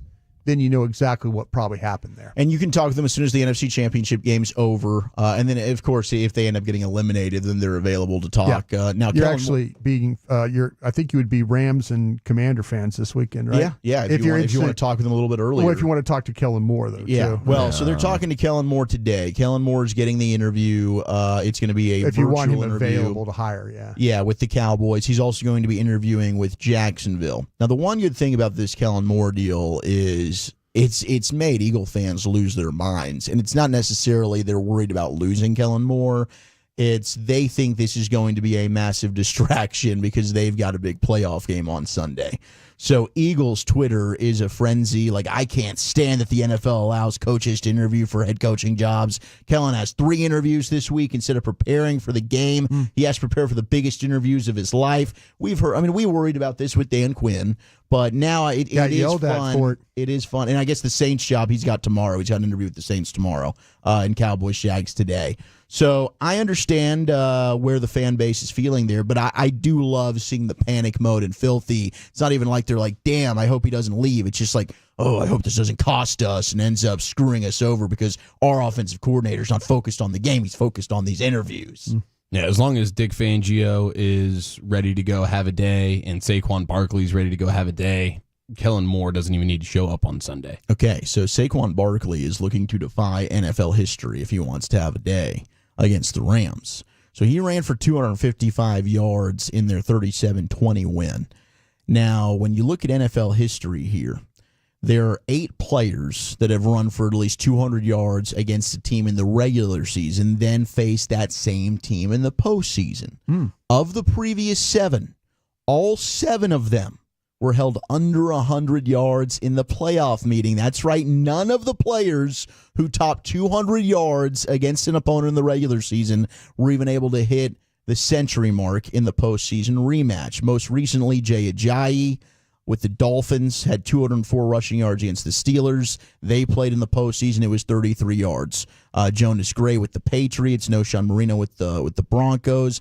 Adrian Peterson's on here, ran for 210 against the Packers, was held under 100. How about Marshall Faulk against the Saints in 2000? Had just 24 rushing yards in the rematch. And the great Barry Sanders also on this list, ran for 215 against the Bucks and just 59 in the rematch in 1997. He made it to the playoffs before? He did. He made it to an NFC Championship. Oh, yeah, I know. The Lions had some teams. Yeah, we used to have to deal with that in Green Bay. But then it was in the 90s. But then it was so bad that he said, forget y'all.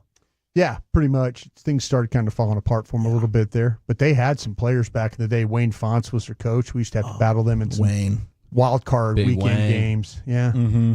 Now, I love Jared Verse. I might need to go ahead and get myself a Jared Verse jersey. He has said that, quote, I hate Eagles fans. They're so annoying. I hate Eagles fans. I didn't even know that I did. It was my first time playing, and I hate Eagles fans. When I see that green and white, I hate it.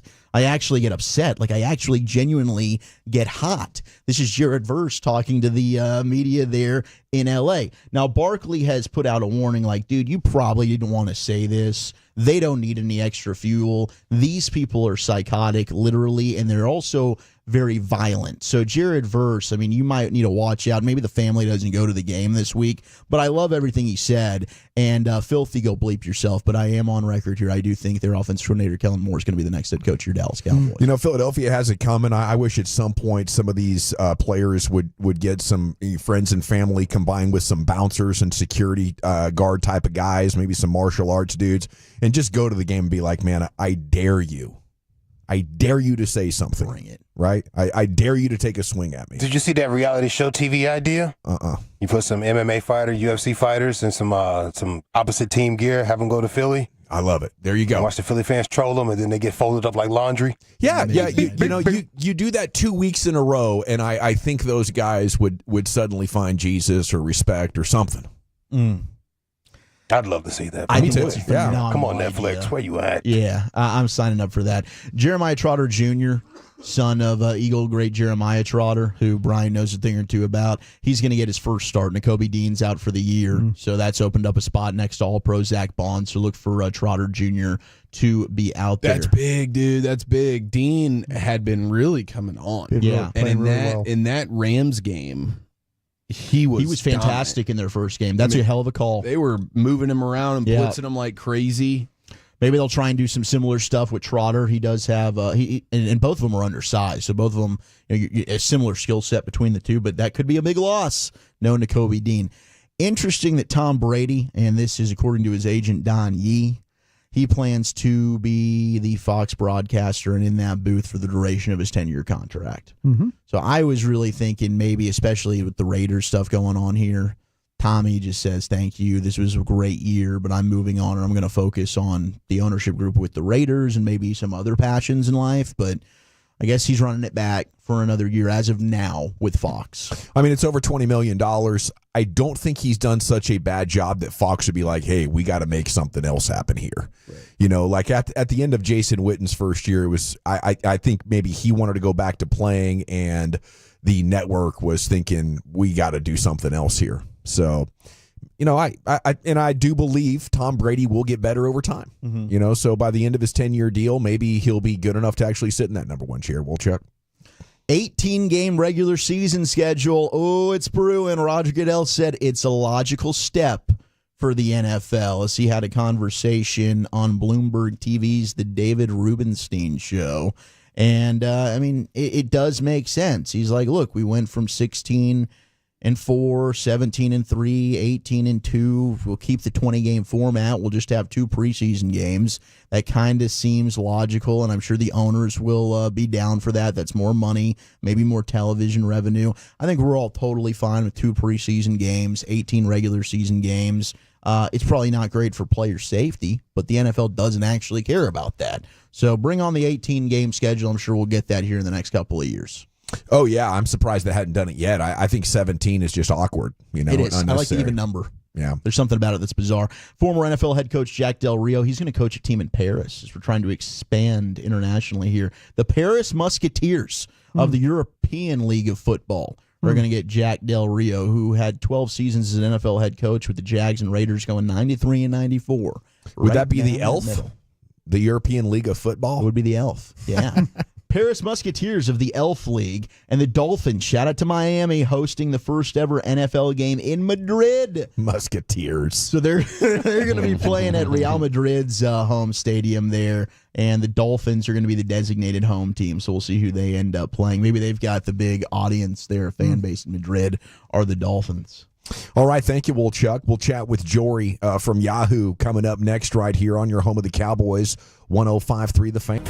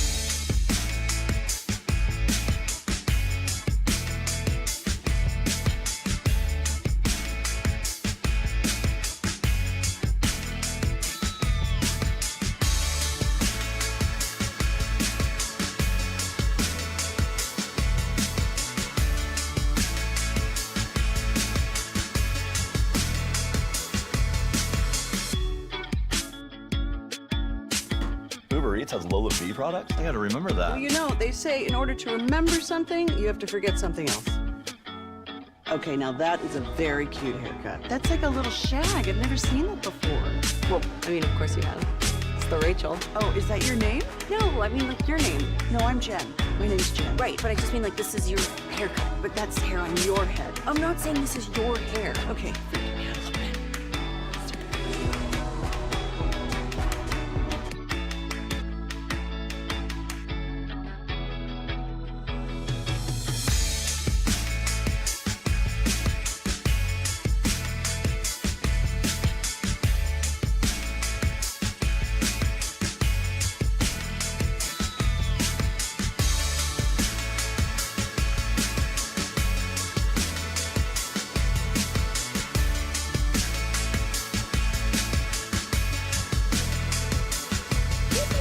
That you've got to forget something else to remember that Uber Eats has groceries. No, that's absurd. Hey, remember when you used to be a, what was it, Pepper Lady? Pepper Lady? Wasn't it Cinnamon Sisters? Basil Babes. Saffron Squad? Nutmeg Maidens? Paprika? No. Nutmeg Maidens. I just said that. Was it Spice Girls? Doesn't sound right. Was it Saffron Squad?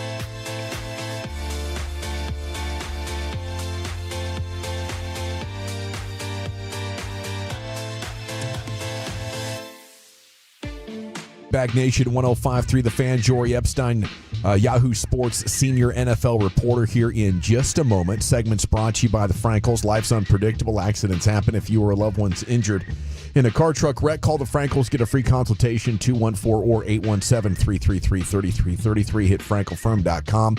It's also brought to you by Cars for Kids. Donate today, carsforkids.org. And a good afternoon, Jory. How the heck are you? Good afternoon. I'm doing well. How are you guys doing? Is it warmer down in Dallas than it is here in New York? It probably is. It's warmed up the last couple of days. I think we're probably mid-50s right now. How you guys doing up there? Okay, I will say right now it's 30s, although it's going down to single digits. So I got my run in today, but earlier I was checking the weather and I had it on Dallas instead, and I was disappointed when it was not accurate. Well, we're excited to have you on here, Jory, and we understand right now the Kellen Moore virtual interview or whatever is going on as we speak. What do you think? Would this be a good hire for the Cowboys? Yes, I think so. I think what's interesting, and yes, I was told that interview was scheduled to start on Zoom at 3 o'clock Central, so happening right now. Technically, by league rules, they have up to 3 hours. But I would think it's absolutely reasonable to consider him a favorite for the job and arguably the favorite. I think when you look at it, all coaches want certain things. Of course, you want someone with scheme. Of course, you want someone who's a leader. But the two things that Jerry Jones wants, that I think not everyone wants, is experience at a high level as well as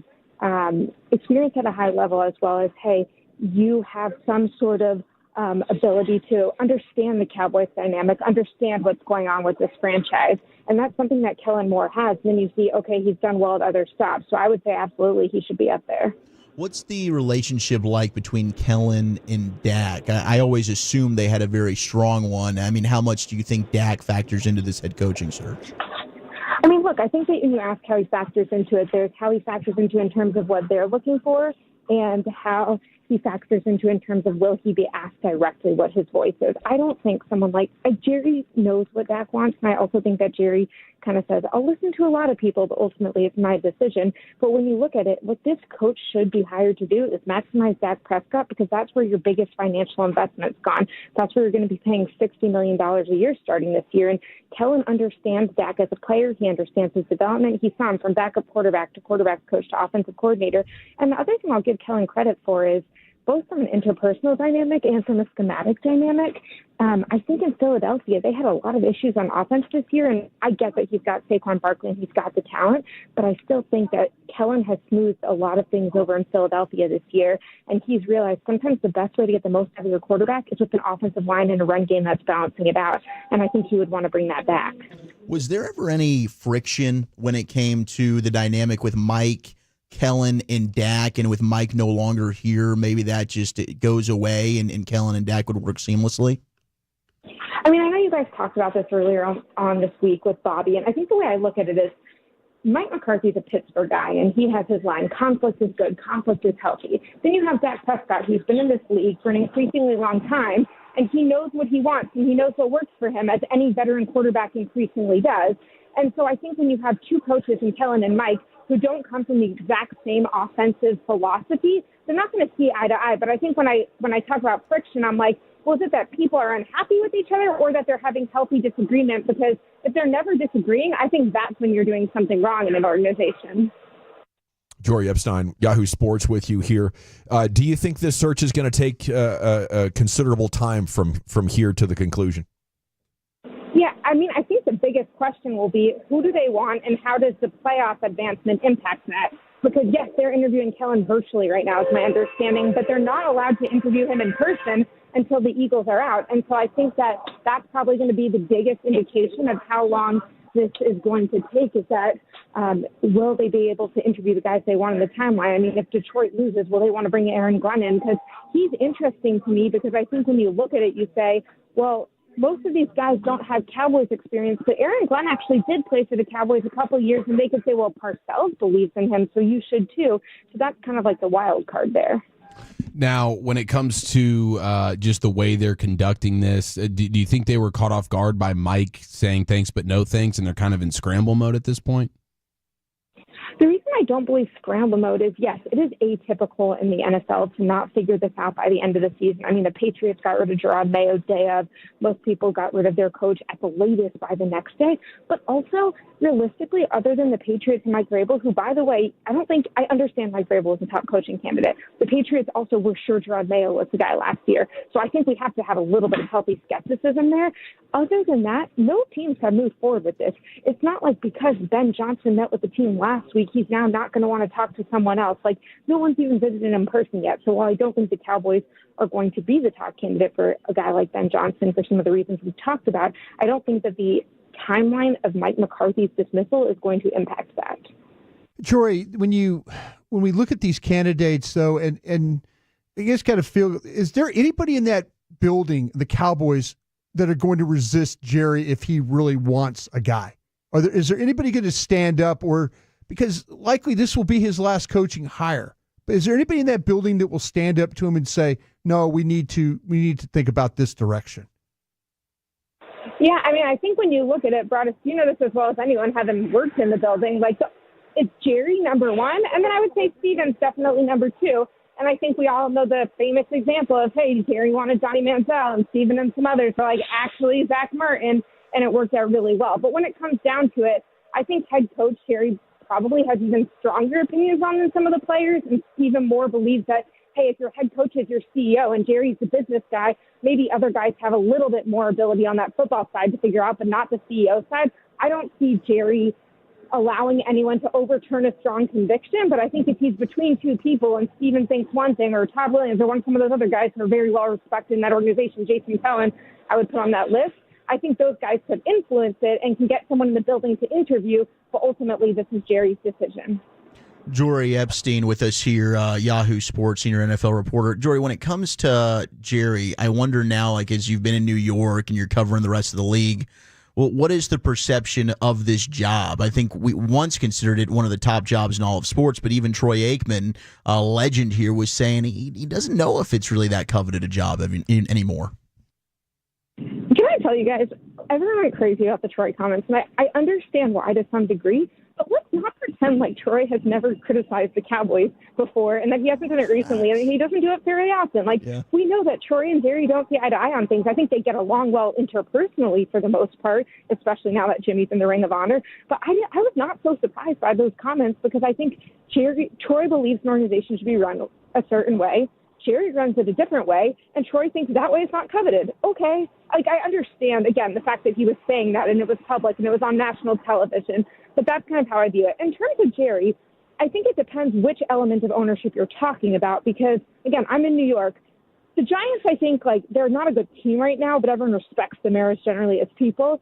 The Jets, Woody Johnson, not well respected as an owner, as a person. I mean, obviously we've seen a lot of the Jets reports coming out. So I think that yes, there are some. What do you want out of an owner is what I would ask in terms of how coveted this job is.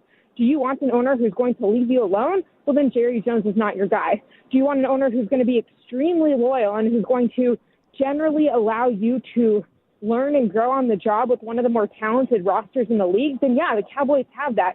If I'm looking at the rosters that the Cowboys have or the Saints have, I want the Cowboys roster. Jacksonville and Chicago, too, I would say, overall have weaker rosters, so maybe those guys have more arm talent, but they haven't proven more than Dak has in the league. And so I think that their ceiling is probably higher, but their floors are lower. And so I think when you look at it, there's just so much talent on this roster, especially that's why I keep saying a guy like Robert Saleh for defensive coordinator.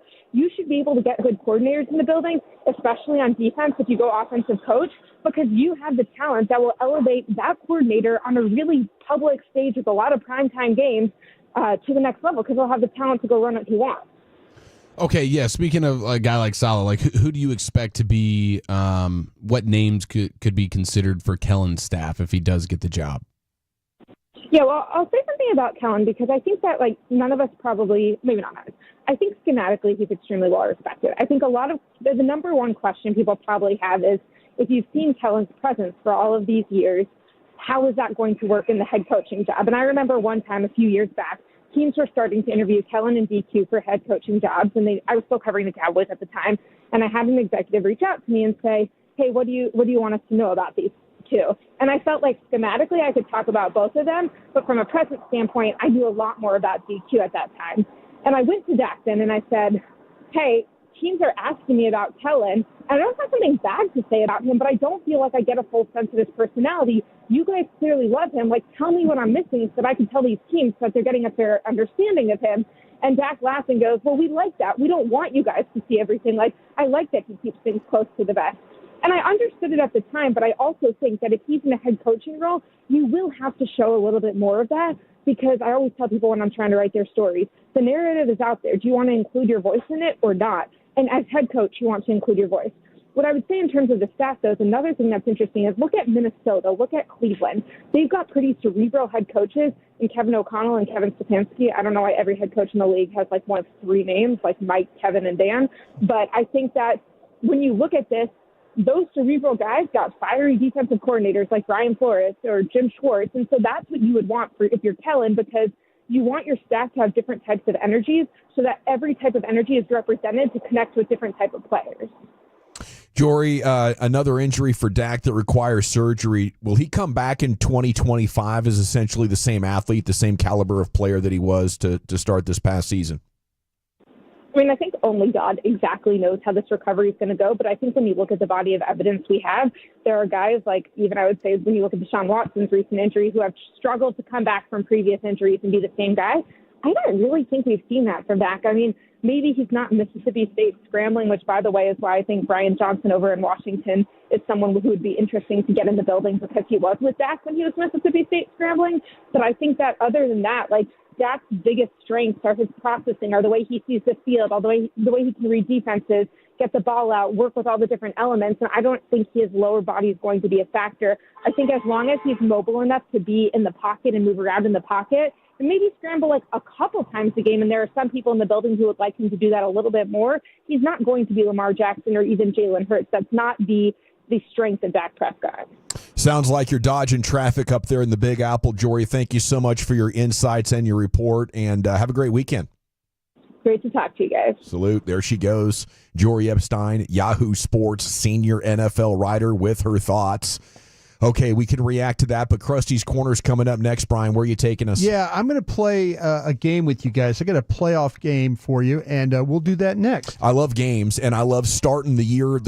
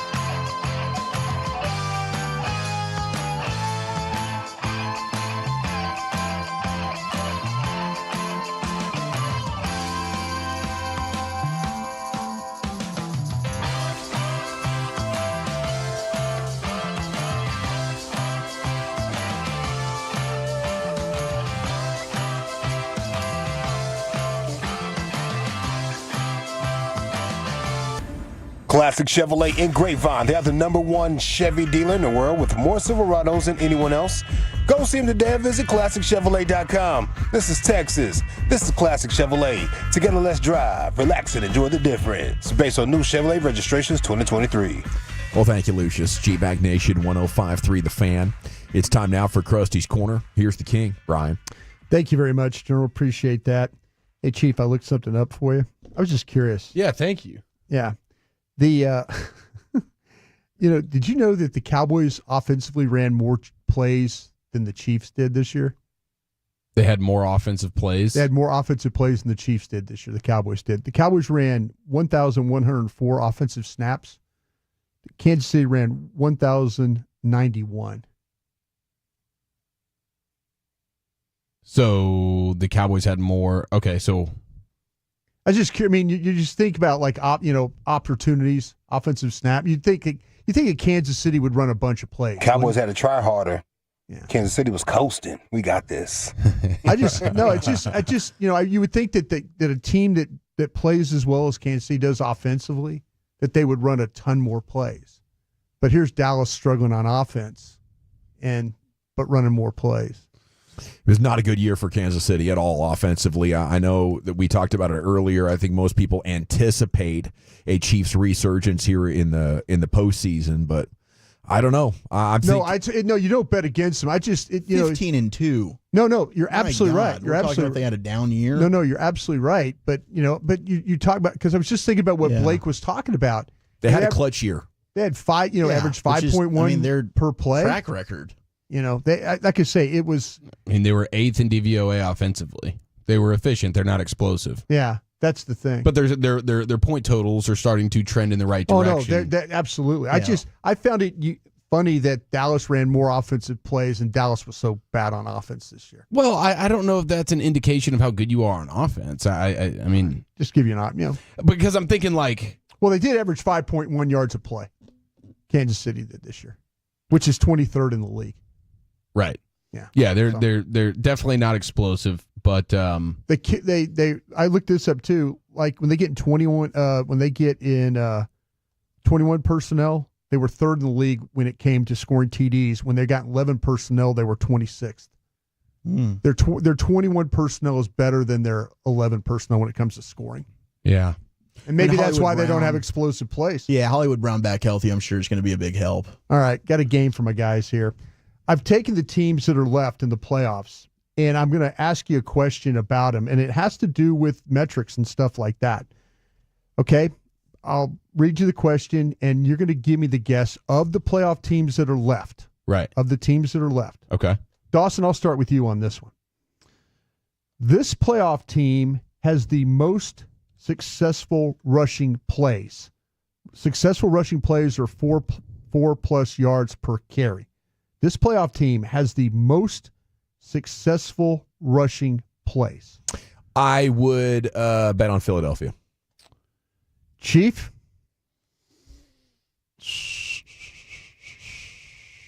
Man, it could be. It's Baltimore. That's my guess. I'm pretty sure they've had a historically good, all-time great rushing attack this year. Yeah, I'll just go with Detroit. It's actually the Washington Commanders. Washington? 49.6% of their rushing plays are 4+ yards per carry. I think a lot of that's probably Jaden Daniels too. That's their number one when it comes to that for the playoff teams that are left. Chief, This playoff team has the most rushing touchdowns. I will go Philly on that one. Let me get Detroit. Yeah, I think it's the Lions. Didn't Gibbs have an insane amount by himself? Montgomery 20? was having a bunch until he got hurt. They split. I think each might have had 10+. Buffalo had 32. With the Josh Allen factor. Yeah, he ran a bunch of them in. Yeah. Who was second? Do you know? I can look it up. No, it's fine. It's fine. Okay, so it was Buffalo. It was Buffalo. They had 32 for the year. Wooly. Mm-hmm. This playoff team had the most yards after catch. This playoff team had the most yards after catch. Ooh. Rams are always enticing here, but I'm going to go with the Houston Texans because Nico Collins was popping some big ones, like 70-plus, 80-plus yarders. Dawson? This is Detroit. This is Baltimore. Good job, Dawson. It's Detroit Lions. Damn. Yes. I think I saw a factoid earlier as I was getting ready.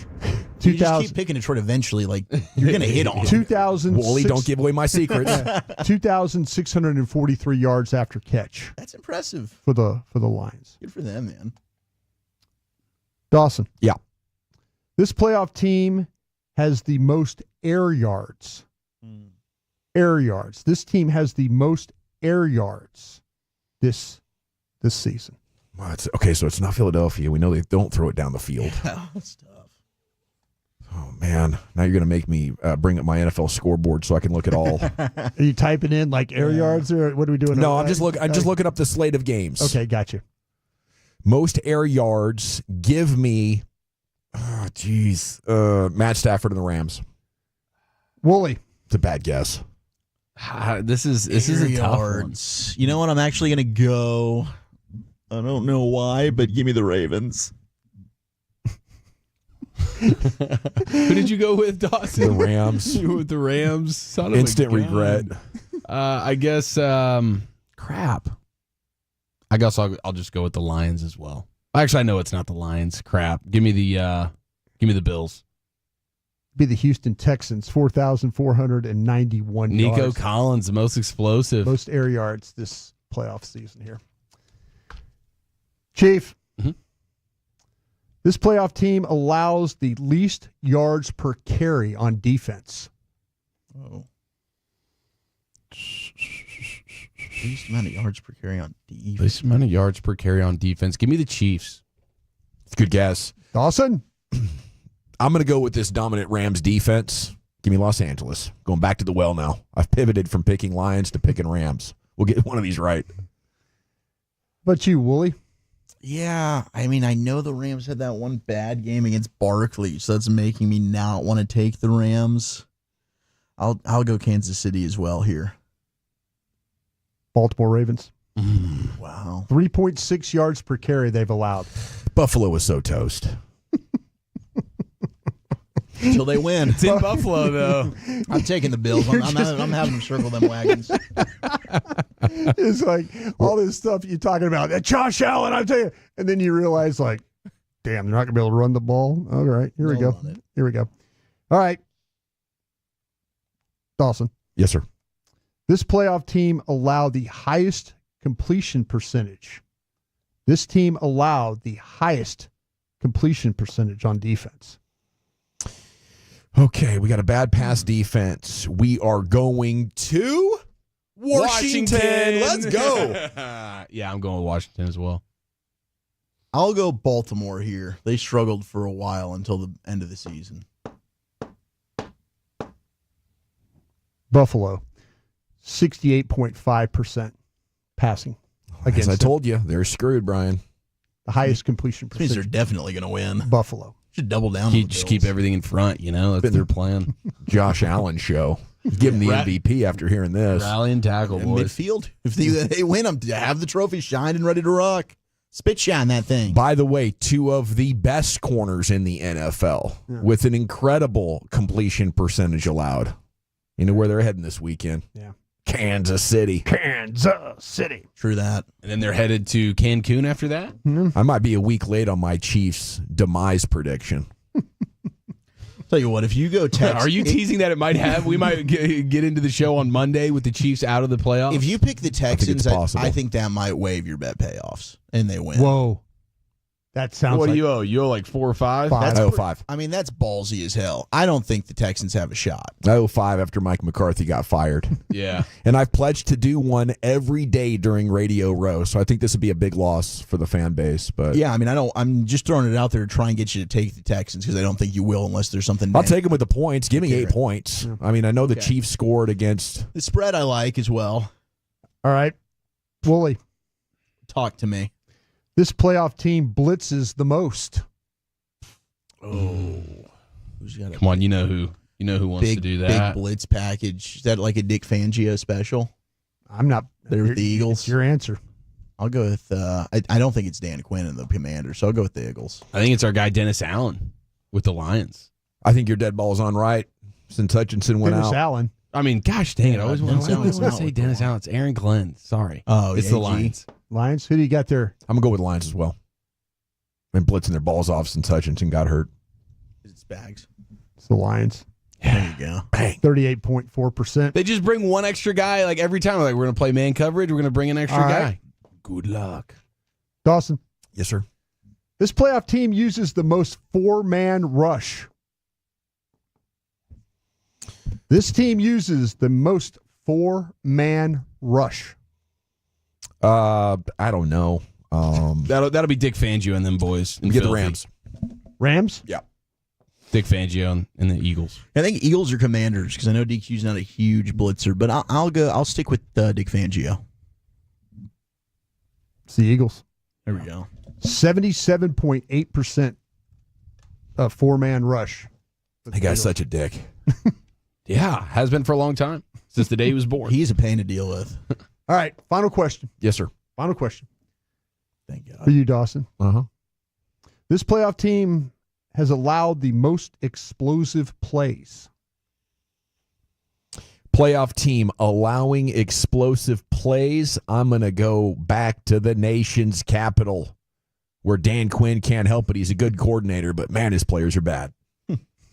Yeah, I think it is. I would guess the Commanders as well here. Willie? I will lean Washington. Everybody went Washington? And my second pick, I guess I would say the Rams. Baltimore would be my second pick. All right. We got second picks involved here, too. You want to just keep going? Cowards. I'm going to go Kansas City. No, well, it's the Commanders. Unless, of course, it's the Rams. What are the Texans? It's the Lions. 152. Oh, it's the Lions. Too explosive. Hiding Because in all the plain blitzing. sight. They're getting lit up. See, if they can't get home, Jaden Daniels is going to run for some huge first downs, maybe make some big plays. McLaurin, I could see McLaurin. All righty. Thank you, Brian. Krusty's Corner every afternoon, 2:40 here in the G-Bag Nation. C-Note, detailed breakdown of Dion as a coach. Does this sell you on the concept of Coach Prime in the NFL? That's next in the nation. This nation is growing, and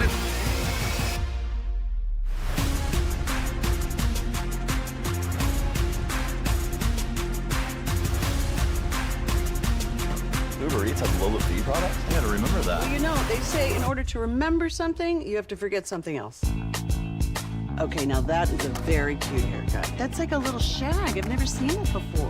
Well, I mean, of course you have. It's the Rachel. Oh, is that your name? No, I mean like your name. No, I'm Jen. My name's Jen. Right, but I just mean like this is your haircut. But that's hair on your head. I'm not saying this is your hair. Okay, freaking me out a little bit.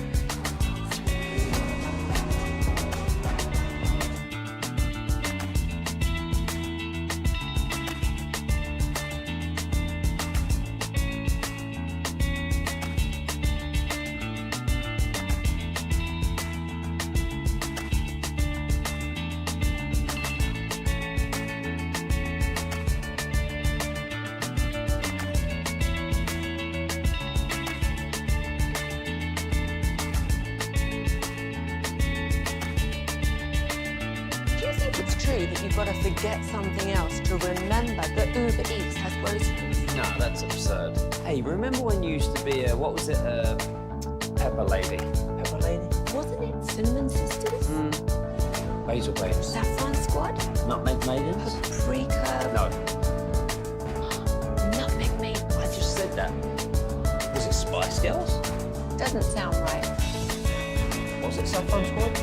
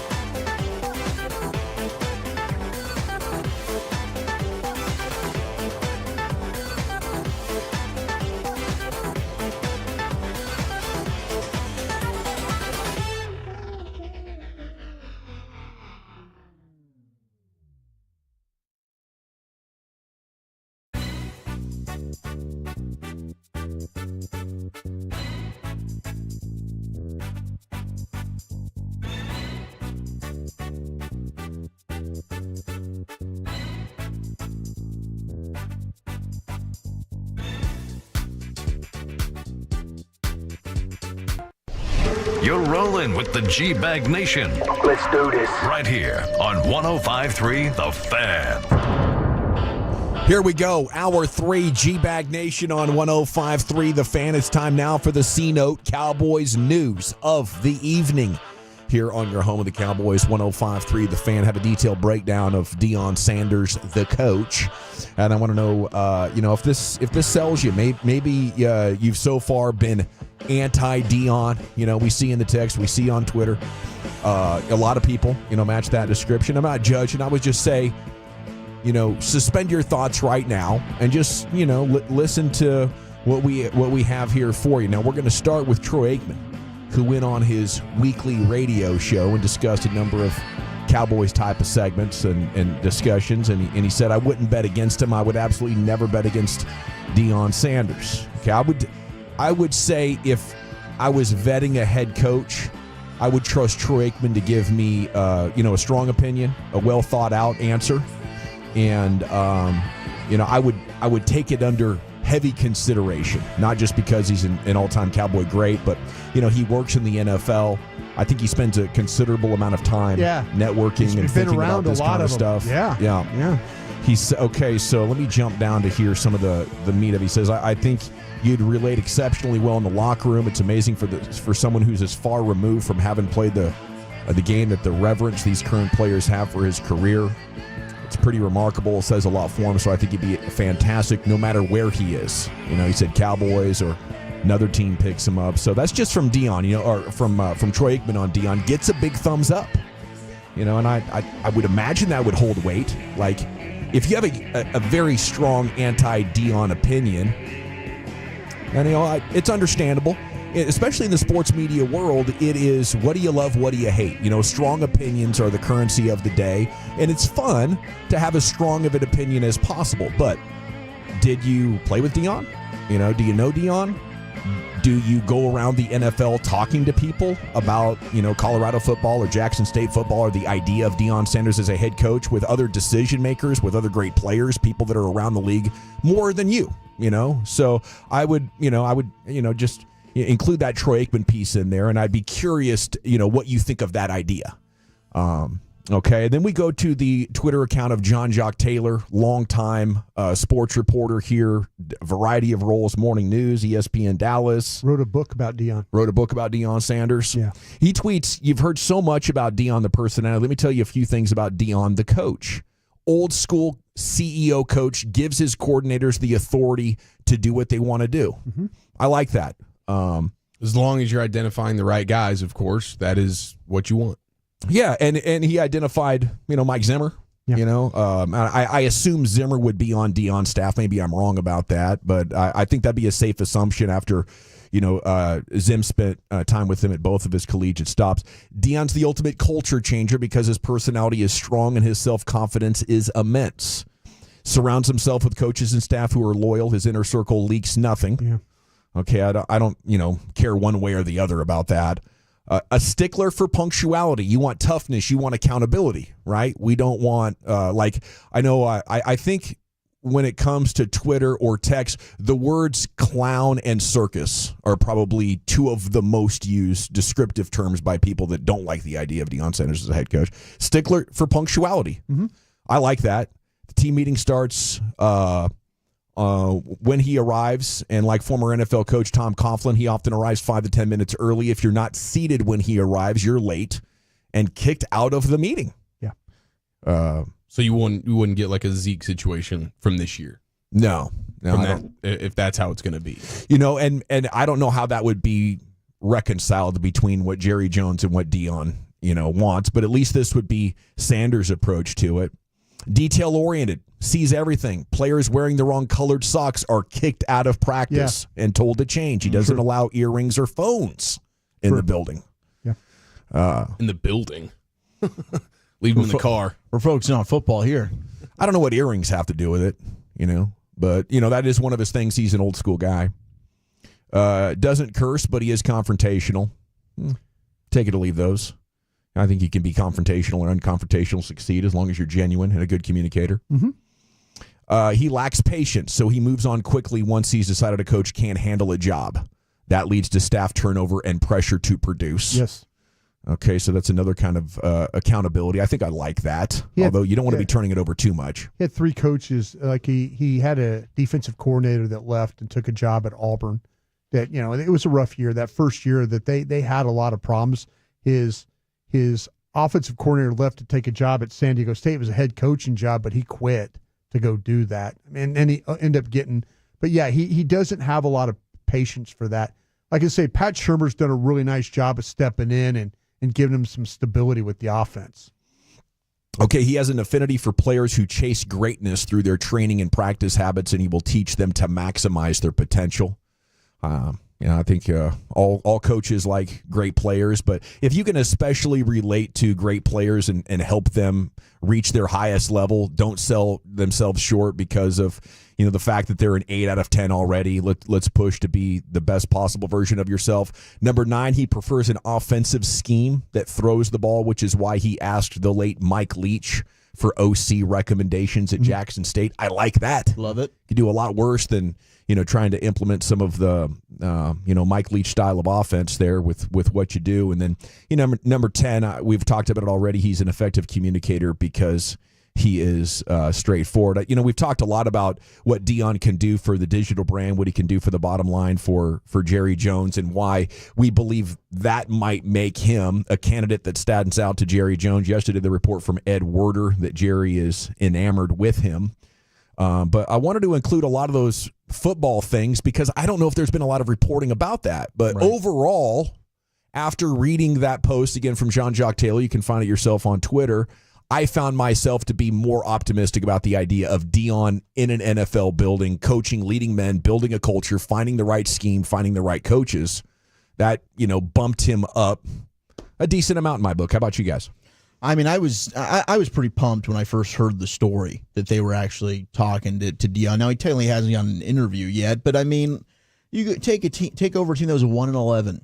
You take them to 4-8, 9-4. You're competing for a conference championship game. You should have had a winning record his first year. They gave away some games. They did. They absolutely gave away a couple of games. And it was a bad team, and he got out all the bad eggs. I mean, you talk about some of the people he's going to bring over with him. Yeah. That also excites me. Yeah. I think that there's been way too much comfort for a long time in that building. And while, hey, I'm never going to be like, dude, you should lose your job, whatever, XYZ. But I think change is exactly what this organization needs. And there might not be a candidate who's going to bring about more change than Dion Sanders. And I also think he is the type of personality that does understand Jerry and has a good enough relationship with him, but also is going to demand the respect and accountability from his players. Like, it seems like everybody who's played for Dion for the most part and has been successful is praised Dion. I think Micah would be super pumped. I think CeeDee Lamb would be very excited. I would imagine they'd be excited at the idea of playing for a guy like Dion. Will it work? I don't know. We don't know if Ben Johnson's going to work. He might be an outstanding coordinator, play caller, but fail as a head coach. It's all a gamble. We all kind of laughed when Dan Campbell was hired and he's biting off kneecaps like, I don't know if that's going to work. Now we're all kind of looking for our next Dan Campbell as head coach. So it's an inexact science here, but that dude and what he can bring when you've had 30 years of much of the same, maybe to shake some things up a little bit, that's needed. That's needed in a bad way here. Yeah, I think getting a coach that can hold the players highly accountable, but at the same time command a ton of respect. It's easy to hold people accountable if you just want to be a Richard, Mm-hmm. If you just want to be a total pain in their ass, anybody can pull that off, but can you also connect with them and inspire them? And I think Dion could. 817, if Dion is a candidate, are the Cowboys going to possibly trade up to get his son? They are a package deal, right? Well, I think the important thing there is there's no way for it to be a package deal for Dion right now. There's not a path to coaching his son that we can see unless it's with the Raiders, but that's not, right now. So if I'm Dion and I want to go to the NFL, there's a chance I could coach my son, right? But I don't know who's going to end up taking him. If that all falls in place between now and a theoretical or a hypothetical offer to coach, I would imagine Dion would turn that down to go somewhere that he could coach his son, whether that's, I guess the only option right now would be Oakland or Las Vegas. Yeah, that's the only one that would be with a head coach vacancy and some realm of possibility picking within the top 10 that you could conceivably make it happen for the quarterback there. But that's a lot of stuff that you don't know is going to happen until it happens. Just because Dion becomes the head coach of the Raiders, you don't know what's going to happen with Shedeur necessarily, if that were the case. It seems like, given the options and there's not a direct path to coaching his son, the Cowboys would be the sort of the exception or the outlier of like, yeah, in general, yes, I would prefer to be coaching my son, but there's not a path to it, and the star means something. I think that the trade-up scenario would just be so unlikely because of Dak's contract. I don't think you're going to give up additional draft assets to go get a quarterback that might be sitting on the bench and developing for the next 2 to 3 years. Maybe if a Patrick Mahomes situation developed where, for whatever reason, NFL teams are just not taking the guy, and now you're sitting there at 12 and he's still on the board. That could happen, or an Archie Manning situation where Dion just says, I'm not going to let Shedeur play for anybody but the Cowboys. I think those would be the only two scenarios in which it would be a package deal. But I think you'd have to get Dion to accept the job with a fair amount of ambiguity of where Shedeur is going. Okay, what else do we have here at 877-881-1053? The 785 says, I just flat out prefer Sanders. Yeah, and I can't blame you for that. I think it's a very credible choice if you're just evaluating and think which coach would do the best job for the Cowboys. If you go to Dion, that's not a bid or a shtick at all. Maybe it would have been before he started his collegiate career. But at this point, he has at least checked the boxes of, I can lead men, I can lead a program, I can improve a football team and build a coaching staff. And I think one of the biggest things with guys going from college to the NFL is a lot of them never played in the NFL. They haven't been in an NFL building for any substantial amount of time with any real responsibility. Dion is not only a guy that knows how the NFL works in general, knows how the Cowboys work, obviously worked in NFL media for a long time as well. So I do think it's a little bit different. Yeah, I think he would be the most qualified to sort of embrace the stuff that comes with Jerry and welcome that, the limelight, all that kind of stuff, being the headline news of everything every day in the sports world, and also being able to have enough respect from Jerry and everybody else to dictate a little bit more of the team culture. So I think he would be able to juggle those things better than probably anybody else. Okay, I did not get a lot of text feedback on that. So hopefully those that, from at least from my perspective, maybe you have very good reason for doubting Dion Sanders because of what you've been able to, experience in your own life. But I think a lot of that is just a really anti-Dion narrative, that has run strong through the DFW media, I think, for a long time. And it has been a bumpy ride at times, but I think a lot of people close the book on what they thought about Dion a long time ago. And whenever his name comes up, I think they fall back on previous, beliefs without maybe taking in new information. Now, is Jean-Jacques Taylor great friends with Dion? Did he write a book about him? Is there a relationship? Probably. But I think most people in the media right now are sending this coaching hire story through who's the person that if they get hired, I have a great source, right? And if a media member is saying, wow, this would be a great coaching candidate, or wow, this would be a really nice job. I think a lot of times it's because they know I'm taking care of this person, and if they get me the gig, then the insider information is going to flow directly to me. So, that's part of the game, and you have to decide for yourself how much credibility Jean-Jacques Taylor is a real journalist. You know what I'm saying? He's been around here doing it for a long time. Yeah. Okay. Well, thanks for that. Coming up next, time for Wolchuk's Top 10 at 420. Zachary, where are we going? Yeah, I've got a top 10 that I don't know that I really want to do, but we're going to do it. Most memorable divisional round games of all time. 877-881-1053. What's your most memorable division round game?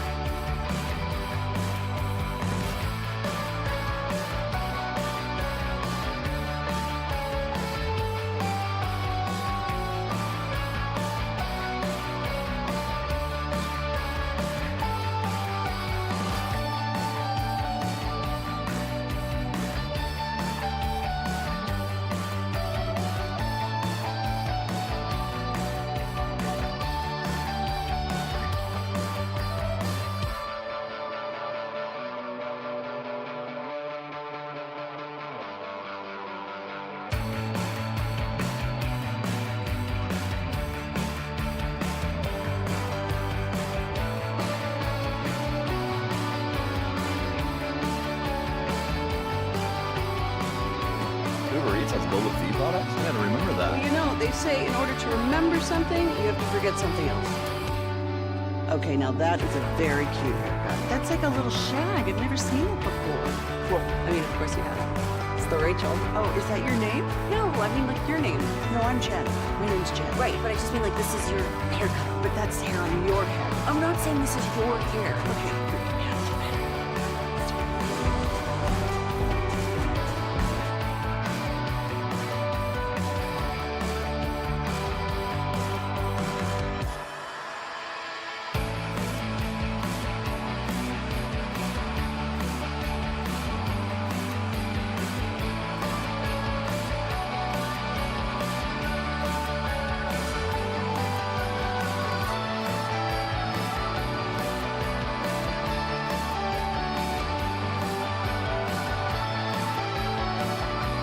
It's true that you've got to forget something else to remember that Uber Eats has groceries. No, that's absurd. Hey, remember when you used to be a, what was it, Pepper Lady? Pepper Lady? Wasn't it Cinnamon Sisters? Basil Babes. Saffron Squad? Nutmeg Maidens? Pre-curd? No. Nutmeg Maidens. I just said that. Was it Spice Girls? Doesn't sound right. Was it Saffron Squad?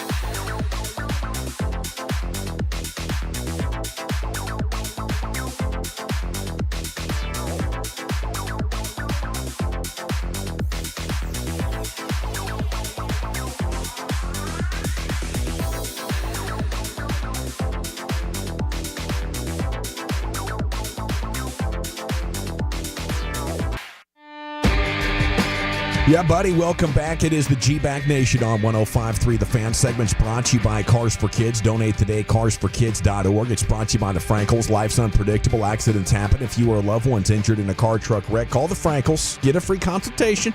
214 or 817-333-3333. Go to frankelfirm.com. We have top off-season questions for your Longhorns coming up at 4:40.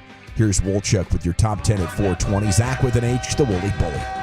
All right, so today I went into it thinking, like, all right, this is perfect. Like, we got Divisional Round weekend. Let's do top 10 best divisional round games of all time. I didn't realize what I was getting myself into when I did this, and I gotta highlight RJ Ochoa blogging the boys. When I asked this question on Twitter, he was like, "Dude, what is your problem?" I'm like, "What are you talking about? I'm sorry." He goes, "This round haunts us." And then I saw the list that I'm going to use, and yeah, this is a really bad nightmare place to be as a Dallas Cowboys fan. There's tremendous other games, and I guess if you look at it from an outside viewer and you're not affiliated with the Cowboys anyway, these were awesome games too. But we just had our hearts ripped out and stomped on continuously over and over and over and over and over and over and over and over and over and over and over again. So it's tough. That many? That many. It was that many overs. That many overs. I saw you counting in your head. I was like, man, when's it going to stop? Kind of like rack them. But we'll start in 1997. This is not Cowboys. Honorable mention, 877-881-1053. What do you think are the best divisional round playoff games of all time? And yeah, 2-4. We talked about the Byron Young story yesterday. Outstanding story. One thing we haven't hit just yet is our buddy Nick Harris reporting, and I talked to Nick about this. Totally accurate. DeMarco Murray or Tashard Choice could end up being on the Cowboys coaching staff as running backs coach. I think TC gets the first call, and maybe he wants to stay in Texas. He's an outstanding recruiter. Was amazing with North Texas as the running backs coach. Then went to Austin. He's been with the Horns for a while. DeMarco Murray's currently in Oklahoma, and I think there might be some friction on that coaching staff. So he's probably looking to get out of there as well. In either way, I'm sure one of them would take the job. I think DeMarco would 100% take the gig. We'll see what happens with the Shard Spray choice. tan back in town. Yeah, absolutely.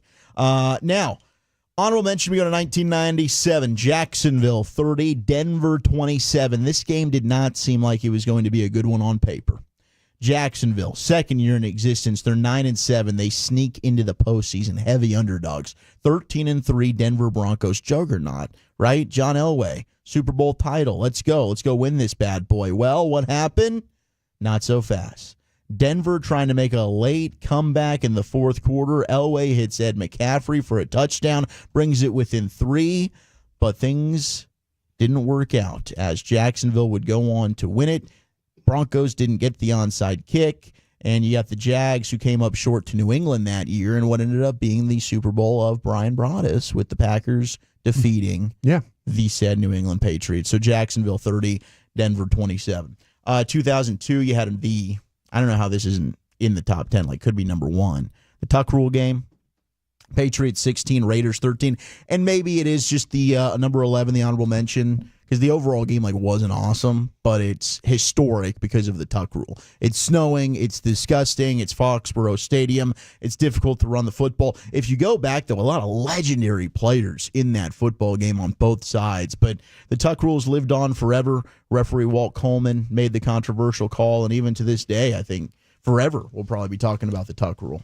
It's unbelievable. Brady fumbled, right? Yeah, Brady fumbled. He definitely fumbled. And this is why the NFL puts these games, these like snowy condition games, like instead of putting like a game in Foxborough where it's going to be brutally cold, like at noon, and try and get the game. No, they're hoping for exactly what happened. The drama, the snow, all that. Core memory type stuff. Yeah, it's like, the Raiders are famous for this, though. The Raiders, how many great games have been named after a Raider game? The Tuck Rule, Holy Roller, Immaculate Reception, Ghost of the Post, Immaculate Reception. This is what the NFL wants. They want like that bitterly cold, potential snow, maybe a little controversy in the game. That's why but that right there, man, you talk to Gruden about that game, he'll fight you. He will fight you about that. I believe about how that game went down. I believe it. Yeah. All right, let's go to the Carolina Panthers and the St. Louis Rams. This game was incredible. Double overtime. I remember watching this one. Rams and who? Rams and Panthers. It was the year Carolina ended up going to the Super Bowl, and they lost to New England. Steve Smith, double overtime, takes the ball from Jake Delhomme over the middle, quick slant, splits the defense, boom, goes 40 yards for the game winner. I think they kicked the 40-yard field goal to force it to overtime, and then the game-winning touchdown was like 60 to 70 yards. But an incredible game. Greatest show on turf. Rams, like they're coming right off of, okay, we won the Super Bowl, we went to the Super Bowl, we lost to the Patriots. I think their own kicker for the Rams missed a field goal that could have won them Jeff the game. Wilkins misses a 53-yarder of his own, and 69. Nice was the Jack Delhomme to Steve Smith touchdown. Old Jack. Okay, how about this one? Steelers Colts, 21-18. This is that idiot liquored up kicker, Mike Vanderjagt. Misses the 46-yarder with 17 seconds, cost the Colts the game. You also had the Jerome Bettis fumble. And Ben Roethlisberger with one of the greatest open field tackles. He's like running one way and looking the other. Yep. Nick Harper. He's weaving his way through. He returns it 42 yards, and somehow Ben Roethlisberger sticks his hand falling out. down. He's falling down and reaches out and trips him. Barely tackles him, and then they missed the field goal to win the game. That was crazy, and that was during the stretch of the Colts couldn't they couldn't do it. It was the Patriots were in their way, or something would happen. Next year they would win the Super Bowl. Steelers went on to win the Super Bowl that year. Buss's final ride in Detroit. What a different just story that is. If Jerome Bettis, oh my gosh, if that fumble ends up, he doesn't get to go back home to Detroit and win it. It's him actually fumbling it away for his team. It would have been absolutely. 2008. This game's disgusting. It was the Giants and Cowboys, 21-17. I'll never forget the 20-yard or 20-play, 10-minute drive the Cowboys went on right before the end of the half with Marion Barber scoring. And there's 47 seconds left on the clock. And it's just, all right, Amani Toomer, let me just pick on Jacques Reeves and Roy Williams. Boop, boop, boop, down the field. Next thing you know, touchdown. Tied up. And second half, the Cowboys' offense looked completely dead. They pooped all over themselves. You had the big drop from Patrick Creighton in that one. A lot of plays that were left on the field. R.W. McQuarters gets the game-winning interception. Brandon Jacobs had the go-ahead 1-yard touchdown run. Then, for whatever reason, slams the ball into the play clock. It was just weird. But that was I couldn't speak the rest of the night after that. When I was at that game, had tickets to go to the. Oh, you were at that one? At that one with my grandfather, and then we had tickets the next week because he had season tickets to go to the NFC Championship game. You had them in against hand. Green Bay. Yeah, and they had beat the crap out of Green Bay earlier in the year at home. Yeah. So I'm thinking this is amazing. I'm going to get to go watch the Cowboys go to the Super Bowl, and what happened? We're walking into Texas Stadium. Cowboy fan, we beat the crap out of them twice that year. Yeah. By double-digit points. Mm-hmm. Oh, it's the Giants. We're going to roll over. This is going to be awesome. Playoff Eli. No, it didn't happen. Jets 28, Patriots 21. You remember this one? Can't wait. Bart Scott afterwards, as you had Santonio Holmes with the Jets icing the game. Sean Green was running all over the place against the Patriots. Mark Sanchez at quarterback. This was a big Rex Ryan victory as they went into New England and beat the Pats. Then you've got one of our favorites, LaDainian Tomlinson, was on that Jets team as well. He was. Yeah. Yes, he was. Then you've got Ravens Broncos. This one went to double overtime, 38-35. The Jacoby Jones. Oh my God! Oh my goodness! The Hail Mary, the Flacco. Because this is the Baltimore Jones. Super Bowl year, right? It was. It was. And Denver that year, Peyton Manning in 2013. I think that's the year he broke the passing touchdowns record. He made Julius Thomas look like an all-time tight end. Yes, it was unbelievable. Eric Decker was a monster. Demaryius Thomas. I think Wes Welker might have found his way onto that team. It was unbelievable what they were doing. We got the Patriots and Ravens, 35-31. Okay, this was Lee Evans, corner of the end zone. Catches it, yes, for Baltimore, and then had the ball ripped away. Oh. Shane Vereen had a big game in this one for the Patriots. How about that as a name? The guys they were getting it done with, man. It's unreal. Cardinals, Packers. This was the Hail Mary final play. Yeah. Rodgers to Jeff Janis. Then in overtime, I think it's Janus. Did the room? It's Hugh, isn't it? Yeah, first name. Hugh. That's his dad. Okay, Hugh Janus. You got the Fitzgerald connection on the next play. 5-yard touchdown wins the game. Carson Palmer. First ever postseason victory in that one. That was Carson Palmer? Carson Palmer. It wasn't even Kurt Warner? No, Carson Palmer got Arizona all the way to the NFC title game. That NFC title game, they lost to Carolina. So you're Carolina with the Cam Newton year. And then Denver won it finally. Now, Carson Palmer was a good player when he was healthy. He was. Green Bay, Dallas. Which one? This is the Mason Crosby one where he hit the game winner. Third 19 or third 18? Yeah, it was the Jared Cook 36-yarder. After I thought Jeff Heath just decapitated Aaron Rodgers, but somehow he held on to the football. Orlando Skandrick was waiting for that ball to bounce right into his chest and go and finish that game. I think it was the anniversary of this game yesterday because I ended up sitting through and watching the highlights of it again. I don't know why, but Dak was really brilliant. Look, they dug themselves a big hole. But afterwards, the dude's running for first downs. Him and Dez were on fire that day together. Like the whole narrative, him and Dez couldn't work. Just turn that game on. Don't listen to that. That's a bunch of baloney. Vikings, Saints, 29-24. You guys remember the which miracle? game? Yeah, this was the miracle. Stephon Diggs? Dude, Stephon Diggs from Case Keenum, 10 seconds to go. Marcus Williams collides with the nearby corner, ends up knocking himself on the ground. Diggs ends up catching it, goes all the way for a touchdown, and then they go on to win. Unfortunately, the Vikings got absolutely obliterated by the Eagles in the NFC Championship game.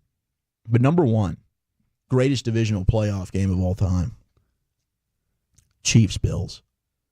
Back and forth all day. Mahomes, Allen, trading blows. Boom, boom, boom. Bang. Here's Gabe Davis. You want one touchdown? Okay. You want 2 touchdowns? All right. You want 3 touchdowns? We'll give it to you.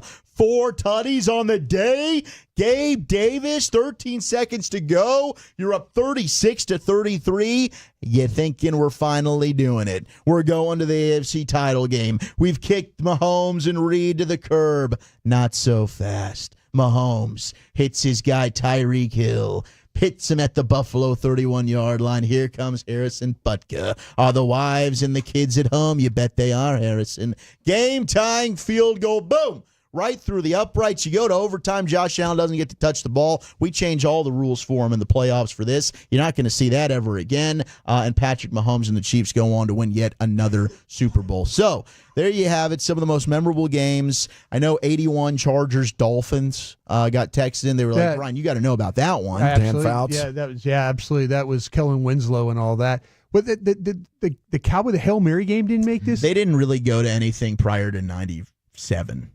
That was anti-Cowboys bias. 1975, man. Hall of Fame committee put this together? No, this was they just wanted to keep it within the last 20 years. Did you get lazy? Were you doing this list? No, this is the most recent list. Nice job, Wolchuk. I don't know why Brian's watchdogging your list like that. I don't know. Lazy. I don't know. I'm just asking. Of course he did. It's a football mail-in Friday. There are a lot of times when we do these top 10s and we end up talking about the 60s and 70s. You love the list and everyone. I get crickets from everybody else in here. I love the list when you do the like. These, I know you do. But I would like the Hail Mary game is like a famous divisional game. It is a famous divisional game. Yeah. And not top 10 famous though, right, Wolchuk? We gave it some love now, didn't we? Yeah. Well, thank you, Wolchuk. Let's get the Falcons and the I would like to point Buccaneers. out it's like almost 4:40 on a Friday, and we haven't mentioned one time that Eric Dickerson's the all-time rushing leader in the NFL. And I just want to say, Broadus, be better. Until Ashton Genty breaks it next year. Be better. Okay, in addition to the finest is coming up at 5 o'clock. We're going to the Super Bowl if he does. Expressway at 5:20, but check it out. In about an hour from now, after What You Drinking, What You Thinking, it'll be the G-Bag of the Year inside LA Live. Okay, so let your friends know G-Bag of the Year is going to be crowned here in about an hour and 20 minutes or so. The best piece of audio from the sports world or otherwise coming up here in LA Live, which will be underway at 5:40. We have the 5 off-season questions that the Longhorns must get answered coming up next in the nation.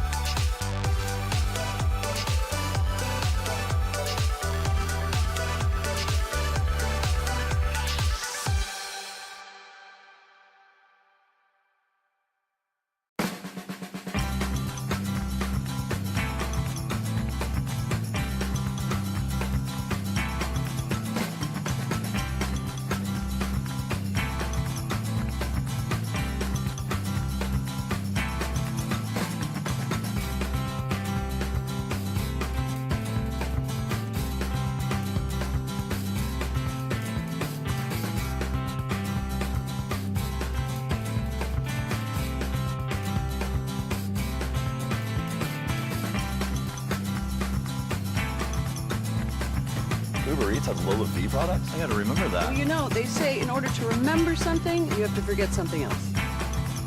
Okay, now that is a very cute haircut. That's like a little shag. I've never seen it before. Well, I mean, of course you have. It's the Rachel. Oh, is that your name? No, I mean like your name. No, I'm Jen.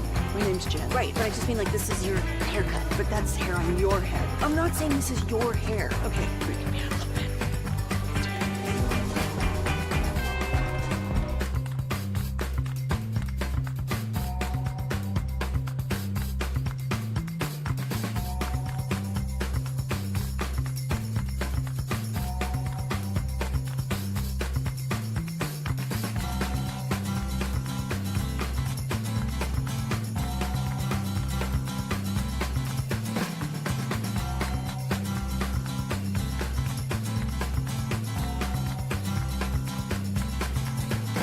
Do you think it's true that you've got to forget something else to remember that Uber Eats has groceries? No, that's absurd.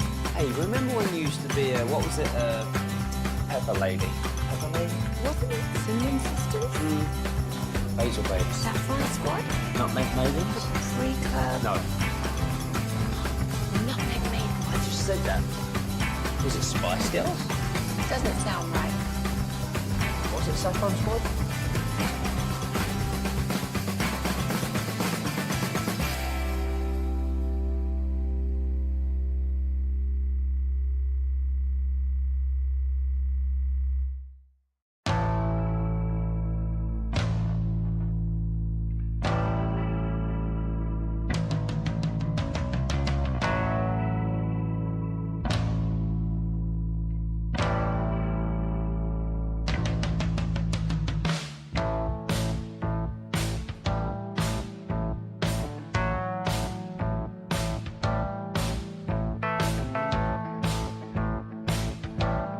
Classic Chevrolet in Grapevine, the #1 Chevy dealer in the world with more Silverados than anyone else. Go see them today and visit ClassicChevrolet.com. This is Texas. This is Classic Chevrolet. Together, let's drive, relax, and enjoy the difference. Based on new Chevrolet registrations, 2023. Here we go, nation. Football's finest coming up at 5 o'clock. It's a proper football Friday. We'll have Danny Cannell on with you at 6 o'clock talking about the national championship. What you drinking, what you thinking's coming up at 5:20. I want to talk some college football here with you as we have the 5 off-season questions for the Texas Longhorns. This is Sean McFarland there in the morning news. And he asked the first question, is Arch Manning ready to take the reins? Quick refresher, 939 yards, 9 tutties, passing, 2 picks, 4 running touchdowns was his on his ledger this year. Obviously, he had the 2 starts, Louisiana Monroe and then Mississippi State. You know, I guess my only concern here, guys, is if he's just a clear, surefire dude's about to take over and dominate, he should have been in for the Longhorns a lot more. I mean, he possibly should have started. The only reason I could think Sark wouldn't is maybe you don't want to create a quarterback controversy that could derail your season. But, you know, if the guy is clearly more talented and better than yours, you know, which isn't hard to do. You know, I wonder why stick with Quinn with all of his faults if Arch Manning is just like the heir apparent. Is he ready to take the reins? Obviously he is. But I think the bigger question, the more appropriate question is he going to dominate college football and carry a team like the great quarterbacks do, guys? What do you think about that? And the big thing will be the offensive line. They've got a lot of talent there, but you've got, I believe, the right guard's the only one who's coming back that's been starting. So you're going to be breaking in a new center because Jake Majors has graduated. You're going to be, I mean, the rest of the left tackle, I think, got some playing time this past year because you had injuries to both your tackles. You played both left and right. But I think that they've done a good job of retooling the skill positions, so the talent around him should still be pretty good. You'll get C.J. Baxter back. So to me, I think as long as the offensive line just isn't completely atrocious, so it's like Arch doesn't have much to work with, I'm expecting a big-time year from Arch Manning, Heisman-esque. You mentioned the O-line. That was the second question, and the morning news had a little bit of detail in there. DJ Campbell from Arlington Bowie and Cole Hudson from Frisco combined for nearly 1,200 snaps this season. They're going to be back. And Melissa's Trevor Gooseby, who saw time at both left and right tackle, got time against A&M and Georgia late in the year, too. Yeah, Gooseby was the one when they had an injury at tackle. he was the guy that came in. I mean, whether it was the left tackle or the right tackle, and he played. He's good. He played really well. Where there potentially could have some problems, and we'll see where Gooseby ends up playing though. But they've got like redshirt sophomores behind him, but behind in their offensive line. So they go from a really experienced offensive line to one that's potentially going to have a young center, a young right tackle, and a right guard, and a young right tackle as well. So they could have like 3 of their 5 guys could be guys that don't have much experience playing. Okay, third question. Will underclassmen skill position players step up? You lose Golden, you lose Helm, you lose Isaiah Bond. They have Wingo, 472 yards, and Moore, 465 yards, and 7 touchdowns this year. Plus, I'm seeing on social media, French with 2 Fs. Yeah. This guy declared, and he's a 5-star guy as well. I think receivers are more ready than they've ever been to step in and make a big impact in college. And the 2 guys they have already producing at a big level, I think when they get more targets, they're going to be just fine there, aren't they? Yeah, and they got the Saxy receiver, Khalil Lockett, who's a 5-star kid that is an absolute stud. So hopefully he's able to carry that over next year. And Austin, as a freshman, might be able to get some playing time. So, I mean, look, they've had the top recruiting class. Like they're able to replenish and reload this thing. But you probably can expect a little bit of a step back from an offensive line standpoint. Yeah, it's just going to the be general tough continuity of seniors like that. It's tough to you got Absolutely. NFL guys on that offensive line, but I think it's definitely better that you have a more mobile quarterback now that you're dealing with. They got you mentioned the recruiting class. They have a 5-star safety. They have the 5-star wide receiver that you mentioned from Saxy. They have a 5-star defensive lineman, Justice Terry, 6'5", who decommitted from Georgia and SC.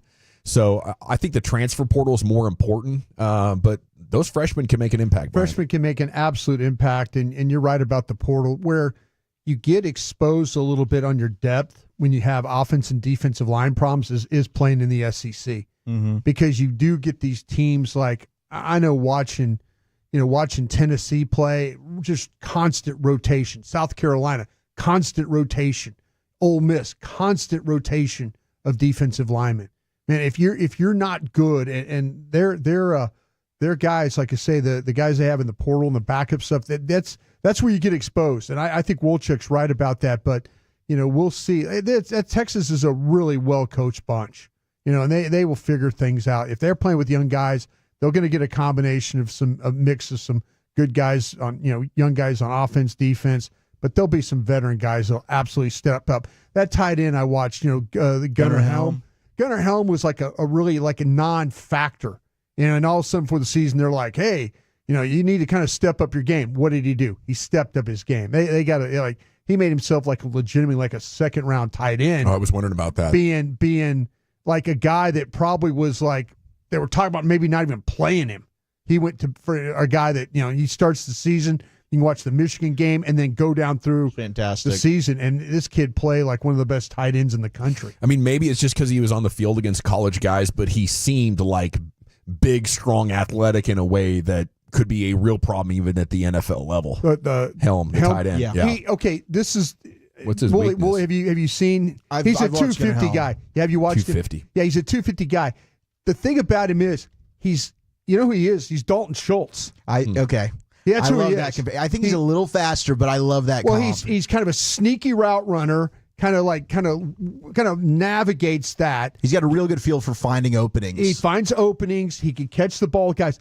But the way he threw the gentleman down suggests more physicality, doesn't it? He does not have as much physicality. He doesn't have that physicality. That was a highlight play. I caught him you caught him at the one play. Like, okay, he's blocking. They bring him in motion on the edge. And my man goes in there sideways, like he's like, it's kind of like, okay, here I go. Yeah, and not a lot of want to sometimes to engage, and that's Dalton Schultz. Okay. I mean, but as far as catching the ball, the routes down the field, this kid's a 2nd-round player. Absolutely, he is in the mix with all these other tight ends that you're talking about.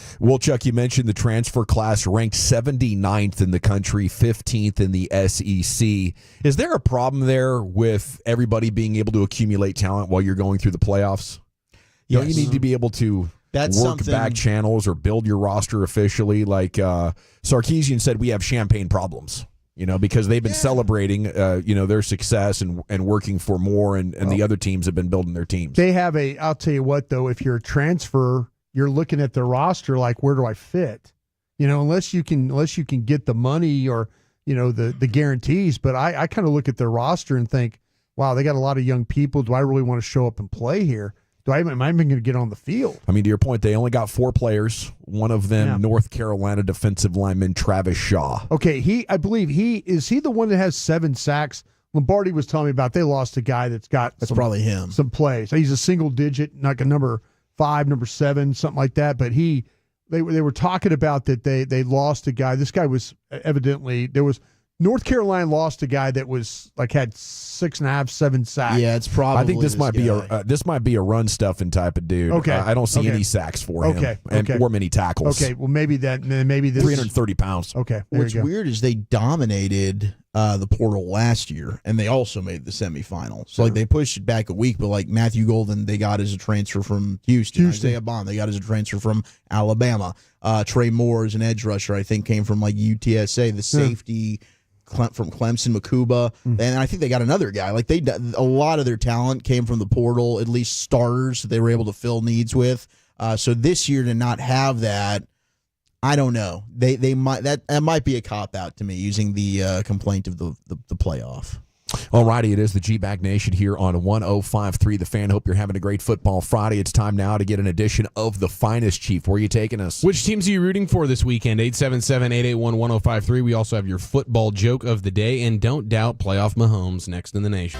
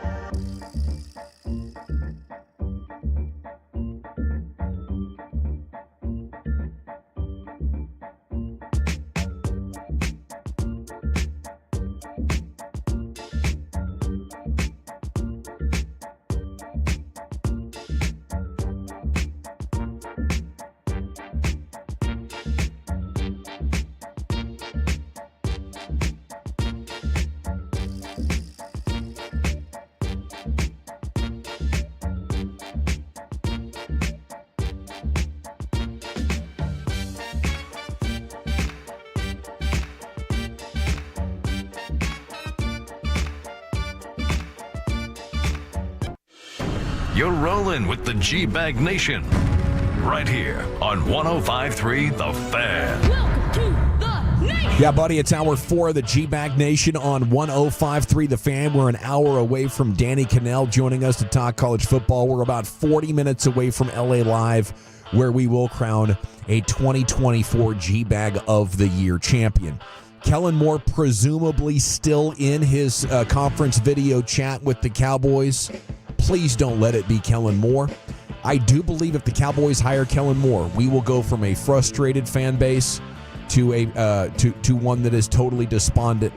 And I do believe Jerry Jones understands that. There's no way you can ignore it, but I don't know if Stephen Jones cares as much as Dad does. So these are very important times and minutes for the Cowboys, as Kellen Moore making at least his latest impression on the Cowboys brain trust. And what we've heard from Philadelphia, he's excited about this opportunity, would love to become head coach of the Cowboys. What you drinking, what you thinking, coming up at 5:20, maybe your opportunity to react to that story and others. It's right now a time for an edition of The Finest with Eric Chiafalo.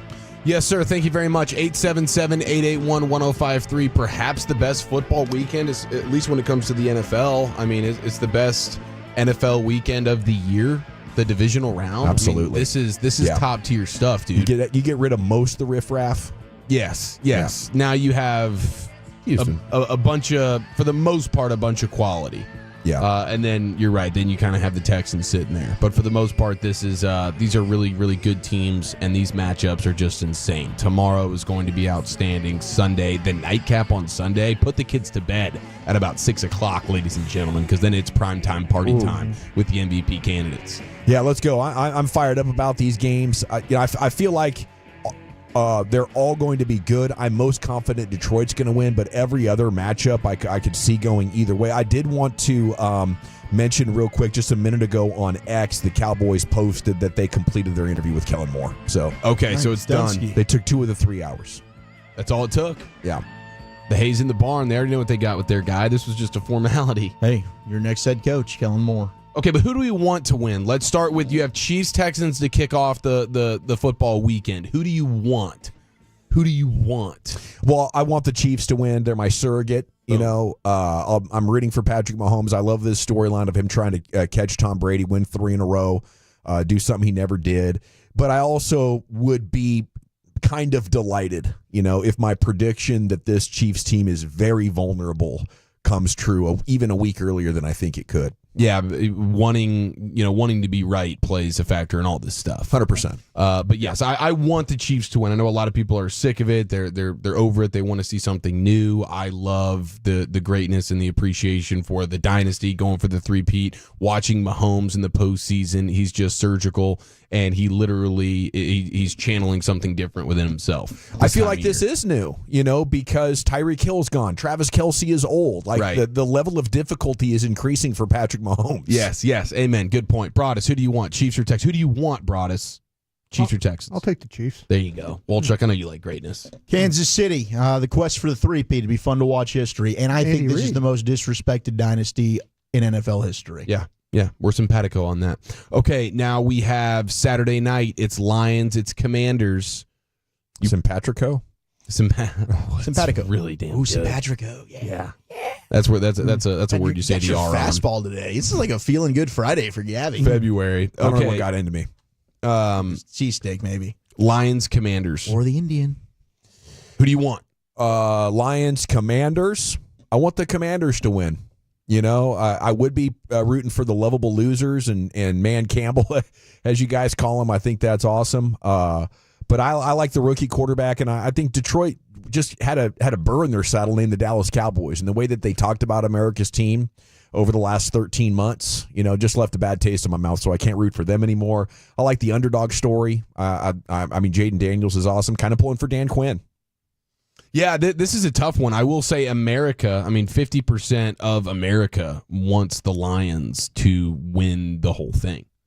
25 out of the 50 states are rooting for the Lions to win it all. The next best 10 states want the Bills. So the Lions and Bills are the two teams that America just is sort of pulling for here. But yeah, this is a tough one because this is like I want to be right as well about predicting the Lions going to the Super Bowl. Not that it was an out of left field sort of preseason prediction, but seeing the Commanders do it would just be kind of funny, and I think it would just be even more of an insult to what the Cowboys are doing. And like it light even more of a fire underneath them to be like, look, even the Commanders got this thing figured out, boys, before you did. They're in the NFC title game. So I'm kind of coin flipping this one, but I'm going to lean. I would want to see Jane Daniels do something historic. Yeah, I mean, I guess I'll probably be pulling for the Lions, but the Commanders would be a thing. Hey, you want to be right. I think I've already been right about the Commanders, but they make it to the NFC Championship game. I thought they'd be good. That's freaking insane. And yes, they would be. That would mean the Cowboys are the only team that has not made the NFC Championship game since 1990. Longest drought. I mean, my God. So right now, the Washington's the only older team. Now it's just Dallas. I think I'm still probably going to end up rooting for the Lions, the lovable losers, just because I kind of want Buffalo and Detroit maybe in the Super Bowl in New Orleans. Yeah, just two crazy fan bases. That's the thing is like what Super Bowl matchup would just be the best, and I think the Lions coming out of the NFC makes for the best representative. Yeah, and at this point, maybe the Washington hatred in me will finally emerge. It's kind of been suppressed. I've just never really thought they were serious, but maybe now, like on the verge, I'd end up saying go F yourselves. I got you on that. What do you think? Yeah, I know you're pulling for the Lions over there, Broadus. That's fine. Yes, sir. That's cool. 940 Lions, Bills, Chiefs, Rams. That's who they're pulling for. 214 says the Chiefs, their original Dallas team. You got to root for them. Dallas Texans. 817-469 and 682 going Commanders. They want the Commanders to beat the Lions. How about that? And yeah, the Lions did disrespect the Cowboys in a big way this year. I mean, it puts Ben Johnson and Aaron Glenn on your interview list early next week. Which one do you want? Yeah. Assuming that those are actually realistic options. Sure. You don't buy that report from today? No, I buy that they might interview him. Or, I mean, do you? Well, I mean, seeing the way Schefter talks about Ben Johnson and just completely nuking the idea of him in Dallas being a thing, to me is just like, okay, I don't even know if Ben Johnson would take the interview. I really don't. Aaron Glenn, I think there's some substance to that. There's some familiarity, all that kind of stuff. And I would hope for it. I would love that, but I don't know that the Cowboys are even going to take that one overly seriously. So I don't know. It would sting to watch Jared Goff win a Super Bowl, drafted same year as Dak, a guy who is pretty much given up on, but I think that goes to the greatness of your coordinator, and the great job they've done team building here. It's amazing they got his cap number down to $27 million. You're not going to be able to get any more than or any less than double that essentially with Dak throughout the course of this contract. So I just don't know how doable that is. 9-4's just rooting for everyone to have fun. I love it. Good spirit. Let's have fun to play together. Okay, so then of course you have the Eagles and the Rams. I think we're all pulling for the Rams in that one. Absolutely. To ram it. And then Ravens and Bills. Ravens and Bills. Do you have a dog in the fight that you? I mean, I think we all just want to see just an electric game that goes down to the wire. Let's more go than anything. Buffalo! Pulling for the Mafia. I am. I'm pulling for the Bills. That's a fan base that has had a lot of defeat. And the Ravens, maybe the every 12 years thing happens, and it's just destiny for them to win a Super Bowl. But they've had a lot of success and been able to taste the glory. Some of these numbers from Josh Allen, I think Josh Allen is your shot. He led the league in turnovers from 18 to 23. This year, he had the lowest percentage of plays with a sack, fumble, or pick by any QB since the 1970 merger. He is just so in his bag. But the Bills are trying to avoid becoming the first team to miss the conference title game as a top 2 seed for 3 straight seasons ever. You talk about increasing their misery. On the other end, you have Lamar Jackson finally, breaking through for more playoff success. So I don't know who I want to win in this game. I think there's strong rooting interest for both sides. Yeah, they're both fun. They're both true, legitimate contenders, just really solid teams. I do think ultimately Buffalo has or Baltimore has the advantage. I think their defense is better. Am I a bad person if I'm rooting for Cowboys humiliation at every turn? And that would be Derrick Henry going all the way, having huge games. I like that. After they turned down signing him for $8 million. He spent the entire offseason here. Yeah, there would be a time where I'd say, yeah, go F yourself. But it's not this time, and it's not today. I'm with you, man. Put all the fire on them over there. All of it. They deserve all the smoke. Okay, so the difference between Pat Mahomes in the regular season to the postseason, Doug Clawson with the numbers here. Only quarterback, Pat Mahomes, the only quarterback in NFL history to improve his numbers from the regular season to the playoffs in win percentage, completion percentage, touchdown percentage, interception percentage, and rush yards per game among the 35 quarterbacks to start at least 10 or more playoff games in their career. So he's the only one that consistently, he really does. We talk about guys like rising to the occasion. He is the poster boy for that. Yeah, Troy Aikman did that too. Significantly more production. I don't know if all of the numbers. Obviously, Patrick's the only guy to do that. But in a similar, I think if a study was done, Troy would compare favorably in there as well. Never thrown a pick in the divisional round. His divisional round numbers are just disgusting. Unbelievable, yeah.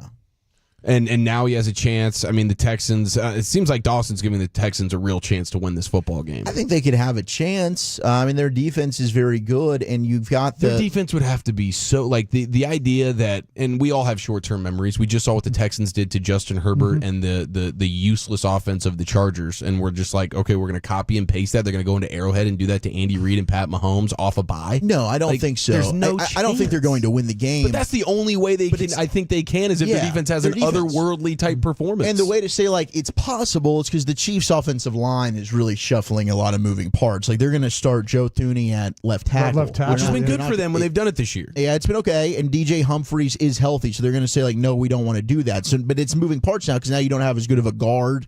But I do get that because it seems like the majority of the pass rush, it's Neil Hunter, and it's off the edge for Houston. So you want to try and ride the hot hand there, I guess. But that would be the only path to victory that I could see Houston. And I just don't see Mahomes making enough mistakes to where that's really in play. But the game against the Chargers doesn't come out of nowhere. The sacks, the interceptions, their corners allowed 42 and 44% completion. Whatever targets Patrick Mahomes has aren't going to be that open, So I think it's going to come down to, yes, Andy Reid's scheme, Patrick Mahomes maybe running for 50 or 60 yards. Definitely. Like, this isn't going to be the game where you're like, oh, look at this, another Patrick Mahomes 35-point playoff game after struggling to score. It's going to be like 24-20. Yeah, and the other side of this, I don't know about the 20 part. I have no faith in the Texans offense to do anything. And I love that you said that because the other thing that I'm getting to, that I wanted to get to, is we never bring up the Chiefs defense. Yeah, and guess who they're getting back, boys?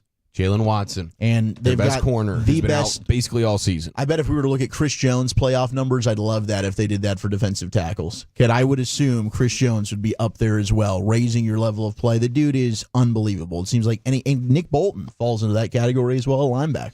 Yeah, and the Texans offense, they really only have, because remember, they had Tank Dell at the first part of that game when they played, and then that's the game that he got hurt in. Yeah. It's like, what do you have? It's just Nico Collins. And if you're going to tell me their best corner, Jalen Watson's back, like, we can just, hey, man, we can play our man coverage. We can double Nico Collins. Who else is going to scare you? Can't believe you're disrespecting Dalton Shorts like that. I know. I hate to do it to our guy. But, I just don't see the Texans offense being able to do enough, even if the Chiefs are kind of bogged down a little bit versus the Texans defense.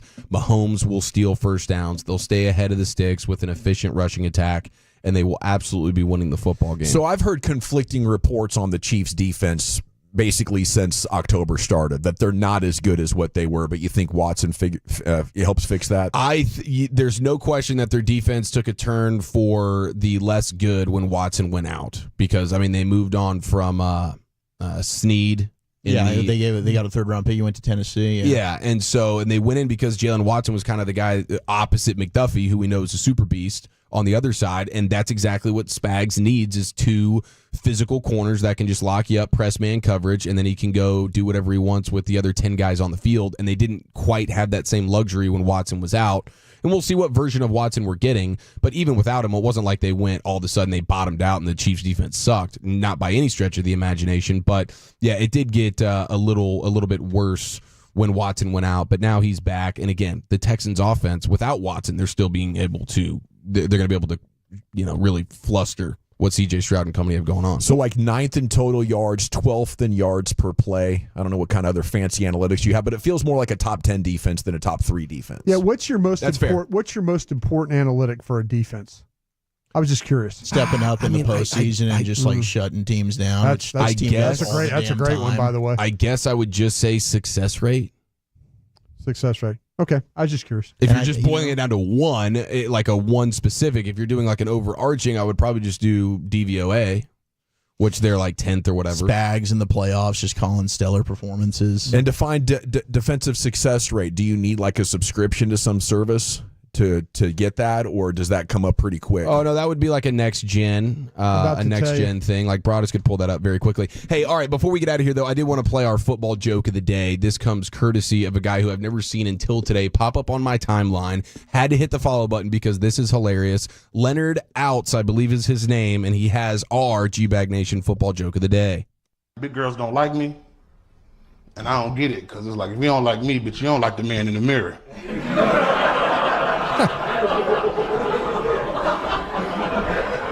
All my ass, they be acting bougie. I don't get it.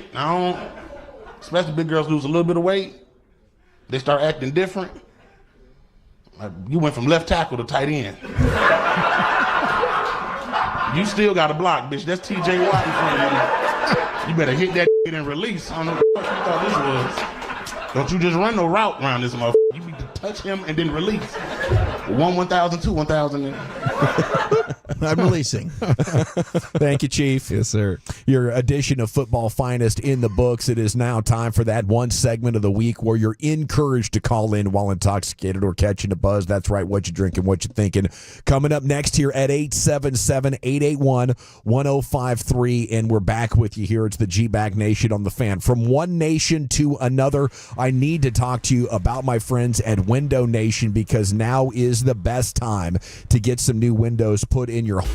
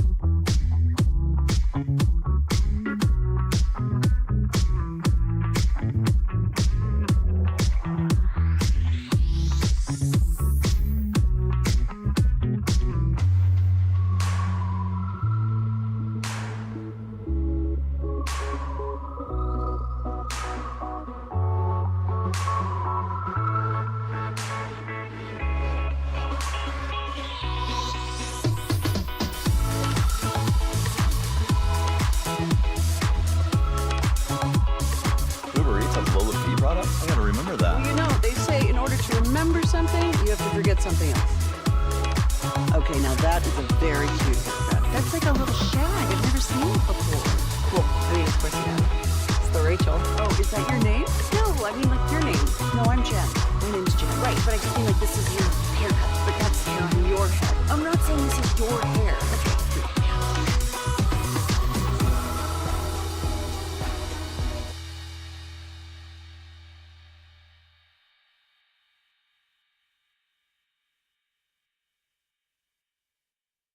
Do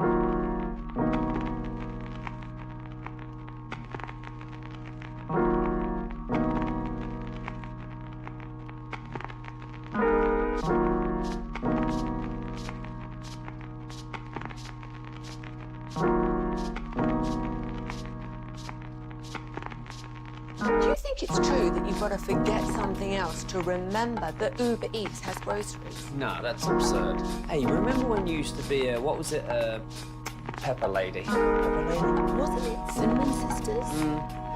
Basil Babes. Saffron Squad? Nutmeg Maidens? Pre-curb? No. Nutmeg Maidens. I just said that. Was it Spice Girls? Doesn't sound right. Was it Saffron Squad?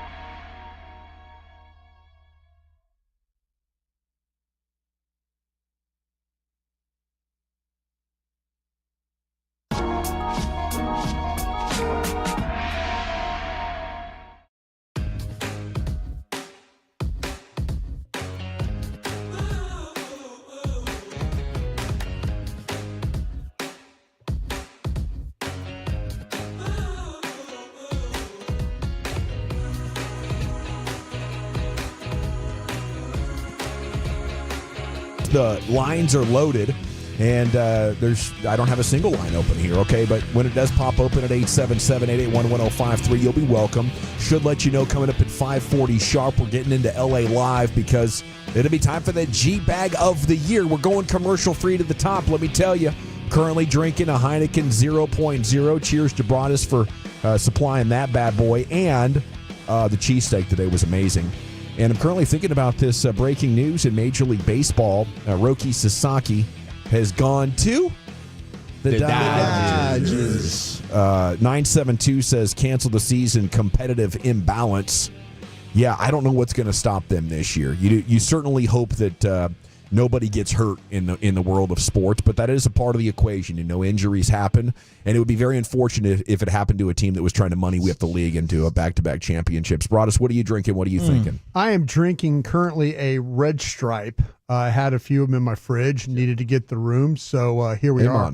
Hey, man, yay beer, I think is what they say. Yay beer. And what I'm thinking is, Chief, your pass numbers for the Chiefs on success plays, they were 44.7%. That put them 14th in the league. And then when you go to their success rate, damn, they're near the bottom here on the versus the run. Geez. Chiefs success rate defensively. Yeah, defensively not great. They're 31. Wow. So they're 14th versus the pass and 31st versus the run when it comes to successful. Never believed in those numbers anyways. Yep. There he is. Fraudulent. Eric, what are you drinking? What are you thinking? I'm actually doing the rare double fisting of the courtesy of Broadus Red Stripe and the courtesy of Spittle Peruvian organic fermented coffee. Man-sized mug, too. Look at that coffee mug. Isn't that sick? Wow. Look at that thing. That is a badass mug. Savago. Yeah, it's a good mug. Ooh, Savago. And then I'm just thinking about the running quarterbacks and how that's going to be the difference in the Chiefs game. Ultimately, that's going to end up being the difference in the Rams and Eagles game as well. I think Jalen Hurts' ability to run is going to be huge. It could be the difference maker in the Lions game. It might not be enough with Jaden Daniels, but I think he's going to get after it in a big way versus that man D. And then which quarterback runs better between Josh Allen and Lamar Jackson? I think the running quarterback's going to be on full display this weekend. The text is lighting up pretty good here at 877-881-1053. Franklin Injury Attorney text line. Tell us what you're drinking and thinking there as we get to Wolchuk here, buddy. Hooray, beer! Yeah, I got the Red Stripe as well. I'm thinking this is going to be one of those non-Major League Baseball investigations that they should really do. Let's go back to November 21st. The agent for Roki Sasaki vehemently denying the rumors of the handshake deal with the Dodgers. Quote, well, a bunch of executives who should know me better and do a lot of business with me insult my integrity by insinuating that I would be a part of some type of nefarious agreement. In reality, this is just poor sportsmanship. Disgusting. And guess what just happened? He's a Dodger. So, hard to fight those allegations now, El Schmucko. It's all rigged in Major League Baseball. All of it! Thank you, Zach. The Rangers are still winning. Except for the 2023 World Series champions. We're now 12 minutes from the G-Bag of the Year into the Pimp Cup. Here's Lucius with what he's drinking and thinking. I've had a whole lot of water today, over half a gallon, and I'm thinking life is a funny, funny thing. Yes, dude. That's all I'm saying. What a trip. What an amazing time to be alive. Okay, let's jump in here to line number one. What you drinking and what you thinking? Walt in Waco. Hey, man, I'm drinking that Natty Light, baller on a budget, and I'm thinking that that Red Stripe goes down really smooth. There used to be a spot in Deep Ellum called Dread and Irie back when we were young that we would go hit up, and all I would drink was either that or Dragon Stout. Excellent beer. Yeah. I do want to say thank you guys for giving my boy a shout-out for his 21st birthday this weekend. Yeah. And I didn't realize it, but also Rodeo Ron, his birthday's Sunday. I want to give a big happy birthday to Rodeo Ron and tell him, hey, take it easy on that Jim Beam, dude, because if you run out Saturday, you're only going to be on Dr. Pepper Sunday. Thank you, Walt. Speaking of the devil, look at this. We go to line two, where the man himself, Rodeo Ron, is standing by. Ron, good afternoon. Drinking, thinking? I'm drinking I'm drinking a little too much of Jim Beam with a little bit of sweet tea. And Walt and Waco, don't worry, I never run out of Jim Beam. I know my vote doesn't count, but I hope all of you vote that the man that made the Rock and Roll tequila famous and put Quinlan back on the map in Texas, the G-Bag of the Year. But what I'm also thinking, since it is my birthday weekend, the future wife, oh my God, she said, let's change positions this weekend. I said, I'm all for it. She said, well, okay. Get in the kitchen, you do the dishes, and you cooking all the dinners this weekend. How can you refuse that, right? Right. Hey, absolutely. She also said, remember one thing, if you're not listening to that 105 through the fan with Rodeo Ron and that G-Bag Nation, where the F you at, baby? Thank you, Rodeo Ron. Well said. And it's Rodeo Crystal, right? Rodeo Crystal. I think it's I love it. reverse Shout out to Rodeo you, Ron. Crystal. Lucky gal. By the way, the winner of the G-Bag of the Year is immortalized in show history, receives the Kenny and Quinlan G-Bag of the Year virtual trophy. There you go. You know, it's like the Larry O'Brien trophy, well but it's done. Kenny and Quinlan. Yeah. And, of course, we miss him this time of year especially. Line number 3 is Omar. You're in the G-Bag Nation. Omar, what you drinking, what you thinking? Sipping on some ginger ale right now, about to go and get in my Uber. I'm going to LA for the fight. It's just crazy how these combat sports, you really don't know if they're going to actually come through with the fights or not. With fighters pulling out literally a day before the fight with back pain. That's kind of stupid. Good news is I'm flying Frontier and I'm sitting in the emergency exit row and I speak perfectly well English because I assume nowadays that's what you need to do to be able to assist properly. So that's the good news. And I hope you all have a great weekend. Hopefully, we have some good playoff football, and I hope we can have some good UFC live. Thank y'all. Yes, sir. Thank you, Omar, and best of luck to you on that Frontier flight. I know it can be tough. If you have any sort of weather in the forecast, it might hold you up for 36 or 72 hours. Gary in New Mexico, line 4. What you drinking and what you thinking, Gary? Hey, fellas, I'm drinking some fresh brewed iced tea, and I'm thinking that my Dallas Cowboys finally have a window to make a big change. But Jerry has got to swing for the fences.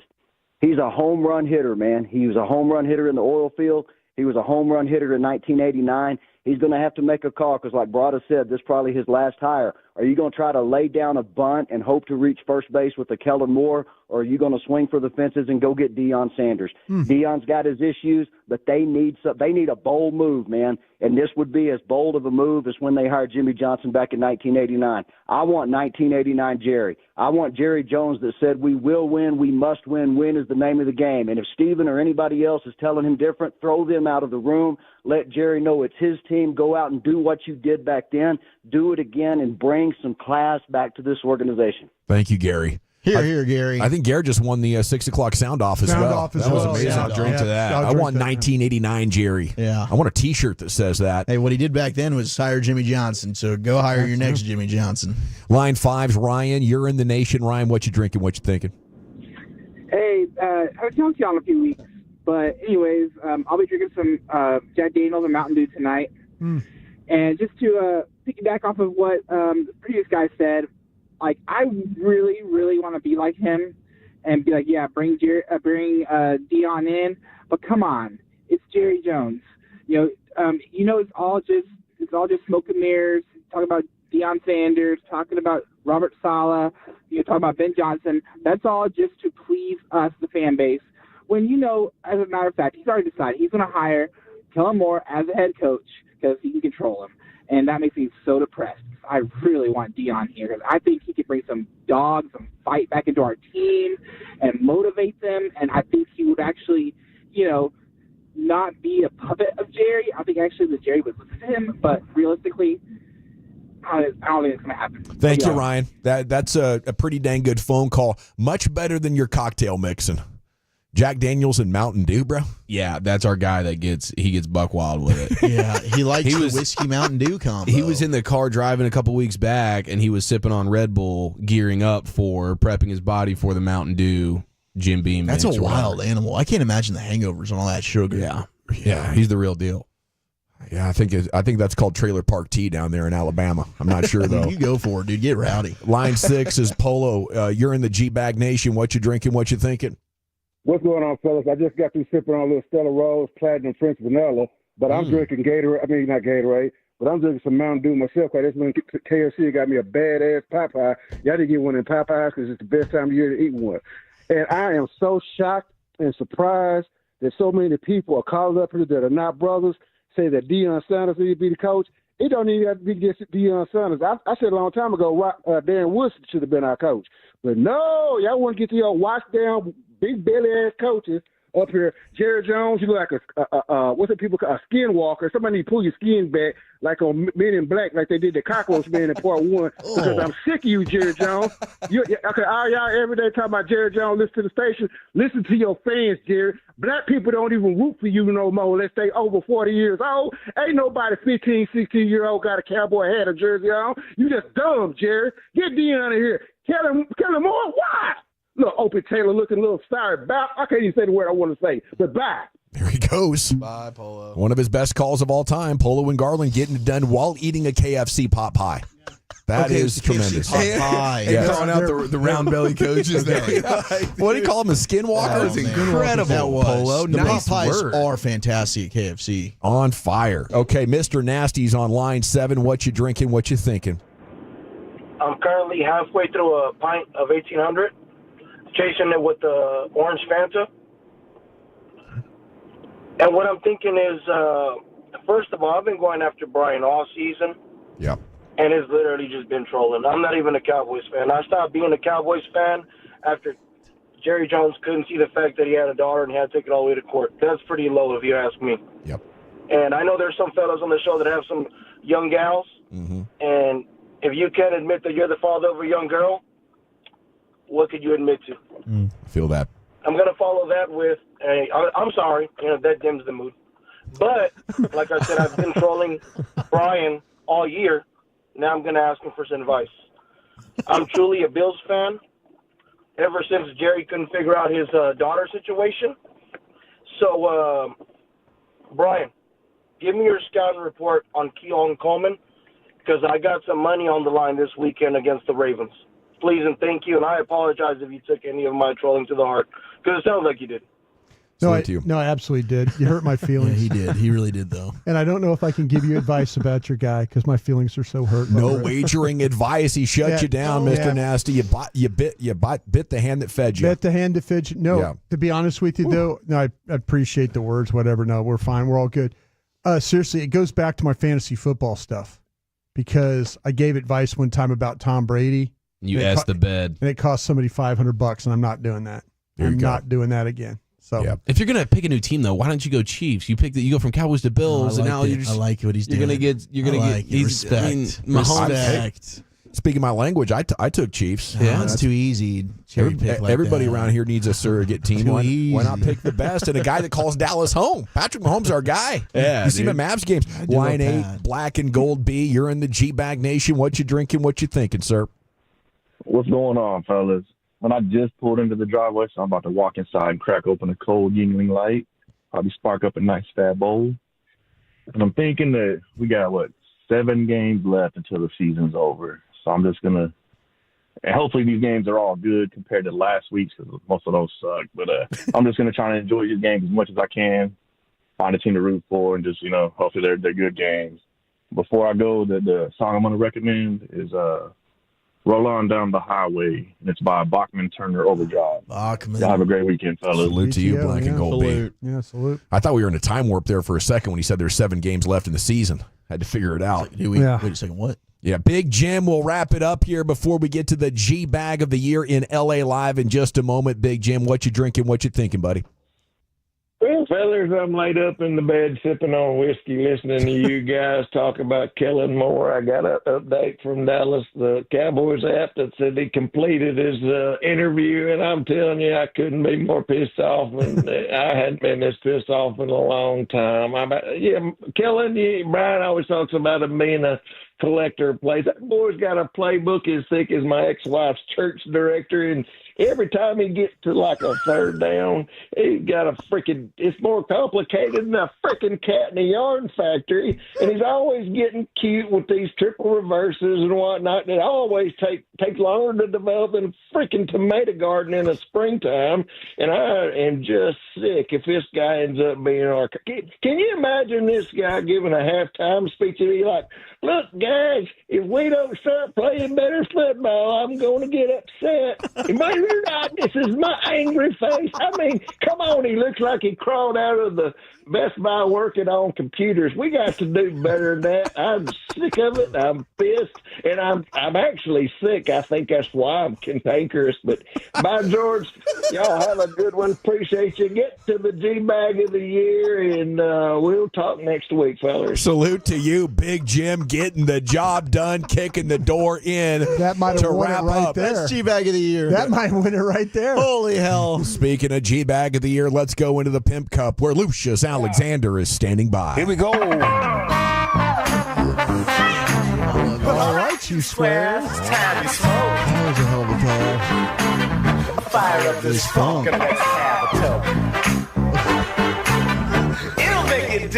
some of everything.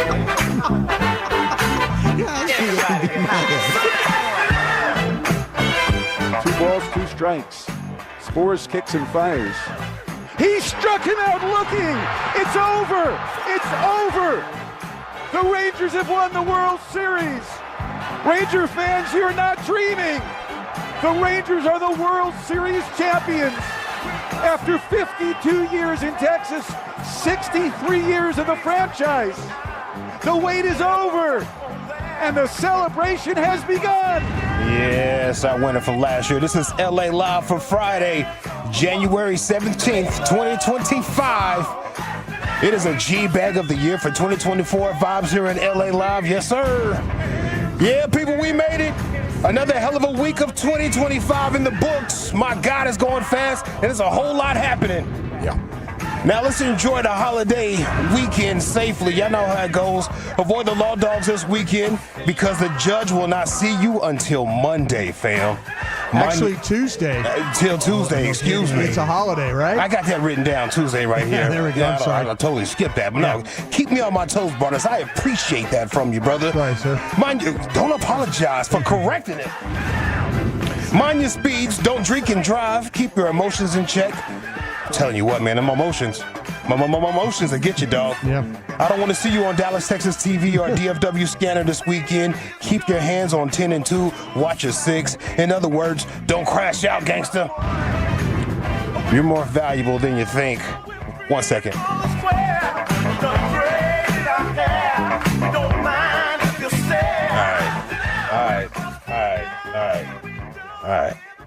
right.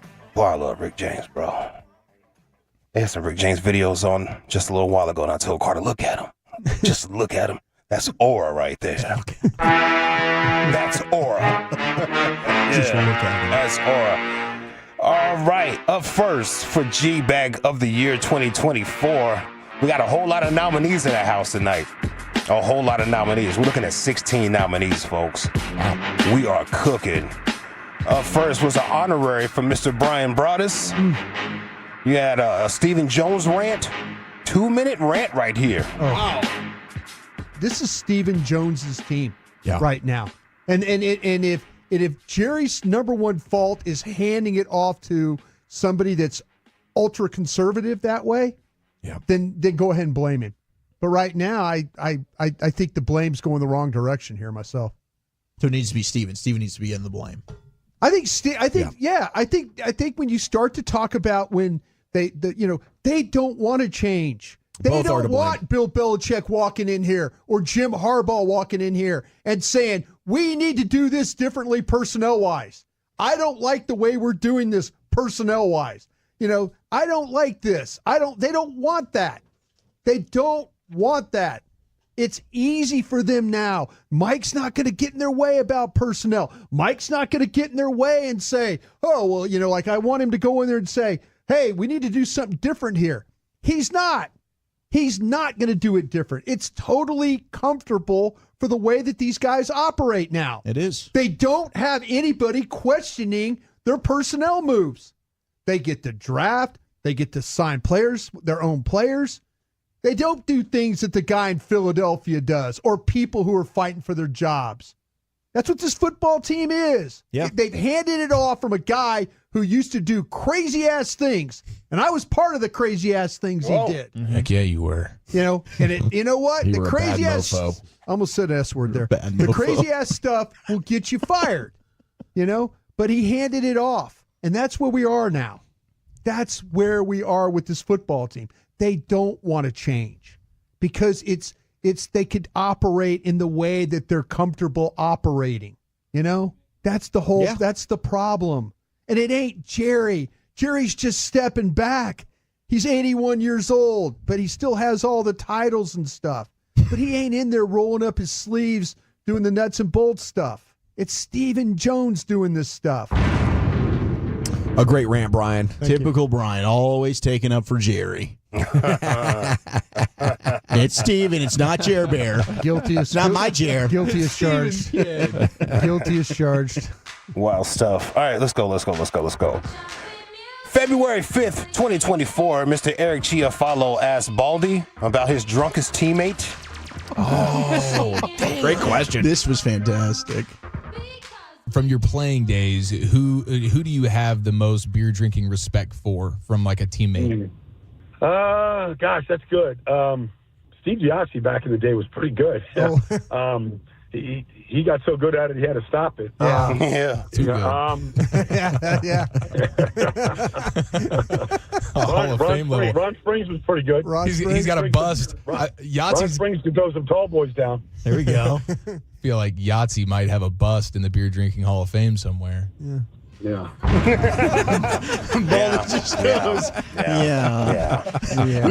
We should side by side one day. Baldy's and then Stevens that we'll hear later. Yeah. He's also like Yeah. just disappointing. Baldy was like, that didn't hit. The best thing is Eric 2 times trying to get that in there. I was very persistent. Let's go to February 16th, 2024. Another honorary nominee. It's a church pastor. He's a toxic pastor. Tells a woman in church the reason why she is single. It's your fault. It's your fault.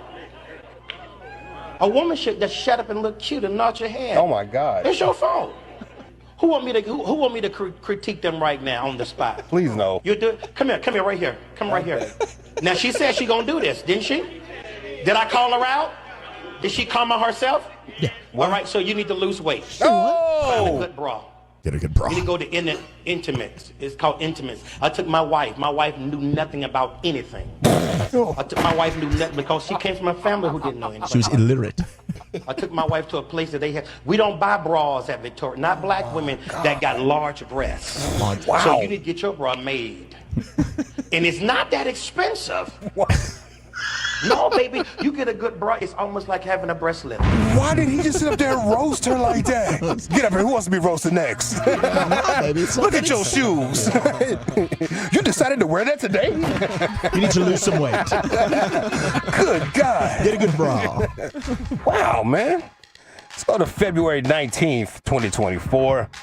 Tolo Caleb is back with another fan song in the key of Shady.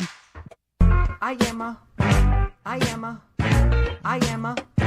a Tolo. Hi, y'all. Do you like sports talk? Listen on the radio or watching YouTube with your eyeballs? My wife asks, what's wrong? Why you crying in the bathroom? I just found out Sean has bigger hands than I do.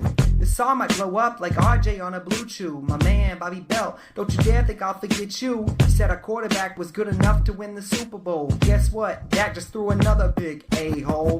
Kevin Corey, no, I'm listening every day. Mike hype and Luke until his earpiece screams. You're calling a Rangers game. G-Bag on my drive home, traffic's in a rage. It's amazing how Broadus is even awake at his age. Oh. Gavin had emotion for the first time since 5th grade. Eric aggravating Brian might catch headphones to the face. Zach, I want you to know that they should double your pay. P.S. Please vote for me. It's G-Bag of the Day.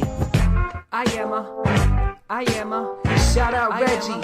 If you ain't right, then get right with the get right. Yo, Pepe, Lucius. I'm out. I'm a Tolo. Good stuff. That was a good one. That was good. Well done, Caleb. So good. Well done, sir. Well done. Now, we've had these guys in 2024. They were actual G-Bag of the Year nominees then. Okay. The SWAC announcers for Mississippi Valley State. Terry Curry. Terry Curry. We in here. We lit. We in here. We lit. Yeah. I would do that sometimes randomly in the house. Just like we walk into the kitchen. We in here. We lit. Got we you. in here. We lit. He's on his third drink by the time he started doing that. Yeah, my right? wife's like, what the hell are you doing? Don't worry about it. Yeah. Well, Mississippi Valley State finally won their first basketball game after going 1-27, and they stormed the court. Let's go!